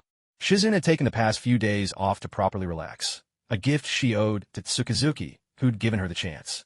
Sure, Rin responded warmly to Shizen's offer. Hearing this, Shizen stepped into the kitchen as well. Tsunade hurriedly pulled her over and said loudly, Shizen, come help me massage my shoulders. Let's leave the kitchen to Mitsuki and Rin. But just a moment ago you... Come on. Uchiha clan compound. Uchiha Ryori was carefully studying the Chidori scroll Mitsuki had given her. She had watched Mitsuki perform this lightning-style jutsu many times. Not only was it immensely powerful, but also held tremendous potential for further development. A quiet, mischievous chuckle escaped Ryori's lips as she sat alone in her room. After a few soft laughs, she realized how silly she must look. Quickly, she stifled her laughter, patted her cheeks with both hands, and returned to her usual cool demeanor. She tidied up her notes on the desk a bit, preparing to head outside for her daily training. As she opened the door and stepped out of her room, passing through the living room, she was unexpectedly stopped by Uchiha Yen. Wait, Ryori. Uchiha Yen was sitting on the living room sofa, several empty sake bottles beside him. What is it? Ryori replied coldly. A sheepish smile flickered across Yen's face as he patted the sofa, inviting Ryori to sit down and talk. Ryori noted her father's serious expression, as if he had a lot on his mind. Without a word, she simply turned, opened the main door, and strode out without looking back. She had ninjutsu from Mitsuki to practice. There was no time to waste chatting with her drunken father. But after taking just a few steps outside, Ryori noticed the surroundings had suddenly changed. She found herself back in her own living room. Glancing back, she saw the door she just opened had somehow become her bedroom door. Her eyes narrowed in understanding. She quickly formed a hand seal. Genjutsu, release. But nothing around her changed. Only Uchiha Yan's voice echoed again. Now, how can we talk, Ryori? No one knows a daughter better than her own father. Uchiha Yan understood his daughter all too well. He had already guessed Ryori would never willingly listen to him. So the moment she'd asked, what is it? She had already fallen under the genjutsu trap he'd set in advance. He looked at her with obvious satisfaction. Ryori frowned, walking to the farthest corner of the sofa from her father before sitting down. The instant she sat, the genjutsu was dispelled by its caster. The surroundings fractured with a sharp, splintering sound. The living room door, it turned out, had never been opened at all. It was as if, from the moment Ryori had left her room, she had simply walked over and sat down on the sofa. Ryori shot her father a cold look. She could only listen to whatever he had to say now. Surely, it wasn't just some overdue attempt at father-daughter bonding. Ryori, you've already awakened the 3-tomo sharingan, haven't you? I have. So what? Hearing Uchiha Ryori's affirmation, Uchiha Yen continued speaking. Do you desire power? Ryori tilted her head in confusion. What a silly question. Who wouldn't want power? Uchiha Yin didn't leave her puzzled for long. Have you ever heard of the Mangekyo Sharingan? Of course I have. Uchiha Madara once awakened it, and it's said to rival the first Hokage's would release in strength. Once this topic came up, Lily became much more talkative. Rival the first Hokage? In the end, it's nothing but a useless thing, unable even to protect the people one holds dear. Uchiha Yin clearly had a different perspective. He went on, the Mangekyo Sharingan isn't the power of the Uchiha, but a curse. When someone of the Uchiha clan gains love, and then loses it, that's when the curse is awakened. Why are you telling me this? Could it be that you? Before Lily could finish, Uchiha Yin cut her off. That's right. I once had a very important companion. Later, he died. It was then that I awakened these eyes. As his words fell, a chill seemed to settle over the room. Under Lioli's astonished gaze, Yan's pupils began to change. Within his blood-red eyes, 3 tomo, shaped like drops, linked end to end, forming a pattern entirely unlike the ordinary 3 tomo Sharingan. This is the Mangekyo Sharingan, the cursed eyes of the Uchiha. Even Yan's voice seemed to turn cold. Lioli struggled to grasp Yan's meaning. After a calm analysis, she spoke. Why do you say that? The Mangekyo Sharingan is just a tool. Even if, as you say, this power comes after losing someone important, doesn't that simply mean your own strength wasn't enough to prevent it? Yin sighed. There was a reason behind his words, so he continued to explain. The Sharingan is also called the mirror of the soul. The reason it's called the Mangekyo, kaleidoscope, is because each person who awakens it, depending on their state of mind, manifests a unique ability. My technique is called eternal stasis. It allows me to see and control time within a certain area. Lioli had no idea why her father was telling her all this, but she didn't show any emotion. Are you just showing off to me? Yin closed his Mangekyo, not responding to Lioli's question, and simply continued speaking. When I first awakened the Mangekyo, I could feel an evil chakra trying to invade my mind. Only by using eternal stasis was I able to restore my body to normal. But the Mangekyo Sharingan will gradually lose its light with continued use of its power. Sooner or later, this sinister chakra will invade my mind. When that happens, I might do things I can't even predict myself. In the underground chamber of the Naka Shrine, passed down for generations in the Uchiha clan, there is a stone tablet. On it are recorded secrets about the Mangekyo Sharingan. Only by transplanting the Mangekyo Sharingan of a close relative can one attain eternal light and limitless ocular power, and only then can one forever use Izanagi to maintain one's sense of self. Lioli, if you truly yearn for power, then kill me, awaken your own Mangekyo Sharingan, and transplant my eyes to obtain the eternal Mangekyo. Uchiha Yin spoke with a calmness, as if the life being discussed was not his own at all. Uchiha Lioli's eyes narrowed in shock. The fact that her useless, drunken father had awakened the Mangekyo Sharingan was already enough to astound her. And now he actually wanted her to kill him? Although Uchiha Lioli never considered herself fond of this alcoholic father, he was, after all, still family. She did crave strength, that much was true. But she was no lunatic. How could she possibly choose to kill her own family just to obtain the Mangekyo Sharingan? She refused without hesitation. I refuse. Even without those eyes, I can still become a true powerhouse. Uchiha Lioli paused for a moment before continuing. Besides, what's written on that stone tablet may not necessarily be true. That's what you're trying to say, isn't it? Uchiha Yin picked up where she left off. Uchiha Lioli stared directly at Yin, wanting to hear how he would respond. You're right. Uchiha Yin suddenly changed his attitude, giving up on his dangerous suggestion from earlier. What do you mean? That stone tablet. The stronger your ocular power, the more information you can see. When I looked at it with a Mangekyo Sharingan, I could feel that sinister chakra trying to sway my mind, making me unconsciously believe the words inscribed there. It was only after I used Izanagi to rewind my body that I could look at the tablet's contents with a clear head. So, Lioli, I have an idea. Let's hear it. Uchiha Lioli replied coldly. If it's still about asking me to kill you, save it. If you're so eager to die, just go to the Kirigakure battlefield yourself. I'll be sure to avenge you. Uchiha Yin understood his daughter's temperament. He had known from the outset that Lioli would never choose to kill him just to obtain the Mangekyo Sharingan. After all, she had always been a gentle child. In fact, if Lioli had actually agreed to his first suggestion, he would have felt even more at ease. Just hear me out. Incredible. Could this really work? After hearing Uchiha Un's second proposal, Uchiha Lioli frowned deeply, voicing her doubts. Uchiha In grabbed the half-empty bottle of liquor beside him, took a long swig, and belched before speaking. I don't know either, but isn't it worth a try? Rather than waiting for my ocular powers to be drained and fall under the influence of that sinister chakra, I'd rather put it to greater use. Lioli's gaze drifted to the scattered, empty bottles on the floor beside the sofa. So that's why you've been drinking so much lately. Using alcohol to delay the effects of that evil chakra? Not exactly. The truth is, the liquor is just good. Spring, in the 45th year of the Hidden Leaf. More than 3 months had passed since the leaf defeated the Hidden Sand. The Great Ninja War, which had briefly cooled with the new year, was now flaring up once again. It was, in a sense, a war of the seasons. At the center of the storm was the fierce battle between Hidden Cloud and Hidden Stone. The son of the third Reikage and the perfect Jinchuriki, Killer Bee, both shone brilliantly in this conflict. Their joint technique, the double lariat, became the stuff of nightmares for the Stone Ninja. This relentless assault forced the Stone into retreat on every front. But then, something utterly unexpected happened. The third Tsuchikage, Anoki, deservedly known as the Two Scales, employed some unknown strategy. Even as Stone's forces were on the back foot, he seized a moment, leading his army to encircle the unit commanded by the third Reikage. The third Reikage was the very definition of a warrior. To protect his men, he alone stood against 10,000 Stone Ninja, fighting until his last breath. Yet in doing so, he bought precious time, allowing his subordinates to escape and return safely to the Hidden Cloud Village. Thus, the war between Cloud and Stone came to an end, with Stone Village emerging victorious. With this victory, Stone became one of only 2 villages to have defeated another of the 5 great villages in this war. But that was not the end of the story.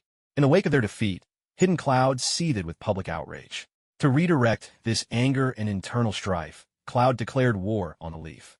That was the situation as it stands now. To resist Cloud's aggression, Hiruzen Sarutobi convened a council of the village's jonin.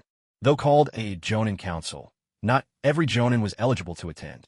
Only a select few were permitted to enter the Hokage's office and participate in the discussions. The rest of the jonin were limited to casting votes on the resolutions passed during the meeting.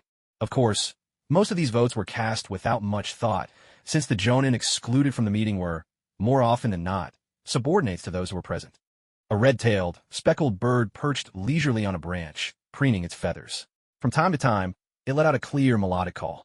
Yet the little bird had no idea it had already caught the eye of a predator. "Shoha, you're making way too much noise," someone whispered. "Quiet, partner. I'm almost there," came the hushed reply. Indeed, the one stalking the bird was Shoha. At this moment, Shoha was also crouched on a tree branch, inching closer and closer to the spotted bird. When only half a meter separated Shoha from its prey, a leaf fluttered down. Now was the moment. "Go for it, Shoha," Jinyu shouted. With a wild yowl, Shoha leaped from the branch, launching itself at the spotted bird. But the bird didn't so much as flinch. Instead, it was Shoha who, after barely clearing 10 centimeters in the air, tumbled straight from the tree to the ground. "What ridiculous thing are you two up to now?" Tsunade, who had been watching the entire scene with a furrowed brow, finally couldn't hold back. She covered half her face and let out a deep, exasperated sigh. The story behind all this was simple. With the arrival of spring, that spotted bird had taken to perching in the Senju family's courtyard, chattering away incessantly. Jinyu was at her wit's end because of the noise, and Shoha had eagerly volunteered to shoot the noisy bird down with a blast of sand pellets. But Jinyu thought that, as a tanuki, Shoha would be disgracing its kind if it needed ninjutsu just to catch a bird. When Shoha realized its partner was doubting its abilities, it decided it had to prove itself, or everyone might start thinking it was just a pile of sand come to life. And that led to the scene just now. The spotted bird was still perched on the branch, chirping away without a care in the world. Even Shizune had to nod in agreement with Lady Tsunade's earlier comment. Watching Shoha's first failed hunting attempt, Rin hurried over, scooping Shoha into her arms and offering reassurance. "It's okay, Shoha. You did great. Just a little more, and you would have made it."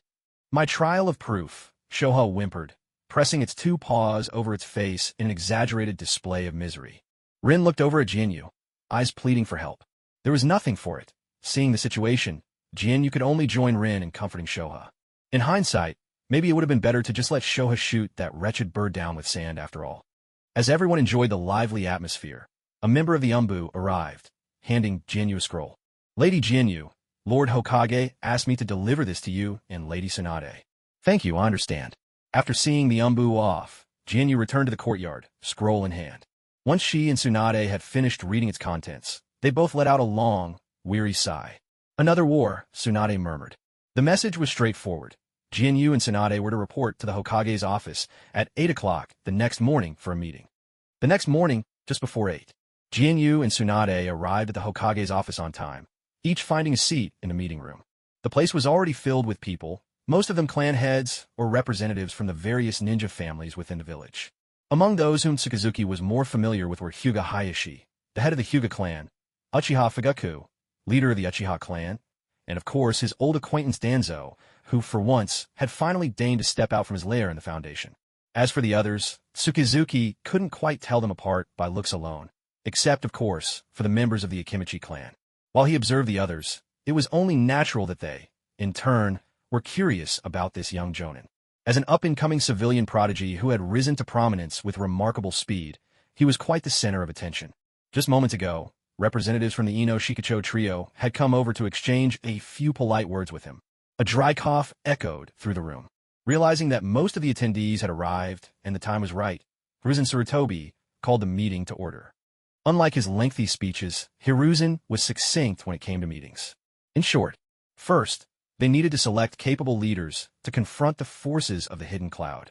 Second, additional reinforcements had to be dispatched to the increasingly fierce Mist battlefield, ideally elite shinobi. Third, well, there was no third. Things have been unusually quiet on the Hidden Stone front lately. As long as Orochimaru kept an eye on them, there was little to worry about.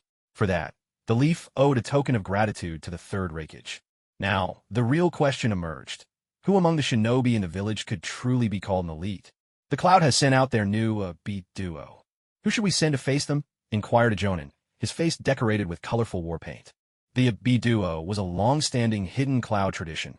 Two shinobi raised together from childhood, forging an unbreakable bond, often referring to each other as brothers. This generation's beat duo was exceptionally powerful, having already made a name for themselves in the previous war against the stone. Both were masters of taijutsu, but in particular was renowned for his incredible speed. A veteran Earth-style user from the stone, named Ishii, had fallen to his lightning-release chakra mode. B was even more fearsome, known as the perfect Jinchuriki, able to wield the power of the Eight Tails with ease. That meant the Leaf's response team would need at least one shinobi with extraordinary speed, another with overwhelming strength, and, ideally, someone who could restrain a tailed beast to some extent. Only then could they hope to hold their own. Hiruzen had already discussed the options with the elders prior to the Jonin Council. Thus, he wasted no time in naming his choice. Minato, will you take command against the Hidden Cloud? Naturally, Minato Namikaze did not refuse. With a bright smile, he accepted without hesitation. Yes, Lord Third. Of course, Minato alone wouldn't be enough. Hiruzen proceeded to summon several more skilled shinobi from the various clans to support him. And so, after a round of discussion among those present, the final team was decided. The decision was made for Minato Namikaze to serve as the overall commander. Akimichi Todo, Aburame Shibi, Yamanaka Inoichi, and Inazuka Jaw would be his deputies, leading 3,000 Konoha shinobi to the battlefield against the Hidden Cloud. Only at this moment did Mitsuki realize that the man who had first spoken, with war paint streaked across his face, was named Inazuka Jaw. It had to be said, Hiruzen Sarutobi's arrangements were truly impeccable. Minato Namikaze, with his Flying Thunder God technique, could match the speed of A from the Hidden Cloud in every respect. Akimichi Todo was the strongest jonin of his generation within the Akimichi clan. His multi-size technique, combined with the Yamanaka clan's secret mind techniques wielded by Yamanaka Inoichi, should be able to restrain the Eight Tails Jinchuriki to some extent. In truth, Hiruzen Sarutobi had wanted to send Mitsuki and Jiraiya to the Cloud battlefield as well. But Jiraiya had come to him beforehand, saying he wanted to go to the Stone battlefield to assist Orochimaru, and urged Hiruzen to have faith in Minato Namikaze. Hiruzen couldn't sway Jiraiya, and besides, sending him to keep an eye on that sly old Inoki over at the stone wasn't a bad idea either. As for Mitsuki, Hiruzen had other plans for this trump card. With that settled, the matter was closed. Next came the second crucial issue of today's Jonin Council, selecting the personnel to reinforce the Mist battlefield. Hiruzen Sarutobi first sought the opinions of Fugaku Uchiha and Hayashi Hyuga. After all, these two clans were the main forces resisting the Mist. Fugaku, is everything still under control on the Mist front? He asked. The situation remains within our grasp. The Uchiha clan is more than capable of continuing to hold off the Mist, Fugaku replied calmly. But Hayashi Hyuga, standing nearby, could barely keep a straight face. Seriously, man? Look at the state of our two clans on the Mist battlefield. Are you really that oblivious? Or is it just that the Uchiha haven't lost enough men yet? One of my Hyuga's byakugan has already been taken, and you're calling this under control? A low, cold chuckle suddenly came from Danzo, who had been sitting silently beside Hiruzen all this time. Fugaku's brow twitched, but he dared not retort. For a moment, the atmosphere in the meeting room grew tense.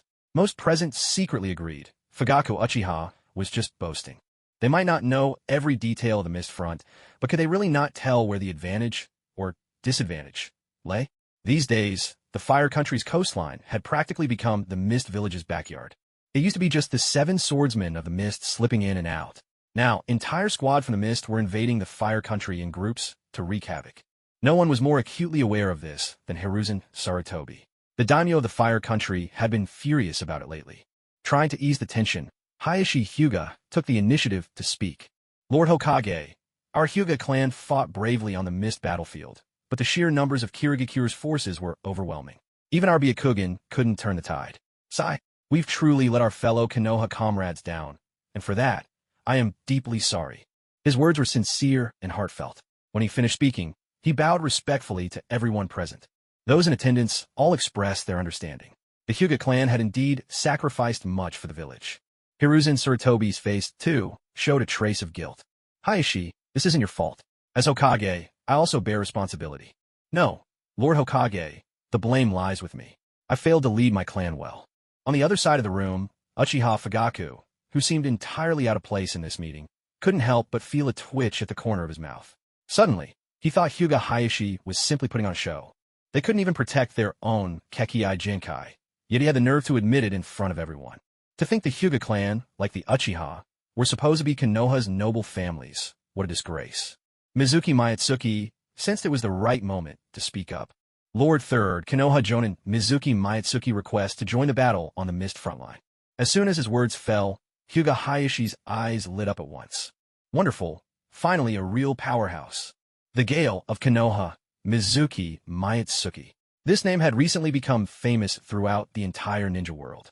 Right after his debut, he dealt Sand Village several devastating blows. Then, he rose to prominence even more by single-handedly slaying Tsunagekyure's hero, Scorch-style Yakura.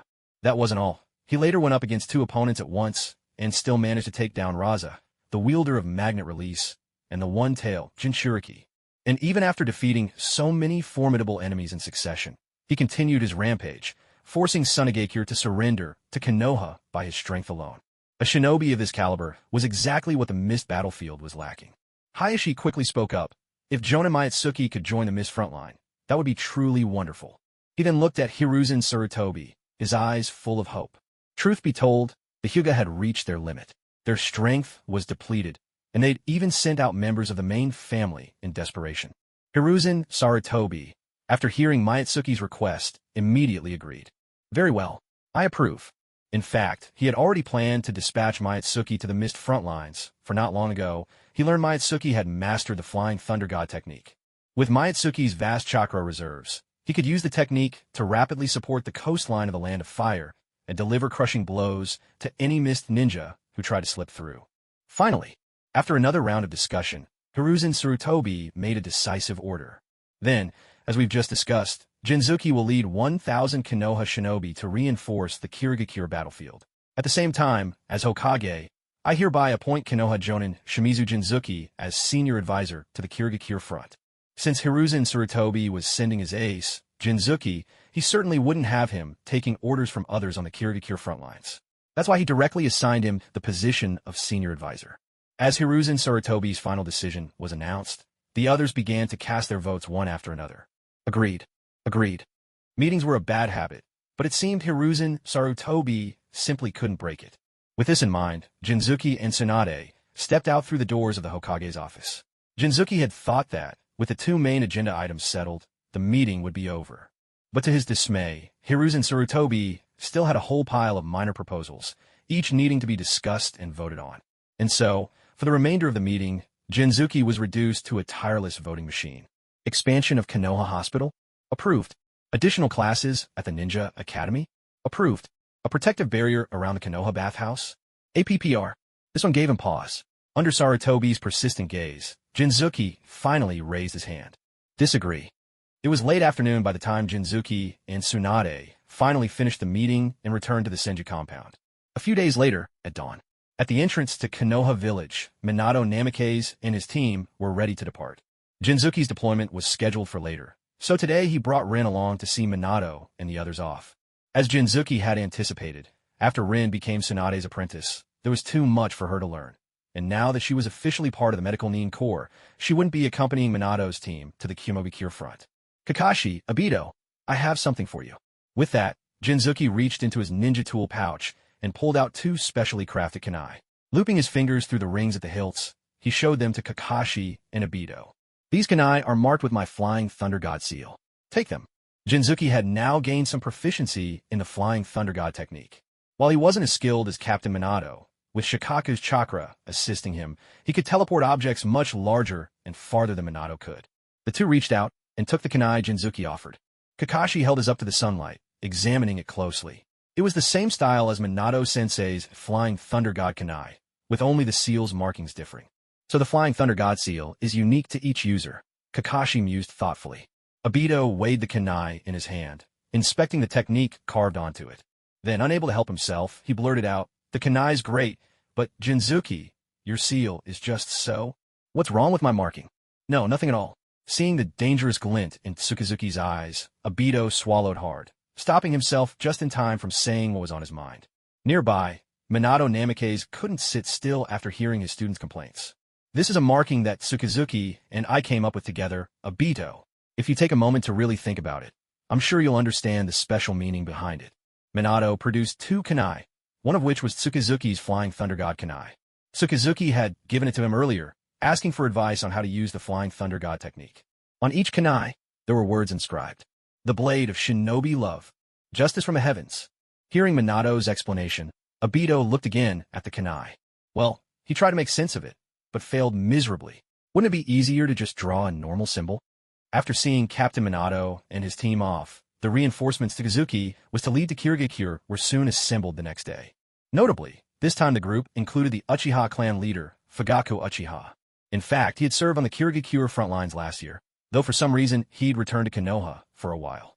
With Tsunade and Rin among those bidding them farewell, Tsukazuki finally set out for the Mist Village, a place he had always longed to see. They traveled along a narrow path winding through the giant forest so characteristic of the Land of Fire. Suddenly, Fugaku Uchiha approached and struck up a conversation with Tsukazuki. "Jonin Shimizu, I've heard there was a member of the Uchiha in your previous squad." Tsukazuki had no idea what Fugaku's real intentions were, but it didn't matter to him. He replied casually, "That's right." Fugaku waited a few seconds, realizing Tsukazuki had no intention of elaborating, and had to speak up again. "What's your impression of the Uchiha clan, Jonin Shimizu?" Seeing that Fugaku was determined to talk, Tsukazuki decided he might as well chat. After all, it was a long journey and there was nothing else to do. "I only know 2 people from the Uchiha clan, and their personalities couldn't be more different. So if you ask me what I think of the Uchiha as a whole, I honestly can't say." Fugaku nodded. He had his own reasons for seeking out this hero who had recently become the talk of Konoha. As head of the Uchiha clan, he constantly pondered the future and fate of his people. And after much thought, he'd come to a conclusion: seek the shelter of a great tree. Fugaku was quick-witted and perceptive. He deduced that Hiruzen Sarutobi would most likely choose Minato Namikaze as the 4th Hokage. If the Uchiha could earn Minato's trust, then at least for the decades to come, during Minato's leadership, the clan could enjoy a period of peace and security. During this period, he could take his time to figure out ways to change his clan from within, so that the Uchiha could truly integrate into Konoha. For this purpose, he specifically went to request the 3rd Hokage, hoping to assign a member of the Uchiha clan to join Minato Namikaze's team. Hiruzen Sarutobi also wished for the Uchiha to truly become part of Konoha, so he agreed without hesitation. Originally, Fugaku's preferred candidate was Uchiha Ryori, but unexpectedly, the 3rd Hokage ultimately chose Uchiha Bito instead. Looking at things now, it felt as if fate itself was lending a hand to the Uchiha. Although Uchiha Ryori hadn't joined Minato's squad, she had become teammates with Shimizu Tsukimi. In Fugaku's view, the fact that Shimizu Tsukimi was able to live in the Senju clan's compound clearly meant she had Tsunade's recognition. She was now marked as one of the Hokage's own. Moreover, whenever the 3rd Hokage gave a speech, he would always mention Shimizu Tsukimi's deeds to illustrate the will of fire. It was obvious that she was held in high regard by Hiruzen as well. With her remarkable talent, there was every chance that she would be the next, the 5th Hokage. And judging by the way Shimizu Tsukimi had answered his earlier questions, she didn't seem to share the ingrained prejudice against the Uchiha that most people in Konoha did. Fugaku couldn't quite understand it. After all, ordinary ninja, especially those from civilian backgrounds, rarely had a favorable view of the old clans, least of all the Uchiha. But being as astute as he was, Fugaku quickly guessed that this was likely thanks to Uchiha Ryoli. She must have been the one to change Shimizu Tsukimi's opinion. At this thought, Fugaku felt a wave of relief wash over him, and the corners of his mouth curled up in a faint, involuntary smile. No matter what schemes Danzo might try to pull, as long as he held two trump cards, Uchiha Bido and Uchiha Ryoli, he would have a way to connect with both the future 4th and 5th Hokage. All he needed was enough time. With that, he was confident he could gradually change his clan from within. With things as they were, he couldn't imagine how the Uchiha could possibly lose. Tsukimi, who had been drawn into conversation by Fugaku, now found the clan leader had fallen silent. Bored with the quiet as they traveled, Tsukimi decided to stir up another topic. Clan leader Fugaku, you seem to care a great deal about how others view the Uchiha. Fugaku paused for a moment, thinking to himself, what others think hardly matters that much to me. What I care about is your opinion, and Minato's. But of course, he couldn't say that aloud. Ha, is it that obvious? Well, our Uchiha clan isn't exactly known for being good communicators. We're often misunderstood. Hearing that, Tsukimi couldn't help but nod. After all, his old teammate Uchiha Ryoli was the perfect example. A Uchiha who struggled with words.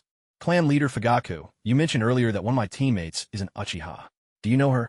It must be Ryoli. I'm quite familiar with her father, and I've met her several times. She's always been very polite. That was a lie. Uchiha Fugaku did know of Uchiha Ryoli, but only in terms of her abilities as a ninja.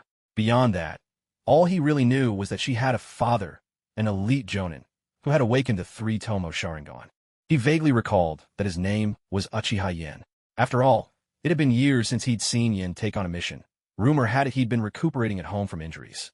Still, Fugaku hoped to maintain good relations with Shimizu Tsukiyomi, so of course he couldn't just say, "Oh, I'm not really acquainted with the Uchiha Ryoli family." Sure enough, the moment Tsukiyomi heard his response, he could tell Fugaku was being less than truthful. Not that it mattered.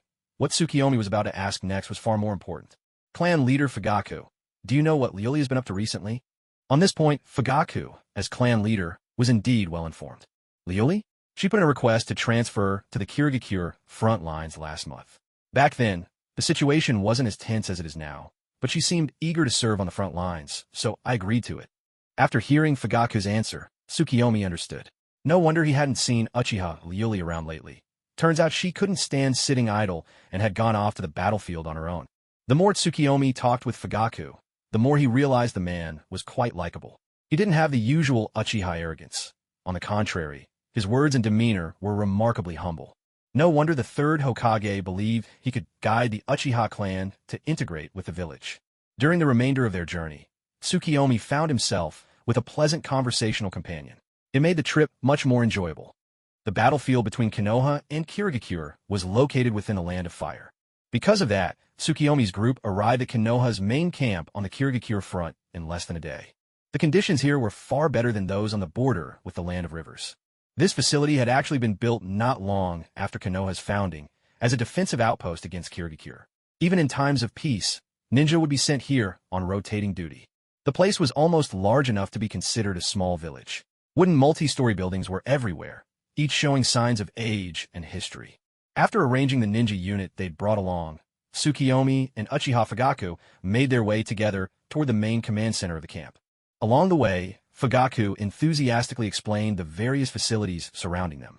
Back when Tsukiyomi was just a low-ranking genin, none of this would have concerned him. But now, as a senior advisor on the Kirigakure front, it was essential to familiarize himself with the territory under his oversight. He pushed open the door and strode into the command center. Inside, a few ninja were busy sorting through documents. A quick glance revealed that most of them were from the Uchiha and Hyuga clans. As Tsukiyomi took in the details of the office, he observed the scene with keen interest. A Hyuga clan ninja jogged over and whispered, "Lord Fugaku, Lord Mitsuki, Lord Hizashi is already waiting for you inside." In Konoha, the main forces against Kirigakure had always been the two great clans, the Uchiha and the Hyuga. As a result, the commanders of this main encampment had always been just two people, Uchiha Fugaku and Hyuga Hizashi. As the head of the main family, Hyuga Hayashi, even if he wished to go to the battlefield himself, the elders of his clan would never approve. So his younger brother, Hyuga Hisashi, was the most suitable candidate. Hisashi wasn't a difficult person to get along with. After Mitsuki and Fugaku entered the office of the headquarters, Hisashi took the initiative to greet them. "So, this is the Leaf Gale who ended the battle at the sand front? I've long admired your reputation." Mitsuki's gaze grew complex. "So he really is Hayashi's brother. They both have such refined manners in their speech." "You flatter me. The credit belongs to Captain Minato and the others. I just did what I could." Seeing the rapport between the two, Fugaku got straight to the point. "Let's get down to business. Kirigakure's ninjas have been invading the Fire Nation's coastline more and more frequently. How should we respond?" Mitsuki pondered for a moment and then asked, "How have you been handling things so far?" Fugaku and Hisashi exchanged a glance. Hisashi replied, "Up until now, the Hyuga and Uchiha ninjas have generally acted separately, each taking on different tasks." Hearing this, Mitsuki felt something was off. Since everyone here was at least somewhat familiar with each other, he spoke directly. "Why operate like that? Wouldn't it make more sense for Hyuga and Uchiha to work together, so they can play to each other's strengths?" Fugaku sighed. "That's how we started, but the results weren't ideal. The Uchiha and Hyuga ninjas, well, let's just say their teamwork leaves much to be desired." Now Mitsuki understood. Perhaps it was the recent harmony between Fugaku and Hisashi that had made him forget. These two clans weren't exactly on friendly terms. Ever since the Senju clan gave up their surname and fully integrated into Konoha, the Uchiha and Hyuga had become the only two remaining great clans in the village. There's a saying, "Two tigers can't share one mountain." What's more, both clans possessed powerful doujitsu bloodlines. In their quest to prove which was truly Konoha's foremost clan, their ninjas had always competed in secret. Getting them to form a team and truly cooperate was, in fact, a tall order. Before Mitsuki's arrival, Fugaku and Hisashi had tried forming squads with 2 Uchiha and 2 Hyuga working together. However, the number of missions completed by such mixed teams ended up being almost half that of teams composed entirely of Uchiha or Hyuga members. The 2 senior leaders on the Kirigakure front experimented with this approach several more times. They even went so far as to have special conversations with the Uchiha and Hyuga team members, urging them to consider the needs of the village. Yet, the final results were still mediocre. If they picked a few people whose personalities meshed well, the teams performed reasonably. But when teams were cobbled together at random, they could hardly form a handful, and the numbers were so small that their impact on the overall battle situation was almost negligible. Since then, Fugaku Uchiha and Hisashi Hyuga stopped putting effort into this area. In the discussions that followed, Tsukimi barely participated. After all, most of the ninja forces present were Uchiha and Hyuga clansmen, so there was no need for him to interfere too much. Seeing that Fugaku Uchiha and Hisashi Hyuga seemed likely to continue their discussion for quite some time, Tsukimi quickly seized an opportunity to speak up. "You two understand the situation here far better than I do. Although I'm here as a consultant, I trust you both entirely with command of this camp." Fugaku Uchiha and Hisashi Hyuga turned to look at him. Hisashi was the first to respond. "Jonin Shimizu, are you saying? I'll leave the camp in your hands. I'm heading out to act independently," Tsukimi announced as he stood, ready to depart. Ever since arriving at the Kirigakure front, he'd been itching to get out into the field. Seeing Tsukimi about to leave immediately, Fugaku hurriedly tried to dissuade him. "It's too dangerous to go alone. At least allow me to select a few skilled Uchiha to serve as your guards." After all, Fugaku was counting on Shimizu Tsukimi to become the 5th Hokage someday. How could he let him go off alone to confront Kirigakure ninja?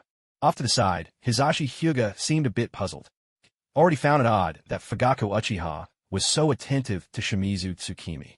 Even if he was the senior advisor personally sent by the 3rd Hokage, this seemed a bit excessive. Tsukimi turned to Fugaku and gave a confident smile. "Don't worry. I've already mastered the Flying Thunder God technique. If I want to leave, no one can stop me. In fact, I'm more efficient working solo." With that, Tsukimi demonstrated on the spot.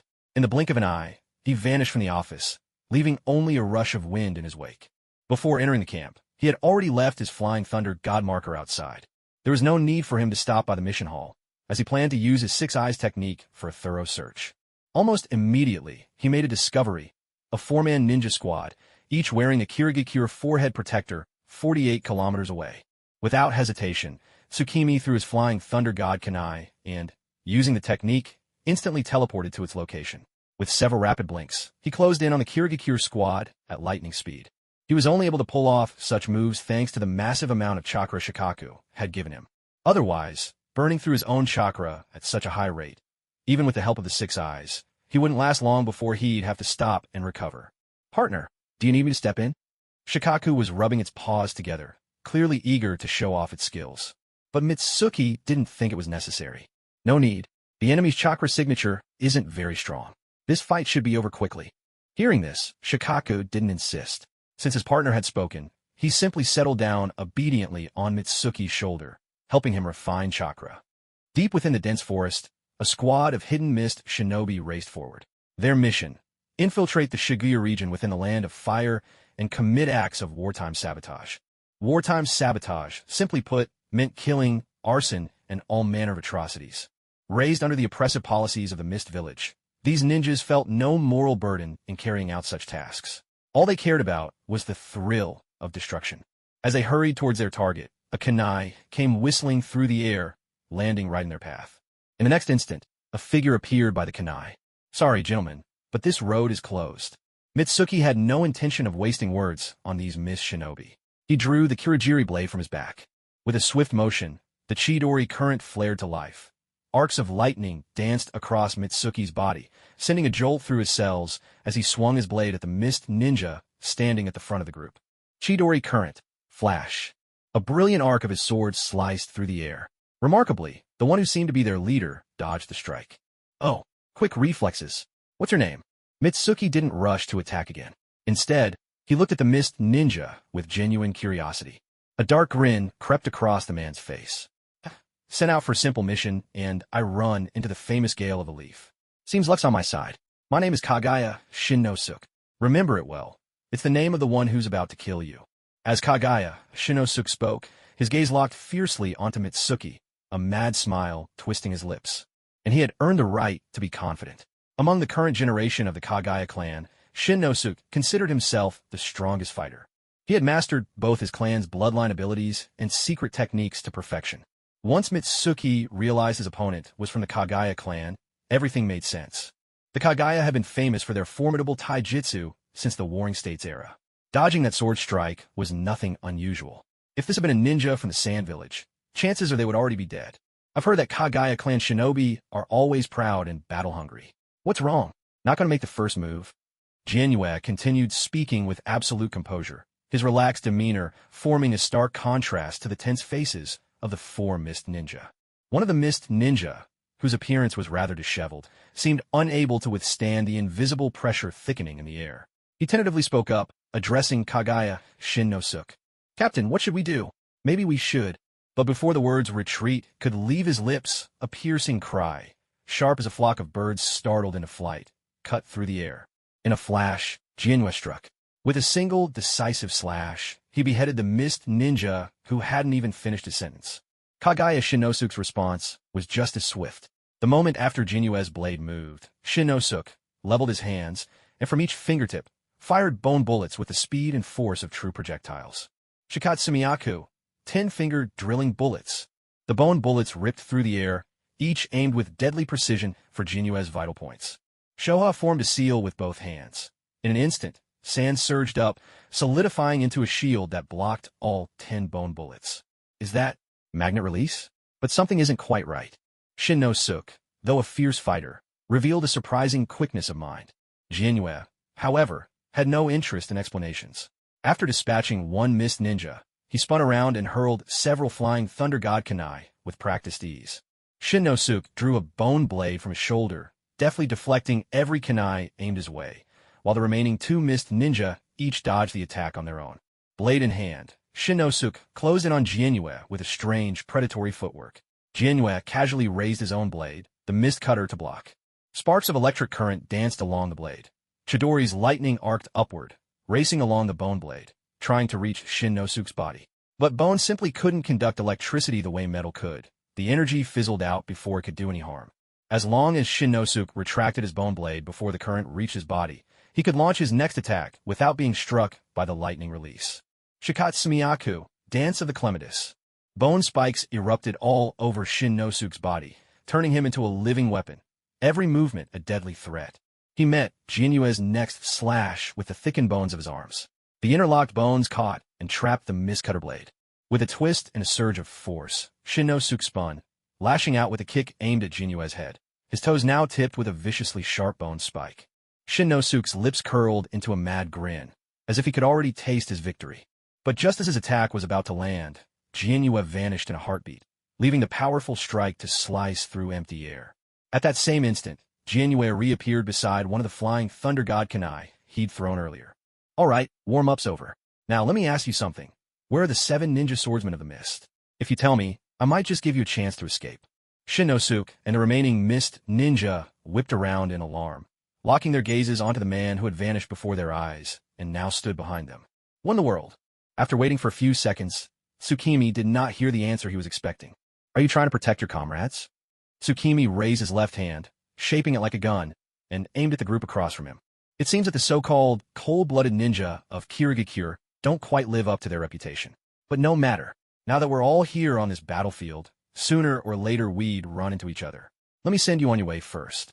As soon as his words fell, Tsukimi's left hand bent slightly, forming the shape of a pistol. His gaze locked firmly onto the mist ninja. At that moment, a deep blue light began to flicker at his fingertips, intensifying and converging into a spiraling orb about the size of a fist. The rasengan radiated a powerful chakra force, distorting the air around it. The atmosphere seemed to resonate with a deep, humming vibration. Under Tsukimi's control, the rasengan shot out like a cannonball. As it sped forward, it split into countless smaller chakra projectiles, rapidly expanding their range to envelop Shinosu Kagaya and the 2 other mist ninja. Finger gun rasengan barrage. One of the mist ninja rapidly formed hand seals. Water style, water formation wall. The dense barrage of rasengan bullets struck the water wall relentlessly, and the immense force shattered it almost instantly. Seeing this, Shinosuke Kagaya's expression flickered. He realized his teammate's defense was utterly useless. Without hesitation, he activated his clan's Kekkai Jinkai, the Shikatsumiyaku. Chakra surged through his body, and a layer of impenetrable bone armor formed over his skin, encasing him like a suit of indestructible armor, shielding him from harm. But the other 2 mist ninja weren't so fortunate. In the blink of an eye, the storm of rasengan bullets riddled them with holes, their lives ending in a heartbeat.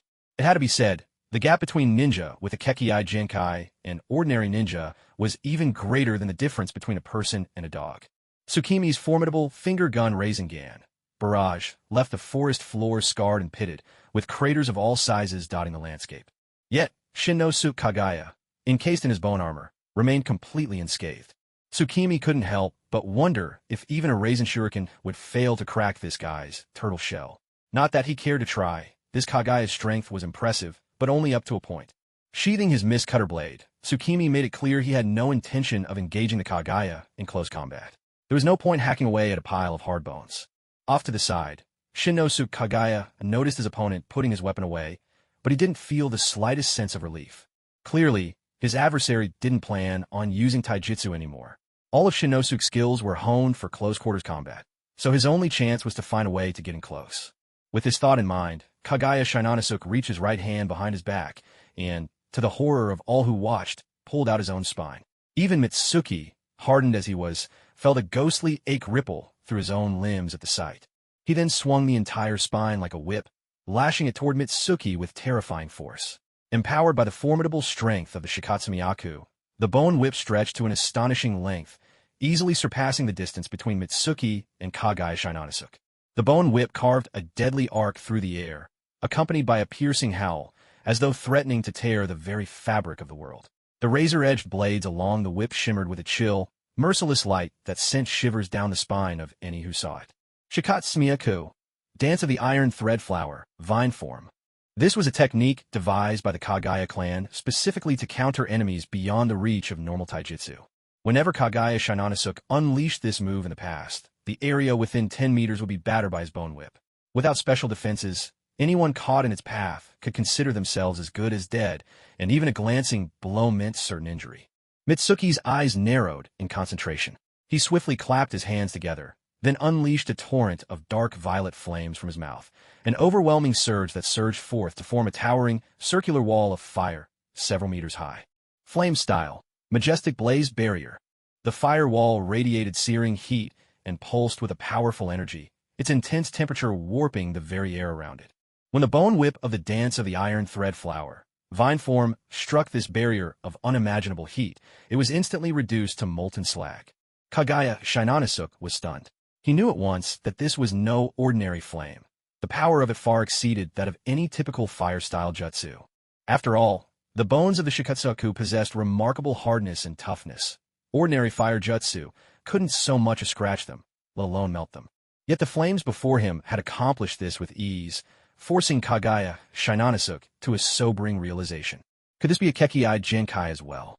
Despite analyzing his opponent's jutsu inwardly, Kagaya Shinonisuke's movements never faltered. The instant his vine form was blocked, he transitioned seamlessly into the second form of the iron thread flower dance, blossom form, transforming his entire left arm into a massive bone lance. This was the most penetrating technique of the Shikatsumiyaku, one that took a heavy toll even on its wielder. But for Kagaya Shinonisuke, all that mattered was piercing the gigantic shield of dark violet fire before him. A wild grin stretched across his lips. Brandishing the massive bone lance, he charged headlong, undaunted, straight at the blazing wall. As the bone lance pierced the majestic blaze barrier, Kagaya Shinonisuke summoned every ounce of his Shikatsumiyaku power, relentlessly increasing the calcium density within the lance to boost its hardness to the extreme. Against all odds, the bone lance punched through the blazing barrier, thrusting ever closer to Mitsuki. The price he paid was severe burns covering much of his body.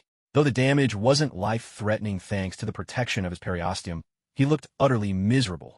But for Kagaya Nobuyunosuke, who thrived on battle, such injuries were just another day's work. Besides, the Shikatsuku granted him the ability to heal wounds rapidly. Right now, his injuries were sizzling, wisps of white smoke rising from his skin. Staring at the bone spear before him, glinting with a cold light, Tsukimi wasted no time with honor or pretense. He employed the Flying Thunder God technique, instantly teleporting to the location where he'd first thrown his special kunai. In that moment, Tsukimi realized something startling. The Kagaya clan's Shikatsumiyaku was unexpectedly resistant to his full counter. Usually, when faced with any powerful attack, he could simply swing his mist cutter casually and reflect the blow with ease. Even monstrous feats of taijutsu were no exception. But when it came to techniques like the Shikatsumiyaku, where an opponent attacked directly with their own bones, such strikes fell outside the range of what full counter could reflect. After all, Shikatsumiyaku involved the direct manipulation of osteoblasts and osteoclasts within one's own body. These bones were pure, unadulterated bone, without a trace of anything artificial. What a pity, Tsukimi thought, that the Kagaya clan could only grow their own bones. Otherwise, such an ability in his previous world would have put countless counterfeit bone factories out of business. On the other side, Kagaya Nobuyunosuke's expression twisted with frustration when his proud attack hit nothing but air. He quickly spun around, hoping to spot his leaf hurricane adversary, but hurtling toward him was a dark purple fireball, radiating searing heat. Damn it, Nobuyunosuke cursed inwardly. Whatever technique the other had used, it was far too fast. He had no choice but to use that move. Just as the grand fire spiral ball was about to strike, Nobuyunosuke suddenly spun rapidly in place.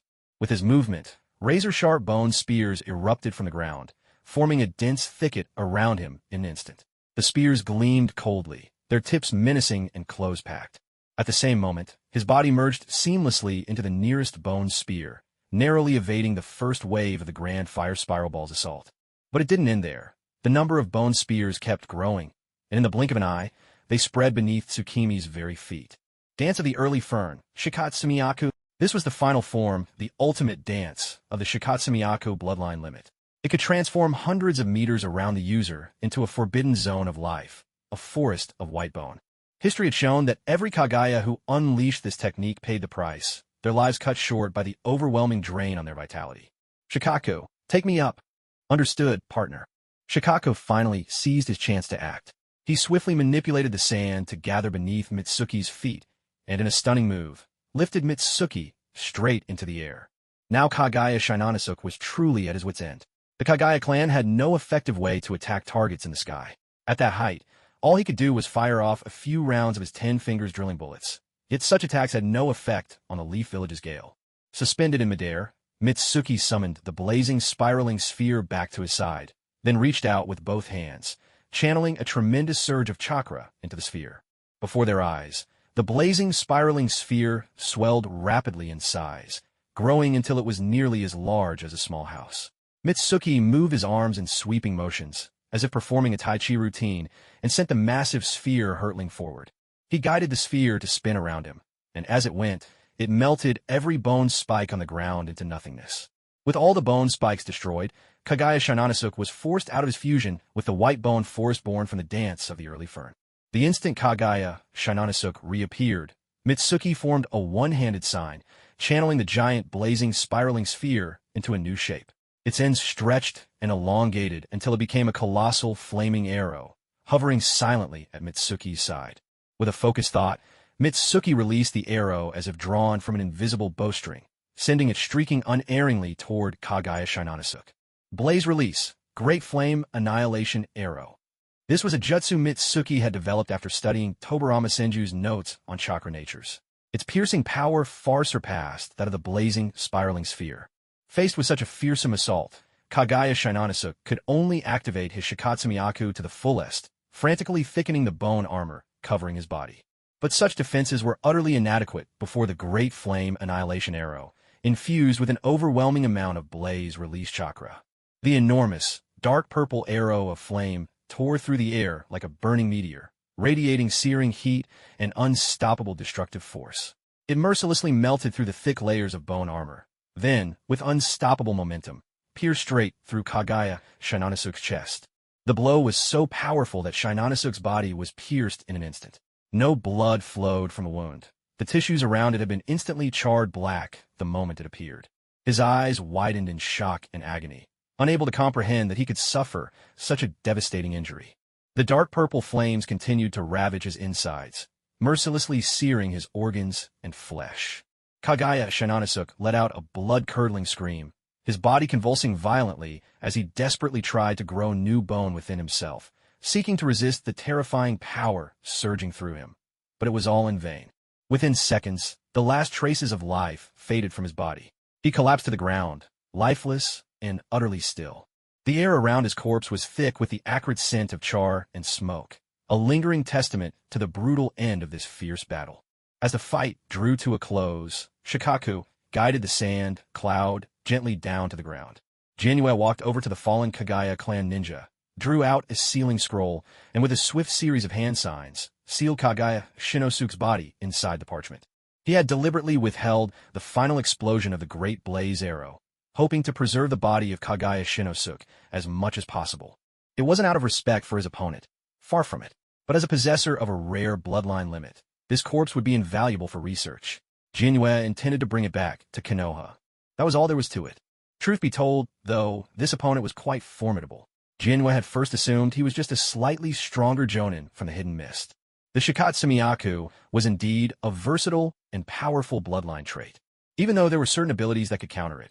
If Janue were to compare Kagaya Shinosuke to others he had faced along the way, well, he was probably about 1.5 times as strong as Raza. The battle hadn't taken much time. Their attacks and defenses had only played out over 7 or 8 exchanges. So, after tidying up the scene a bit and retrieving his flying thunder god Kanai, Janue continued his sweeping campaign. He was true to his original purpose. By dusk, Janue returned to the main encampment, feeling refreshed and invigorated. Upon seeing his safe return, a member of the Uchiha clan immediately hurried off to report to Uchiha Fugaku. Janue hadn't been idle for a moment that day. He had swept through a vast stretch of the Fire Country's coastline. He had taken down at least 10 hidden mist squads, and along the way, managed to rescue several Konoha task forces. Unfortunately, he still hadn't gathered any information on the whereabouts of the 7 ninja swordsmen. However, Janue did pick up a few intriguing rumors. On the mist battlefield, 2 Konoha ninja had already made a name for themselves, each thanks to their impressive strength. One, just as he expected, was Shursui the Teleporter. The other was an old acquaintance of his, now known as Chidori Ruri. That's right, Uchiha Ruri. Janue honestly hadn't expected that in just a few short months, Ruri's abilities could have grown so much. Back during the River Country campaign, she could barely hold her own against the Jonin. Was the Chidori technique truly that well suited to the Uchiha? Lost in these idle musings, Janue made a quick stop by the mission hall before heading back to his assigned quarters. The next morning, Janue rose early, determined to continue his sweep along the Fire Country's coastline. He already had a plan in mind. After all, as the saying goes, clean the house thoroughly before inviting guests in. Once he finished sweeping through the Land of Fire, if he still hadn't found the 7 ninja swordsmen, then Mitsuki would head straight for the heart of Kirigakure in the Land of Water. He simply refused to believe it. Those 7 ninja swordsmen were as good as dead. Not even the Sage of Six Paths could save them from Mitsuki's blade. Another day spent scouring the battlefield.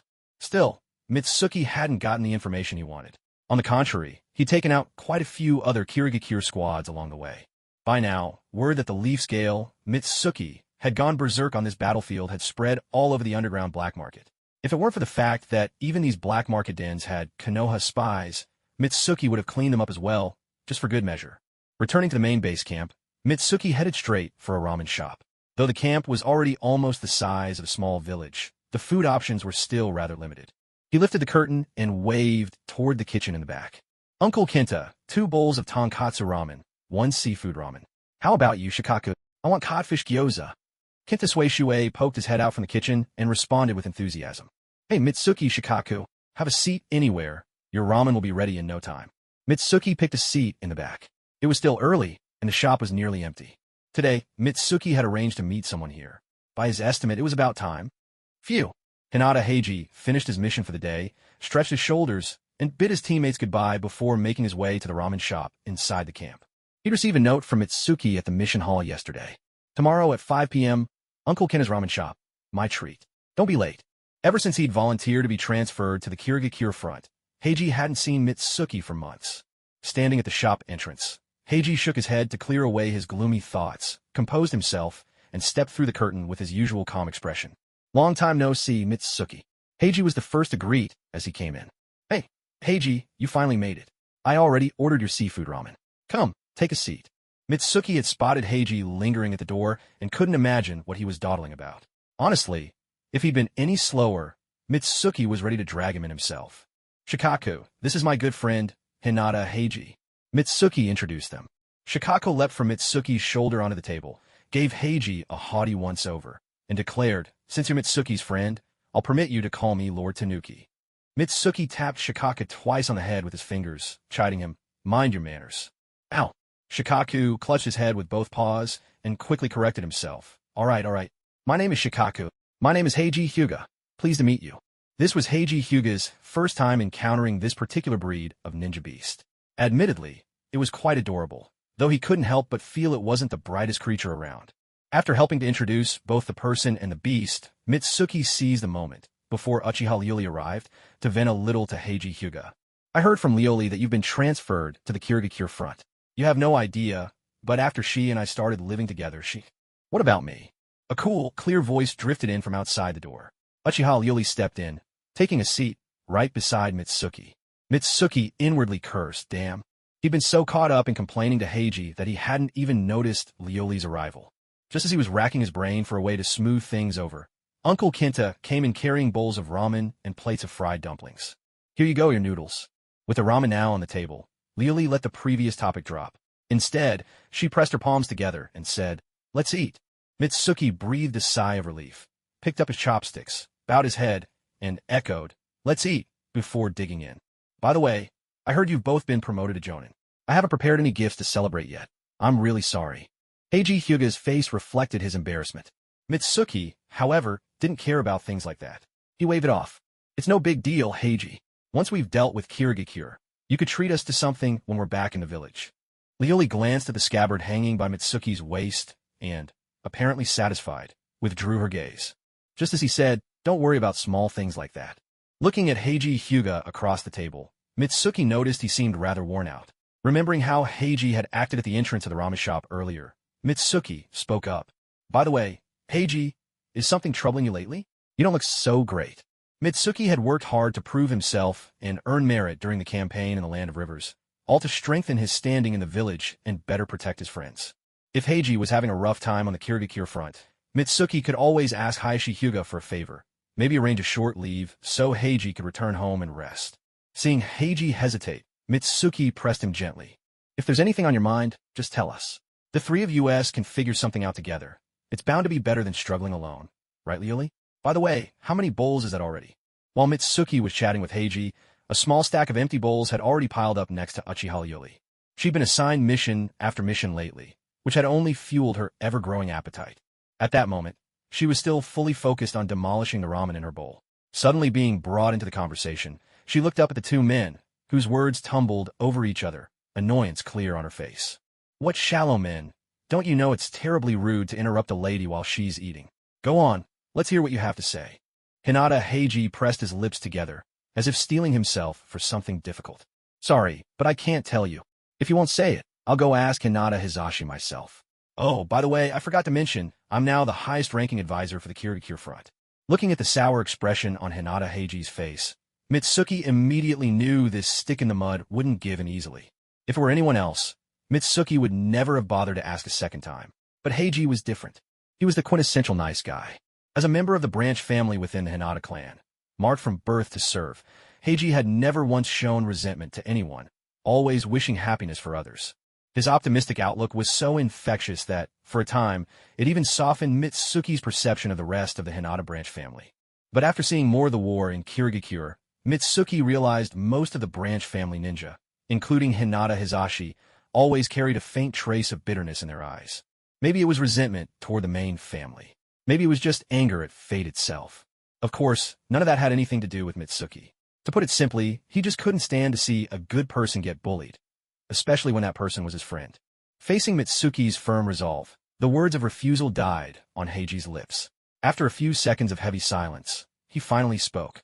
In truth, I volunteered for the Kirigakure front lines. As Heiji spoke, his eyes grew distant, as if caught up in old memories. Mitsuki and Ruri exchanged a glance, but kept silent, letting Heiji continue. You've probably heard, some time ago, the Hidden Mist village stole a byakugan from our clan. That byakugan belonged to my brother, Hinata Yuji. Hearing Heiji's story, Mitsuki mused silently to himself. Is he hoping to reclaim his brother's byakugan? But Heiji's next words quickly dispelled that notion. Yuji was 3 years older than me. As the eldest son of our branch, he was raised from birth to join the main family. We barely spoke, really. After his death, there was an empty spot among our generation's main family members. According to the rules, my younger sister, Hinata Yui, could take Yuji's place in the main family. Yui was born later, so she hasn't been marked with a caged bird seal yet. But even though this was a reasonable request, some elders in the main family refused it. They said our branch hadn't protected the byakugan properly, and so we should lose our right to join the main family. That's why I asked to come here. I wanted to reclaim the byakugan that was stolen so that Yui could become part of the main family and gain her freedom. But I'm useless. I've been here for so long, and yet, I haven't found the slightest hope of getting the byakugan back. As Hyuga Heiji spoke, pain and anger twisted his expression. He slowly bowed his head, both hands clenched so tightly that his nails dug deep into his flesh. That's what you're worried about. A clear, spirited voice sounded beside Heiji's ear. It was Tsukizuki. Heiji's head jerked up, only to see Tsukizuki's confident smile. Leave it to me, Tsukizuki assured him. I have a score to settle with Kirigakure myself. If it's something that'll make Kirigakure suffer, I'm more than happy to do it. Heiji's eyes grew moist. Ever since he'd arrived here, the image of his younger sister Yui's sweet face had haunted his mind. That beautiful forehead. How could it be scarred by that ugly curse mark? Yet harsh reality had made him fully aware of his own weakness. A mere branch member of the Hyuga, bearing a pair of damaged byakugan, hoping to take back the byakugan from Kirigakure, one of the 5 great shinobi villages, when even the Hokage couldn't guarantee its return. It sounded laughable, didn't it? But this person before him saw things differently. There was no ridicule in his eyes, no mocking his wild hopes, only a willingness to help someone so weak and yet so desperate. I think the mist ninja who got the byakugan was named Ao, right, Ruri? Tsukizuki paused in thought, then turned to ask Uchiha Ruri. Ruri, ever the diligent one, had clearly done her homework better than Tsukizuki. After only a brief moment, she recalled the information from memory. Ao, Jonin of the Hidden Mist. During their last large-scale invasion, he ambushed Konoha's sensory squad on the front lines. When Hyuga Yuji, a main family member, destroyed his own eyes as he died, Ao managed to seize a byakugan. They call him the Byakugan Slayer. Having finished her explanation, Ruri began thinking through the logistics. If the Byakugan Slayer was their target, how should they proceed? He possesses the byakugan, so ambushing him won't be easy. And since he holds a high tactical position in Kirigakure, we have to be ready to face multiple Jonin-level opponents at once. Ruri frowned, her delicate brows drawn together, resting her chin on one hand as she pondered a plan. Suddenly, something occurred to her. Didn't you just say you're senior advisor here? That's right, Tsukizuki, having finished his ramen, was still a bit hungry, so he snatched a few pan-fried dumplings from Shikaka's plate. Then you must have quite a few subordinates. Let them keep the target's guards busy, Ruri suggested. Upon hearing Uchiha Ryori's plan, Tsukimi felt a bit awkward. After all, as the senior advisor, he had handed over all the command duties to Uchiha Fugaku and Hyuga Hisashi from the very start. What's wrong? Uchiha Ryori noticed Tsukimi's reaction and found it a little odd. Tsukimi quickly waved his hand. It's nothing. If you need people, just leave it to me. He decided that tomorrow, he would go and ask Uchiha Fugaku for some help. He figured Fugaku wouldn't refuse. Standing nearby, Hyuga Heiji found himself at a loss for words. Every phrase of gratitude he could think of now seemed pale and powerless. Never in his life had he imagined that someone as humble as him, shackled by fate since birth, could be fortunate enough to gain two such friends. To have met Tsukimi in his otherwise predictable life, and to have become friends with him, was truly a stroke of luck. Early the next morning, Tsukimi found Uchiha Fugaku at the command center and explained his request. Unlike the 7 swordsmen of the mist who had been unnervingly quiet lately, no one knew what mischief they were plotting. The hidden mist byakugan killer, AO, had been extremely active on the battlefield. Uchiha Fugaku closed his eyes for a moment, deep in thought, before speaking. I understand. As it happens, there's someone who fits the job perfectly. With Fugaku's support, Tsukimi felt much more at ease. After all, killing AO wasn't the hard part. What made things tricky was retrieving the byakugan intact while doing so. For that, they needed a ninja with exceptional control skills. Ryori's jinjutsu would have been perfect, but she'd said her eyes had been bothering her lately, and her jinjutsu wasn't as precise as before, something Tsukimi never expected to hear from someone as proud as her.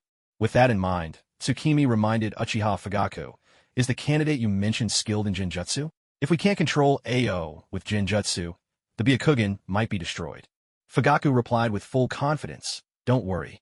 If his jinjutsu isn't up to the task, then there's probably no one in Konoha who can meet your requirements. Seeing Fugaku's confidence, Tsukimi had a feeling he knew exactly who Fugaku was talking about. Fugaku clapped his hands, called over an Uchiha ninja, and quickly gave some instructions. The ninja immediately left. Before long, there was a knock at the office door. Come in, called out Uchiha Fugaku. Sorry to intrude. With those words, a figure pushed open the door and stepped inside. Just as Tsukimi had guessed, the newcomer had short black hair and wore a black ninja combat outfit. His face was sharp and handsome, a classic Uchiha prodigy. This is Uchiha Shursui, currently the strongest ninja of our Uchiha clan. Uchiha Fugaku introduced him to Mitsuki. Then, Fugaku proceeded to introduce Mitsuki to Uchiha Shursui as well. This is Shimizu Mitsuki, the newly appointed advisor to the Kirigakure frontlines. And so, Mitsuki and Uchiha Shursui made their first acquaintance. May I ask if there's a particular mission you want me to undertake? Uchiha Shursui was the first to speak, his tone curious. He had been summoned unexpectedly by Fugaku, and still didn't know what was going on. Allow me to explain the details, Mitsuki volunteered. After listening to the mission briefing, Uchiha Shursui nodded solemnly, his expression serious. Understand. Clan leader, advisor, I will do my best to carry out this mission. Mitsuki left his seat, walked over, and gave Shursui a friendly pat on the shoulder. No need to be so formal. Just call me Mitsuki. Shursui immediately waved his hand, flustered. I couldn't possibly. You were personally appointed by the Hokage. I can't. It's all right, really. Come on, let me introduce you to your teammates for this operation. With that, Mitsuki took Shursui by the hand and led him outside. Fugaku watched the scene unfold with a smile. Everything was going according to his plan. As a top-tier asset, there was no way Shursui would be left idle in camp. As clan leader, Fugaku had already learned about the situation with Hyuga Heiji through his own information network. So he had postponed all of Shursui's other assignments, just to do Mitsuki a favor. Judging from how things were going, not only had he successfully done Mitsuki this favor, but Shursui and Mitsuki seemed to be getting along quite well, too. Fugaku walked over to the window and gazed at the sky. It was truly a beautiful day. He felt luck had been on his side lately. Maybe it was time to go home and see if he and Mikoto could give Itachi a little brother. After Mitsuki joined up with Shursui, Hyuga Heiji, and Uchiha Ryori, their first stop was the intelligence division. There, they obtained information about possible locations where AO from Kirigakure had been sighted. Without delay, they set out from camp. This was all thanks to Mitsuki's title as senior advisor. Without it, such high-level intelligence wouldn't have been handed over so easily. For about half a month, they scoured the region. During this time, Mitsuki also tried to track down the 7 ninja swordsmen of the mist, but to no avail. From what Mitsuki knew, those 7 weren't in the hidden mist village, but no matter how hard he searched, they remained elusive. It was puzzling. Finally, As the month drew to a close, Mitsuki and his team received concrete intel on Ao's whereabouts. Wasting no time, they gathered their equipment and set off without delay. After leaving the camp, Mitsuki took the lead, striding confidently at the front. The intelligence they worked from had been relayed by a high-ranking root spy embedded within the hidden mist village, and the reliability was considered extremely high.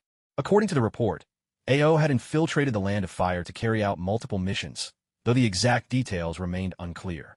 However, the spy, making deductions based on the internal dynamics of the hidden mist, had included a map with several locations where Ao was likely to appear. Now, Mitsuki's task was to eliminate these locations one by one as quickly as possible. Trailing behind were Uchiha Ruri and Uchiha Shursui, who behaved like strangers. They hadn't exchanged a single word along the way. When they'd first met, Shursui had greeted both Hinata Heiji and Uchiha Ruri with genuine warmth. Heiji had responded politely, while Ruri merely glanced at Shursui and gave a slight nod as her only acknowledgement. Mitsuki had previously heard of these two when he rescued a Konoha squad. They described their reputations, and he'd assumed they were at least somewhat acquainted. But now, it was clear he'd been mistaken. Nothing at Location A, nothing at Location B, and at Location C, Mitsuki activated his Six Eyes technique to its fullest, confirming possible targets from an impressive distance. Suddenly, his eyes lit up, and he veered sharply in a new direction. I found them. Shursui was caught off guard. Had they been found so quickly? Without a moment's hesitation, Heiji and Ruri pivoted and followed Mitsuki, speeding off in a new direction. Seeing this, Shursui immediately gave chase, suspecting that Mitsuki possessed some formidable sensory ability. Truly, he lived up to his reputation as Konoha's greatest prodigy. Deep within a dense forest of a Land of Fire, a six-man ninja squad moved swiftly among the towering trees, all wearing the hidden mist forehead protectors. Leading them was a man with an eye patch over his right, Ao, of the hidden mist, the very one Mitsuki's group had been searching for. Their mission in the Land of Fire was of utmost importance. To prevent the real objective from being leaked by any deeply embedded spies, the Hidden Mist Village had officially assigned several decoy missions to Ao's squad to serve as a smokescreen. Unfortunately for them, they'd encountered Mitsuki, a prodigy with an uncanny knack for deduction, who had tracked them down using the simplest process of elimination. Ao's six-man team darted deftly between the giant trees. Suddenly, in the midst of their formation, two members directly behind Ao stumbled to the ground, clutching their heads and crying out in agony. An unexpected crisis had struck. He looked down at his two subordinates, who seemed to be babbling incoherently as if tormented by some unspeakable horror, and urgently tried to snap them out of it. Calm down, Jinjutsu. When did it hit? Suddenly, as if sensing something, he turned and gazed into the shadowy depths of the forest, forming a single-handed seal to channel chakra into his right eye. Byakugan. The instant Ao activated his Byakugan, his vision became clear and sharp. In the distance, perched atop a tree, he spotted a ninja from the Hidden Leaf Village. It dawned on him at once, so it was Shursui of the body flicker from a leaf. It seemed their mission details had already been leaked. Damn it. Had the village's intelligence network really become so porous? In any case, it was impossible to continue with the mission now. To prevent the Byakugan from falling back into the leaf's hands, Ao decided to retreat immediately. Just as he turned to announce his decision to his squad, a uniquely shaped three-pronged kunai came hurtling toward them at lightning speed. Ninja A, Shuriken Shadow Clone Technique. Standing atop a nearby tree, Tsukimi formed a one-handed seal. As chakra surged, that flying thunder god kunai instantly multiplied into 1,000 in the blink of an eye. Kunai rained down like a barrage of floating cannons, shredding the once dense forest to pieces. Trees toppled one after another, and the ground erupted into craters of varying shapes and sizes. The entire scene looked as though it had been ravaged by a fierce bombardment. Everywhere lay devastation and ruin.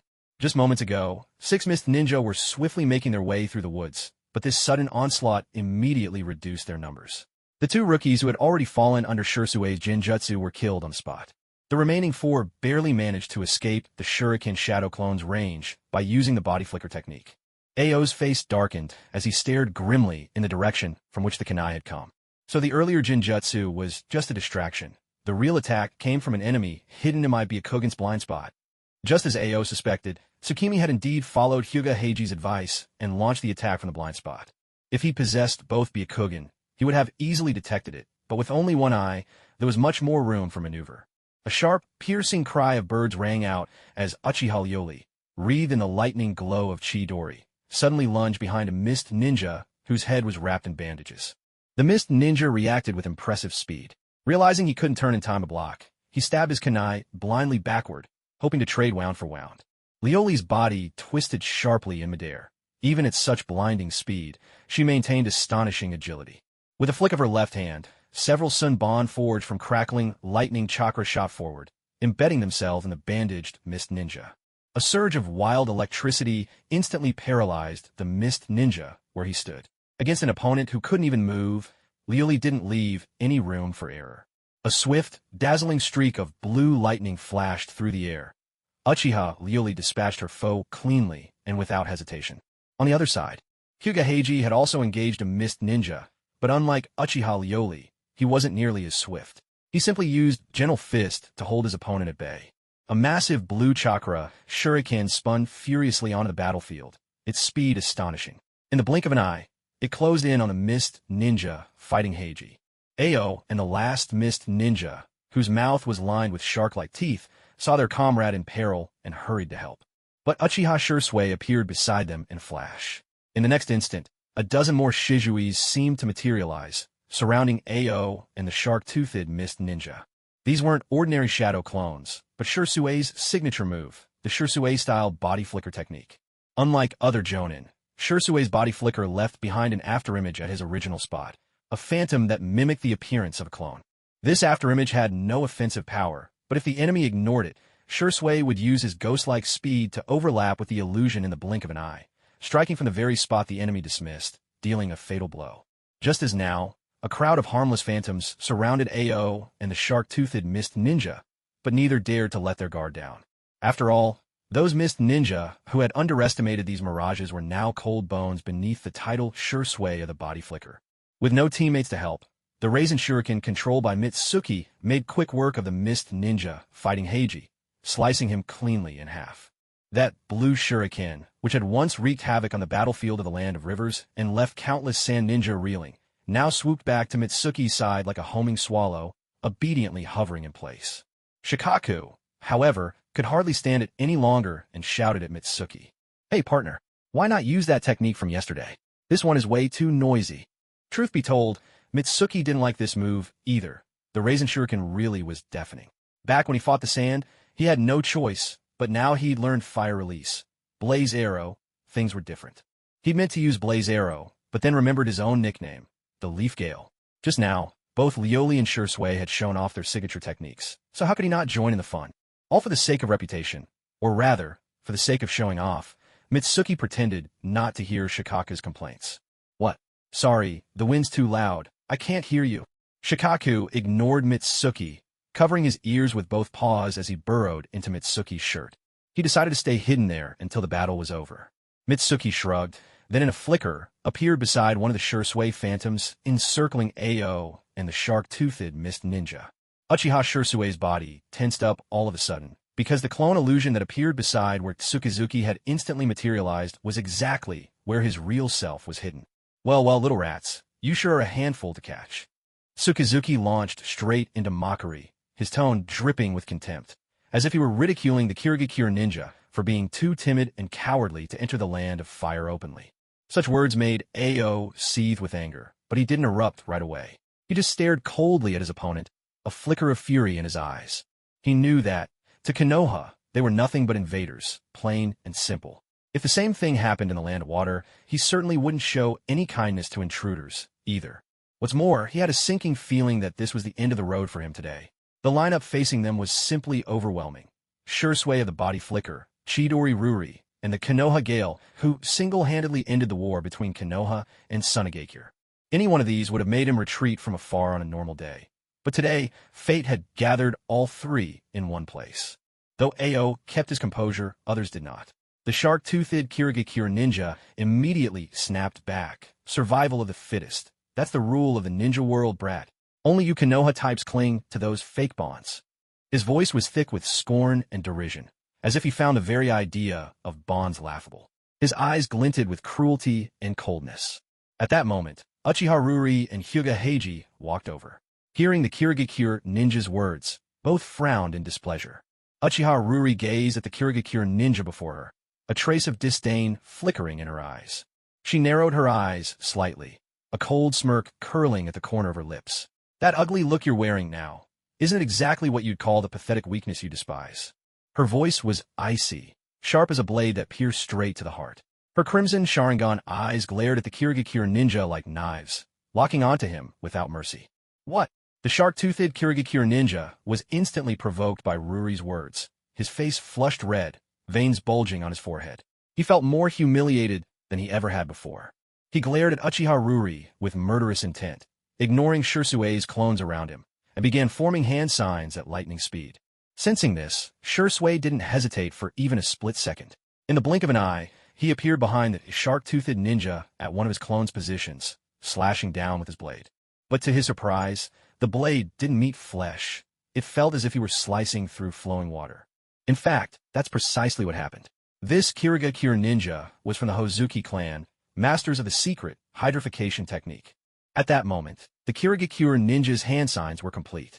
Water style, great exploding water colliding wave. Water style, great exploding water colliding wave. Sharktooth Hayes Shinobi's chest suddenly swelled, and he spat out a torrent of water from his mouth, flooding the surrounding illusions and shadow clones created by Shursue. Witnessing this, Jianyu's thoughts turned sharply. He directed the ever-present, cacophonous Raisin Shuriken at Sharktooth Hayes Shinobi. As it drew near, it detonated with a thunderous blast. A massive blue storm of razor-sharp wind enveloped Sharktooth Hayes Shinobi completely. Yet, the mist Shinobi maintained his liquefied form. Thanks to the small body of water created by his own water release, great waterfall technique, he actually managed to slip out of the Raisin Shuriken's explosion zone. Meanwhile, Ao also saw an opening to break free from Uchiha Shursue's illusionary clones. Shursue's shadow clones were washed away by his teammates' water jutsu, and he himself used the body flicker technique to nimbly dodge the indiscriminate water technique unleashed by his comrade. His teammate, desperate to protect the byakugan in his possession, gave everything he had to hold back all the Konoha shinobi. With tears of gratitude streaming down his face, Ao ran all the way back to the hidden mist village, where he was lavishly rewarded by the third Mizukage and the elder Genshur. Wait, why was he rewarded even though he failed his mission? Oh well, best not to dwell on it. Isn't this just fine? After a lifetime of fighting for the hidden mist, can't Ao finally enjoy himself a little? In reality, Jianyu and his companions stood atop the surface of the water. Watching Ao, who'd fallen into an illusion and was now grinning foolishly, Jianyu couldn't help but ask with curiosity, Shursue, what kind of jinjutsu did you cast on him? Look how happy he is. Uchiha Shursue was equally unsure. Hearing Jianyu's question, he could only answer honestly. I'm not certain either. The jinjutsu I used is called Drunken Dream. It traps the victim in an endless, blissful dream from which they can never awaken. This technique was a secret Uchiha clan jinjutsu, notoriously difficult to master. Legend said it was developed by an ancestor who awakened the Mangekyo Sharingan and harnessed its unique power. After hearing Shursue's explanation, Jianyu understood. He figured Ao must be the type who rarely smiles on the outside, but is secretly quite the repressed romantic. Otherwise, how could someone laugh out loud, even in a dream? As for Shursue, his attention was less on the already captured Ao and more on the member of the Hozuki clan who'd vanished into the water. He spoke up with a reminder, Jianyu, that Hozuki clan shinobi seems to be trying to escape. True enough, just as he said, after unleashing the water release, great waterfall technique, and merging with the water, Sharktooth Hayes shinobi began swimming away from Jianyu and the others. What a joke. He could brag all he wanted, but facing those three monsters alone? That would be nothing short of suicide. Right now, all he could hope for was that the three monsters across from him were in a hurry. If that was the case, then after catching Captain Ao, they might be willing to let him go. After all, trying to find a member of the Hozuki clan who could liquefy themselves among all this water was no easy feat. His analysis was quite good, but unfortunately for him, today he encountered Tsukimi. At that moment, Tsukimi heard Uchiha Shursue's warning and calmly raised a single index finger. Don't worry, he's not getting away. Uchiha Shursue didn't quite understand, but since Tsukimi was both his superior and team captain, he simply followed orders with peace of mind. With a flick of his fingertip, Tsukimi formed a spindle-shaped ball of lightning chakra, a finger gun rasengan enhanced with lightning nature transformation. As a member of the Hozuki clan, liquefaction could protect against most physical attacks, just like the Raisin Shuriken from earlier. But no ninjutsu is flawless. Lightning release, which creates electric currents, perfectly counteracts the liquefaction technique.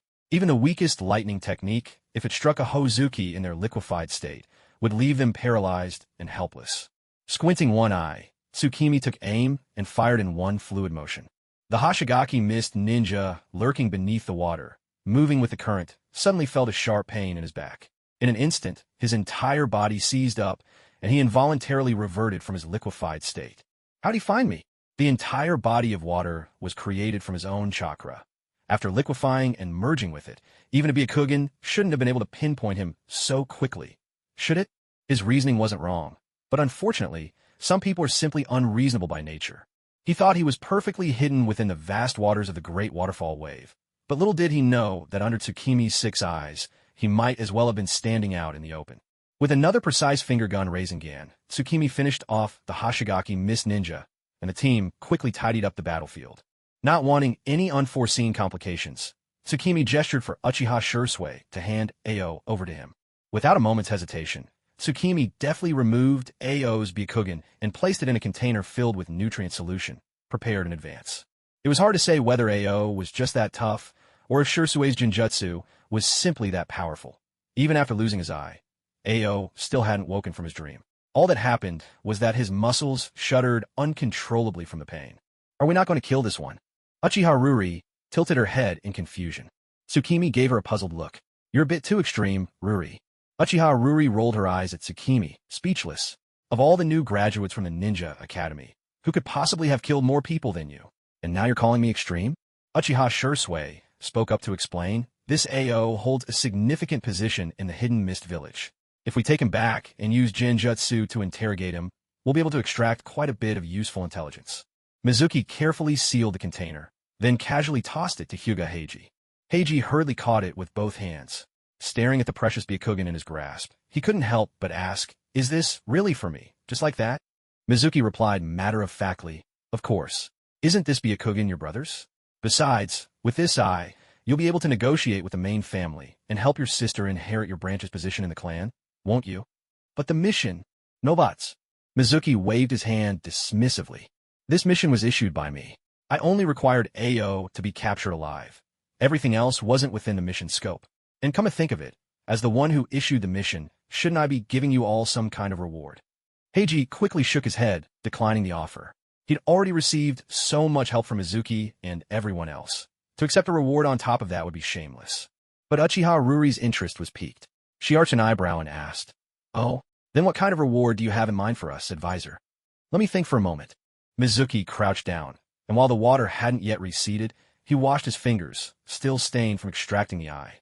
At the same time, he genuinely pondered what reward to give. Seeing this, Uchiha Shursui quickly filled Mizuki in. On the front lines, missions assigned by higher-ups are usually just logged as records, added to a ninja's file. After the war, everything is settled at once. It's rare for rewards to be distributed immediately after a mission. Mizuki nodded in agreement. If that's the case, then considering the difficulty and strategic importance of retrieving the byakugan, I'll make sure each of you gets credit for an S-rank mission when we return. How's that sound? If that's the case, then considering the difficulty and strategic importance of retrieving the byakugan, I'll make sure each of you gets credit for an S-rank mission when we return. How does that sound? Uchiha Ruri didn't much mind either way. She cared only about growing stronger herself. For the Uchiha clan, no matter how great one's achievements, it was rare to receive rewards like access to advanced jutsu from the sealed scrolls. However, Uchiha Shursui saw things differently. In his view, if the Uchiha could achieve enough merits on the mist battlefield, then people back in the village would surely change their opinion of the clan, perhaps even start to trust them. Seeing that everyone had accepted the arrangement, Mizuki swept a hand through the air. "I hereby declare the S-rank mission, Byakugan retrieval complete. Hunter Squad, prepare for the journey home." "Have you heard?" "Heard what?" "That Byakugan killer from the Hidden Mist was captured alive by the squad, led by Konoha's Gale." "Are you serious?" "It's absolutely true. This news has already spread throughout the whole village." "Oh, I've heard some inside information. Apparently, Shunshin Shursui and Chidori Ruri were both involved." "Yeah, with those two on the team, it's no wonder they managed to capture the Byakugan killer alive. Still, I think the most impressive one is Gale of Konoha. After all, he's the team captain." "That's right. Without his precise leadership, it probably wouldn't have been possible." "Exactly. As long as these three join forces, I doubt there's any ninja in the Hidden Mist who can stand against them." "Of course. They're truly the elite among Konoha's elite. Haha, looks like the Hidden Mist is in for a rough time now. Konoha's victory is practically guaranteed. Ever since that day, when Tsukimi, Shursui, and the others successfully brought Ao back alive, conversations like these had become common along the Hidden Mist front line. For Konoha, the news of Ao's capture was hardly a secret anymore. On the battlefield, important enemy members being captured was always publicized to boost morale, just as the Hidden Mist once did. After seizing the Byakugan, they began building Ao's reputation and even dubbed him the Byakugan Killer. Back when word of the lost Byakugan first reached the village, the Hyuga clan elders in the main house called an emergency meeting that lasted through the night, their heated arguments practically shaking the roof. Some elders considered this the greatest disgrace in Hyuga history and insisted they immediately petition the third Hokage to force the Hidden Mist to return the Byakugan. Others thought they should wait until the war was over and see if they could ransom the Byakugan back from the Hidden Mist. Unspoken, yet unanimous, was the fact that no one suggested retrieving it themselves. After all, everyone in the shinobi world knew the Hyuga clan rarely produced exceptional fighters. Hoping to take the Byakugan back by force was little more than a dream. As the clan meeting dragged on, some elders grew emotional and began citing old histories, furiously blaming those who had decided to send a main family member in the first place. What began as a meeting to solve a problem soon devolved into a blame game. A bunch of old men, nearly at death's door, argued so fiercely that a few couldn't catch their breath and had to be rushed to Konoha Hospital before dawn. In short, the meeting ended with a single resolution. The clan head had to find a way to recover the Byakugan, or else this disgrace would be immortalized in the clan's history, and he'd be cursed by generations to come. Whether history would condemn him, Hayashi Hyuga did not know. What he did know was that he was already overwhelmed with worry. At the last Jonin conference, he had dropped several hints to the third Hokage, only to have his efforts completely ignored, like winking in the dark, all for nothing. Unexpectedly, the situation took a turn for the better. Shimizu Tsukiyomi actually managed to reclaim the Byakugan, much to the delight of the entire Hyuga clan. They immediately sent a ninja to deliver a message to Hyuga Hizashi, instructing him to properly thank Shimizu Tsukiyomi and prepared a modest gift as a token of their gratitude. Inside the command office on the Kirigakure battlefield, Uchiha Fugaku, Hyuga Hizashi, and Tsukiyomi, three of the top commanders at the front, were deep in discussion about how to handle the captured Kirigakure ninja, Ao. Hyuga Hizashi suggested that, after extracting all the intelligence they could from Ao, they should execute him and then spread the information, using it as a warning to Kirigakure and the other ninja villages. But Uchiha Fugaku disagreed. He believed that after interrogating Ao with Genjutsu, they could use him as a bargaining chip in negotiations with Kirigakure, squeezing every last bit of value from him. To be fair, Fugaku's plan fit Konoha's current circumstances more appropriately. As for Hizashi's proposal to kill Ao as a show of force, it was hard to tell how much of that stemmed from the Hyuga clan's own interests. Yet Hizashi had his own reasons. After Tsukiyomi and his squad captured Ao and brought him back to camp, it was immediately decided that the reclaimed Byakugan would be treated as a war trophy and entrusted to Hyuga Heiji for safekeeping. Hizashi himself didn't care much about who kept the Byakugan, but there were those in the clan who did. The Hyuga elders, especially those from the main house, would never willingly let a branch family member keep a main house Byakugan. After all, the whole reason for branding the branch family with the caged bird seal was to prevent the Byakugan from leaking out if they died on missions. Now, with Hyuga Heiji carrying a main house Byakugan out in the field, it was unthinkable for them. However, once Hizashi clearly conveyed that giving the Byakugan to Heiji was a direct order from Jonin Shimizu, the clan elders had no choice but to drop the idea of taking it back from Heiji. There was simply no helping it. After all, Tsukiyomi was the benefactor who had helped restore the Hyuga family's honor. At worst, they could start giving Heiji main house privileges, keep him from going out on missions, and prevent any risk of the Byakugan slipping away again. Still, eliminating the Byakugan killer was a non-negotiable order from within the clan that had to be fulfilled at any cost. With both men holding firm to their positions, no consensus could be reached. In the end, they both turned to Tsukiyomi. Jonin Shimizu, what do you think is the best course of action? Well, in truth, Tsukiyomi leaned toward simply killing Ao. After all, letting a tiger return to the mountains was never something he was keen on doing. And it certainly wasn't because the Hyuga clan had just gifted him a house in the very heart of Konoha. I believe it would be better for us to deal with Ao ourselves. Rather than chasing after minor gains, we should first consider the feelings of our Hyuga companions in the village.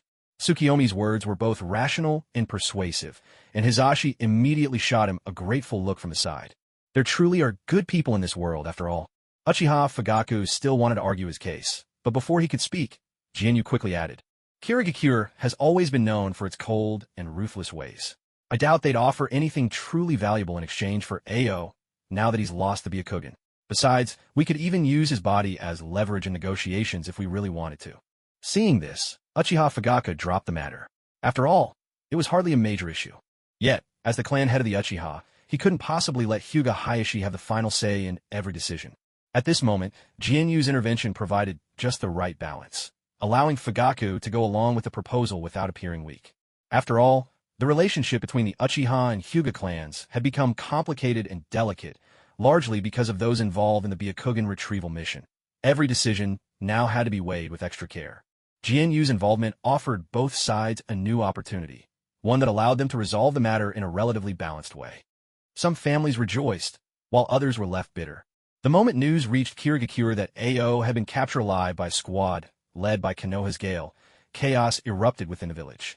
Voices of blame and condemnation against Ao filled the air. Had Ao actually been traded back to Kirigakure in exchange for some benefit, perhaps he would not have met the same tragic end as White Fan from the original tale, but there was a good chance he'd be assassinated in secret by one of Kirigakure's own hot-headed zealots. Such things might seem unthinkable in other villages, but in Kirigakure, it was almost routine. Inside the Mizuki's office, the third Mizuki, Byakuya, sat in his chair. After listening to a report from one of his ninjas, he waved him away, then leaned back, eyes narrowing as he fell into silent contemplation. After a long pause, he let out a quiet sigh and murmured to himself, maybe it's time to pull back after all. He lay back against his chair, basking in the warm sunlight, inwardly grumbling. War was such a nuisance. The Kagaya clan were nothing but troublemakers, always clamoring for conflict. Now that real fighting had broken out, they'd hardly achieved anything worth mentioning. Especially that Kagaya Shin-no-suk.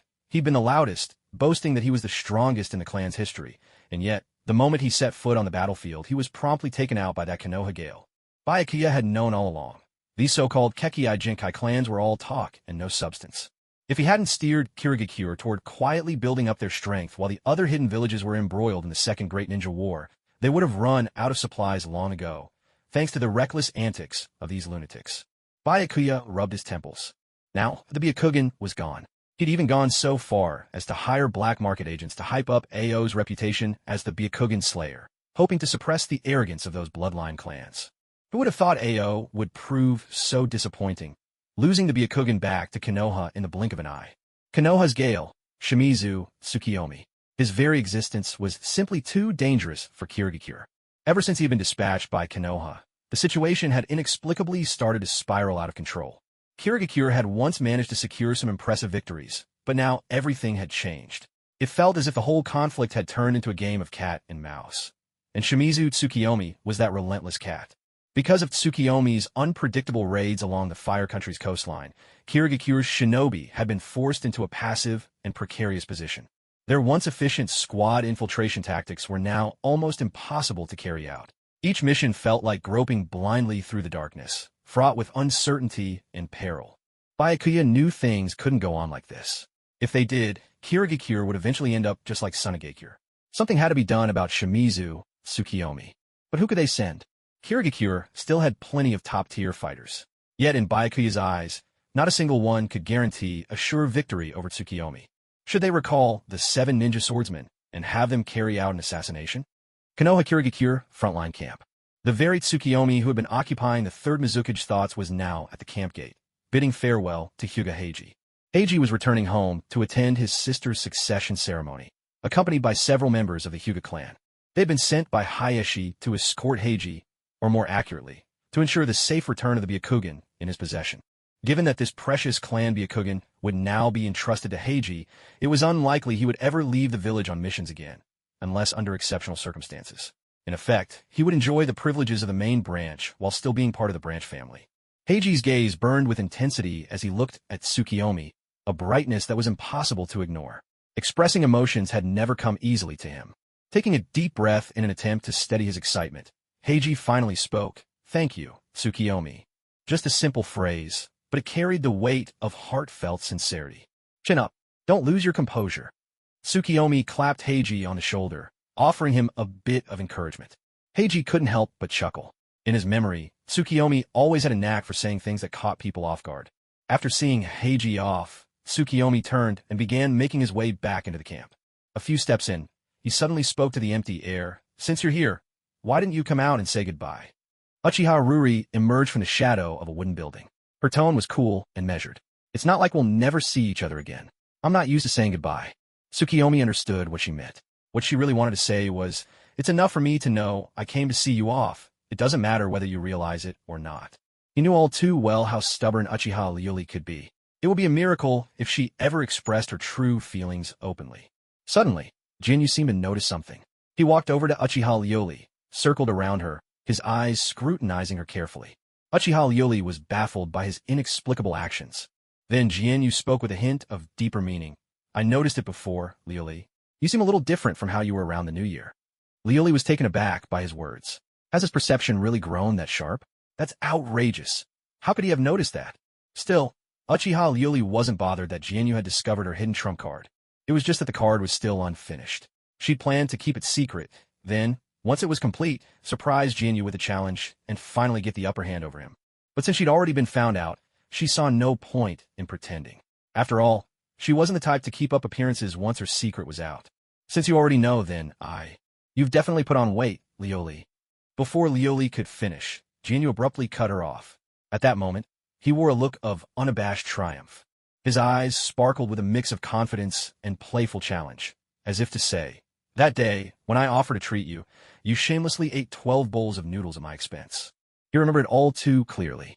Ryuri just shook her head softly, her gaze clouded with confusion. She couldn't help but wonder, could she really be considered the genius of the Uchiha clan if she'd never managed to defeat this childish, foolish idiot standing before her? "Hey, why did you go quiet? What were you about to say just now?" Jinyu had noticed Ryuri trying to speak, but she hadn't finished. Ryuri moved closer to Jinyu, her eyes gleaming with mischief, and pronounced each word deliberately. "I was just saying, you're still not growing as fast as I am." What? Jinyu had only meant to tease Ryuri, but he ended up being dealt a heavy blow himself. He immediately started muttering incoherently about things like, "Girls hit puberty earlier than boys. We're only 12, it's not even the growth spurt yet, and Obito and Kakashi are the same." Lines that made little sense to anyone but himself. The atmosphere around the camp entrance was instantly filled with laughter and cheerful banter. After the successful conclusion of the hunting mission, several months slipped by. During this time, Jinyu finally achieved the remarkable feat of sweeping clean the entire coastline of the Land of Fire, a cause for celebration. In the course of these operations, the Hidden Mist Village suffered heavy losses among their elite ninja. Whenever Jinyu's 6 eyes detected one of their squads, without exception, whether it was the team leader or the members, they all fell to Jinyu's relentless attacks. Escape was simply impossible. The third Mizukage even issued an order. If any Kirigakure ninja encounters Konoha's Gale during a mission, they may abandon the mission without it being considered a failure. To force a Kage to give such a humiliating order is proof enough of Mitsuki's ferocity. Right now, his reputation in the Hidden Mist Village has soared so high that he's become the villain in every child's bedtime story. Of course, he's the villain. Correspondingly, on the Konoha Kirigakure front, where the defenders have been holding back and enduring humiliation for so long, the sudden arrival of such a peerless warrior has sent morale soaring. One can easily imagine the impact. Now, the situation between Konoha and the Hidden Mist seems to be unfolding just as it did last year in the Land of Rivers, when Konoha faced off against the Sand.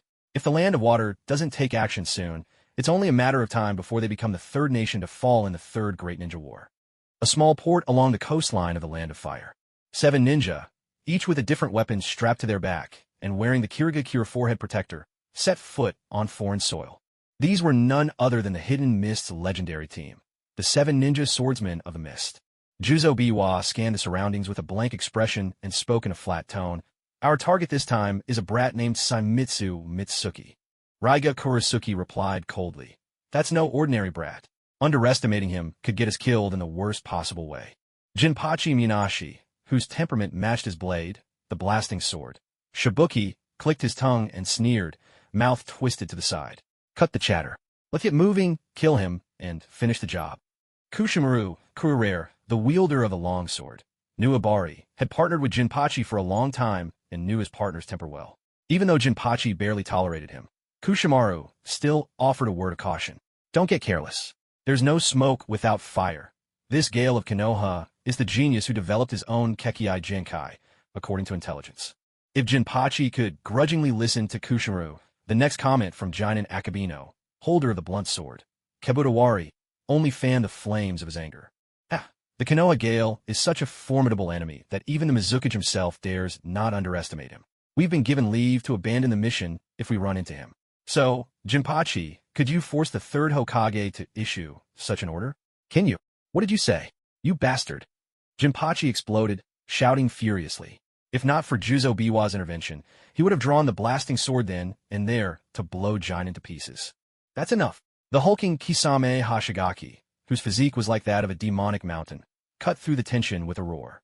If no one calmed down, the 7 ninja swordsmen would end up fighting each other before they even had a chance to kill Saimitsu Mitsuki.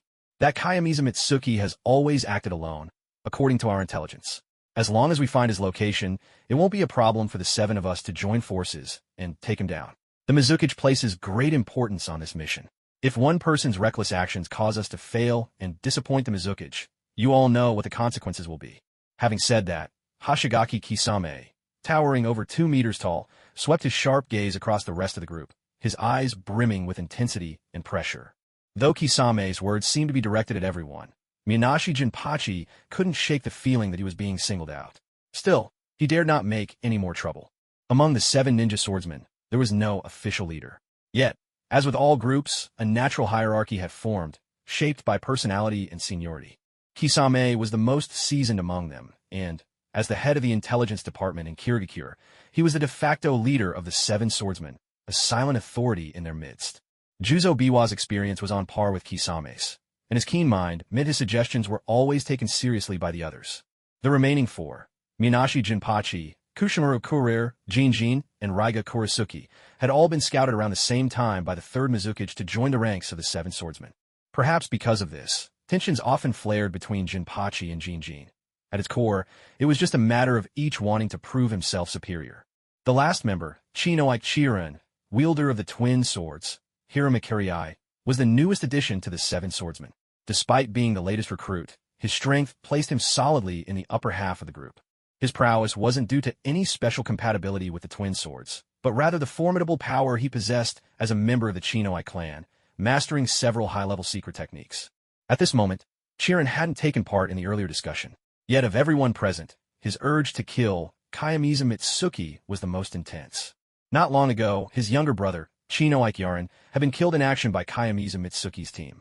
That's right, his brother was none other than the Mist Ninja, known as the Shark-Toothed Guardian of AO.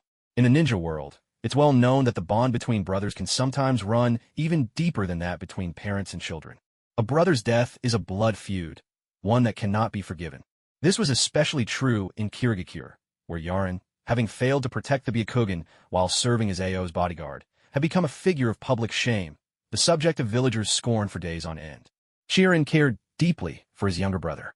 When he returned from mission in the land of Earth, he'd even brought gifts for him, only to be greeted not by a reunion, but by news of his brother's death and the villagers' relentless condemnation. By the way, the 7 ninja swordsmen of the Mist were sent by the 3rd Mizukage some time ago to the land of Earth to investigate the situation in Awakens. The 3rd Mizukage wanted to know just how heavy a price Awakens had paid after defeating Kyomobikure, and whether Kirigakure might have a chance to launch a surprise attack. That's precisely why Jianyue hadn't been able to track down the 7 ninja swordsmen for so long. In fact, the 3rd Mizukage had also considered attacking Sunagakure, which had already been devastated by Konoha, but after some thought he decided against it. That wretched place held no appeal for him whatsoever. Currently, Sunagakure found itself in an awkward, yet oddly safe position. The truth was, none of the great hidden villages capable of defeating Suna could hope to gain anything from it. If they really waged war, they might well end up spending more than they could ever recoup.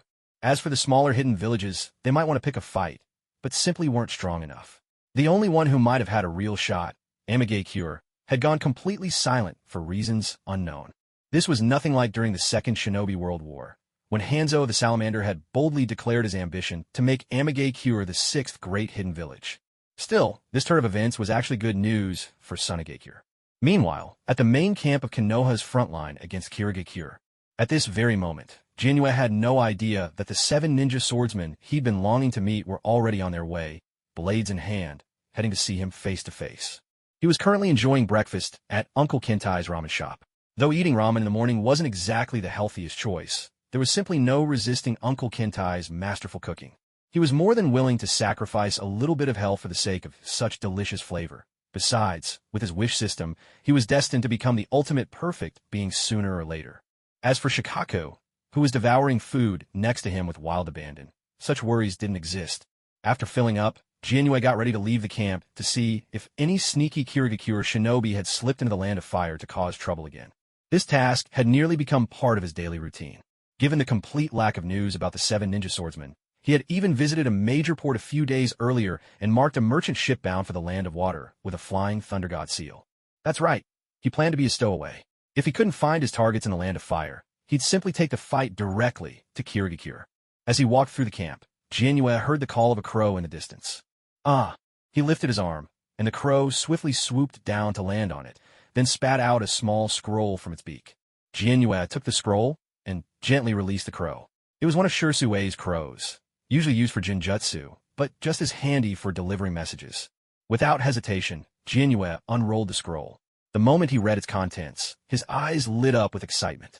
The contents of the scroll were simple. The 7 ninja swordsmen had appeared. Previously, during the Retrieve the Byakugan mission, Jianyu and Shirsui had become good friends, and later on, they completed several other high-level missions together. Because of this, Shirsui knew that Jianyu had been searching the battlefield alone for traces of the 7 ninja swordsmen. So, whenever he was out on a mission himself, he paid special attention to any information regarding their whereabouts for Jianyu. As luck would have it, today, he finally found a lead. While carrying out a mission at a small port, he came across intelligence suggesting that the 7 ninja swordsmen might have appeared. Without delay, he summoned one of his pet crows and sent it off to deliver the message to Jianyu. And so, the scene that had just unfolded in the contents of the scroll were straightforward. The 7 ninja swordsmen had appeared. During the Retrieve the Byakugan mission, Tsukimi had become good friends with Shirsui. Later, the two of them had even completed several high-level missions together. Naturally, Shirsui was aware that Tsukimi had been scouring the battlefield for any trace of the 7 ninja swordsmen, so he made a point of keeping an eye out for such information during his own operations. As fate would have it, today he really did come across something. While carrying out a mission at a small port, he received intel suggesting that some ninja resembling the 7 swordsmen had been spotted. Immediately, he summoned his trained crow and sent it off to deliver this intelligence to Tsukimi. That was the scene that had just unfolded in the camp. At this moment, Tsukimi wasn't sure exactly what he was feeling, but there was one thing he could confirm. He was thrilled. Ever since arriving on this battlefield, hunting down and killing the 7 ninja swordsmen had been his top priority. Now, at last, he had solid information about them. Although Shirsui had suggested in the scroll that Tsukimi should wait until he returned from his mission and that they could pursue the swordsmen together, Tsukimi wasn't willing to wait. What if, during the delay, the 7 swordsmen vanished mysteriously once again? Ushuaia Port, is it? This was the place where Kenjin had once sacrificed his life. And now, the 7 swordsmen had appeared again, right near this spot. Was this fate at work? With a surge of chakra, Tsukimi activated the Flying Thunder God technique and vanished instantly from where he stood. Over the past months, as he swept along the coastlines of the Land of Fire, he had left his Flying Thunder God marks at intervals all along the way. As long as he was on the Kirigakure battlefield, he could provide support anywhere in an instant.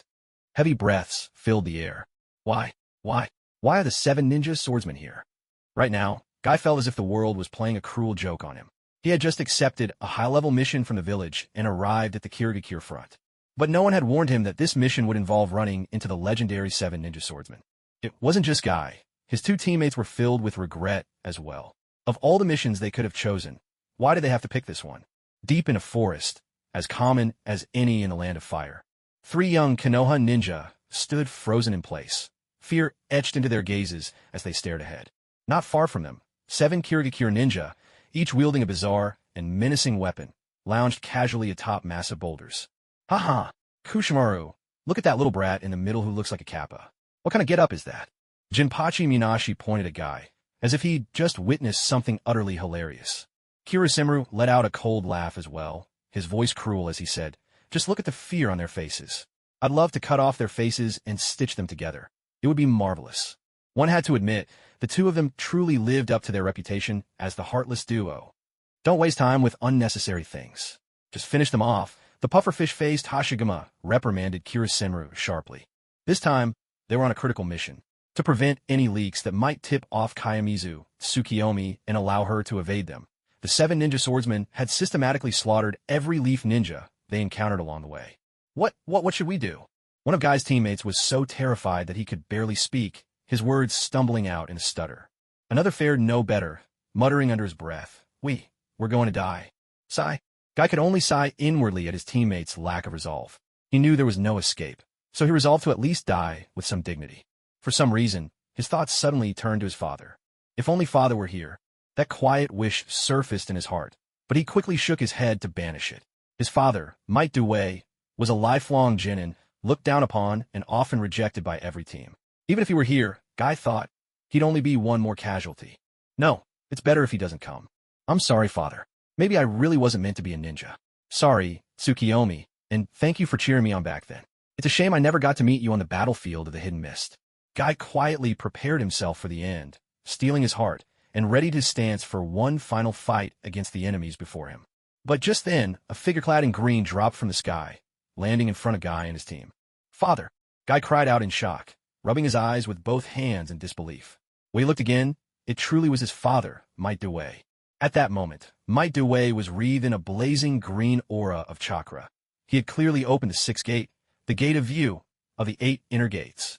Might Due's face was tense as he eyed the 7 ninja swordsmen, who had yet to make a move. He couldn't help but let out a breath of relief. I made it in time. Father, why are you here?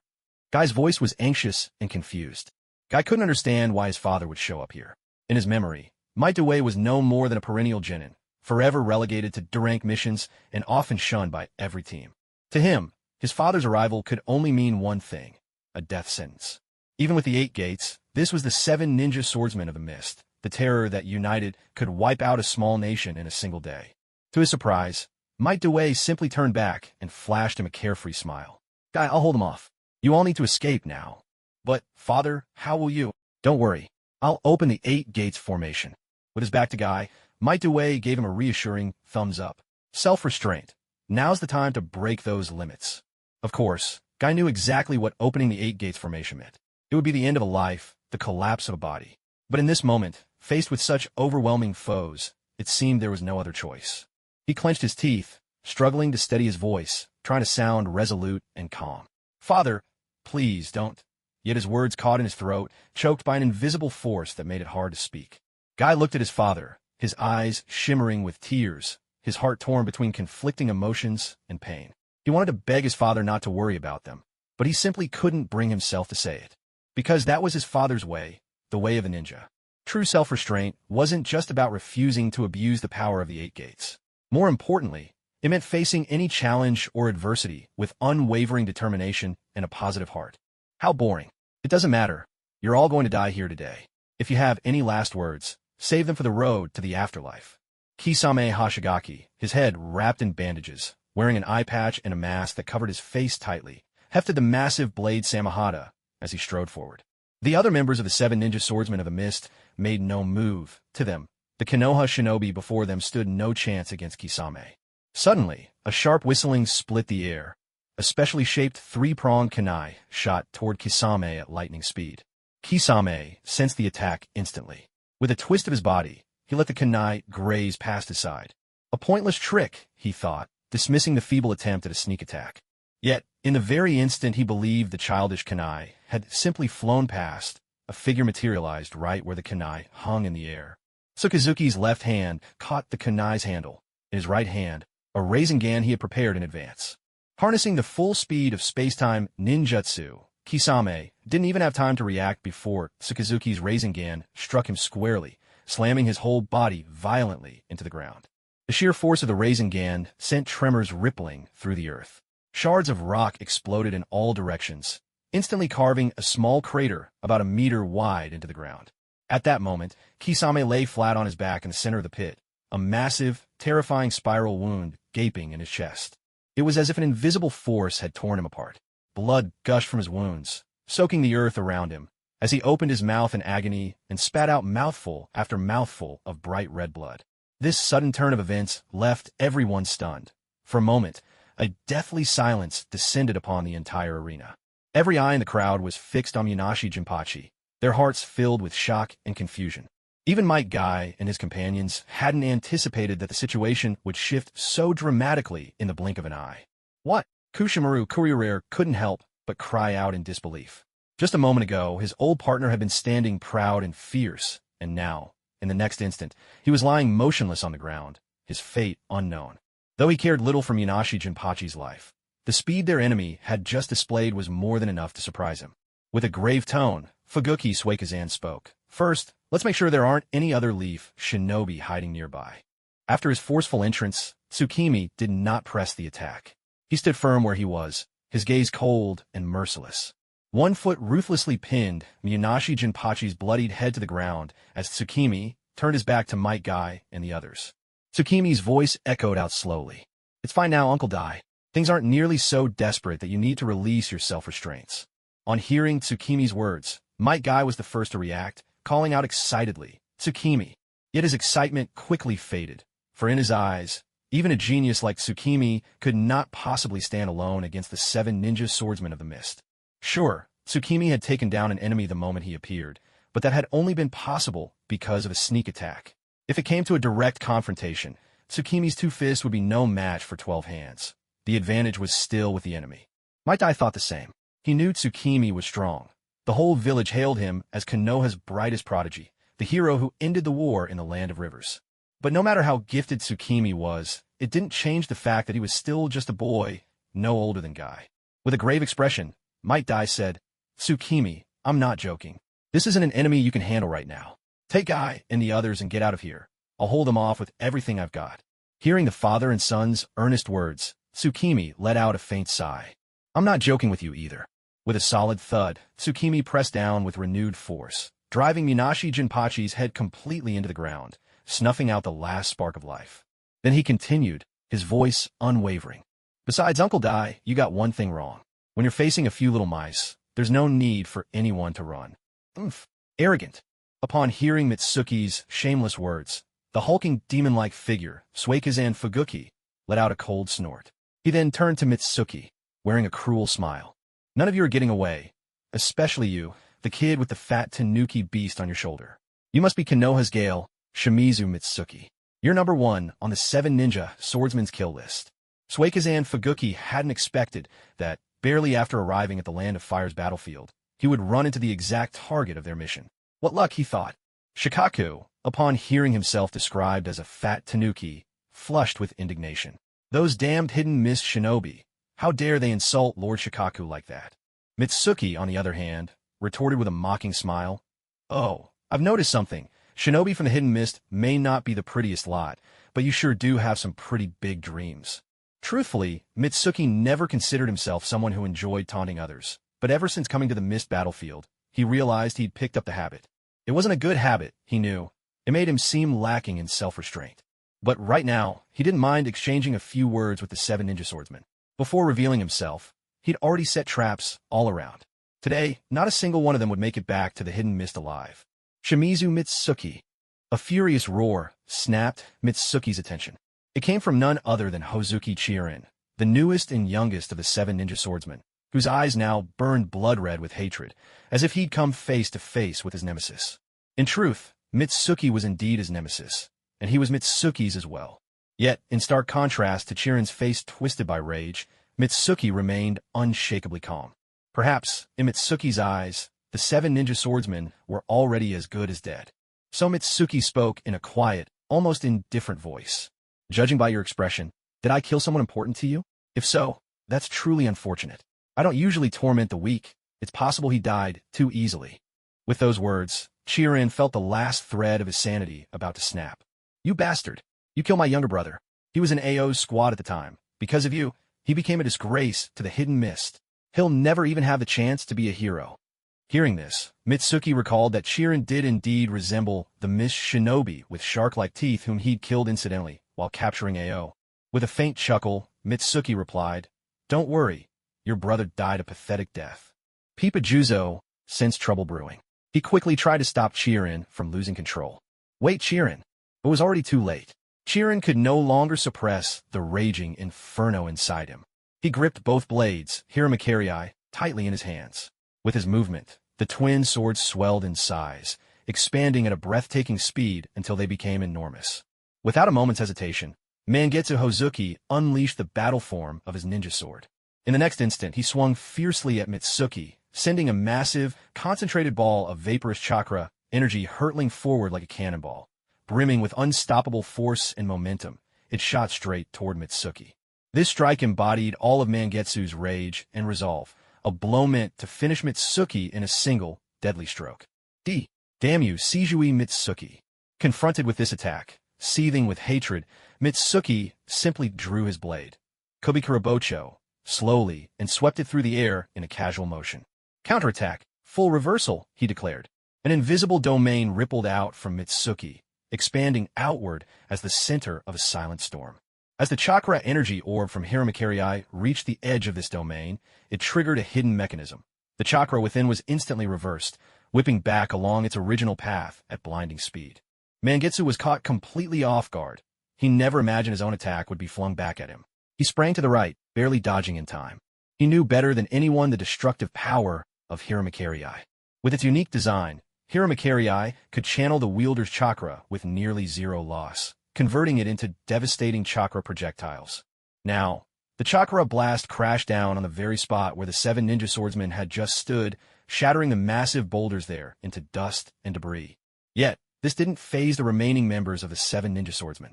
The moment Mangetsu launched his assault, Juzo Biwa and the others had already scattered, attacking Mitsuki from all directions. Mitsuki's hands flashed, and between his fingers appeared several flying thunder god kunai, which he hurled outward in swift, practiced motions. A flurry of kunai whistled through the air, landing at key points across the battlefield. Faced with a coordinated assault from all sides, Mitsuki immediately activated the flying thunder god technique, teleporting in a blink to the location of one of his marked kunai. Juzo Biwa was quick to catch on, signaling his teammates. That's the space-time ninjutsu mentioned in the intel. Watch where he throws those kunai. After so much time on the hidden mist battlefield, the mist had long since learned that Seijui Mitsuki had mastered space-time jutsu. In that case, I'll just... Kuriraire Kushimaru's lips curled into a cruel smile as he abruptly changed direction, charging toward Guy and his team, eyes burning with a bloodthirsty madness. The Konoha whirlwind was a familiar sight on the mist battlefield, rushing back and forth, rescuing Konoha squads whenever trouble brewed. To Kushimaru, these selfless acts seemed pointless and inefficient. But he knew, if he targeted these weaker Konoha genin, Seijui Mitsuki would surely appear to defend them. Might Dewey tensed his whole body. If there was only one opponent, he could attempt to open just the 7th gate. But Tsukiyomi would never give him that chance. The 7 ninja swordsmen of the mist. He had to be the one to defeat them all, one by one. Ninja art. 4 red yang formation. 4 dazzling pillars of crimson light shot up into the sky, then linked together in pairs to form a massive, square-shaped scarlet barrier. This was the trap Tsukiyomi had prepared around them before making his appearance. He had borrowed Shikaku's chakra, splitting off 4 shadow clones, each imbued with Kaga-level chakra. He dispatched them to the 4 corners ahead of time, ready to activate the barrier technique at a moment's notice. Kuriraire Kushiru eyed the sudden red barrier before him, testing it by thrusting his sewing needle blade forward. In an instant, the powerful chakra surging through the barrier rebounded, hurling him backward. This 4 red yang formation was a high-level barrier technique of the Senju clan. It required 4 formidable shinobi with Kaga-level chakra, each standing at a different point and weaving signs simultaneously. Because of its incredibly strict conditions and formidable isolating power, it was recorded in the Book of Seals. Normally, only the Hokage was permitted to learn such a jutsu. But then again, Tsukiyomi had a very resourceful elder sister. Tsukiyomi was deploying the 4 red yang formation not just to prevent the 7 ninja swordsmen from escaping, but also to stop anyone else from stealing his kills. That's right, he was talking about the eager Might Dewey outside, who was itching to open the 8 gates and charge in like a raging bull. At that moment, Might Dewey didn't understand what had happened. All he saw were 4 beams of red light shooting up, then Tsukiyomi and all the 7 ninja swordsmen trapped inside together. Still, there was one thing he was certain of. This barrier technique was Tsukiyomi's doing. After all, at the base of each pillar of light sat a Tsukiyomi shadow clone, hands pressed together in a sealing sign. Inside the 4 red yang formation, Kuriraire Kushimaru, thrown back, felt his head spinning. He shook it vigorously to clear his thoughts. Just then, Juzo Biwa suddenly appeared behind him, brandishing the executioner's blade in a vicious slash at his back. A sharp metallic clash rang out. Tsukiyomi, gripping the mist cutter wrapped in Chidori's crackling arcs, intercepted the executioner's blade. The two weapons collided as their wielders matched strength. Tsukiyomi instinctively channeled the current of Chidori through the executioner's blade, directing it straight toward Juzo Biwa. But his opponents weren't fighting alone. Kuriraire Kushimaru, having regained his senses, lunged at Tsukiyomi's abdomen with his needle blade.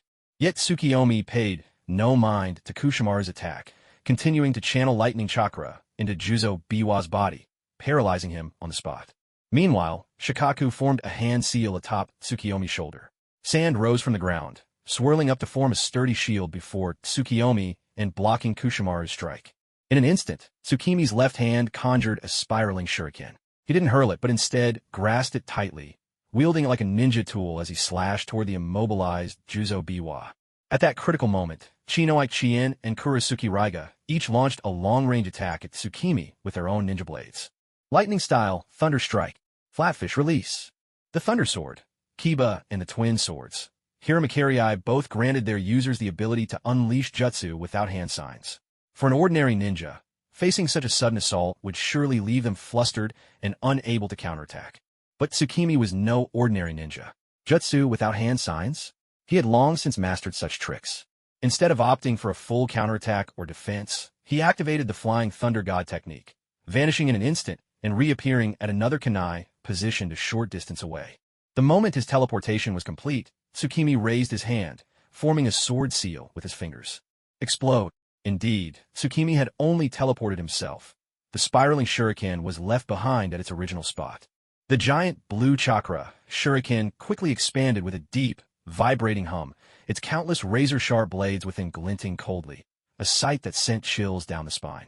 Both Juzo Biwa and Kurasame Shiranui watched in horror, fear creeping through their hearts as their skin tingled with dread. Desperately, Kurasame Shiranui flung his long-bladed Nuabari, pinning it to a nearby tree. He yanked on the wire with all his might, trying to pull himself out of the blue sphere's deadly range. Tsukimi immediately formed a one-handed seal and slammed his palm on the ground. Blue electricity crackled, forming a lightning hound that dashed at breakneck speed toward Kurasame Shiranui. Lightning Style, Tracking Hound. In the blink of an eye, the lightning hound sank its fangs into Kurasame's right leg, cutting off his last hope of escape. The storm of blue blades engulfed him mercilessly. The infamous heartless duo, who had partnered so long with Munashi Jinpachi, finally met their end under someone else's pitiless assault. Unfortunately, the spiraling shuriken claimed only Kurasame. It wasn't enough to take out both targets at once. Juzo Biwa truly lived up to his reputation as a seasoned mist veteran, his combat experience exceptional. The moment Tsukimi teleported away, Juzo shook off the paralysis from the lightning chakra. He then swung the executioner's blade in front of himself, using the chakra projectile fired by Chinoike Chien to propel himself out of harm's way. This method of evasion was certainly novel, though the price was steep. A third of the executioner's blade snapped clean off. Moreover, it seemed his internal organs had taken quite a blow. Now, Juzo was leaning on his battered blade, gasping for breath. Since the moment Mitsuki appeared on the battlefield and instantly took down Munashi Jinpachi, less than 3 exchanges had passed before 2 members of the 7 ninja swordsmen were already eliminated. This level of efficiency truly caught the remaining members, Amiri Ringo, Fuguki Suikazan, and their comrades by surprise. This Konoha whirlwind really is something else. Aside from the current 5 swordsmen, the father and son duo of Might Guy and 2 ordinary genin stationed outside the 4 Red Yang formation were left utterly speechless with shock. They had indeed heard tales of Konoha's #1 prodigy, Mizuki Mitsuki, and his legendary feats, old stories about ending the war in the Land of Rivers, slaying Magnet Release and Scorch Release Ninja, and even taking down a Jinchuriki. But witnessing it with their own eyes was a different experience altogether. Incredible, just incredible. It's supposed to be 1 against 7, but it actually feels like Lord Mitsuki has the upper hand. Hearing his teammates marvel at Mitsuki's overwhelming power, Might Guy couldn't help but feel a sense of pride. After all, this exceptionally gifted Mitsuki had once told him, face-to-face, that Might Guy would become an outstanding ninja in the future, and Guy had been working tirelessly toward that goal ever since. Might Guy wanted to prove that his determination and hard work wouldn't be in vain, and that Mitsuki's judgment was never wrong. While these young ones were caught up in their idealistic awe, Might Wei, on the other hand, didn't allow the favorable situation on the battlefield to make him complacent. But let's set aside the spectators for now. Inside the 4 Red Yang formation, Fuguki Suikazan shot a look at Hozuki Chinen, who immediately understood and began forming hand seals. Mitsuki caught sight of Hozuki Chinin's hand signs and instantly grasped his intent. Given the Hozuki clan's secret hydrification technique, Mitsuki chose not to use his wind release, Rasen Shuriken. Instead, just as he'd done against Hozuki Chinin's younger brother, he condensed a rasengan at his fingertip, this time infused with lightning chakra. Without any hesitation, Mitsuki formed a finger gun with one hand, firing the spindle-shaped lightning release. Finger gun rasengan straight at Hozuki Chinin, who was still in the midst of weaving signs. Yet the other enemies present would hardly stand by and watch Mitsuki disrupt Hozuki Chinin's jutsu. Kuratsuchi Raiga, still wielding the power of the Thunder Sword, Kiba, channeled his chakra into a seal-less lightning release to intercept Mitsuki's attack from another angle. That brief delay was enough. Hozuki Chinin completed his hand seals. He took a deep breath, his chest swelling, and then unleashed a massive torrent of water from his mouth, filling the entire four-red yang formation with thick mist.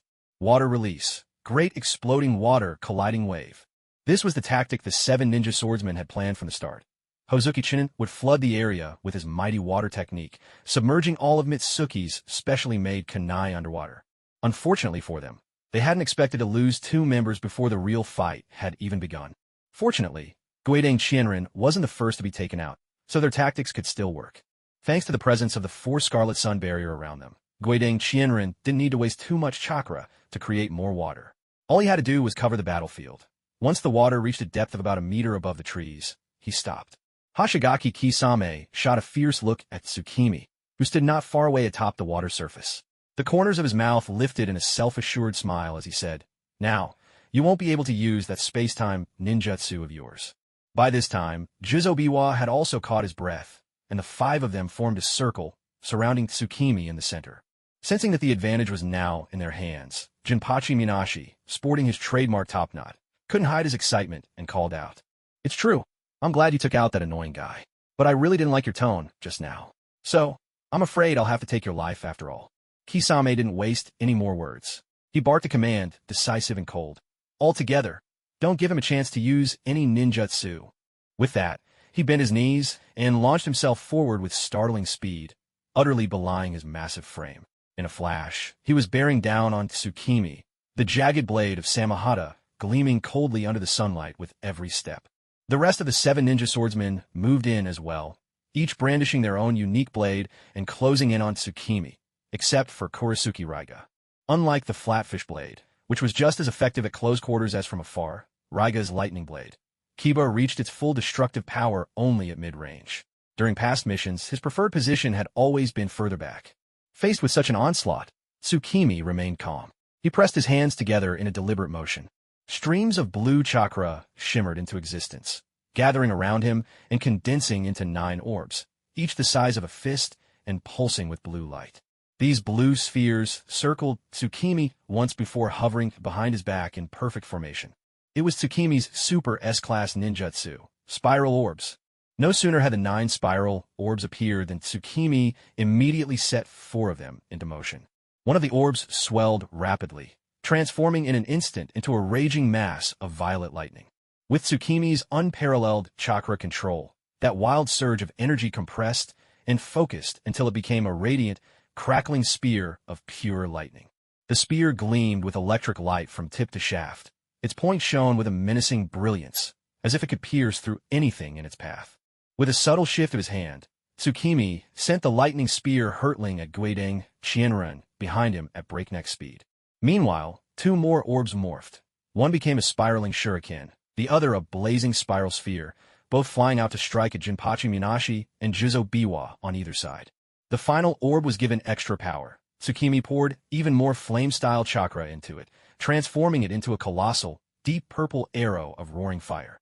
The shaft of the massive arrow shimmered with the light of destruction, countless tiny flames dancing along its length. On closer inspection, these flames were no ordinary fire. They were actually formed from condensed fire-release chakra. The fire-release chakra was so dense it seemed almost liquid, flowing ceaselessly to create a living curtain of flame that enveloped the entire arrow. This blazing arrow, looking as if it might explode at any moment, hurtled towards Suikazan Fuguki under Tsukimi's control. In the world of ninja, offense and defense could shift in a heartbeat. Atsui had already witnessed the power of the Rasen Shuriken with his own eyes. He knew full well it wasn't something he could withstand. Without hesitation, he abandoned his attack and leapt backward to safety. Juzo Biwa, ever the cautious one, had begun retreating the moment Tsukimi brought his hands together to summon the spiraling sphere. The Rasen Shuriken Tsukimi left for him earlier nearly took his life. Now, faced with yet another unfamiliar jutsu, Juzo decided it was best to let his teammates test the waters first. Tsukimi paid these too little mind. Unlike Chiyo, he couldn't split his attention a dozen ways, so he chose to focus mainly on Suikazan Fuguki and Hozuki Chirin. As for Atsui and Juzo Biwa, it was enough just to keep them at bay.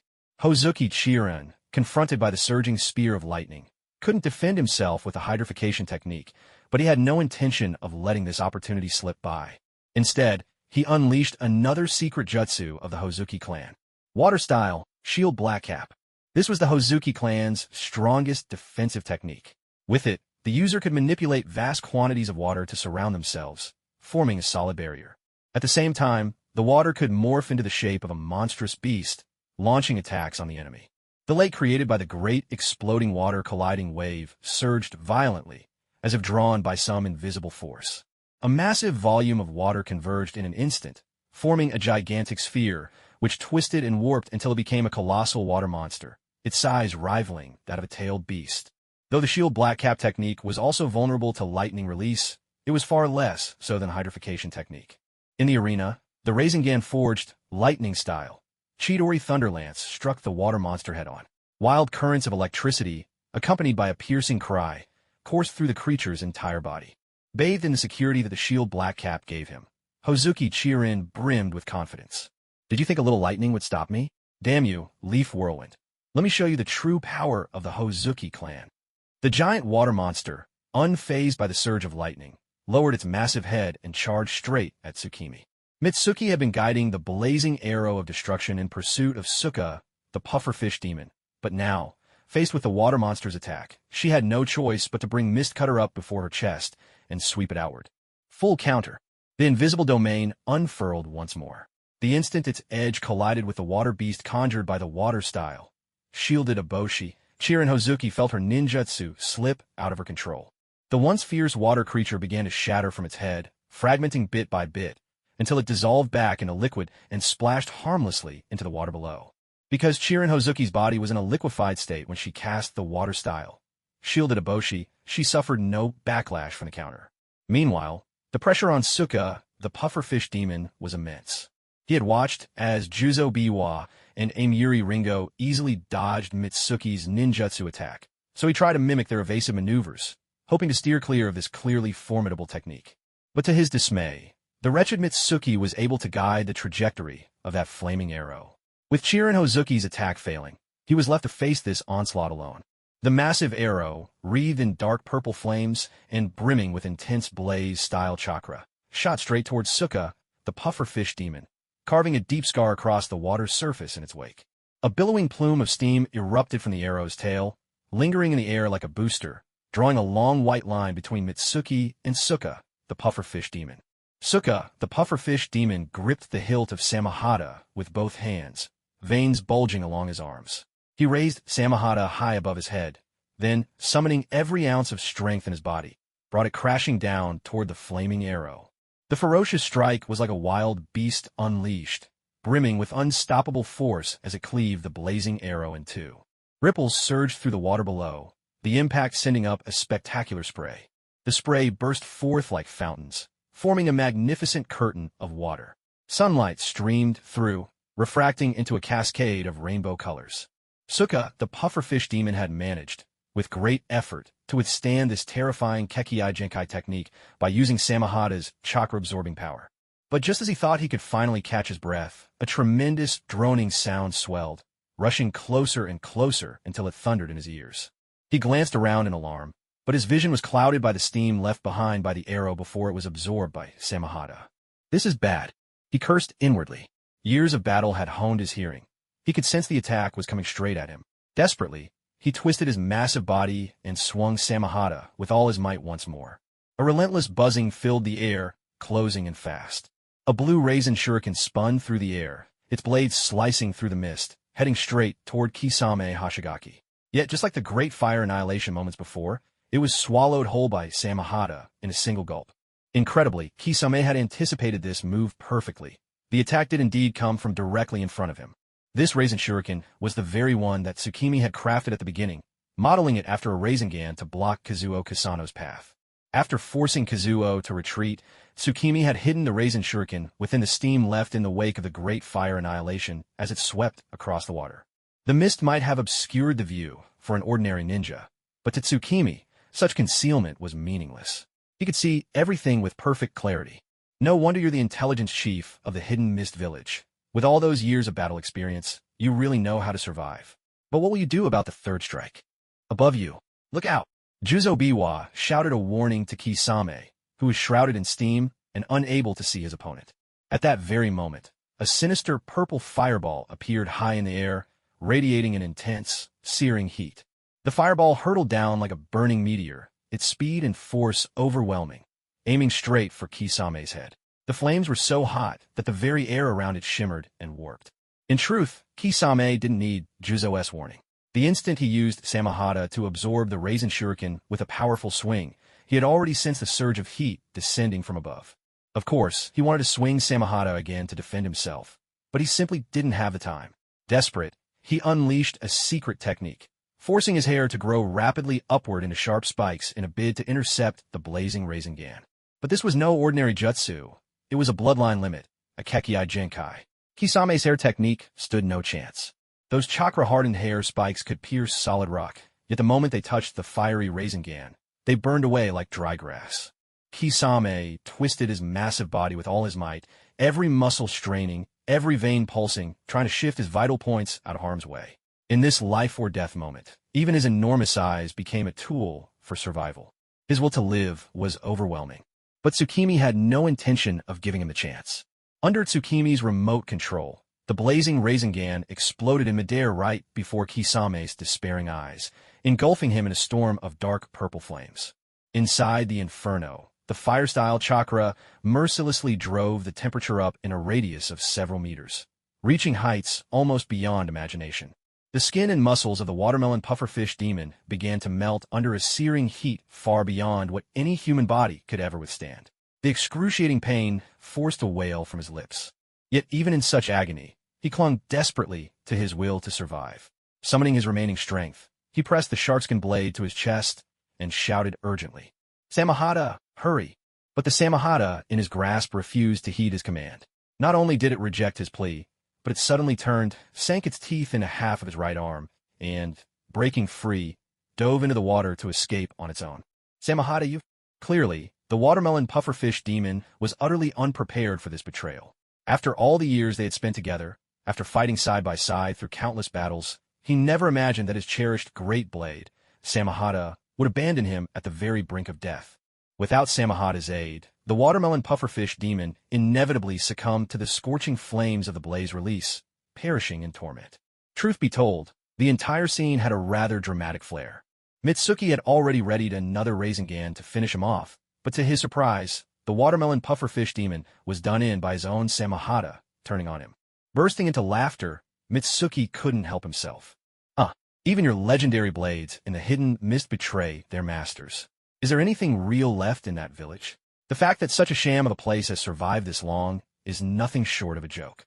Now, with 3 of the 7 ninja swordsmen already fallen, the remaining 4 looked grim as Mitsuki's taunts echoed around them. Even Kiri's most hot-headed swordsman, Chino Ichiren, who'd been brimming with anger moments ago, now seemed visibly shaken. Before setting out, they'd carefully studied every scrap of intelligence on the leaf scale. What troubled them most were the space-time ninjutsu, the powerful fire-based Kekei Genkai, and especially the wind release technique that had earned him his infamous title. The 7 swordsmen's initial battle plan was clear. Chirin would flood the battlefield, sealing off Mitsuki's space-time jutsu, while the watermelon pufferfish demon would take the front line and absorb enemy attacks. The rest would launch a pincer assault from multiple directions. On paper, their tactics were sound. Even after losing a member before the fight began, they had flawlessly executed every step of their plan. So why has it come to this? That question now haunted the minds of the remaining swordsmen. In truth, it wasn't entirely their fault. There was precious little reliable information about Mitsuki's exploits on the mist battlefield. In fact, the fact that they'd managed to force him to use his rasengan put them ahead of every other Mist team fighting on this front. The rasengan, after all, has a glaring weakness that's not hard to spot. Its numbers are limited. Juzo Biwa stared intently at the sphere of chakra glowing with blue light, suspended behind Mitsuki. He swallowed hard, nerves getting the better of him, then forced himself to calmly analyze the situation. Every time that orb unleashes a jutsu, it disappears. Now, there are only 5 left. In truth, the others, Raiga Kurisuki, Jinpachi Minashi, and Kushimura Kurere, had all noticed this as well. Juzo's reminder was hardly necessary. Logically, they should be launching a coordinated attack again, working together to force their opponent to exhaust those mysterious spheres conjured by some unknown ninjutsu, one by one. But the gruesome fate that befell Fuguki Suikazan moments ago made them hesitate. None dared to charge in recklessly. No one could say who might become the next target of those orbs' deadly barrage. Even someone as tough as Fuguki, their frontline tank, couldn't withstand the combined assault of just 3 spheres. As for the rest of them, far less durable, they wouldn't stand a chance. Raiga, why didn't you go in just now? Suddenly, Mangetsu Hozuki rounded on Raiga Kurisuki, his voice sharp with accusation. Raiga was caught off guard. Of all times, Mangetsu picked, now, to start pointing fingers? He spat on the ground and shot back, voice laced with anger. I was never supposed to be the one charging in. With that freaky jutsu that bounces attacks back, if I used a powerful lightning strike, I'd only end up hurting all of you. So you're going to stand by and watch. What do you want from me? The 4 of you charged in and got one of us killed in an instant. What was I supposed to do?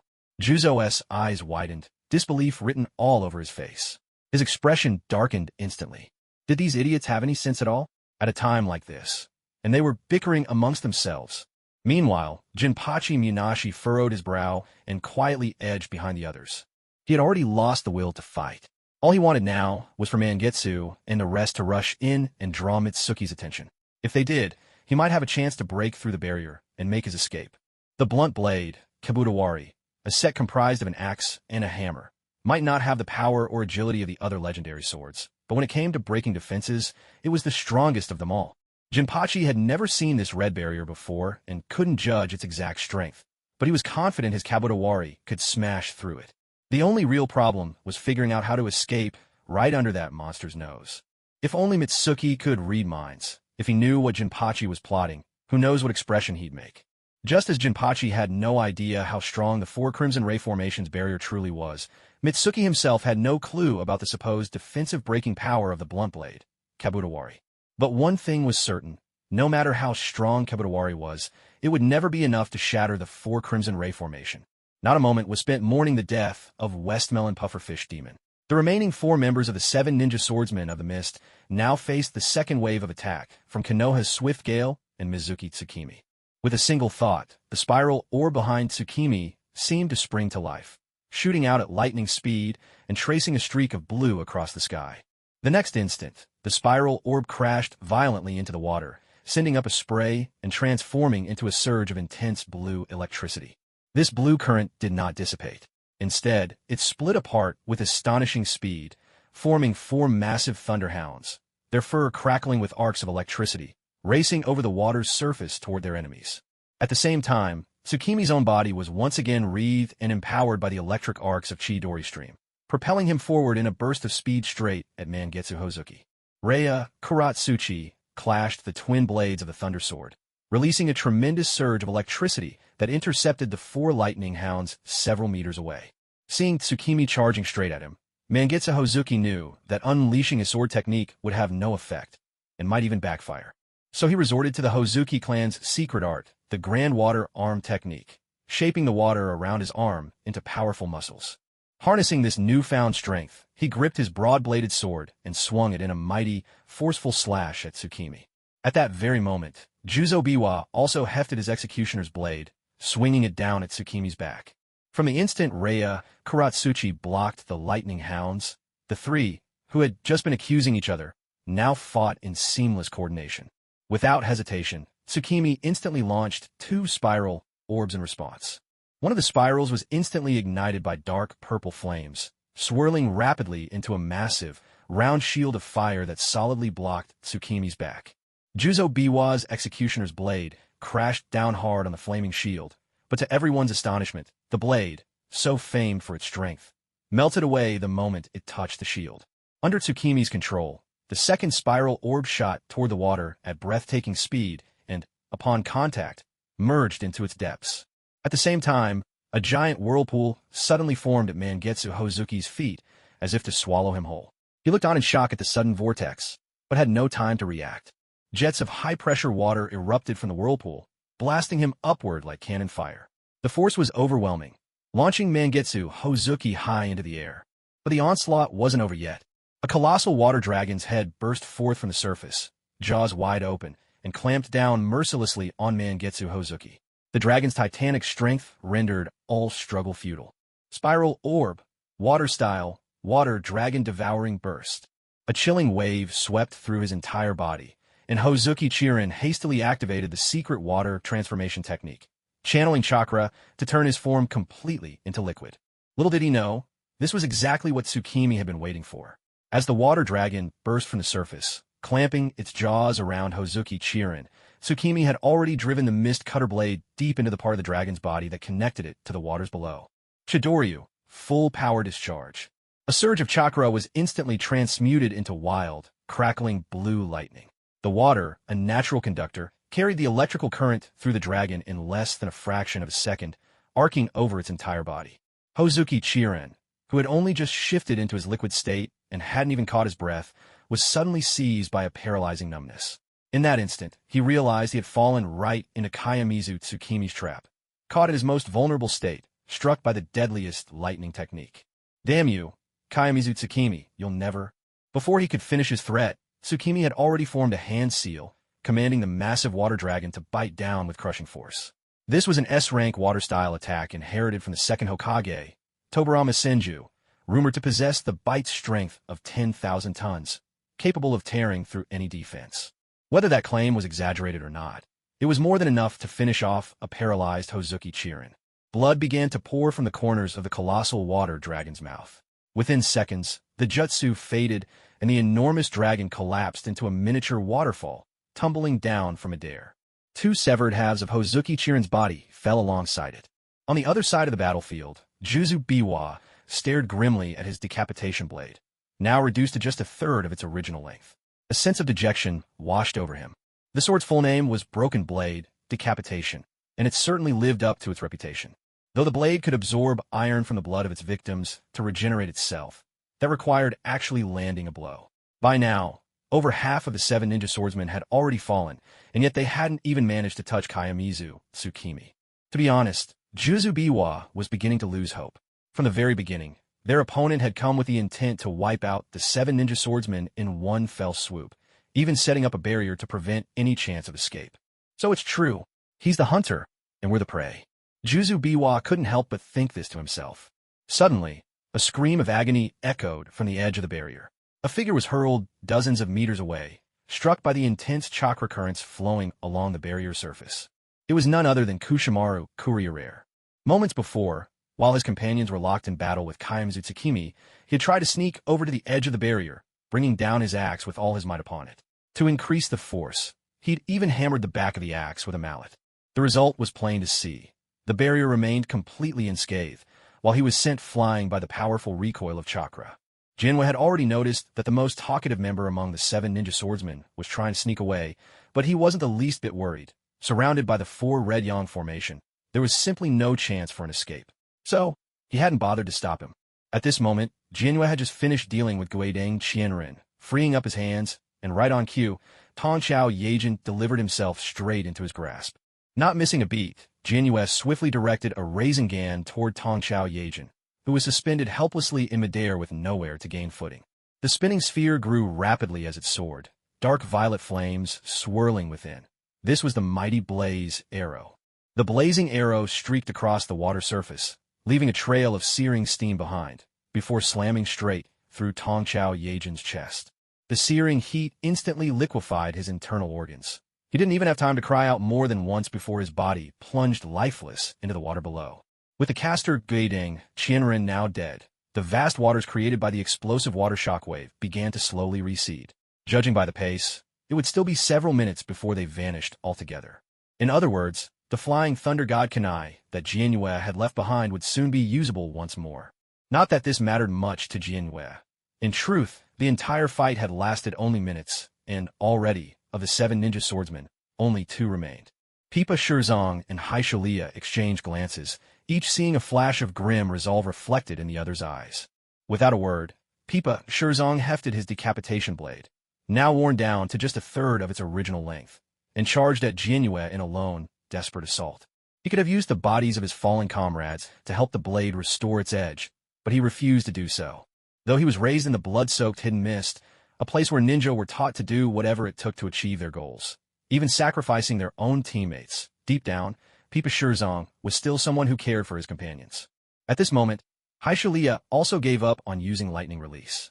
Instead, he coordinated with Pipa Shirzong, attacking Jianyue from another angle. From the very start, every technique Haishalia had tried had been completely suppressed by Jianyue, leaving him feeling like an outsider on the battlefield. Yet, throughout the previous skirmishes, he hadn't been idle. Apart from using large-scale lightning jutsu to counter the enemy's control, he had also secretly sent weaker electric currents through the water below. Haishalia's plan was to paralyze Jianyue from beneath his feet. He didn't need long, just a single second would suffice.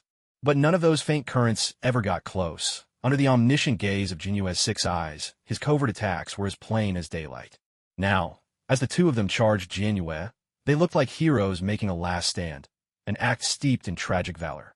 Unfortunately for Miyazuki, these 2 combined were still less trouble than a single Hashigaki Fuguki. At least with him, Miyazuki had to avoid Samahata and guard against having his chakra absorbed. Within minutes, Miyazuki had easily taken down both Juzo Biwa and Raiga Kurisuki. Raiga, whose lightning release was completely countered, was no match for Miyazuki to begin with and was instantly targeted and defeated. On the other side, Juzo, whose weapon had already been broken, was pinned firmly in place by Shikaku's control over the sand. After finishing off Raiga, Miyazuki turned his attention to Juzo, the last surviving member of the 7 ninja swordsmen, and struck him down in just a couple of moves. With this, the 7 ninja swordsmen of the mist, once assembled by the 3rd Mizukage and notorious across the ninja world, were now officially wiped out. By this time, the vast waters created by the giant vortex jutsu had disappeared, leaving Miyazuki standing in place, gazing absently up at the sky, lost in thought. Snapping back to reality, he quickly formed a hand sign and used his shadow clone to dispel the 4 Scarlet Yang formation. A pop echoed through the air. Outside the barrier, Might Due saw Miyazuki's shadow clone vanish and immediately dashed onto the battlefield. The clash between Miyazuki and the 7 ninja swordsmen had been intense, at least in terms of spectacle. Miyazuki himself had unleashed S-rank jutsu one after another, as if chakra cost him nothing at all. Might Dewey's 8 gates had already closed not long after the 4 Scarlet Yang formation was cast. Now, he and Might Guy led the others into the woods. What greeted them was a forest battered beyond recognition by torrents of water. Since most of the battle took place above the water's surface, there weren't many other signs of destruction. By a few lingering puddles, several corpses lay scattered. The same 7 ninja swordsmen who, moments ago, had been boasting about sewing up Guy and his companions. Guy looked around and quickly spotted Miyazuki collecting the ninja blades. Miyazuki! That's great! Guy leapt into the air with excitement, shouting at the top of his lungs. He'd been so anxious outside the barrier that he nearly pressed his face up against it to watch the fight. Hearing Guy's exuberant voice, Miyazuki turned and flashed him a confident thumbs up, grinning. Hey, he responded, his expression brimming with pride. Elsewhere, Might Due was methodically gathering up the other bodies and their swords, using the same practice technique he'd honed over decades, clearing debris from riverbanks. With someone helping tidy things up, Miyazuki finally had a moment to study the blade in his hands, the Samahata, which looked less like a weapon and more like a living creature. After the battle, Miyazuki had planned to search for the blade that had abandoned its master and fled. But to his surprise, Samahata had come hopping over to him on its own, rubbing insistently against him as if seeking affection. Shikaku erupted in fury. How dare a mere battered blade act so arrogantly? Forming hand seals with both hands, he gathered a swirl of sand that enveloped Samahata, sealing it temporarily with climbing runes of a sealing technique. Jianyue suspected that Samahata might be a malevolent spirit, akin to the likes of Kaku. Before the Otsutsuki clan sowed the seeds of the god tree, the ninja world had harbored many native specters. Most of the powerful and dangerous ones were sealed away by the Sage of 6 Paths, leaving only those of lesser harm to linger. Walking over to where Might Due had gathered the 7 ninja swordsmen, Jianyue offered a casual remark. Good work, everyone. He then pulled a plain storage scroll from his ninja tool pouch and proceeded to seal the corpses of the 7 ninja swordsmen inside. These bodies would be invaluable. As the elite of Kirigakure, especially Ziguishin Hohokigi, their brains must contain a trove of valuable intelligence. There were also several members of the Yamanaka clan stationed at the Kirigakure front lines. Jinwa planned to hand these corpses over to them, so they could work overtime to extract whatever secrets they held. Next, Jinwa took out a blank scroll and a brush, and began to inscribe spell work upon it. Watching Jinwa write and sketch, Guy tried not to disturb him, but couldn't help whispering curiously to his father, "Dad, do you know what that is?" Well, this... Maitawei honestly had no idea, though he felt he'd seen something similar before, but just couldn't recall where. With a gentle chuckle, Jinwa stepped in to rescue Maitawei from embarrassment. "It's a ninja tool summoning seal. I'm replacing the Kirigakure summoning seals on these swords. Otherwise, once news of the swordsmen's deaths reaches Kirigakure, someone there could simply summon the sword back." In Kirigakure, there was a special scroll inscribed with summoning seals for all 7 swords. If the swords were ever ownerless, the village could use the scroll to summon any lost blade back to their own hands. What Jinwa was doing now was engraving new summoning seals onto the swords and sealing away the original Kirigakure ones. Truly the art of ninja world subterfuge. Of course, that's easier said than done. In reality, there were fewer than a handful of ninja alive who could pull off such a feat. Jinwa was one of them. His explanation was so clear that even Might Guy immediately understood. He exclaimed, "So that's how you solve it. Incredible. Amazing as always, Lord Jinwa." Moments of victory after battle always drew their share of enthusiastic admirers. Guy's 2 teammates, having just witnessed the 7 ninja swordsmen, had been convinced they were doomed.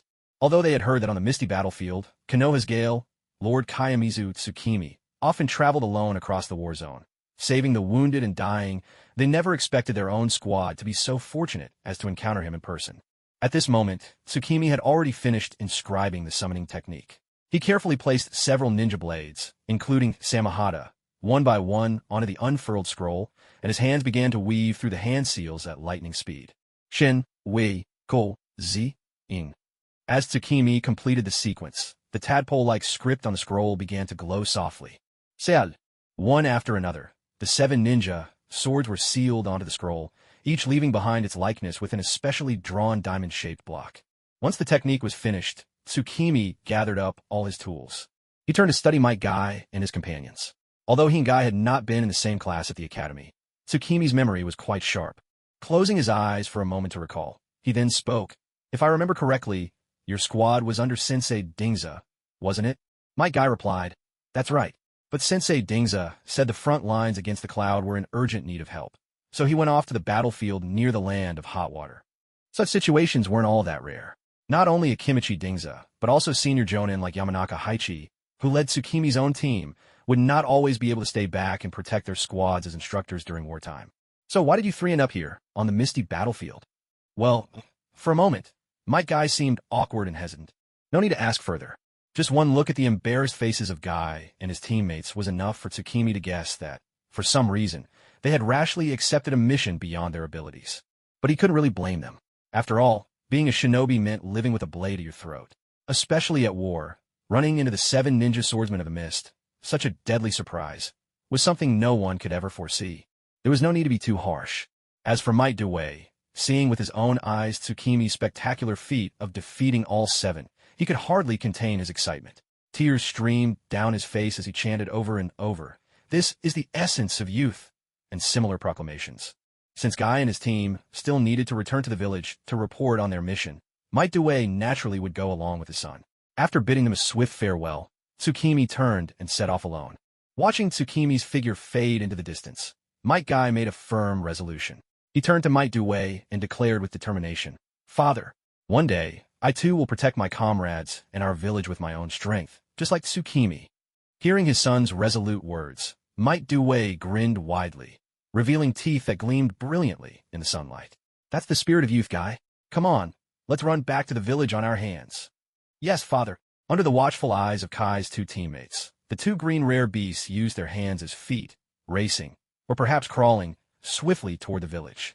In any case, as Kai's teammates, they had long since grown used to such sights.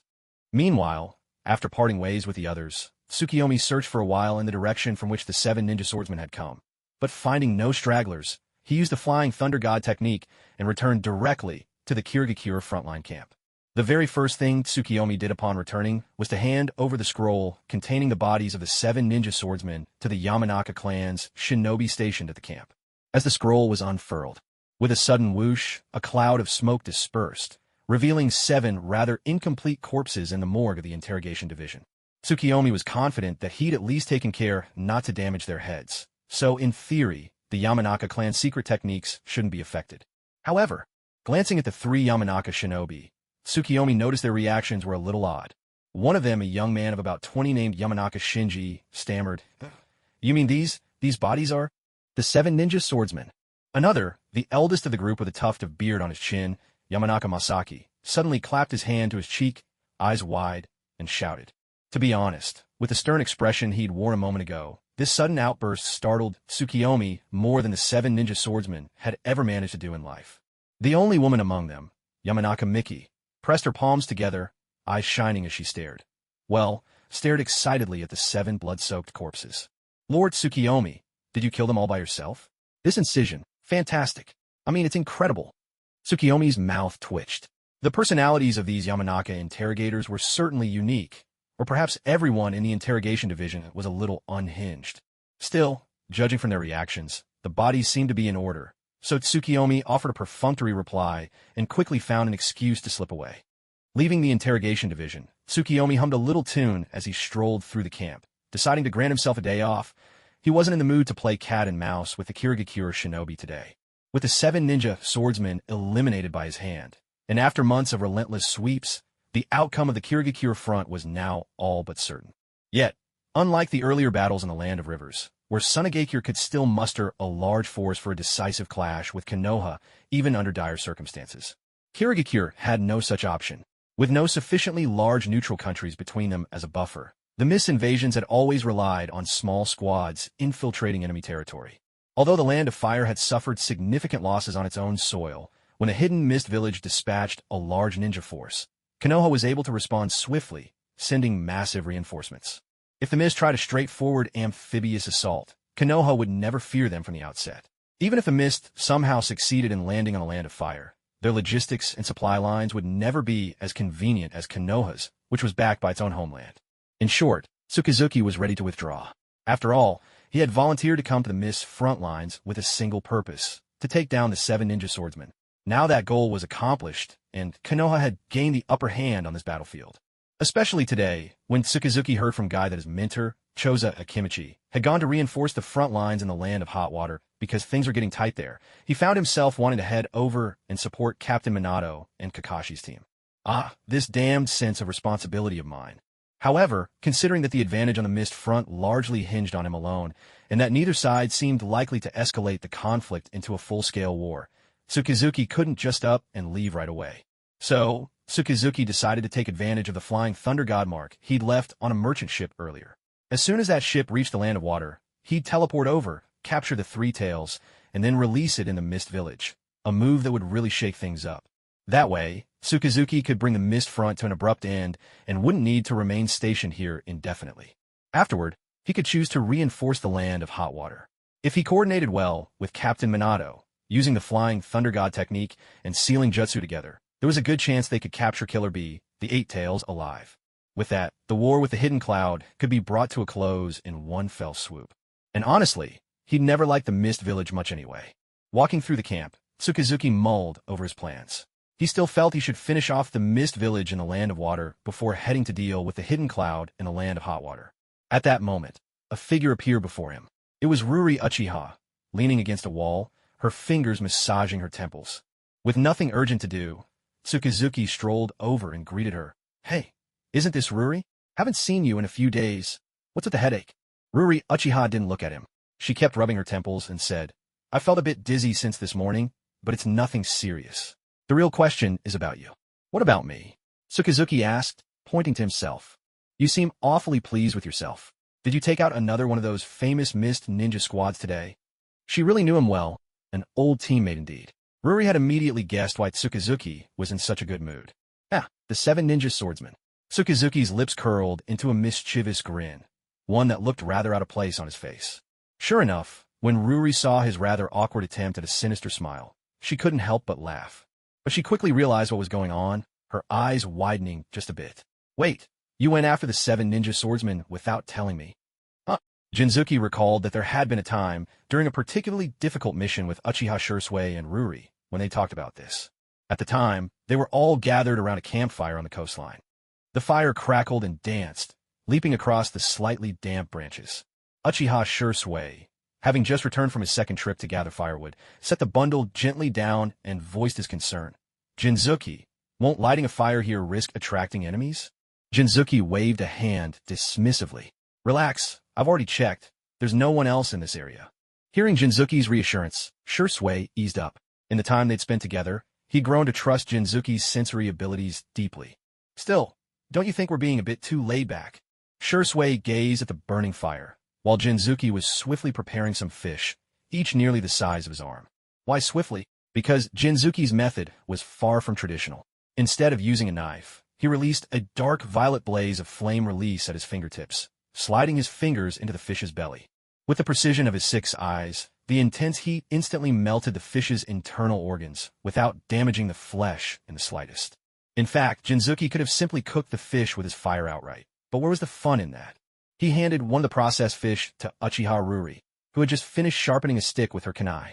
She smoothly skewered the fish from tail to head and set it beside the fire.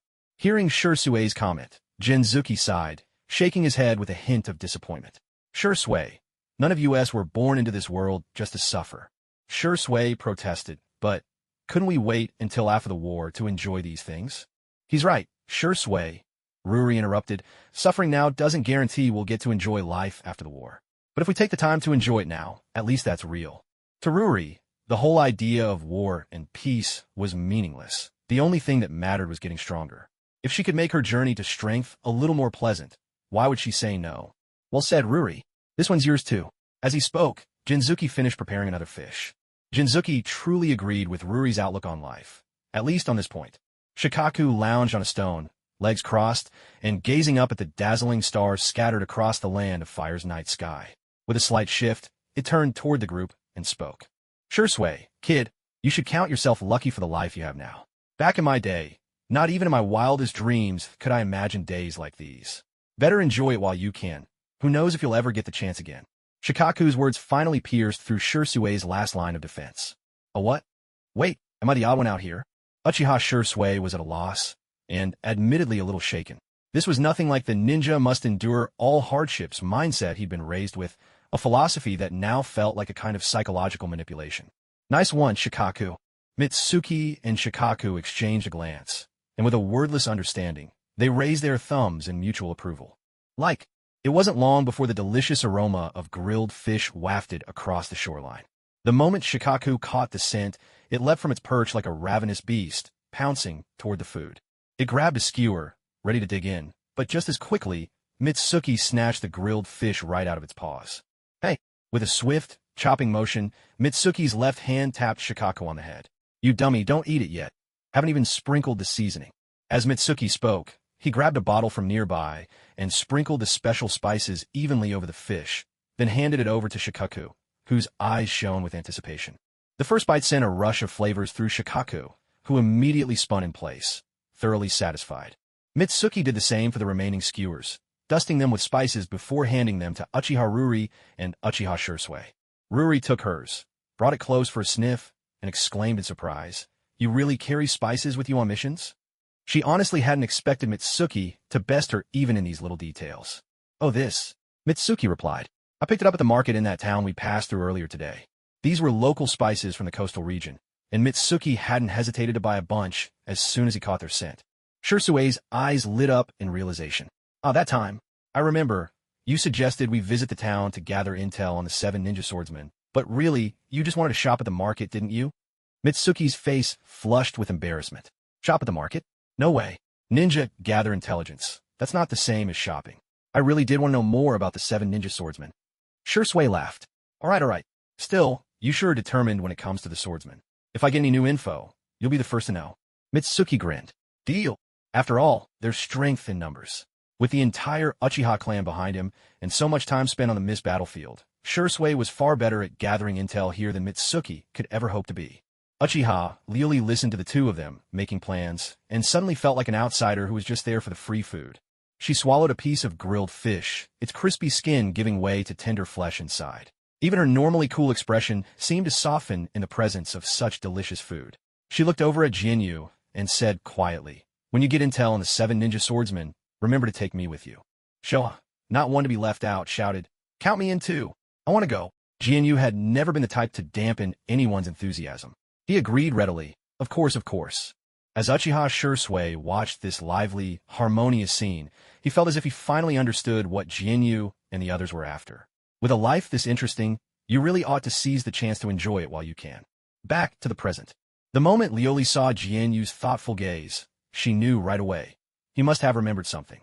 Her cheeks puffed ever so slightly, and she waited to hear what kind of excuse Jianyu would come up with.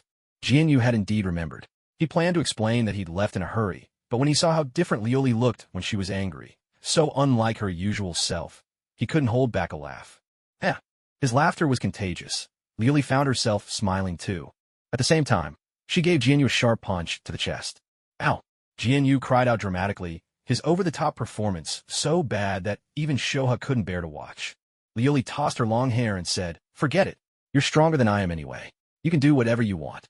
The real reason she wanted to go fight the 7 ninja swordsmen with him was just because she was worried he might get hurt. But seeing how happy he was now, it was clear he'd had a great time fighting. Since that was the case, there was no point in holding him to their old promise anymore. "Now that you've accomplished what you came here for, what's next?" Hearing her question, Jianyu suddenly wondered if he wasn't a little too easy to figure out. From the moment they'd met, Leoli always seemed to be able to sense what he was thinking. He pushed the odd feeling aside and replied, "You really are sharp, Leoli. I was just wondering whether I should stay here or head over to support the land of hot water." Leoli asked, "So, what's your plan?" Jianyu answered without hesitation, "I'm going to make a quick trip to the land of water, then head to the land of hot water and teach those cloud ninja mountain bumpkins a lesson.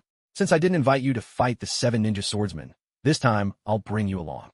As he spoke of those mountain bumpkins, Jianyu threw a few playful punches in the air. He hadn't had a really satisfying battle in the hidden mist for a long time, but over in the hidden cloud, he figured he'd find opponents who could truly get his blood pumping. When Ruri Uchiha heard Tsukimi mention going to the land of water, she suddenly felt as if a voice had appeared in her mind. The sensation was strange, unfamiliar, yet at the same time, deeply familiar, as though she had heard this voice long ago. "Don't go to the land of water." "What?" "Don't go to the land of water, or you'll regret it." "Is something wrong, Ruri?" Noticing the distant look in Ruri Uchiha's eyes, Tsukimi leaned in, waving his hand in front of her face and calling out loudly to get her attention. "Don't go to the land of water?" Ruri murmured the words, almost lost in thought. Tsukimi's ears were sharp. He caught every word Ruri had uttered, though he didn't quite grasp what she meant. Driven by curiosity, Tsukimi decided to ask directly, "Are you saying you don't want me to go to the land of water? But why would you say that?" By now, Ruri Uchiha had snapped back to herself. Hearing Tsukimi's question, she realized she was just as confused as he was. That strangely familiar yet unfamiliar voice had already faded away, and the headache that had plagued her since morning vanished along with it. It had to be said, in some ways, Ruri Uchiha and Tsukimi shared similar personalities. Take this moment, for instance. Ruri didn't hesitate to recount everything that had just happened in her mind to Tsukimi, as it was. "Tsukimi, just now, when you said you were going to the land of water, suddenly in my mind." After listening to Ruri's account, Tsukimi stroked his chin thoughtfully. "So you're saying that the moment I brought up going to the land of water, that voice appeared, telling you not to go? That you'd regret it if you did?" Ruri nodded. "That's right. It repeated itself many times. I couldn't possibly have misheard." Now Tsukimi was at a loss. This situation felt somewhat like the Yamanaka clan's secret mind techniques. But leaving aside the fact that no member of the Yamanaka clan would target Ruri here in the camp, the voice's familiarity to her made that possibility even less likely. "Shikaka, what do you think?" Tsukimi turned to Shikaku, hoping for its perspective. Shikaka, too, found his curiosity piqued by Ruri's story. It began to swish its lone tail, a habit it had whenever it started to think deeply. "Partner, as I recall, you haven't told anyone else about your plans to go to the land of water before." Hearing Shikaku's words, Ruri glanced over at Tsukimi, seeking confirmation. Jianyu said, "Yeah, that was before I killed the 7 ninja swordsmen. Back then, I couldn't find any trace of them in the land of fire, so I thought, why not go straight to the land of water and attack Kirigakure head-on?" Hearing Jinyue's plan, Uchiha Leoli's eyes widened in shock. You want to challenge one of the 5 great hidden villages all by yourself. No wonder she always felt like she was constantly being overshadowed by this guy. Just this kind of boldness was already far beyond anything she could muster. Jianyue put both hands behind his head and grinned sheepishly. Haha. Well, the 7 ninja swordsmen kept hiding, so I had no choice but to wait for them at their own village gates. But now that I've achieved my goal, this time I just need to do some damage to their village infrastructure. Uchiha leally glanced at Shikaku. Now she seemed to understand why Shikaku had brought this up. Jianyue also caught on at this moment and turned to Shikaku. You mean someone followed me, found out I was planning to head to the land of water, and then used some ability to send this information into Lioli's mind? Shikaku nodded and continued analyzing. It might not have been tracking. With your sensory skills, they must have used some other method to learn about your plan. Jianyue's eyes grew sharp. So, it could be someone familiar, someone close to us? That would explain why Lioli found the voice so familiar. A chill wind swept past, as if shrouding the group in a veil of gloom. The more they analyzed, the more unsettled they felt. To think there might be such a terrifying person, hiding among them in plain sight, silently observing their every move from the shadows. As this thought struck him, Jianyue suddenly unleashed his 6 eyes to the fullest, instantly absorbing all information within dozens of kilometers. Yet he found nothing out of the ordinary, no suspicious figures, not even a trace of any white zetsu. That was odd. No, something's off. Jianyue realized he needed to approach the problem differently. Maybe the owner of that voice didn't speak out of malice when saying, "Don't go to the land of water." Besides, even though the voice only appeared when he mentioned going to the land of water, that didn't necessarily mean the warning was meant for him. Jianyue felt as if he was on the verge of figuring something out. Suddenly, Shikaku let out a startled cry and said, "Why would this person be so sure you'd regret it? Unless it was some sort of prophecy." Shikaku had always been skeptical about prophecies, yet he had to admit he'd finally found someone truly worthy of his trust. Uchiha Lioli frowned, puzzled. But what's in it for that person? She can't possibly think that just saying a single sentence would make you abandon your plan. What a joke. That's right, for now I'll stick to my original plan. Although his decision was a bit arbitrary, Jianyue resolved to proceed with his plan to attack Kirigakure in a land of water. In today's shinobi world, Jianyue felt confident that no one could restrain him as long as he possessed the flying thunder god technique. With his safety well assured, he didn't see anyone in the land of water as a threat. Uchiha Lioli said, "In that case, I'll go with you." But Jianyue immediately rejected this suggestion. "No, I'll be able to move more freely on my own. If anything unexpected happens, I can use the flying thunder god technique to escape at any time." If their only enemy had been Kirigakure, bringing along Uchiha Lioli wouldn't have been a problem. He could teleport both of them with ease. But now that the enemy's identity was uncertain, maintaining his mobility alone was the higher priority. After all, confidence is a virtue, but arrogance is not. In a dark underground chamber in a land of water, there lived a shadowy old man. The very same Uchiha Madara who, after a life-and-death battle with the first Hokage, Hashirama Senju, had faked his death and survived to this day. Lord Madara, here is the information you asked for on members of the Uchiha clan who could serve as useful pawns. A half-spiked white zetsu handed a scroll to the withered old man. This elderly figure, with tubes protruding from his back, was none other than Uchiha Madara. At that moment, the aged Madara snatched up the report and began to read. As soon as he saw the first entry, he frowned, his tone impatient. "Uchiha Lioli, why are you giving me information on a little girl? Have you been slacking off lately?" The spiked white zetsu replied helplessly, "Lord Madara, this Uchiha Lioli is extremely gifted. She's already awakened the 3-tomo sharingan." Madara scoffed dismissively. "Just a girl. For an Uchiha, the speed of awakening the sharingan means nothing." He continued reading, critiquing as he went, until 2 names among the list caught his attention. Uchiha Shursui, suspected of having awakened the Mangekyo sharingan. Picking up on his interest, the spiked white zetsu added, "While he hasn't used any of the Mangekyo's unique visual jutsu, his strength is already far beyond that of other Uchiha who possess the ordinary 3-tomo sharingan." Madara hadn't expected that, even in this era of short-sighted Uchiha, one could still emerge with the potential to awaken the Mangekyo. Yet, the stronger one was the more difficult to control. Uchiha Shursui was unsuitable to act as his proxy. But another name in the report caught his eye. "Uchiha Bido?" Spiky white zetsu asked in confusion. "Lord Madara, this Uchiha Bido doesn't seem very gifted. He still hasn't awakened his sharingan, and he's not particularly clever either. His only redeeming quality appears to be that he likes helping old people." Madara Uchiha let out a cold chuckle. The most fertile ground for the Mangekyo Sharingan to bloom is among Uchiha, filled with love. The simpler the mind, the easier it is to control. Since he's so fond of helping the elderly, let him come and help an old man like me. Sometimes, Spiky White Zetsu truly couldn't fathom what Madara was thinking, but he was the leader, after all. Madara rose from the chair he'd been sitting in, stretching his limbs slightly. He spent most of his days in slumber and would only awaken when White Zetsu brought him important intelligence.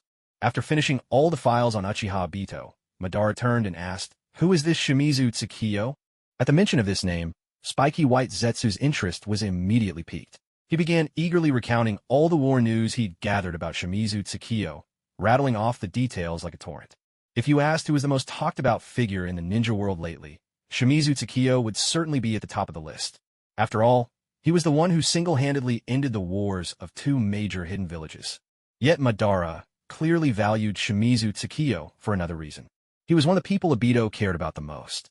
According to the intelligence Spiky White Zetsu had collected, the person who influenced Obito the most wasn't his teacher, Minato Namikaze, nor was it his teammates Kakashi Hataki or Rin Noara. It was Shimizu Tsukiyo. Madara's mind began whirling with schemes, considering how to exploit this bond to lure Obito into darkness. The simplest way would be to orchestrate Shimizu Tsukiyo's death, as Obito clearly harbored a blind, almost fanatical admiration for him. If Obito were to witness someone as powerful as Shimizu Tsukiyo fall as just another casualty of the ninja wars, surely it would be too much for him to bear, and he might ultimately reject the world itself. But that was merely the seed of a plan. To drag Obito fully into despair, simply killing Shimizu Tsukiyo wouldn't be enough. He needed an even greater shock, something that would make the outcome absolutely certain. With this in mind, Madara pondered what other pieces he could play. According to the reports, Shimizu Tsukiyo's strength was already on par with the 5 Kage, and he had even mastered the cunning flying thunder god technique. That meant Madara needed a card up his sleeve to prevent Tsukiyo from slipping away. Just like when the Gold and Silver brothers managed to kill that sly Tobirama Senja back in the day. With that thought, Madara looked up and asked, "Does this Shimizu Tsukiyo have anything or anyone he values deeply?" Spiky White Zetsu tilted his head, trying hard to recall, and said, "Judging from Shimizu Tsukazuki's current actions, he's a ninja who has perfectly inherited the will of fire from Konoha. If someone is a Konoha ninja, he'll care about them." Seeing Uchiha Madara's dissatisfied expression, Spiky White Zetsu paused for a moment, then continued, "But if we're talking about what matters most to him, it has to be his childhood friend, Rin Noara. Other important people include Kakashi Hataki, Ruri Uchiha, Hyuga Heiji, and Lady Tsunade." Madara returned to his chair, sitting down and closing his eyes in thought. The granddaughter of Hashirama, Rin Noara, and Hyuga Heiji were all currently within the walls of Konoha village. Any attempt against them would have far too slim a chance of success. That left only Ruri Uchiha and Kakashi Hataki, both stationed on the battlefield, as viable options. But which one should be chosen as bait to pin down the battlefield? That still required further observation. However, considering their proximity, Ruri Uchiha and Shimizu Tsukazuki were both on the same front at the moment, an opportunity not to be missed. Ideally, both of them could be lured to the land of water. Then, Madara could personally step in, using his Genjutsu to control Ruri Uchiha, manipulating her to kill Shimizu Tsukazuki. Afterward, he would frame the Mist Village for the deaths of both. In doing so, Uchiha Obito would surely fall under his control. Madara glanced around and asked, "Where's Tobi?" Spiky White Zetsu spread his hands helplessly. "No idea. I guess he's off somewhere observing humans relieve themselves again." That fool. No surprise, considering he was cultivated from Hashirama's cells. "I'm going to sleep for a while. Pay close attention to Ruri Uchiha's movements, and find a way to draw her to the land of water." "Yes, Lord Madara." Inside the command office at the Konoha Mist frontline encampment.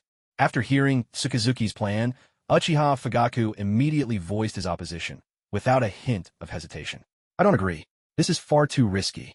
If there was anyone in all of Konoha who least wanted to see Tsukazuki in danger, Fugaku would be at the top of the list." Hayashi Hyuga also spoke up, trying to dissuade him. "Fugaku is right. We have the advantage right now. There's no need to rush. As long as we proceed steadily, Konoha will surely win this war." Yet Tsukazuki had already made up his mind. A journey to the land of water was something he had to undertake. "Don't worry. I have the flying thunder god technique. If things go awry, I can escape at any moment. Besides, I've done this sort of thing more times than I can count back in a land of rivers." That was true. Shortly after Tsukazuki first set foot on the battlefield, he and Minato Namikaze had carried out countless suicidal infantry raids just like this. It was something he could do with his eyes closed. However, compared to the Flying Thunder God technique, Miyuki placed greater faith in the power of total counter. Seeing the resolute look in Miyuki's eyes, both Fugaku Uchiha and Hayashi Hyuga had no choice but to hold back any further attempts at persuasion. Miyuki gave a light chuckle and said with ease, "Don't worry. For me, missions of this level have long since ceased to be a challenge." With those words, Miyuki lingered no longer. He immediately sensed the Flying Thunder God mark he had left not long ago on that merchant ship from the Land of Water. Chakra surged swiftly within him, and in an instant, Miyuki and the Shikaku perched on his shoulder were transported to a strange port in the Land of Water. Watching Miyuki vanish before their very eyes, Fugaku Uchiha couldn't help but sigh in admiration. The Flying Thunder God technique truly is a marvel. Hayashi Hyuga nodded repeatedly in agreement. Time-space ninjutsu was indeed among the most rare and powerful techniques in the shinobi world. It could even allow an ordinary ninja who mastered it to rise in strength so quickly that even those with Kekkei Genkai could scarcely keep up. One had to admit, the second Hokage, Tobarama Senju, was a genuine genius when it came to developing techniques. The underlying principle of the Flying Thunder God was actually similar to that of the summoning technique. By connecting to a pre-placed mark, it could summon the user to wherever the mark was inscribed. Thus, the real difficulty in learning the Flying Thunder God technique lay in the ability to sense spatial coordinates from afar, as well as in the control of chakra. These two innate talents were the most crucial factors in mastering the technique. And Miyuki excelled in both respects, making his progress in learning the Flying Thunder God nothing short of extraordinary. When Miyuki was studying the technique back in the village, his rapid progress had truly astonished Minato Namikaze, prompting Minato to launch yet another round of Miyuki praising season. Compared to the smooth success with the Flying Thunder God, however, his progress with the spirit transformation technique was far less promising. Even now, Miyuki had only managed to grasp the bare essentials. No, this wasn't just Miyuki being modest. He really had only scratched the surface and couldn't even manage a spirit clone. Rokuten Port, Land of Water. Miyuki had set out early. At this hour, the first light of dawn was breaking over the port, and the sea breeze carried with it the tang of salt and the mysteries of distant shores. Strolling boldly across the deck of the merchant ship, Miyuki set foot on foreign soil. Though whatever he brought with him, it certainly wasn't good tidings. The wooden docks bustled with noise and activity. Sailors hurried to and fro, their shouts mingling with the cries of seagulls, weaving together a vivid symphony. The tall mass of old sailing ships pierced the sky, and the canvas sails billowed under the sea wind, like great birds preparing to take flight over the ocean. Merchants from all corners of the ninja world haggled with one another, their voices weaving through the bustling air. The docks were piled high with all sorts of goods, spices, fabrics, and heavy iron ore, each one exuding its own unique scent, painting a vivid picture of this exotic island nation. Laborers hefted heavy bundles on their shoulders, sweat trickling down their brows as they worked tirelessly. The waves lapped gently against the shore, and the entire port felt like a giant heart, beating steadily with life. "Wow, this place looks nothing like the ports back in a land of fire," someone remarked in awe. Mitsuki wore simple cloth garments and a black hooded cloak. With his forehead protector stowed away, he blended in perfectly, resembling any ordinary merchant's child. This outfit had been bought just yesterday, when Uchiha Ryuri dragged Mitsuki to Nagamachi, the most prosperous street near the frontline camp. She insisted that since they were infiltrating, it was absolutely necessary to prepare clothes suited for the Land of Water. Mitsuki had to admit, girls really did pay more attention to these kinds of details. While they were at it, Mitsuki also found a skilled tailor to quickly sew a matching black cloak with a hood for Shikaku. Judging by Shikaku's expression, it was quite satisfied with the new attire. Walking along the forested paths of a Land of Water, Mitsuki couldn't help but feel a bit damp all over, hardly surprising, considering he was on an island nation surrounded by the sea. As for the location of the Three Tails, Mitsuki had already obtained that information. In truth, wild-tailed beasts that hadn't been sealed were relatively easy to track down. Any organization with a half-decent intelligence network could locate the Three Tails if they put their mind to it. Naturally, Kirigakure was well aware of where the Three Tails was hiding. However, given the village's ongoing political turmoil and its isolated position offshore, no other village had ever invaded the Land of Water's mainland. They didn't feel an urgent need for the tailed beast's power. Besides, just dealing with the Six Tails Jinchuriki was enough to give them headaches. Since the Three Tails rarely caused trouble, they simply sent a few ninja squads to keep an occasional watch. Time wasn't pressing for Mitsuki, so he struck up a conversation with Shikaku as they traveled. Shikaku, do you know much about the three tails, Aisabu? Shikaku thought for a moment, then shook its head. Not much, honestly. After the Sage of Six Paths left, the relationships between us tailed beasts weren't exactly friendly. We used to fight each other a lot. Mitsuki pondered this, then asked, so, how likely do you think it is that Aisabu will agree to join us in attacking Kirigakure? I'd say it's pretty likely, Shikaku replied confidently. Judging by its own experience, if it disliked Tsunegakure this much, there was no reason to think Aisabu would be fond of Kirigakure either. When Aisabu was originally given to the Hidden Mist Village by the first Hokage, Hashirama Senju, they also attempted to seal the three tails and create their own Jinchuriki. But the outcome was obvious. They failed. In the end, they didn't even manage to produce a single three tails Jinchuriki. The beast simply slipped away from the Hidden Mist overnight, vanishing without a trace. All right, let's go and ask, he said. With the strength he possessed now, destroying part of the Hidden Mist and making a quick getaway wouldn't be difficult for Mitsuki at all. But his real goal was to inflict widespread damage on the village's facilities, thus tying up the Hidden Mist's resources and manpower. For that purpose, the Three Tails Tail Beast Bomb would be far more efficient than hurling Rasen Shuriken after Rasen Shuriken by hand. When a village is forced to choose between rebuilding itself or waging war, the choice is obvious. Every village knows which option to pick. In a secluded corner of the Land of Water, a hidden lake lay cradled by mountains. Mist drifted thick across the water, and wild grass and trees grew in abundance, making the place seem untouched by human presence. Even from a distance, Mitsuki could sense the massive chakra pulsing from the depths of the lake. Standing at the water's edge, he pondered how he might lure the colossal three tails up from the lake bed. Shikaku, can you call Aisabu out? Mitsuki asked the creature perched on his shoulder, his tone hopeful. A raspy, mischievous laugh came from Shikaku. He hopped off Mitsuki's shoulder, bouncing step by step to the lake's edge. There, he dipped his lone tail into the water, closed his eyes for a moment to sense the depths, then formed hand seals and sent a ripple of chakra, energy, surging downward. It didn't take long.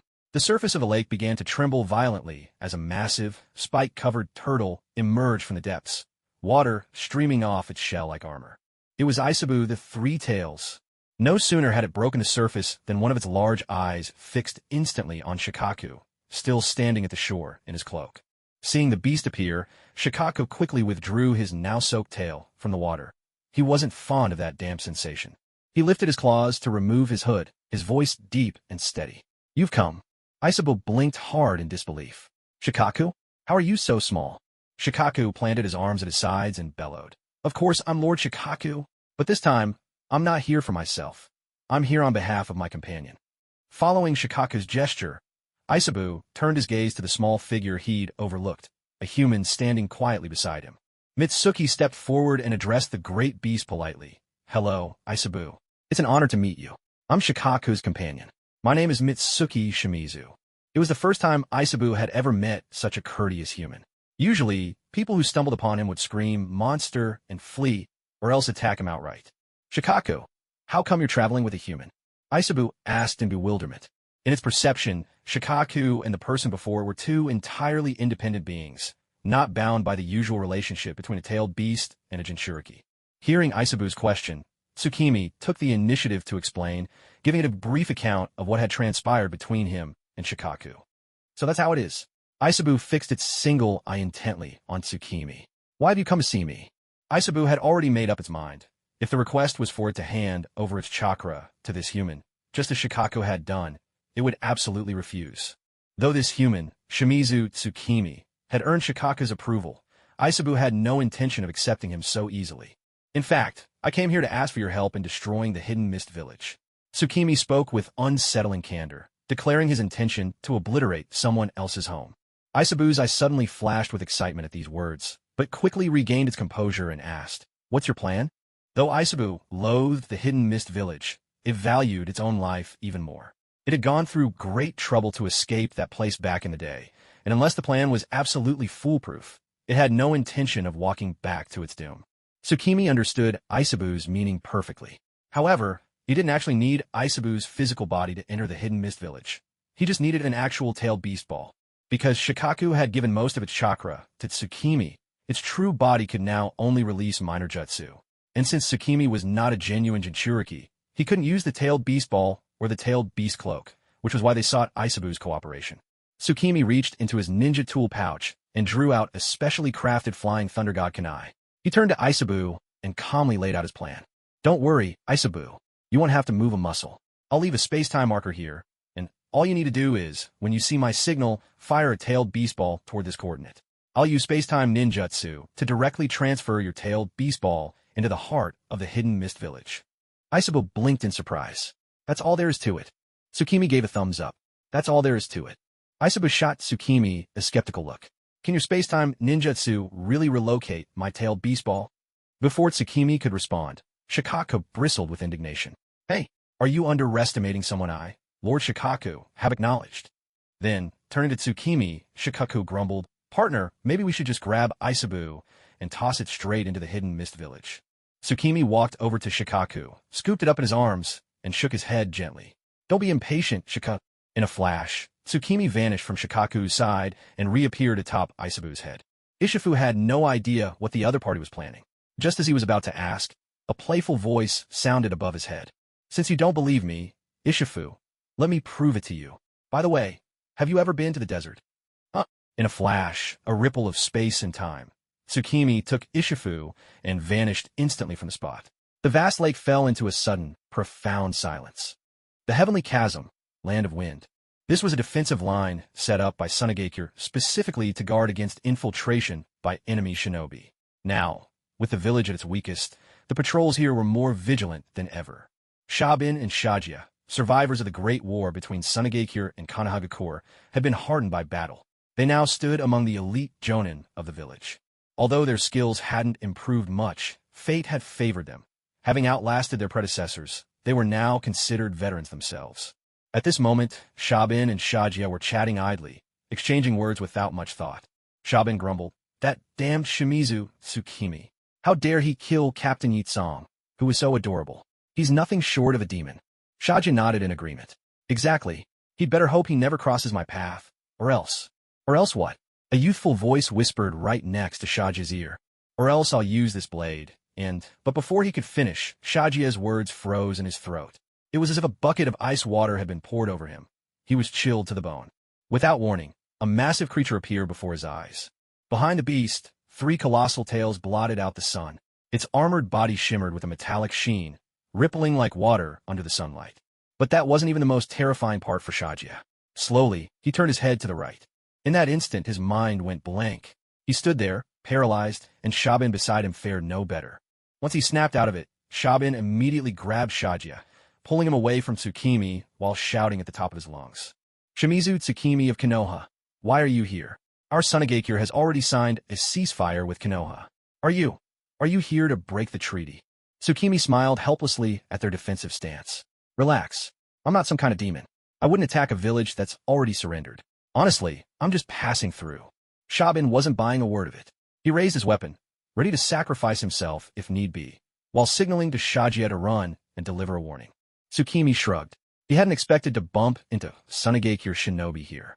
Oh, and for the record, he added with a sly grin, talking behind someone's back is a terrible habit.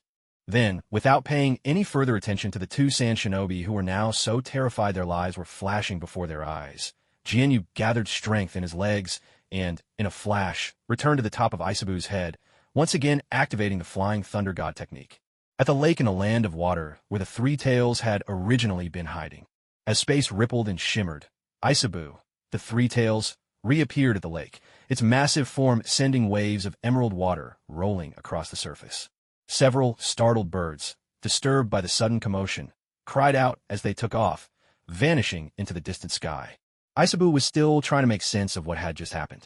It only remembered a brief blur before the human atop its head whisked it away to the desert, where it had caught sight of several other humans. Before long, after that human, whom Shikaku had acknowledged, exchanged a few words with the others, he once again brought Isabu back to its hiding place by the lake in the blink of an eye. Shikaku's triumphant voice echoed from above. Well, Isabu, now you see what we're capable of. Isabu could only feel it had suffered a major loss. There had been so much high-quality sand back in the desert, and yet it hadn't managed to grab a single handful before being brought right back. With a snort, 2 heavy breaths burst from its nostrils. Excitedly, it declared, I'll agree to help you, but I have one condition. After listening to Isabu's condition, Jianyu pursed his lips, surprised to discover that Isabu actually had such a peculiar interest. Still, for Jianyu, it was hardly a difficult request. Meanwhile, back in the land of wind, Sabin and Sage, who had just seen off a living nightmare, slumped to the ground, gasping for air. They had truly believed their lives were over. Even though there was no direct conflict, the sheer mental strain had left their vision swimming with darkness. After catching his breath, Sabin stood up and said, "Get up, Sage. We need to hurry back and report all of this to Lady Chiyo." "All right," Sage replied, staggering to his feet. But neither of them expected that Shimizu Jianyu, who had just left, would return again only minutes later. Could it be he had regrets? Curse it, if only they had run for it the moment he'd left. Stammering, Sage asked, Why you? Why are you back again? I swear I didn't say anything bad about you this time." Jianyu gave the two sand shinobi a gentle, kind smile. Then, he pulled out a flying thunder god kunai and hurled it into the distance. Forming a hand seal, the black spatial markings of the technique rapidly spread from the kunai, instantly covering an area dozens of meters wide. Flying thunder god, guiding lightning. Jianyu hadn't expected that his first time using this technique outside the village would be for something as mundane as hauling cargo. As the jutsu took effect, the tranquil space twisted violently. Massive amounts of sand were sucked up into the barrier formed by the flying thunder god kunai. And in the next moment, all of it was transported to the faraway land of water, halfway across the world. When Jianyu felt he had moved enough, he waved at the two utterly dumbfounded sand shinobi, then vanished without a trace. Shabin collapsed to his knees, drained of all strength, tears welling uncontrollably in his eyes. That damn Kiyomizu Tsukimi truly deserves to die. Not only did he wipe out nearly half of Sunegakure's ninja forces, now he's even come to steal the sand from our land of wind. Is that enough, Isabu? That's enough, that's enough. Isabu finally gave in, utterly convinced. Shikaku sure is lucky. He's found himself such a good companion that he can wander freely across the ninja world. And with a space-time ninjutsu like that, who in this world could ever catch Shikaku and force him to become a Jinchuriki again? How infuriating. Isabu couldn't help but wish for the same thing. Shikaku looked at Isabu, who was lying comfortably atop a pile of sand, basking in the sun, and couldn't help but remark, "I never expected you to actually enjoy eating sand." Isabu waved his three tails contentedly and replied, "It's not that I like the taste of sand. It just feels wonderful to lie on it, and it makes my shell shine even more. By the way, how many tailed beast bombs do you need me to release?" Hearing Isabu's question, Tsukimi thought for a moment and replied in an easygoing tone, "That's up to you. I figure 7 or 8 should be plenty, but if you want to give Kirigakure a little extra trouble, I certainly won't stop you." As he spoke, Tsukimi placed a flying thunder god mark on a giant boulder by the lakeside. Divine justice descends. Isabu seemed a bit embarrassed as he said, "You've avenged me against Kirigakure and even brought me all this sand. Is there anything else I can do to help you?" Isabu had already made up his mind. Even if this human before him wanted him to follow, like Shikaku, as long as he'd have a steady supply of sand to call home, he'd probably agree. Of course, Tsukimi was oblivious to these little calculations swirling inside the Three Tails' mind. He laughed heartily. "Well, once this is all finished, if I ever need anything else, just send me a few more tailed beast bombs, and we'll call it even." Isabu figured that was fair enough. After all, the one thing he'd never run out of was chakra. He agreed eagerly, promising that whenever Tsukimi needed, he'd send over a few tailed beast bombs right away. Still, Isabu couldn't shake the feeling he might be missing something. After bidding farewell to Isabu, Tsukimi and Shikaku moved on to their next step, sneaking into Kirigakure and planting flying thunder god coordinates on key facilities inside the village. After traveling for half a day, Tsukimi stopped at a stream, planning to collect some water. He habitually scanned his surroundings, and suddenly, his expression grew serious. Shikaku immediately noticed the change and asked, "What's wrong, partner?" Tsukimi nodded gravely. In his field of vision, at 11 o'clock, he spotted a group of traveling merchants, not particularly noteworthy by itself. The real concern was the white creature hiding underground, right beneath their feet. This creature, although Jianyu had never seen it before, was nonetheless very familiar to him. It was a white zetsu, and judging by its appearance, it had to be the one called Tobi, the swirl-masked white zetsu who always lingered around Uchiha Madara. This could only mean that Uchiha Madara was most likely hiding somewhere within the land of water.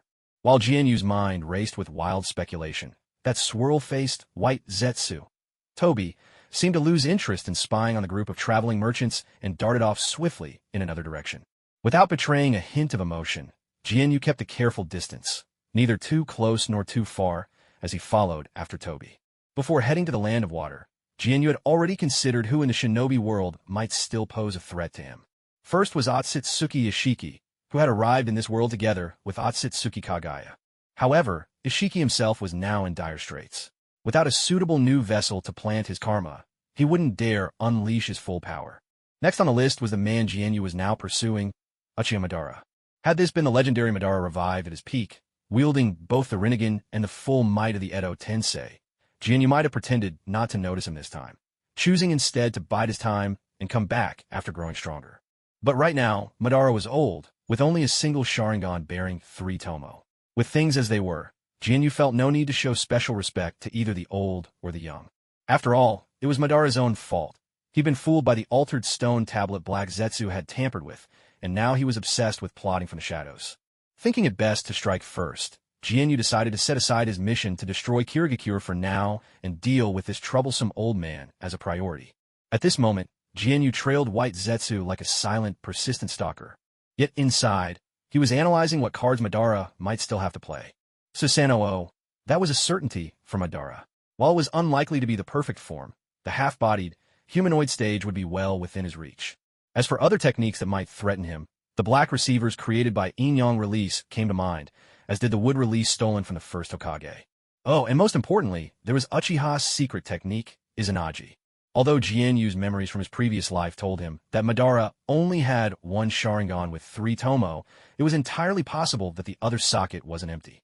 Adding it all up, Jianyu realized this old Madara still had quite a few tricks up his sleeve. Still, if that was all, Jianyu was confident he could handle it. At this point, Madara hadn't yet registered Black Zetsu under his name, so persuading him to abandon the Uchiha clan's ancestral stone tablet messages with mere words would be pointless. So Jianyu had no intention of trying to talk Madara out of anything. At present, the situation is that the enemy is in the open while I am hidden in the shadows.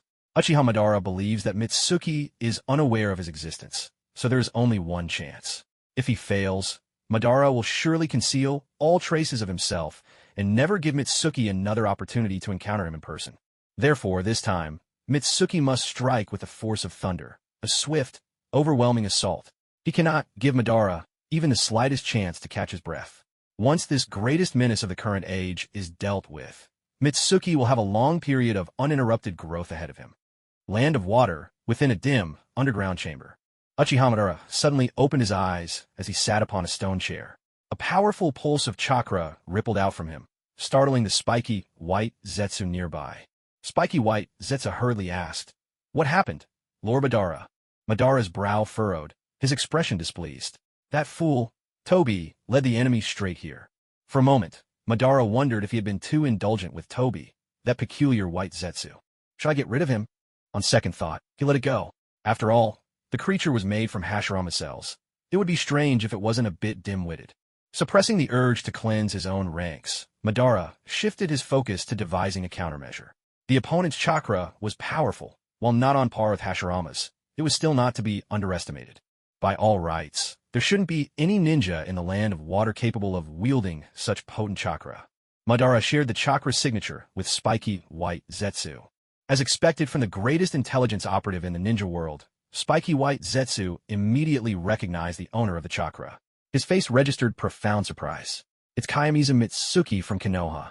Upon hearing this, Madara burst out in loud laughter. Boo, boo. Spiky white Zetsu looked on with the understanding expression one reserves for the elderly. Madara formed hand seals, and behind him, the demonic statue of the outer path convulsed for a moment before extending a branch.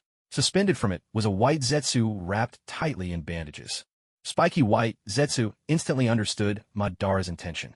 This particular white Zetsu was a specially prepared sacrificial vessel. Through it, Madara could utilize an ability once bestowed by his Rinnegan, the transference ritual. This forbidden technique allowed Madara to project the majority of his true power into the vessel. Yet the method had its drawbacks. The clone created by the transference ritual contained only a limited amount of chakra. Even with a vessel as robust as this special white Zetsu, it could only handle about half of Madara's total chakra. Additionally, it could not channel the power Madara had unlocked with his Rinnegan in his later years.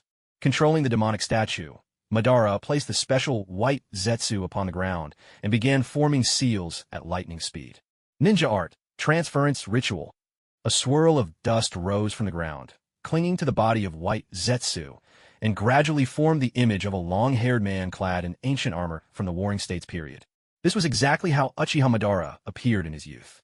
Spiked white zetsu hesitated and said, "Lord Madara, Shimizu Tsukiyo knows how to use space-time ninjutsu.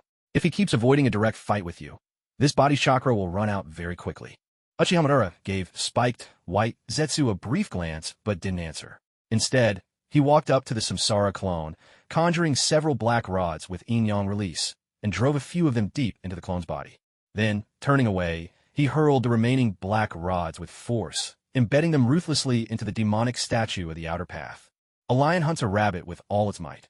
One must always use their full strength. By placing the black rod receivers in the samsara clone, Madara ensured that, within a certain range, he could have the demonic statue continuously supply chakra to the clone. The poor demonic statue, already low on chakra reserves, was about to be squeezed even further by Madara. Yet Madara still didn't feel secure. He ordered spiked white zetsu, sent a few white zetsu to the land of fire disguised as Konoha shinobi, spread false information, and lure Uchiha Ruri here. Spiked white zetsu accepted the command with a brief reply, then burrowed underground and sped toward the mist front lines in the land of fire using the mayfly technique. With everything arranged, Madara returned to his stone chair and sat down again. Given Uchiha Ruri's swift movements, he knew he'd have to put on a bit of a show with Shimizu Tsukiyo. Meanwhile, outside Madara's base, closer still, in Tsukiyo's field of vision, he could already glimpse the inside of Madara's stronghold. That swirly-faced white zetsu had been wobbling along the whole way, making Tsukiyo wonder if this strange creature even knew where Madara's lair was. He didn't need the swirly-faced white zetsu as a guide anymore. With a burst of Chidori current, Tsukiyo surged forward, overtaking Tobi, who had always been ahead of him until now, and charged straight toward Madara's base. On the mist battlefield in the land of fire. With a crackling Chidori lance, Uchiha Ruri finished off the last enemy in front of her face expressionless as she set about clearing the battlefield. Today, Ruri hadn't gone to see Tsukiyo off. Instead, she'd set out early on an interception mission, accompanied by 3 other Uchiha clan shinobi. Not far away, Uchiha Shursui noticed that Ruri seemed to be in a particularly foul mood today. He wasn't wrong. Uchiha Ruri was indeed in a terrible mood. But it wasn't because someone had left for the land of water without her. Rather, she simply felt that her own growth was happening far too slowly. If she were stronger than Miyazuki, perhaps the one sulking here now would be that guy instead. But knowing him, he'd probably just burst out laughing, delighted to have someone taller to take his place. At this thought, the tension in Uchiha Ryori's expression eased a little. Miyazuki is truly a strange person, she mused. He doesn't seem to have the ambition of a warrior, yet he possesses such extraordinary power. Meanwhile, Uchiha Shursui and his companions finished cleaning up the battlefield and were preparing to take the enemy corpses back to the frontline camp to report. But then, at 3 o'clock from their position, a disturbance caught their attention. Uchiha Shursui and Ryori exchanged quick glances and hand signals. In one swift motion, Shursui reversed a kunai into his grip, ready for anything. However, his tension soon faded. The newcomers wore Konoha forehead protectors, and Shursui recognized them from the camp. Members of the 1,000-strong reinforcement unit that had arrived with Miyazuki a few months earlier. Still, to be cautious, Shursui called out loudly, "Stop right there. Don't come any closer." The 3 Konoha shinobi halted at his words. Shursui gave them a friendly nod, then rattled off a series of coded phrases. The newcomers responded without hesitation, matching every code. Satisfied, Shursui's tone softened. "Is there something our squad can help you with?" The apparent leader among the 3 Konoha shinobi stepped forward and said, "We are from the Root Division, here to deliver Lord Danzo's orders to you and Uchiha Ryori." With that, he tossed a scroll to Shursui. Shursui caught it deftly and examined it, confirming that it was indeed one of the special intelligence scrolls used by Danzo's Root Division. Forming a one-handed seal, he released the protective jutsu on the scroll before opening it right then and there. The scroll's message was clear. Shimizu Miyazuki's plan had been exposed. He was gravely injured and now being hunted by the 3rd Mizuki squad. Konoha Jonin, Uchiha Shursui, and Uchiha Ryori were ordered to immediately lead their squad to the land of water to rescue Shimizu Miyazuki. The scroll also included a rough outline of Miyazuki's escape route. As Shursui finished reading, His pupils suddenly contracted in shock and disbelief. Logically, with Miyazuki's mastery of the Flying Thunder God technique, he should have escaped at the first sign of trouble. Yet the information before him was a direct order from Danzo Shimura, the Hokage's advisor, and the messengers were undeniably Konoha shinobi, something Shursui had already confirmed with the sharingan. Lioli noticed Shursui's unsettled expression as he held the scroll and asked in confusion, "What's the mission?" Uchiha Shursui handed the scroll straight to Uchiha Lioli. After all, the mission had been assigned directly to the two of them, so she had every right to see its contents. Lioli's eyes swiftly scanned the scroll, and in the next instant, a surge of chakra burst from her body, rippling outward and seeming to chill the very air around them. Her crimson, three-tomo sharingan eyes locked dangerously onto the three uninvited root shinobi standing not far away. She spoke each word with deliberate force. Where did this information come from? Why was his mission plan leaked? The root shinobi at the front braced himself and replied, "The source of the intel is classified within the root. I cannot disclose it. However, Lord Miyazuki's plan was exposed because a spy we planted in Kirigakure was discovered. He was the one tasked with keeping in contact with Lord Miyazuki during this mission." Another root ninja, who seemed to deeply admire Miyazuki, protested indignantly. Lord Miyazuki must have been ambushed by those damned mist shinobi. With his skills, there's no way he would have suffered such serious injuries otherwise. It was only a hunch, but to Uchiha Shursui, something about all this felt off. The root shinobi in front of him were real. The encryption on the scroll was authentic. The details and the intel all sounded plausible. Everything about the situation pointed to Miyazuki genuinely being in grave danger right now, and yet Shursui couldn't shake the feeling that something wasn't quite right. "That's enough. I'll go alone," Liuli cut in. On her side, Uchiha Liuli had no intention of wasting any more time here. Whether the intel was true or false, she was determined to go to the land of water and see for herself. If it turned out to be false, and Miyazuki was safe, she'd finish the mission with him and deal with these damned root agents when she got back. But if it was true, then she would save him no matter what. She hadn't beaten him even once yet. There was no way she'd let him die before she had the chance. Liuli touched her eyes. As long as she had these eyes, even if he truly died, she could still. Suddenly, the world around Liuli seemed to fall silent. "Fake." A voice echoed in her mind, frowning as she heard it again. "What? Who are you? What do you want?" she demanded inwardly. "Root fake. I am your eyes." And then, Liuli's mind fell quiet once again. Yet the doubts in her heart only grew wilder. The words root fake were easy enough to grasp, but what did it mean for the voice to claim to be her eyes? Liuli remembered clearly. Her eyes were still with her father, Uchiha Yen. Could this be some kind of message from him? But the voice was clearly that of a woman. At this moment, Uchiha Liuli was determined to test things for herself, to see if there was anything suspicious about these root ninja standing before her, whose identities seemed perfectly legitimate on the surface. If this voice had echoed in Uchiha Shursui's mind instead, he probably wouldn't have acted as directly as Liuli did to confirm his suspicions.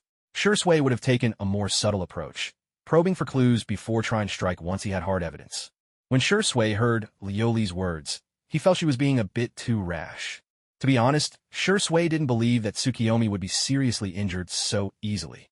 After all, besides the Flying Thunder God technique, Tsukiyomi also possessed first-rate sensory abilities. It was hard for Shursui to imagine anyone in the ninja world who could catch Tsukiyomi off guard. Yet, after watching and analyzing for so long, Shursui still hadn't found any flaws in these three root ninja. There was no sign that they were being controlled by Jinjutsu, either. And most importantly, he couldn't figure out what these supposed imposters would hope to achieve if they were pretending to be root ninja. Was it really just to lure him and Liuli away to meet up with Tsukiyomi? Or perhaps it was a ploy to lure the tiger from its den, creating a shortage of elite fighters at their camp? With this thought, Shursui decided to summon his ninja beast and report the situation to Uchiha Fugaku, so that camp defenses could be reinforced. But before he could even bite his finger and form the hand signs, a sudden, electrifying crackle filled the air. Liuli had already charged forward, lightning blazing in her hand, sprinting straight at the leader of the three root ninja. Shursui hurried to stop her. "Wait, Liuli." These were root ninja, under the direct command of Danzo Shimura, the Hokage's aide, a man notorious for his stance that the Uchiha were a threat. If a conflict broke out here with Root, Danzo would surely seize the opportunity to make things even harder for their clan within the village. The three root ninja clearly hadn't expected Liuli to attack fellow villagers without a word. That wasn't the Konoha way at all. Only Mist Ninja did things like that, right? "Wait, Liuli!" Before Shursui could finish, Chidori had already struck the root leader. The root ninja's entire left arm and most of his chest were sliced away by the Chidori, and he collapsed lifeless on the ground. But, shockingly, the wound didn't bleed. Instead, white liquid poured out. As his form twisted and changed, the former root ninja transformed into a pale-skinned, humanoid monster. Uchiha Shursui reacted swiftly when he saw what was happening. Forming hand seals with both hands, he unleashed his signature jutsu, the body flicker technique. In the blink of an eye, he split into more than a dozen shadowy afterimages, surrounding the two remaining root ninjas, though perhaps it would be more accurate to call them unknown enemies. What on earth is going on? A member of Shursui's squad shouted. It has to be some kind of trick from the hidden mist village, the last squad member said, pulling out a kunai and gripping it tightly. The two remaining root ninjas, realizing their cover had been blown, tried to put up one last struggle. What's this white stuff? Where did our captain go? But at this point, nobody was going to believe anything they said. Shursui turned to Liuli with genuine admiration on his face. That was incredible, Liuli. How did you figure out they were imposters? The two remaining white Zetsu were also desperate to know how Uchiha Liuli had seen through their transformation technique. Liuli, however, remained silent and didn't answer Shursui's question. In truth, she hadn't noticed anything suspicious at all. She'd simply wanted to attack and see how they'd react. Shursui wasn't upset by the lack of explanation. On the contrary, he was excited. If the enemy was the one sending out false information, that meant Jinzuki's situation might not be as dire as the scroll had claimed. With this in mind, Shursui prepared to use Jinjutsu to seize control of the white creatures before them, hoping to extract more intel. Don't attack just yet. Let me see if I can control them with Jinjutsu, he said. But one after another, Shursui's advanced Jinjutsu showed no effect on the enemy. Seeing this, Shursui decided to activate his Mangekyo Sharingan and attempt to use his right eye's unique ability, Kodoe Mitsukami, to control the enemies. Sensing they could no longer keep up the charade, the two remaining white Zetsu, determined to prevent any leakage of information, dispelled their disguises, revealing their true forms. They then used mayfly technique to sink into the ground, trying to flee. There was no other choice. Shursui and Liuli couldn't just watch their enemies escape. They moved in, swiftly cutting down the remaining white creatures. Looking at these bizarre beings, Shursui decided it was best to seal their bodies away for later examination. Now that Liuli had confirmed the report about Jinzuki's severe injuries was false, she regained her composure, her mind once again clear and sharp. She recalled Jinzuki's analysis from the day before. His theory was that the voice in Liuli's mind wasn't trying to stop him from going to the land of water, but was, in fact, warning Liuli herself. And now, with these strange creatures appearing, it was obvious someone was trying to lure her to the land of water. Based on a recent test, she could at least be certain of one thing. The voice in her mind and these white creatures were enemies, standing firmly on opposite sides. According to what Jianyue had once told her, the enemy of my enemy is my friend. There now existed a certain degree of trust between her and the voice in her mind. Since that was the case, she would simply do as she discussed with Jianyue yesterday, and wait for him to return. Even so, Uchiha Liuli couldn't help but grumble inwardly. Who are they looking down on? Do they really think that just because I go to the land of water, I'll be a liability and mess things up? Not far away, concealed within a large tree, spiked white Zetsu watched as his clones failed in their mission and could only sigh in resignation. He truly couldn't figure out how Uchiha Liuli managed to see through the disguise technique. Surely it couldn't be that she was simply in such a foul mood that she'd attack anyone who looked at her the wrong way. No wonder Lord Madara immediately ruled her out as a successor. She really was a reckless brute. Grumbling to himself about Uchiha Liuli's baffling actions, spiked white Zetsu melded into the earth, racing back at full speed toward Madara's hideout. I have to hurry back and report to Lord Madara.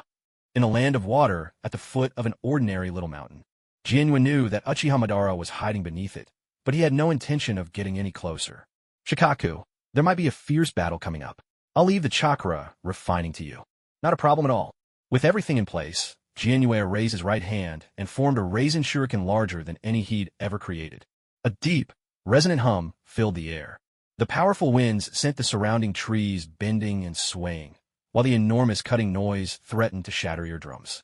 Wind style, ultra big ball raisin shuriken. The massive raisin shuriken shot toward the foot of the mountain like a comet, trailing surging waves of wind that seemed on the verge of overflowing.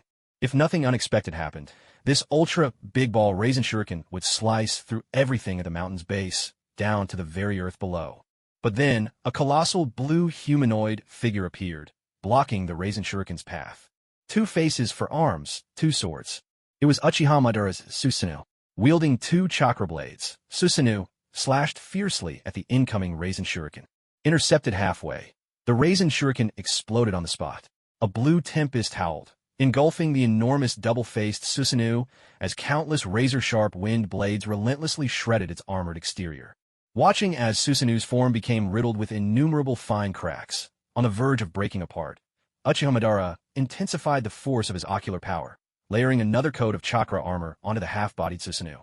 When the blue chakra storm finally dissipated, Madara remained at Susanoo's core, unharmed. So, brat from Konoha, is this how Hashirama taught you to pay a visit to your elders? Uchiha Madara still had to wait for White Zetsu to complete his actions, so until then, he didn't mind exchanging a few words with the young man who had inherited Hashirama's will. Hearing Madara's slightly admonishing tone, Tsukizuki gave a soft chuckle. I know you, Uchiha Madara. You're quite famous. Looking at Madara, Tsukizuki noticed there were no visible cracks from the reanimation jutsu on his body, and his eyes retained their normal color. That left only 2 possibilities. Either the samsara of heavenly life technique, or the transference ritual. Both were abilities of the Rinnegan, and by all rights, Madara shouldn't be able to use them at this point in time. Madara dispelled his Susanoo and landed on the ground, crossing his arms over his chest. It seems you know quite a bit about me. You have impressive chakra. Why not join me and witness the arrival of true peace? I'll have to pass, Madara-senpai. Tsukizuki slowly drew the now rightfully earned Kubikurabocho from his back, pointing the blade straight at Madara. Your so-called dream, peace, the infinite Tsukuyami, they were all given to you by someone else. If you had stuck to your original vision of uniting the shinobi world under Konoha, maybe I'd have been convinced. Madara's eyes narrowed, his expression turning stern. How do you know about the infinite Tsukuyami? The secret of the infinite Tsukuyami was recorded on the Uchiha clan's stone tablet, passed down through generations. To glean this information from the tablet, an ordinary Mangekyo Sharingan was insufficient. Only someone who, like Madara, had awakened the eternal Mangekyo could do it. As far as he knew, the only current Uchiha suspected of awakening the Mangekyo was Uchiha Shursui. Tsukizuki shook his head slightly. How I know isn't important, but your so-called infinite Tsukuyami, you learned about it from the Uchiha stone tablet, right? That tablet's contents have already been tampered with. Madara, of course, would not be so easily swayed by a few words. He let out a cold laugh. The Uchiha stone tablet requires ocular power to decipher. You don't even have the Sharingan. Aren't you bold to make such claims? As expected, words alone would not move him. Just as Tsukizuki had foreseen from the start, Madara had been preparing for the Eye of the Moon plan for decades. Mere words could never sway him. Besides, Tsukizuki had no solid evidence to offer. It seemed the only way left was to prove himself in battle. In that case, forgive my rudeness. With a surge of Chidori, Tsukizuki launched himself forward, the dazzling crackle of lightning enveloping him as he closed the distance to Madara. A flash of silver from his blade sliced through the air. Chidori style, one flash. The 3 tomo in Madara's eyes spun rapidly, finally transforming into his eternal Mangekyo Sharingan. With extraordinary visual prowess, Madara easily sidestepped Tsukizuki's fierce slash, then countered with a swift kick toward Tsukizuki's ribs. However, when it came to powers of observation, Miyazuki's 6 eyes were in no way inferior to the Sharingan. With a sudden push from his legs, he flipped backward, narrowly evading Madara Uchiha's sweeping kick. The instant he landed, Miyazuki flicked his left wrist, catching 3 flying Thunder God kunai between his fingers. With a swift motion, he hurled them straight at Madara. Madara formed a hand seal with one hand. The summoning seals etched on his wrist began to glow, and with twin clouds of smoke, a scythe appeared in his left hand, and an enormous war fan materialized in his right. A series of sharp, metallic clashes rang out. With a masterful sweep, Madara deflected all 3 kunai with his scythe, sending them flying far away. According to the original White Zetsu's report, these special kunai served as Miyazuki's medium for space-time movement. No sooner had Miyazuki let the kunai fly than he closed in, blade at the ready. He launched upward from below, delivering a fierce upward slash toward Madara, a classic Jai-Cookies strike. At the same time, he poured more chakra into his Chidori current, causing the lightning dancing along the blade to flare brilliantly. Madara raised the war fan as a shield. Not only did it block Miyazuki's attack, but it also absorbed the crackling lightning chakra from the blade. In the next heartbeat, that energy was converted into a powerful gust, which Madara unleashed at close range from the fan's surface. Uchiha rebound. With a deft movement, Miyazuki drew his sword across the fan's surface, activating his own technique at the same time. Full counter. An invisible domain expanded from Miyazuki, its internal rules rapidly rearranging themselves. Before Madara's wind blast could strike Miyazuki, it was instantly repelled and sent hurtling back towards creator. Madara swung his war fan horizontally with both hands, dispersing the raging wind in a single, powerful sweep. At the same time, his left hand brought the scythe slashing straight toward Miyazuki's neck. Miyazuki's reaction was flawless. Lightning flared from his left hand, coalescing into a tangible white cord that shot out and wrapped itself around Madara's scythe. Lightning style, Chidori lightning whip. Arcs of lightning crackled and flared, racing from the scythe toward Madara's arm. Seeing this, Madara decisively let go and leapt backward, putting distance between them. With a single-handed seal, he released a torrent of fierce flames from his mouth. The inferno scorched countless trees as it roared straight toward Miyazuki. Fire style, Majestic Destroyer Flame. Majestic Destroyer Flame was typically a wide-area, B-rank fire technique, but in Madara's hands, it unleashed the force of an S-rank jutsu. Miyazuki dispelled the lightning whip from his left hand and formed seals of his own, unleashing a countering jutsu. Water surged upward from beneath his feet, forming a massive sphere of liquid that enveloped him in a protective barrier. Water style, Water Formation Wall. The spherical water barrier perfectly blocked Madara's all-consuming flames. With one hand still forming seals, Miyazuki drew chakra into his palm, where a colossal vortex of water began to spin. Under the masterful control of Jinyue's chakra, the shape of the water vortex began to shift rapidly. Both ends stretched out, transforming the vortex into a streamlined spear of water.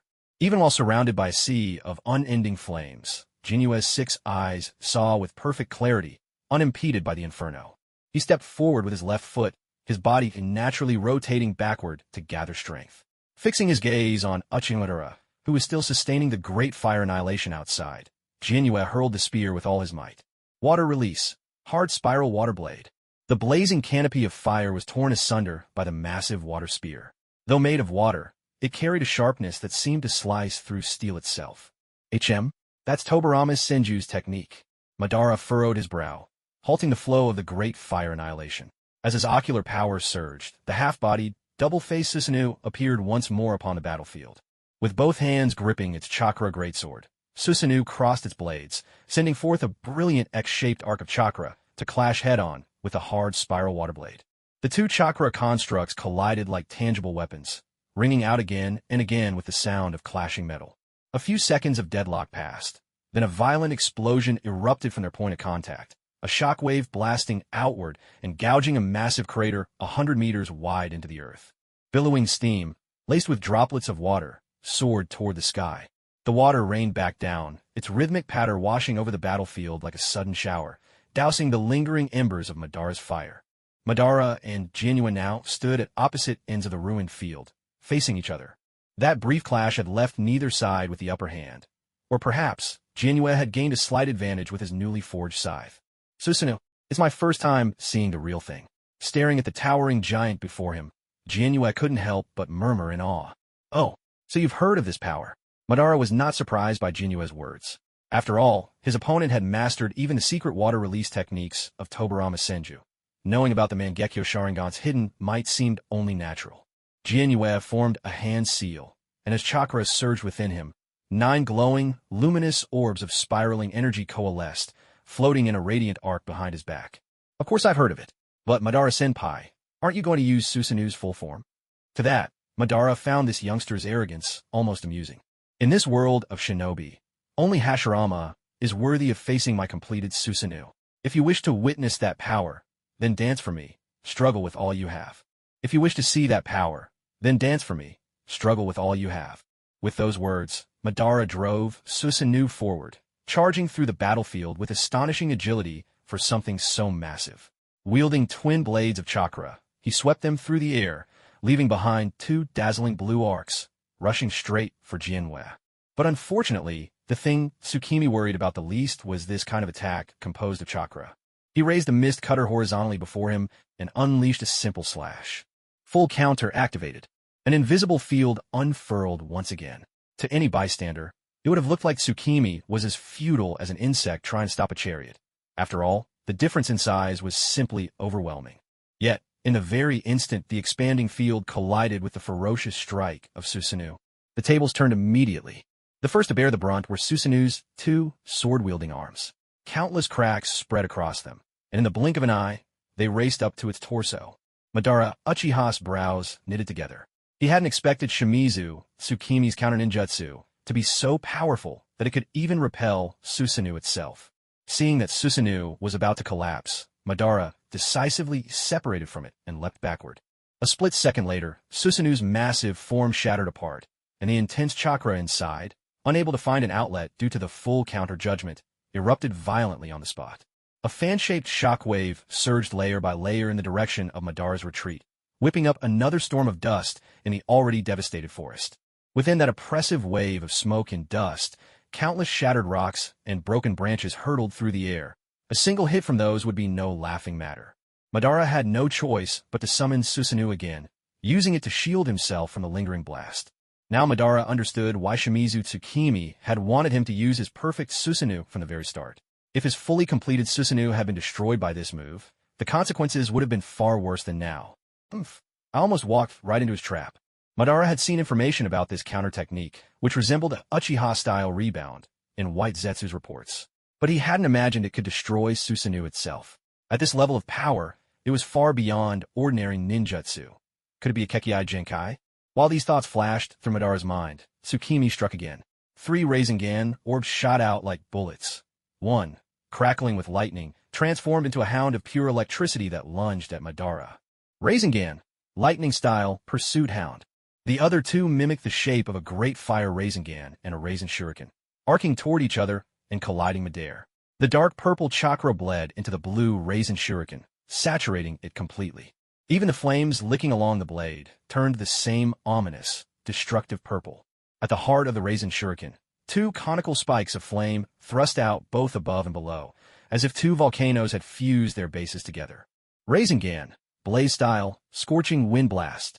This jutsu, which Minato Namikaze once praised as surpassing even the S-rank techniques described in the Book of Seals, was unleashed once more by Jianyu. Uchiha Madara first controlled his skeletal Susanoo to smash the incoming lightning hound with a single punch, scattering it effortlessly. Yet both Madara and Jianyu knew well that such an attack was nothing more than a minor annoyance. Amid swirling smoke, the real killing move followed swiftly. The blazing wind blast streaked through the air even faster than the rasen shuriken. In just a few seconds, it closed in right in front of Madara.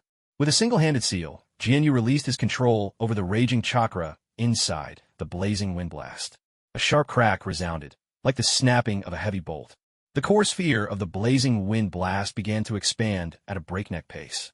Simultaneously, a tremendous suction force erupted, drawing everything in the vicinity toward its center. A swath of trees was ripped from the earth, clumps of soil, and even the nearby stream were pulled in without mercy. Everything was dragged toward the blazing wind blast and, in eerie silence, ignited in flames. Madara was no exception. He drove all 4 of Susanoo's arms deep into the ground, but in the next instant he, and the very land beneath Susanoo's feet, were wrenched skyward by the overwhelming force.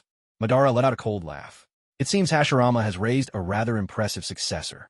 Since you're dancing with such effort, I'll let you witness the ultimate power of the Uchiha. His eternal Mangekyo, Sharingan, spun rapidly in his eyes. Driven by his immense ocular power, the half-formed Susanoo swelled as if injected with a potent stimulant, wild waves of chakra whipping Madara's long hair upwards.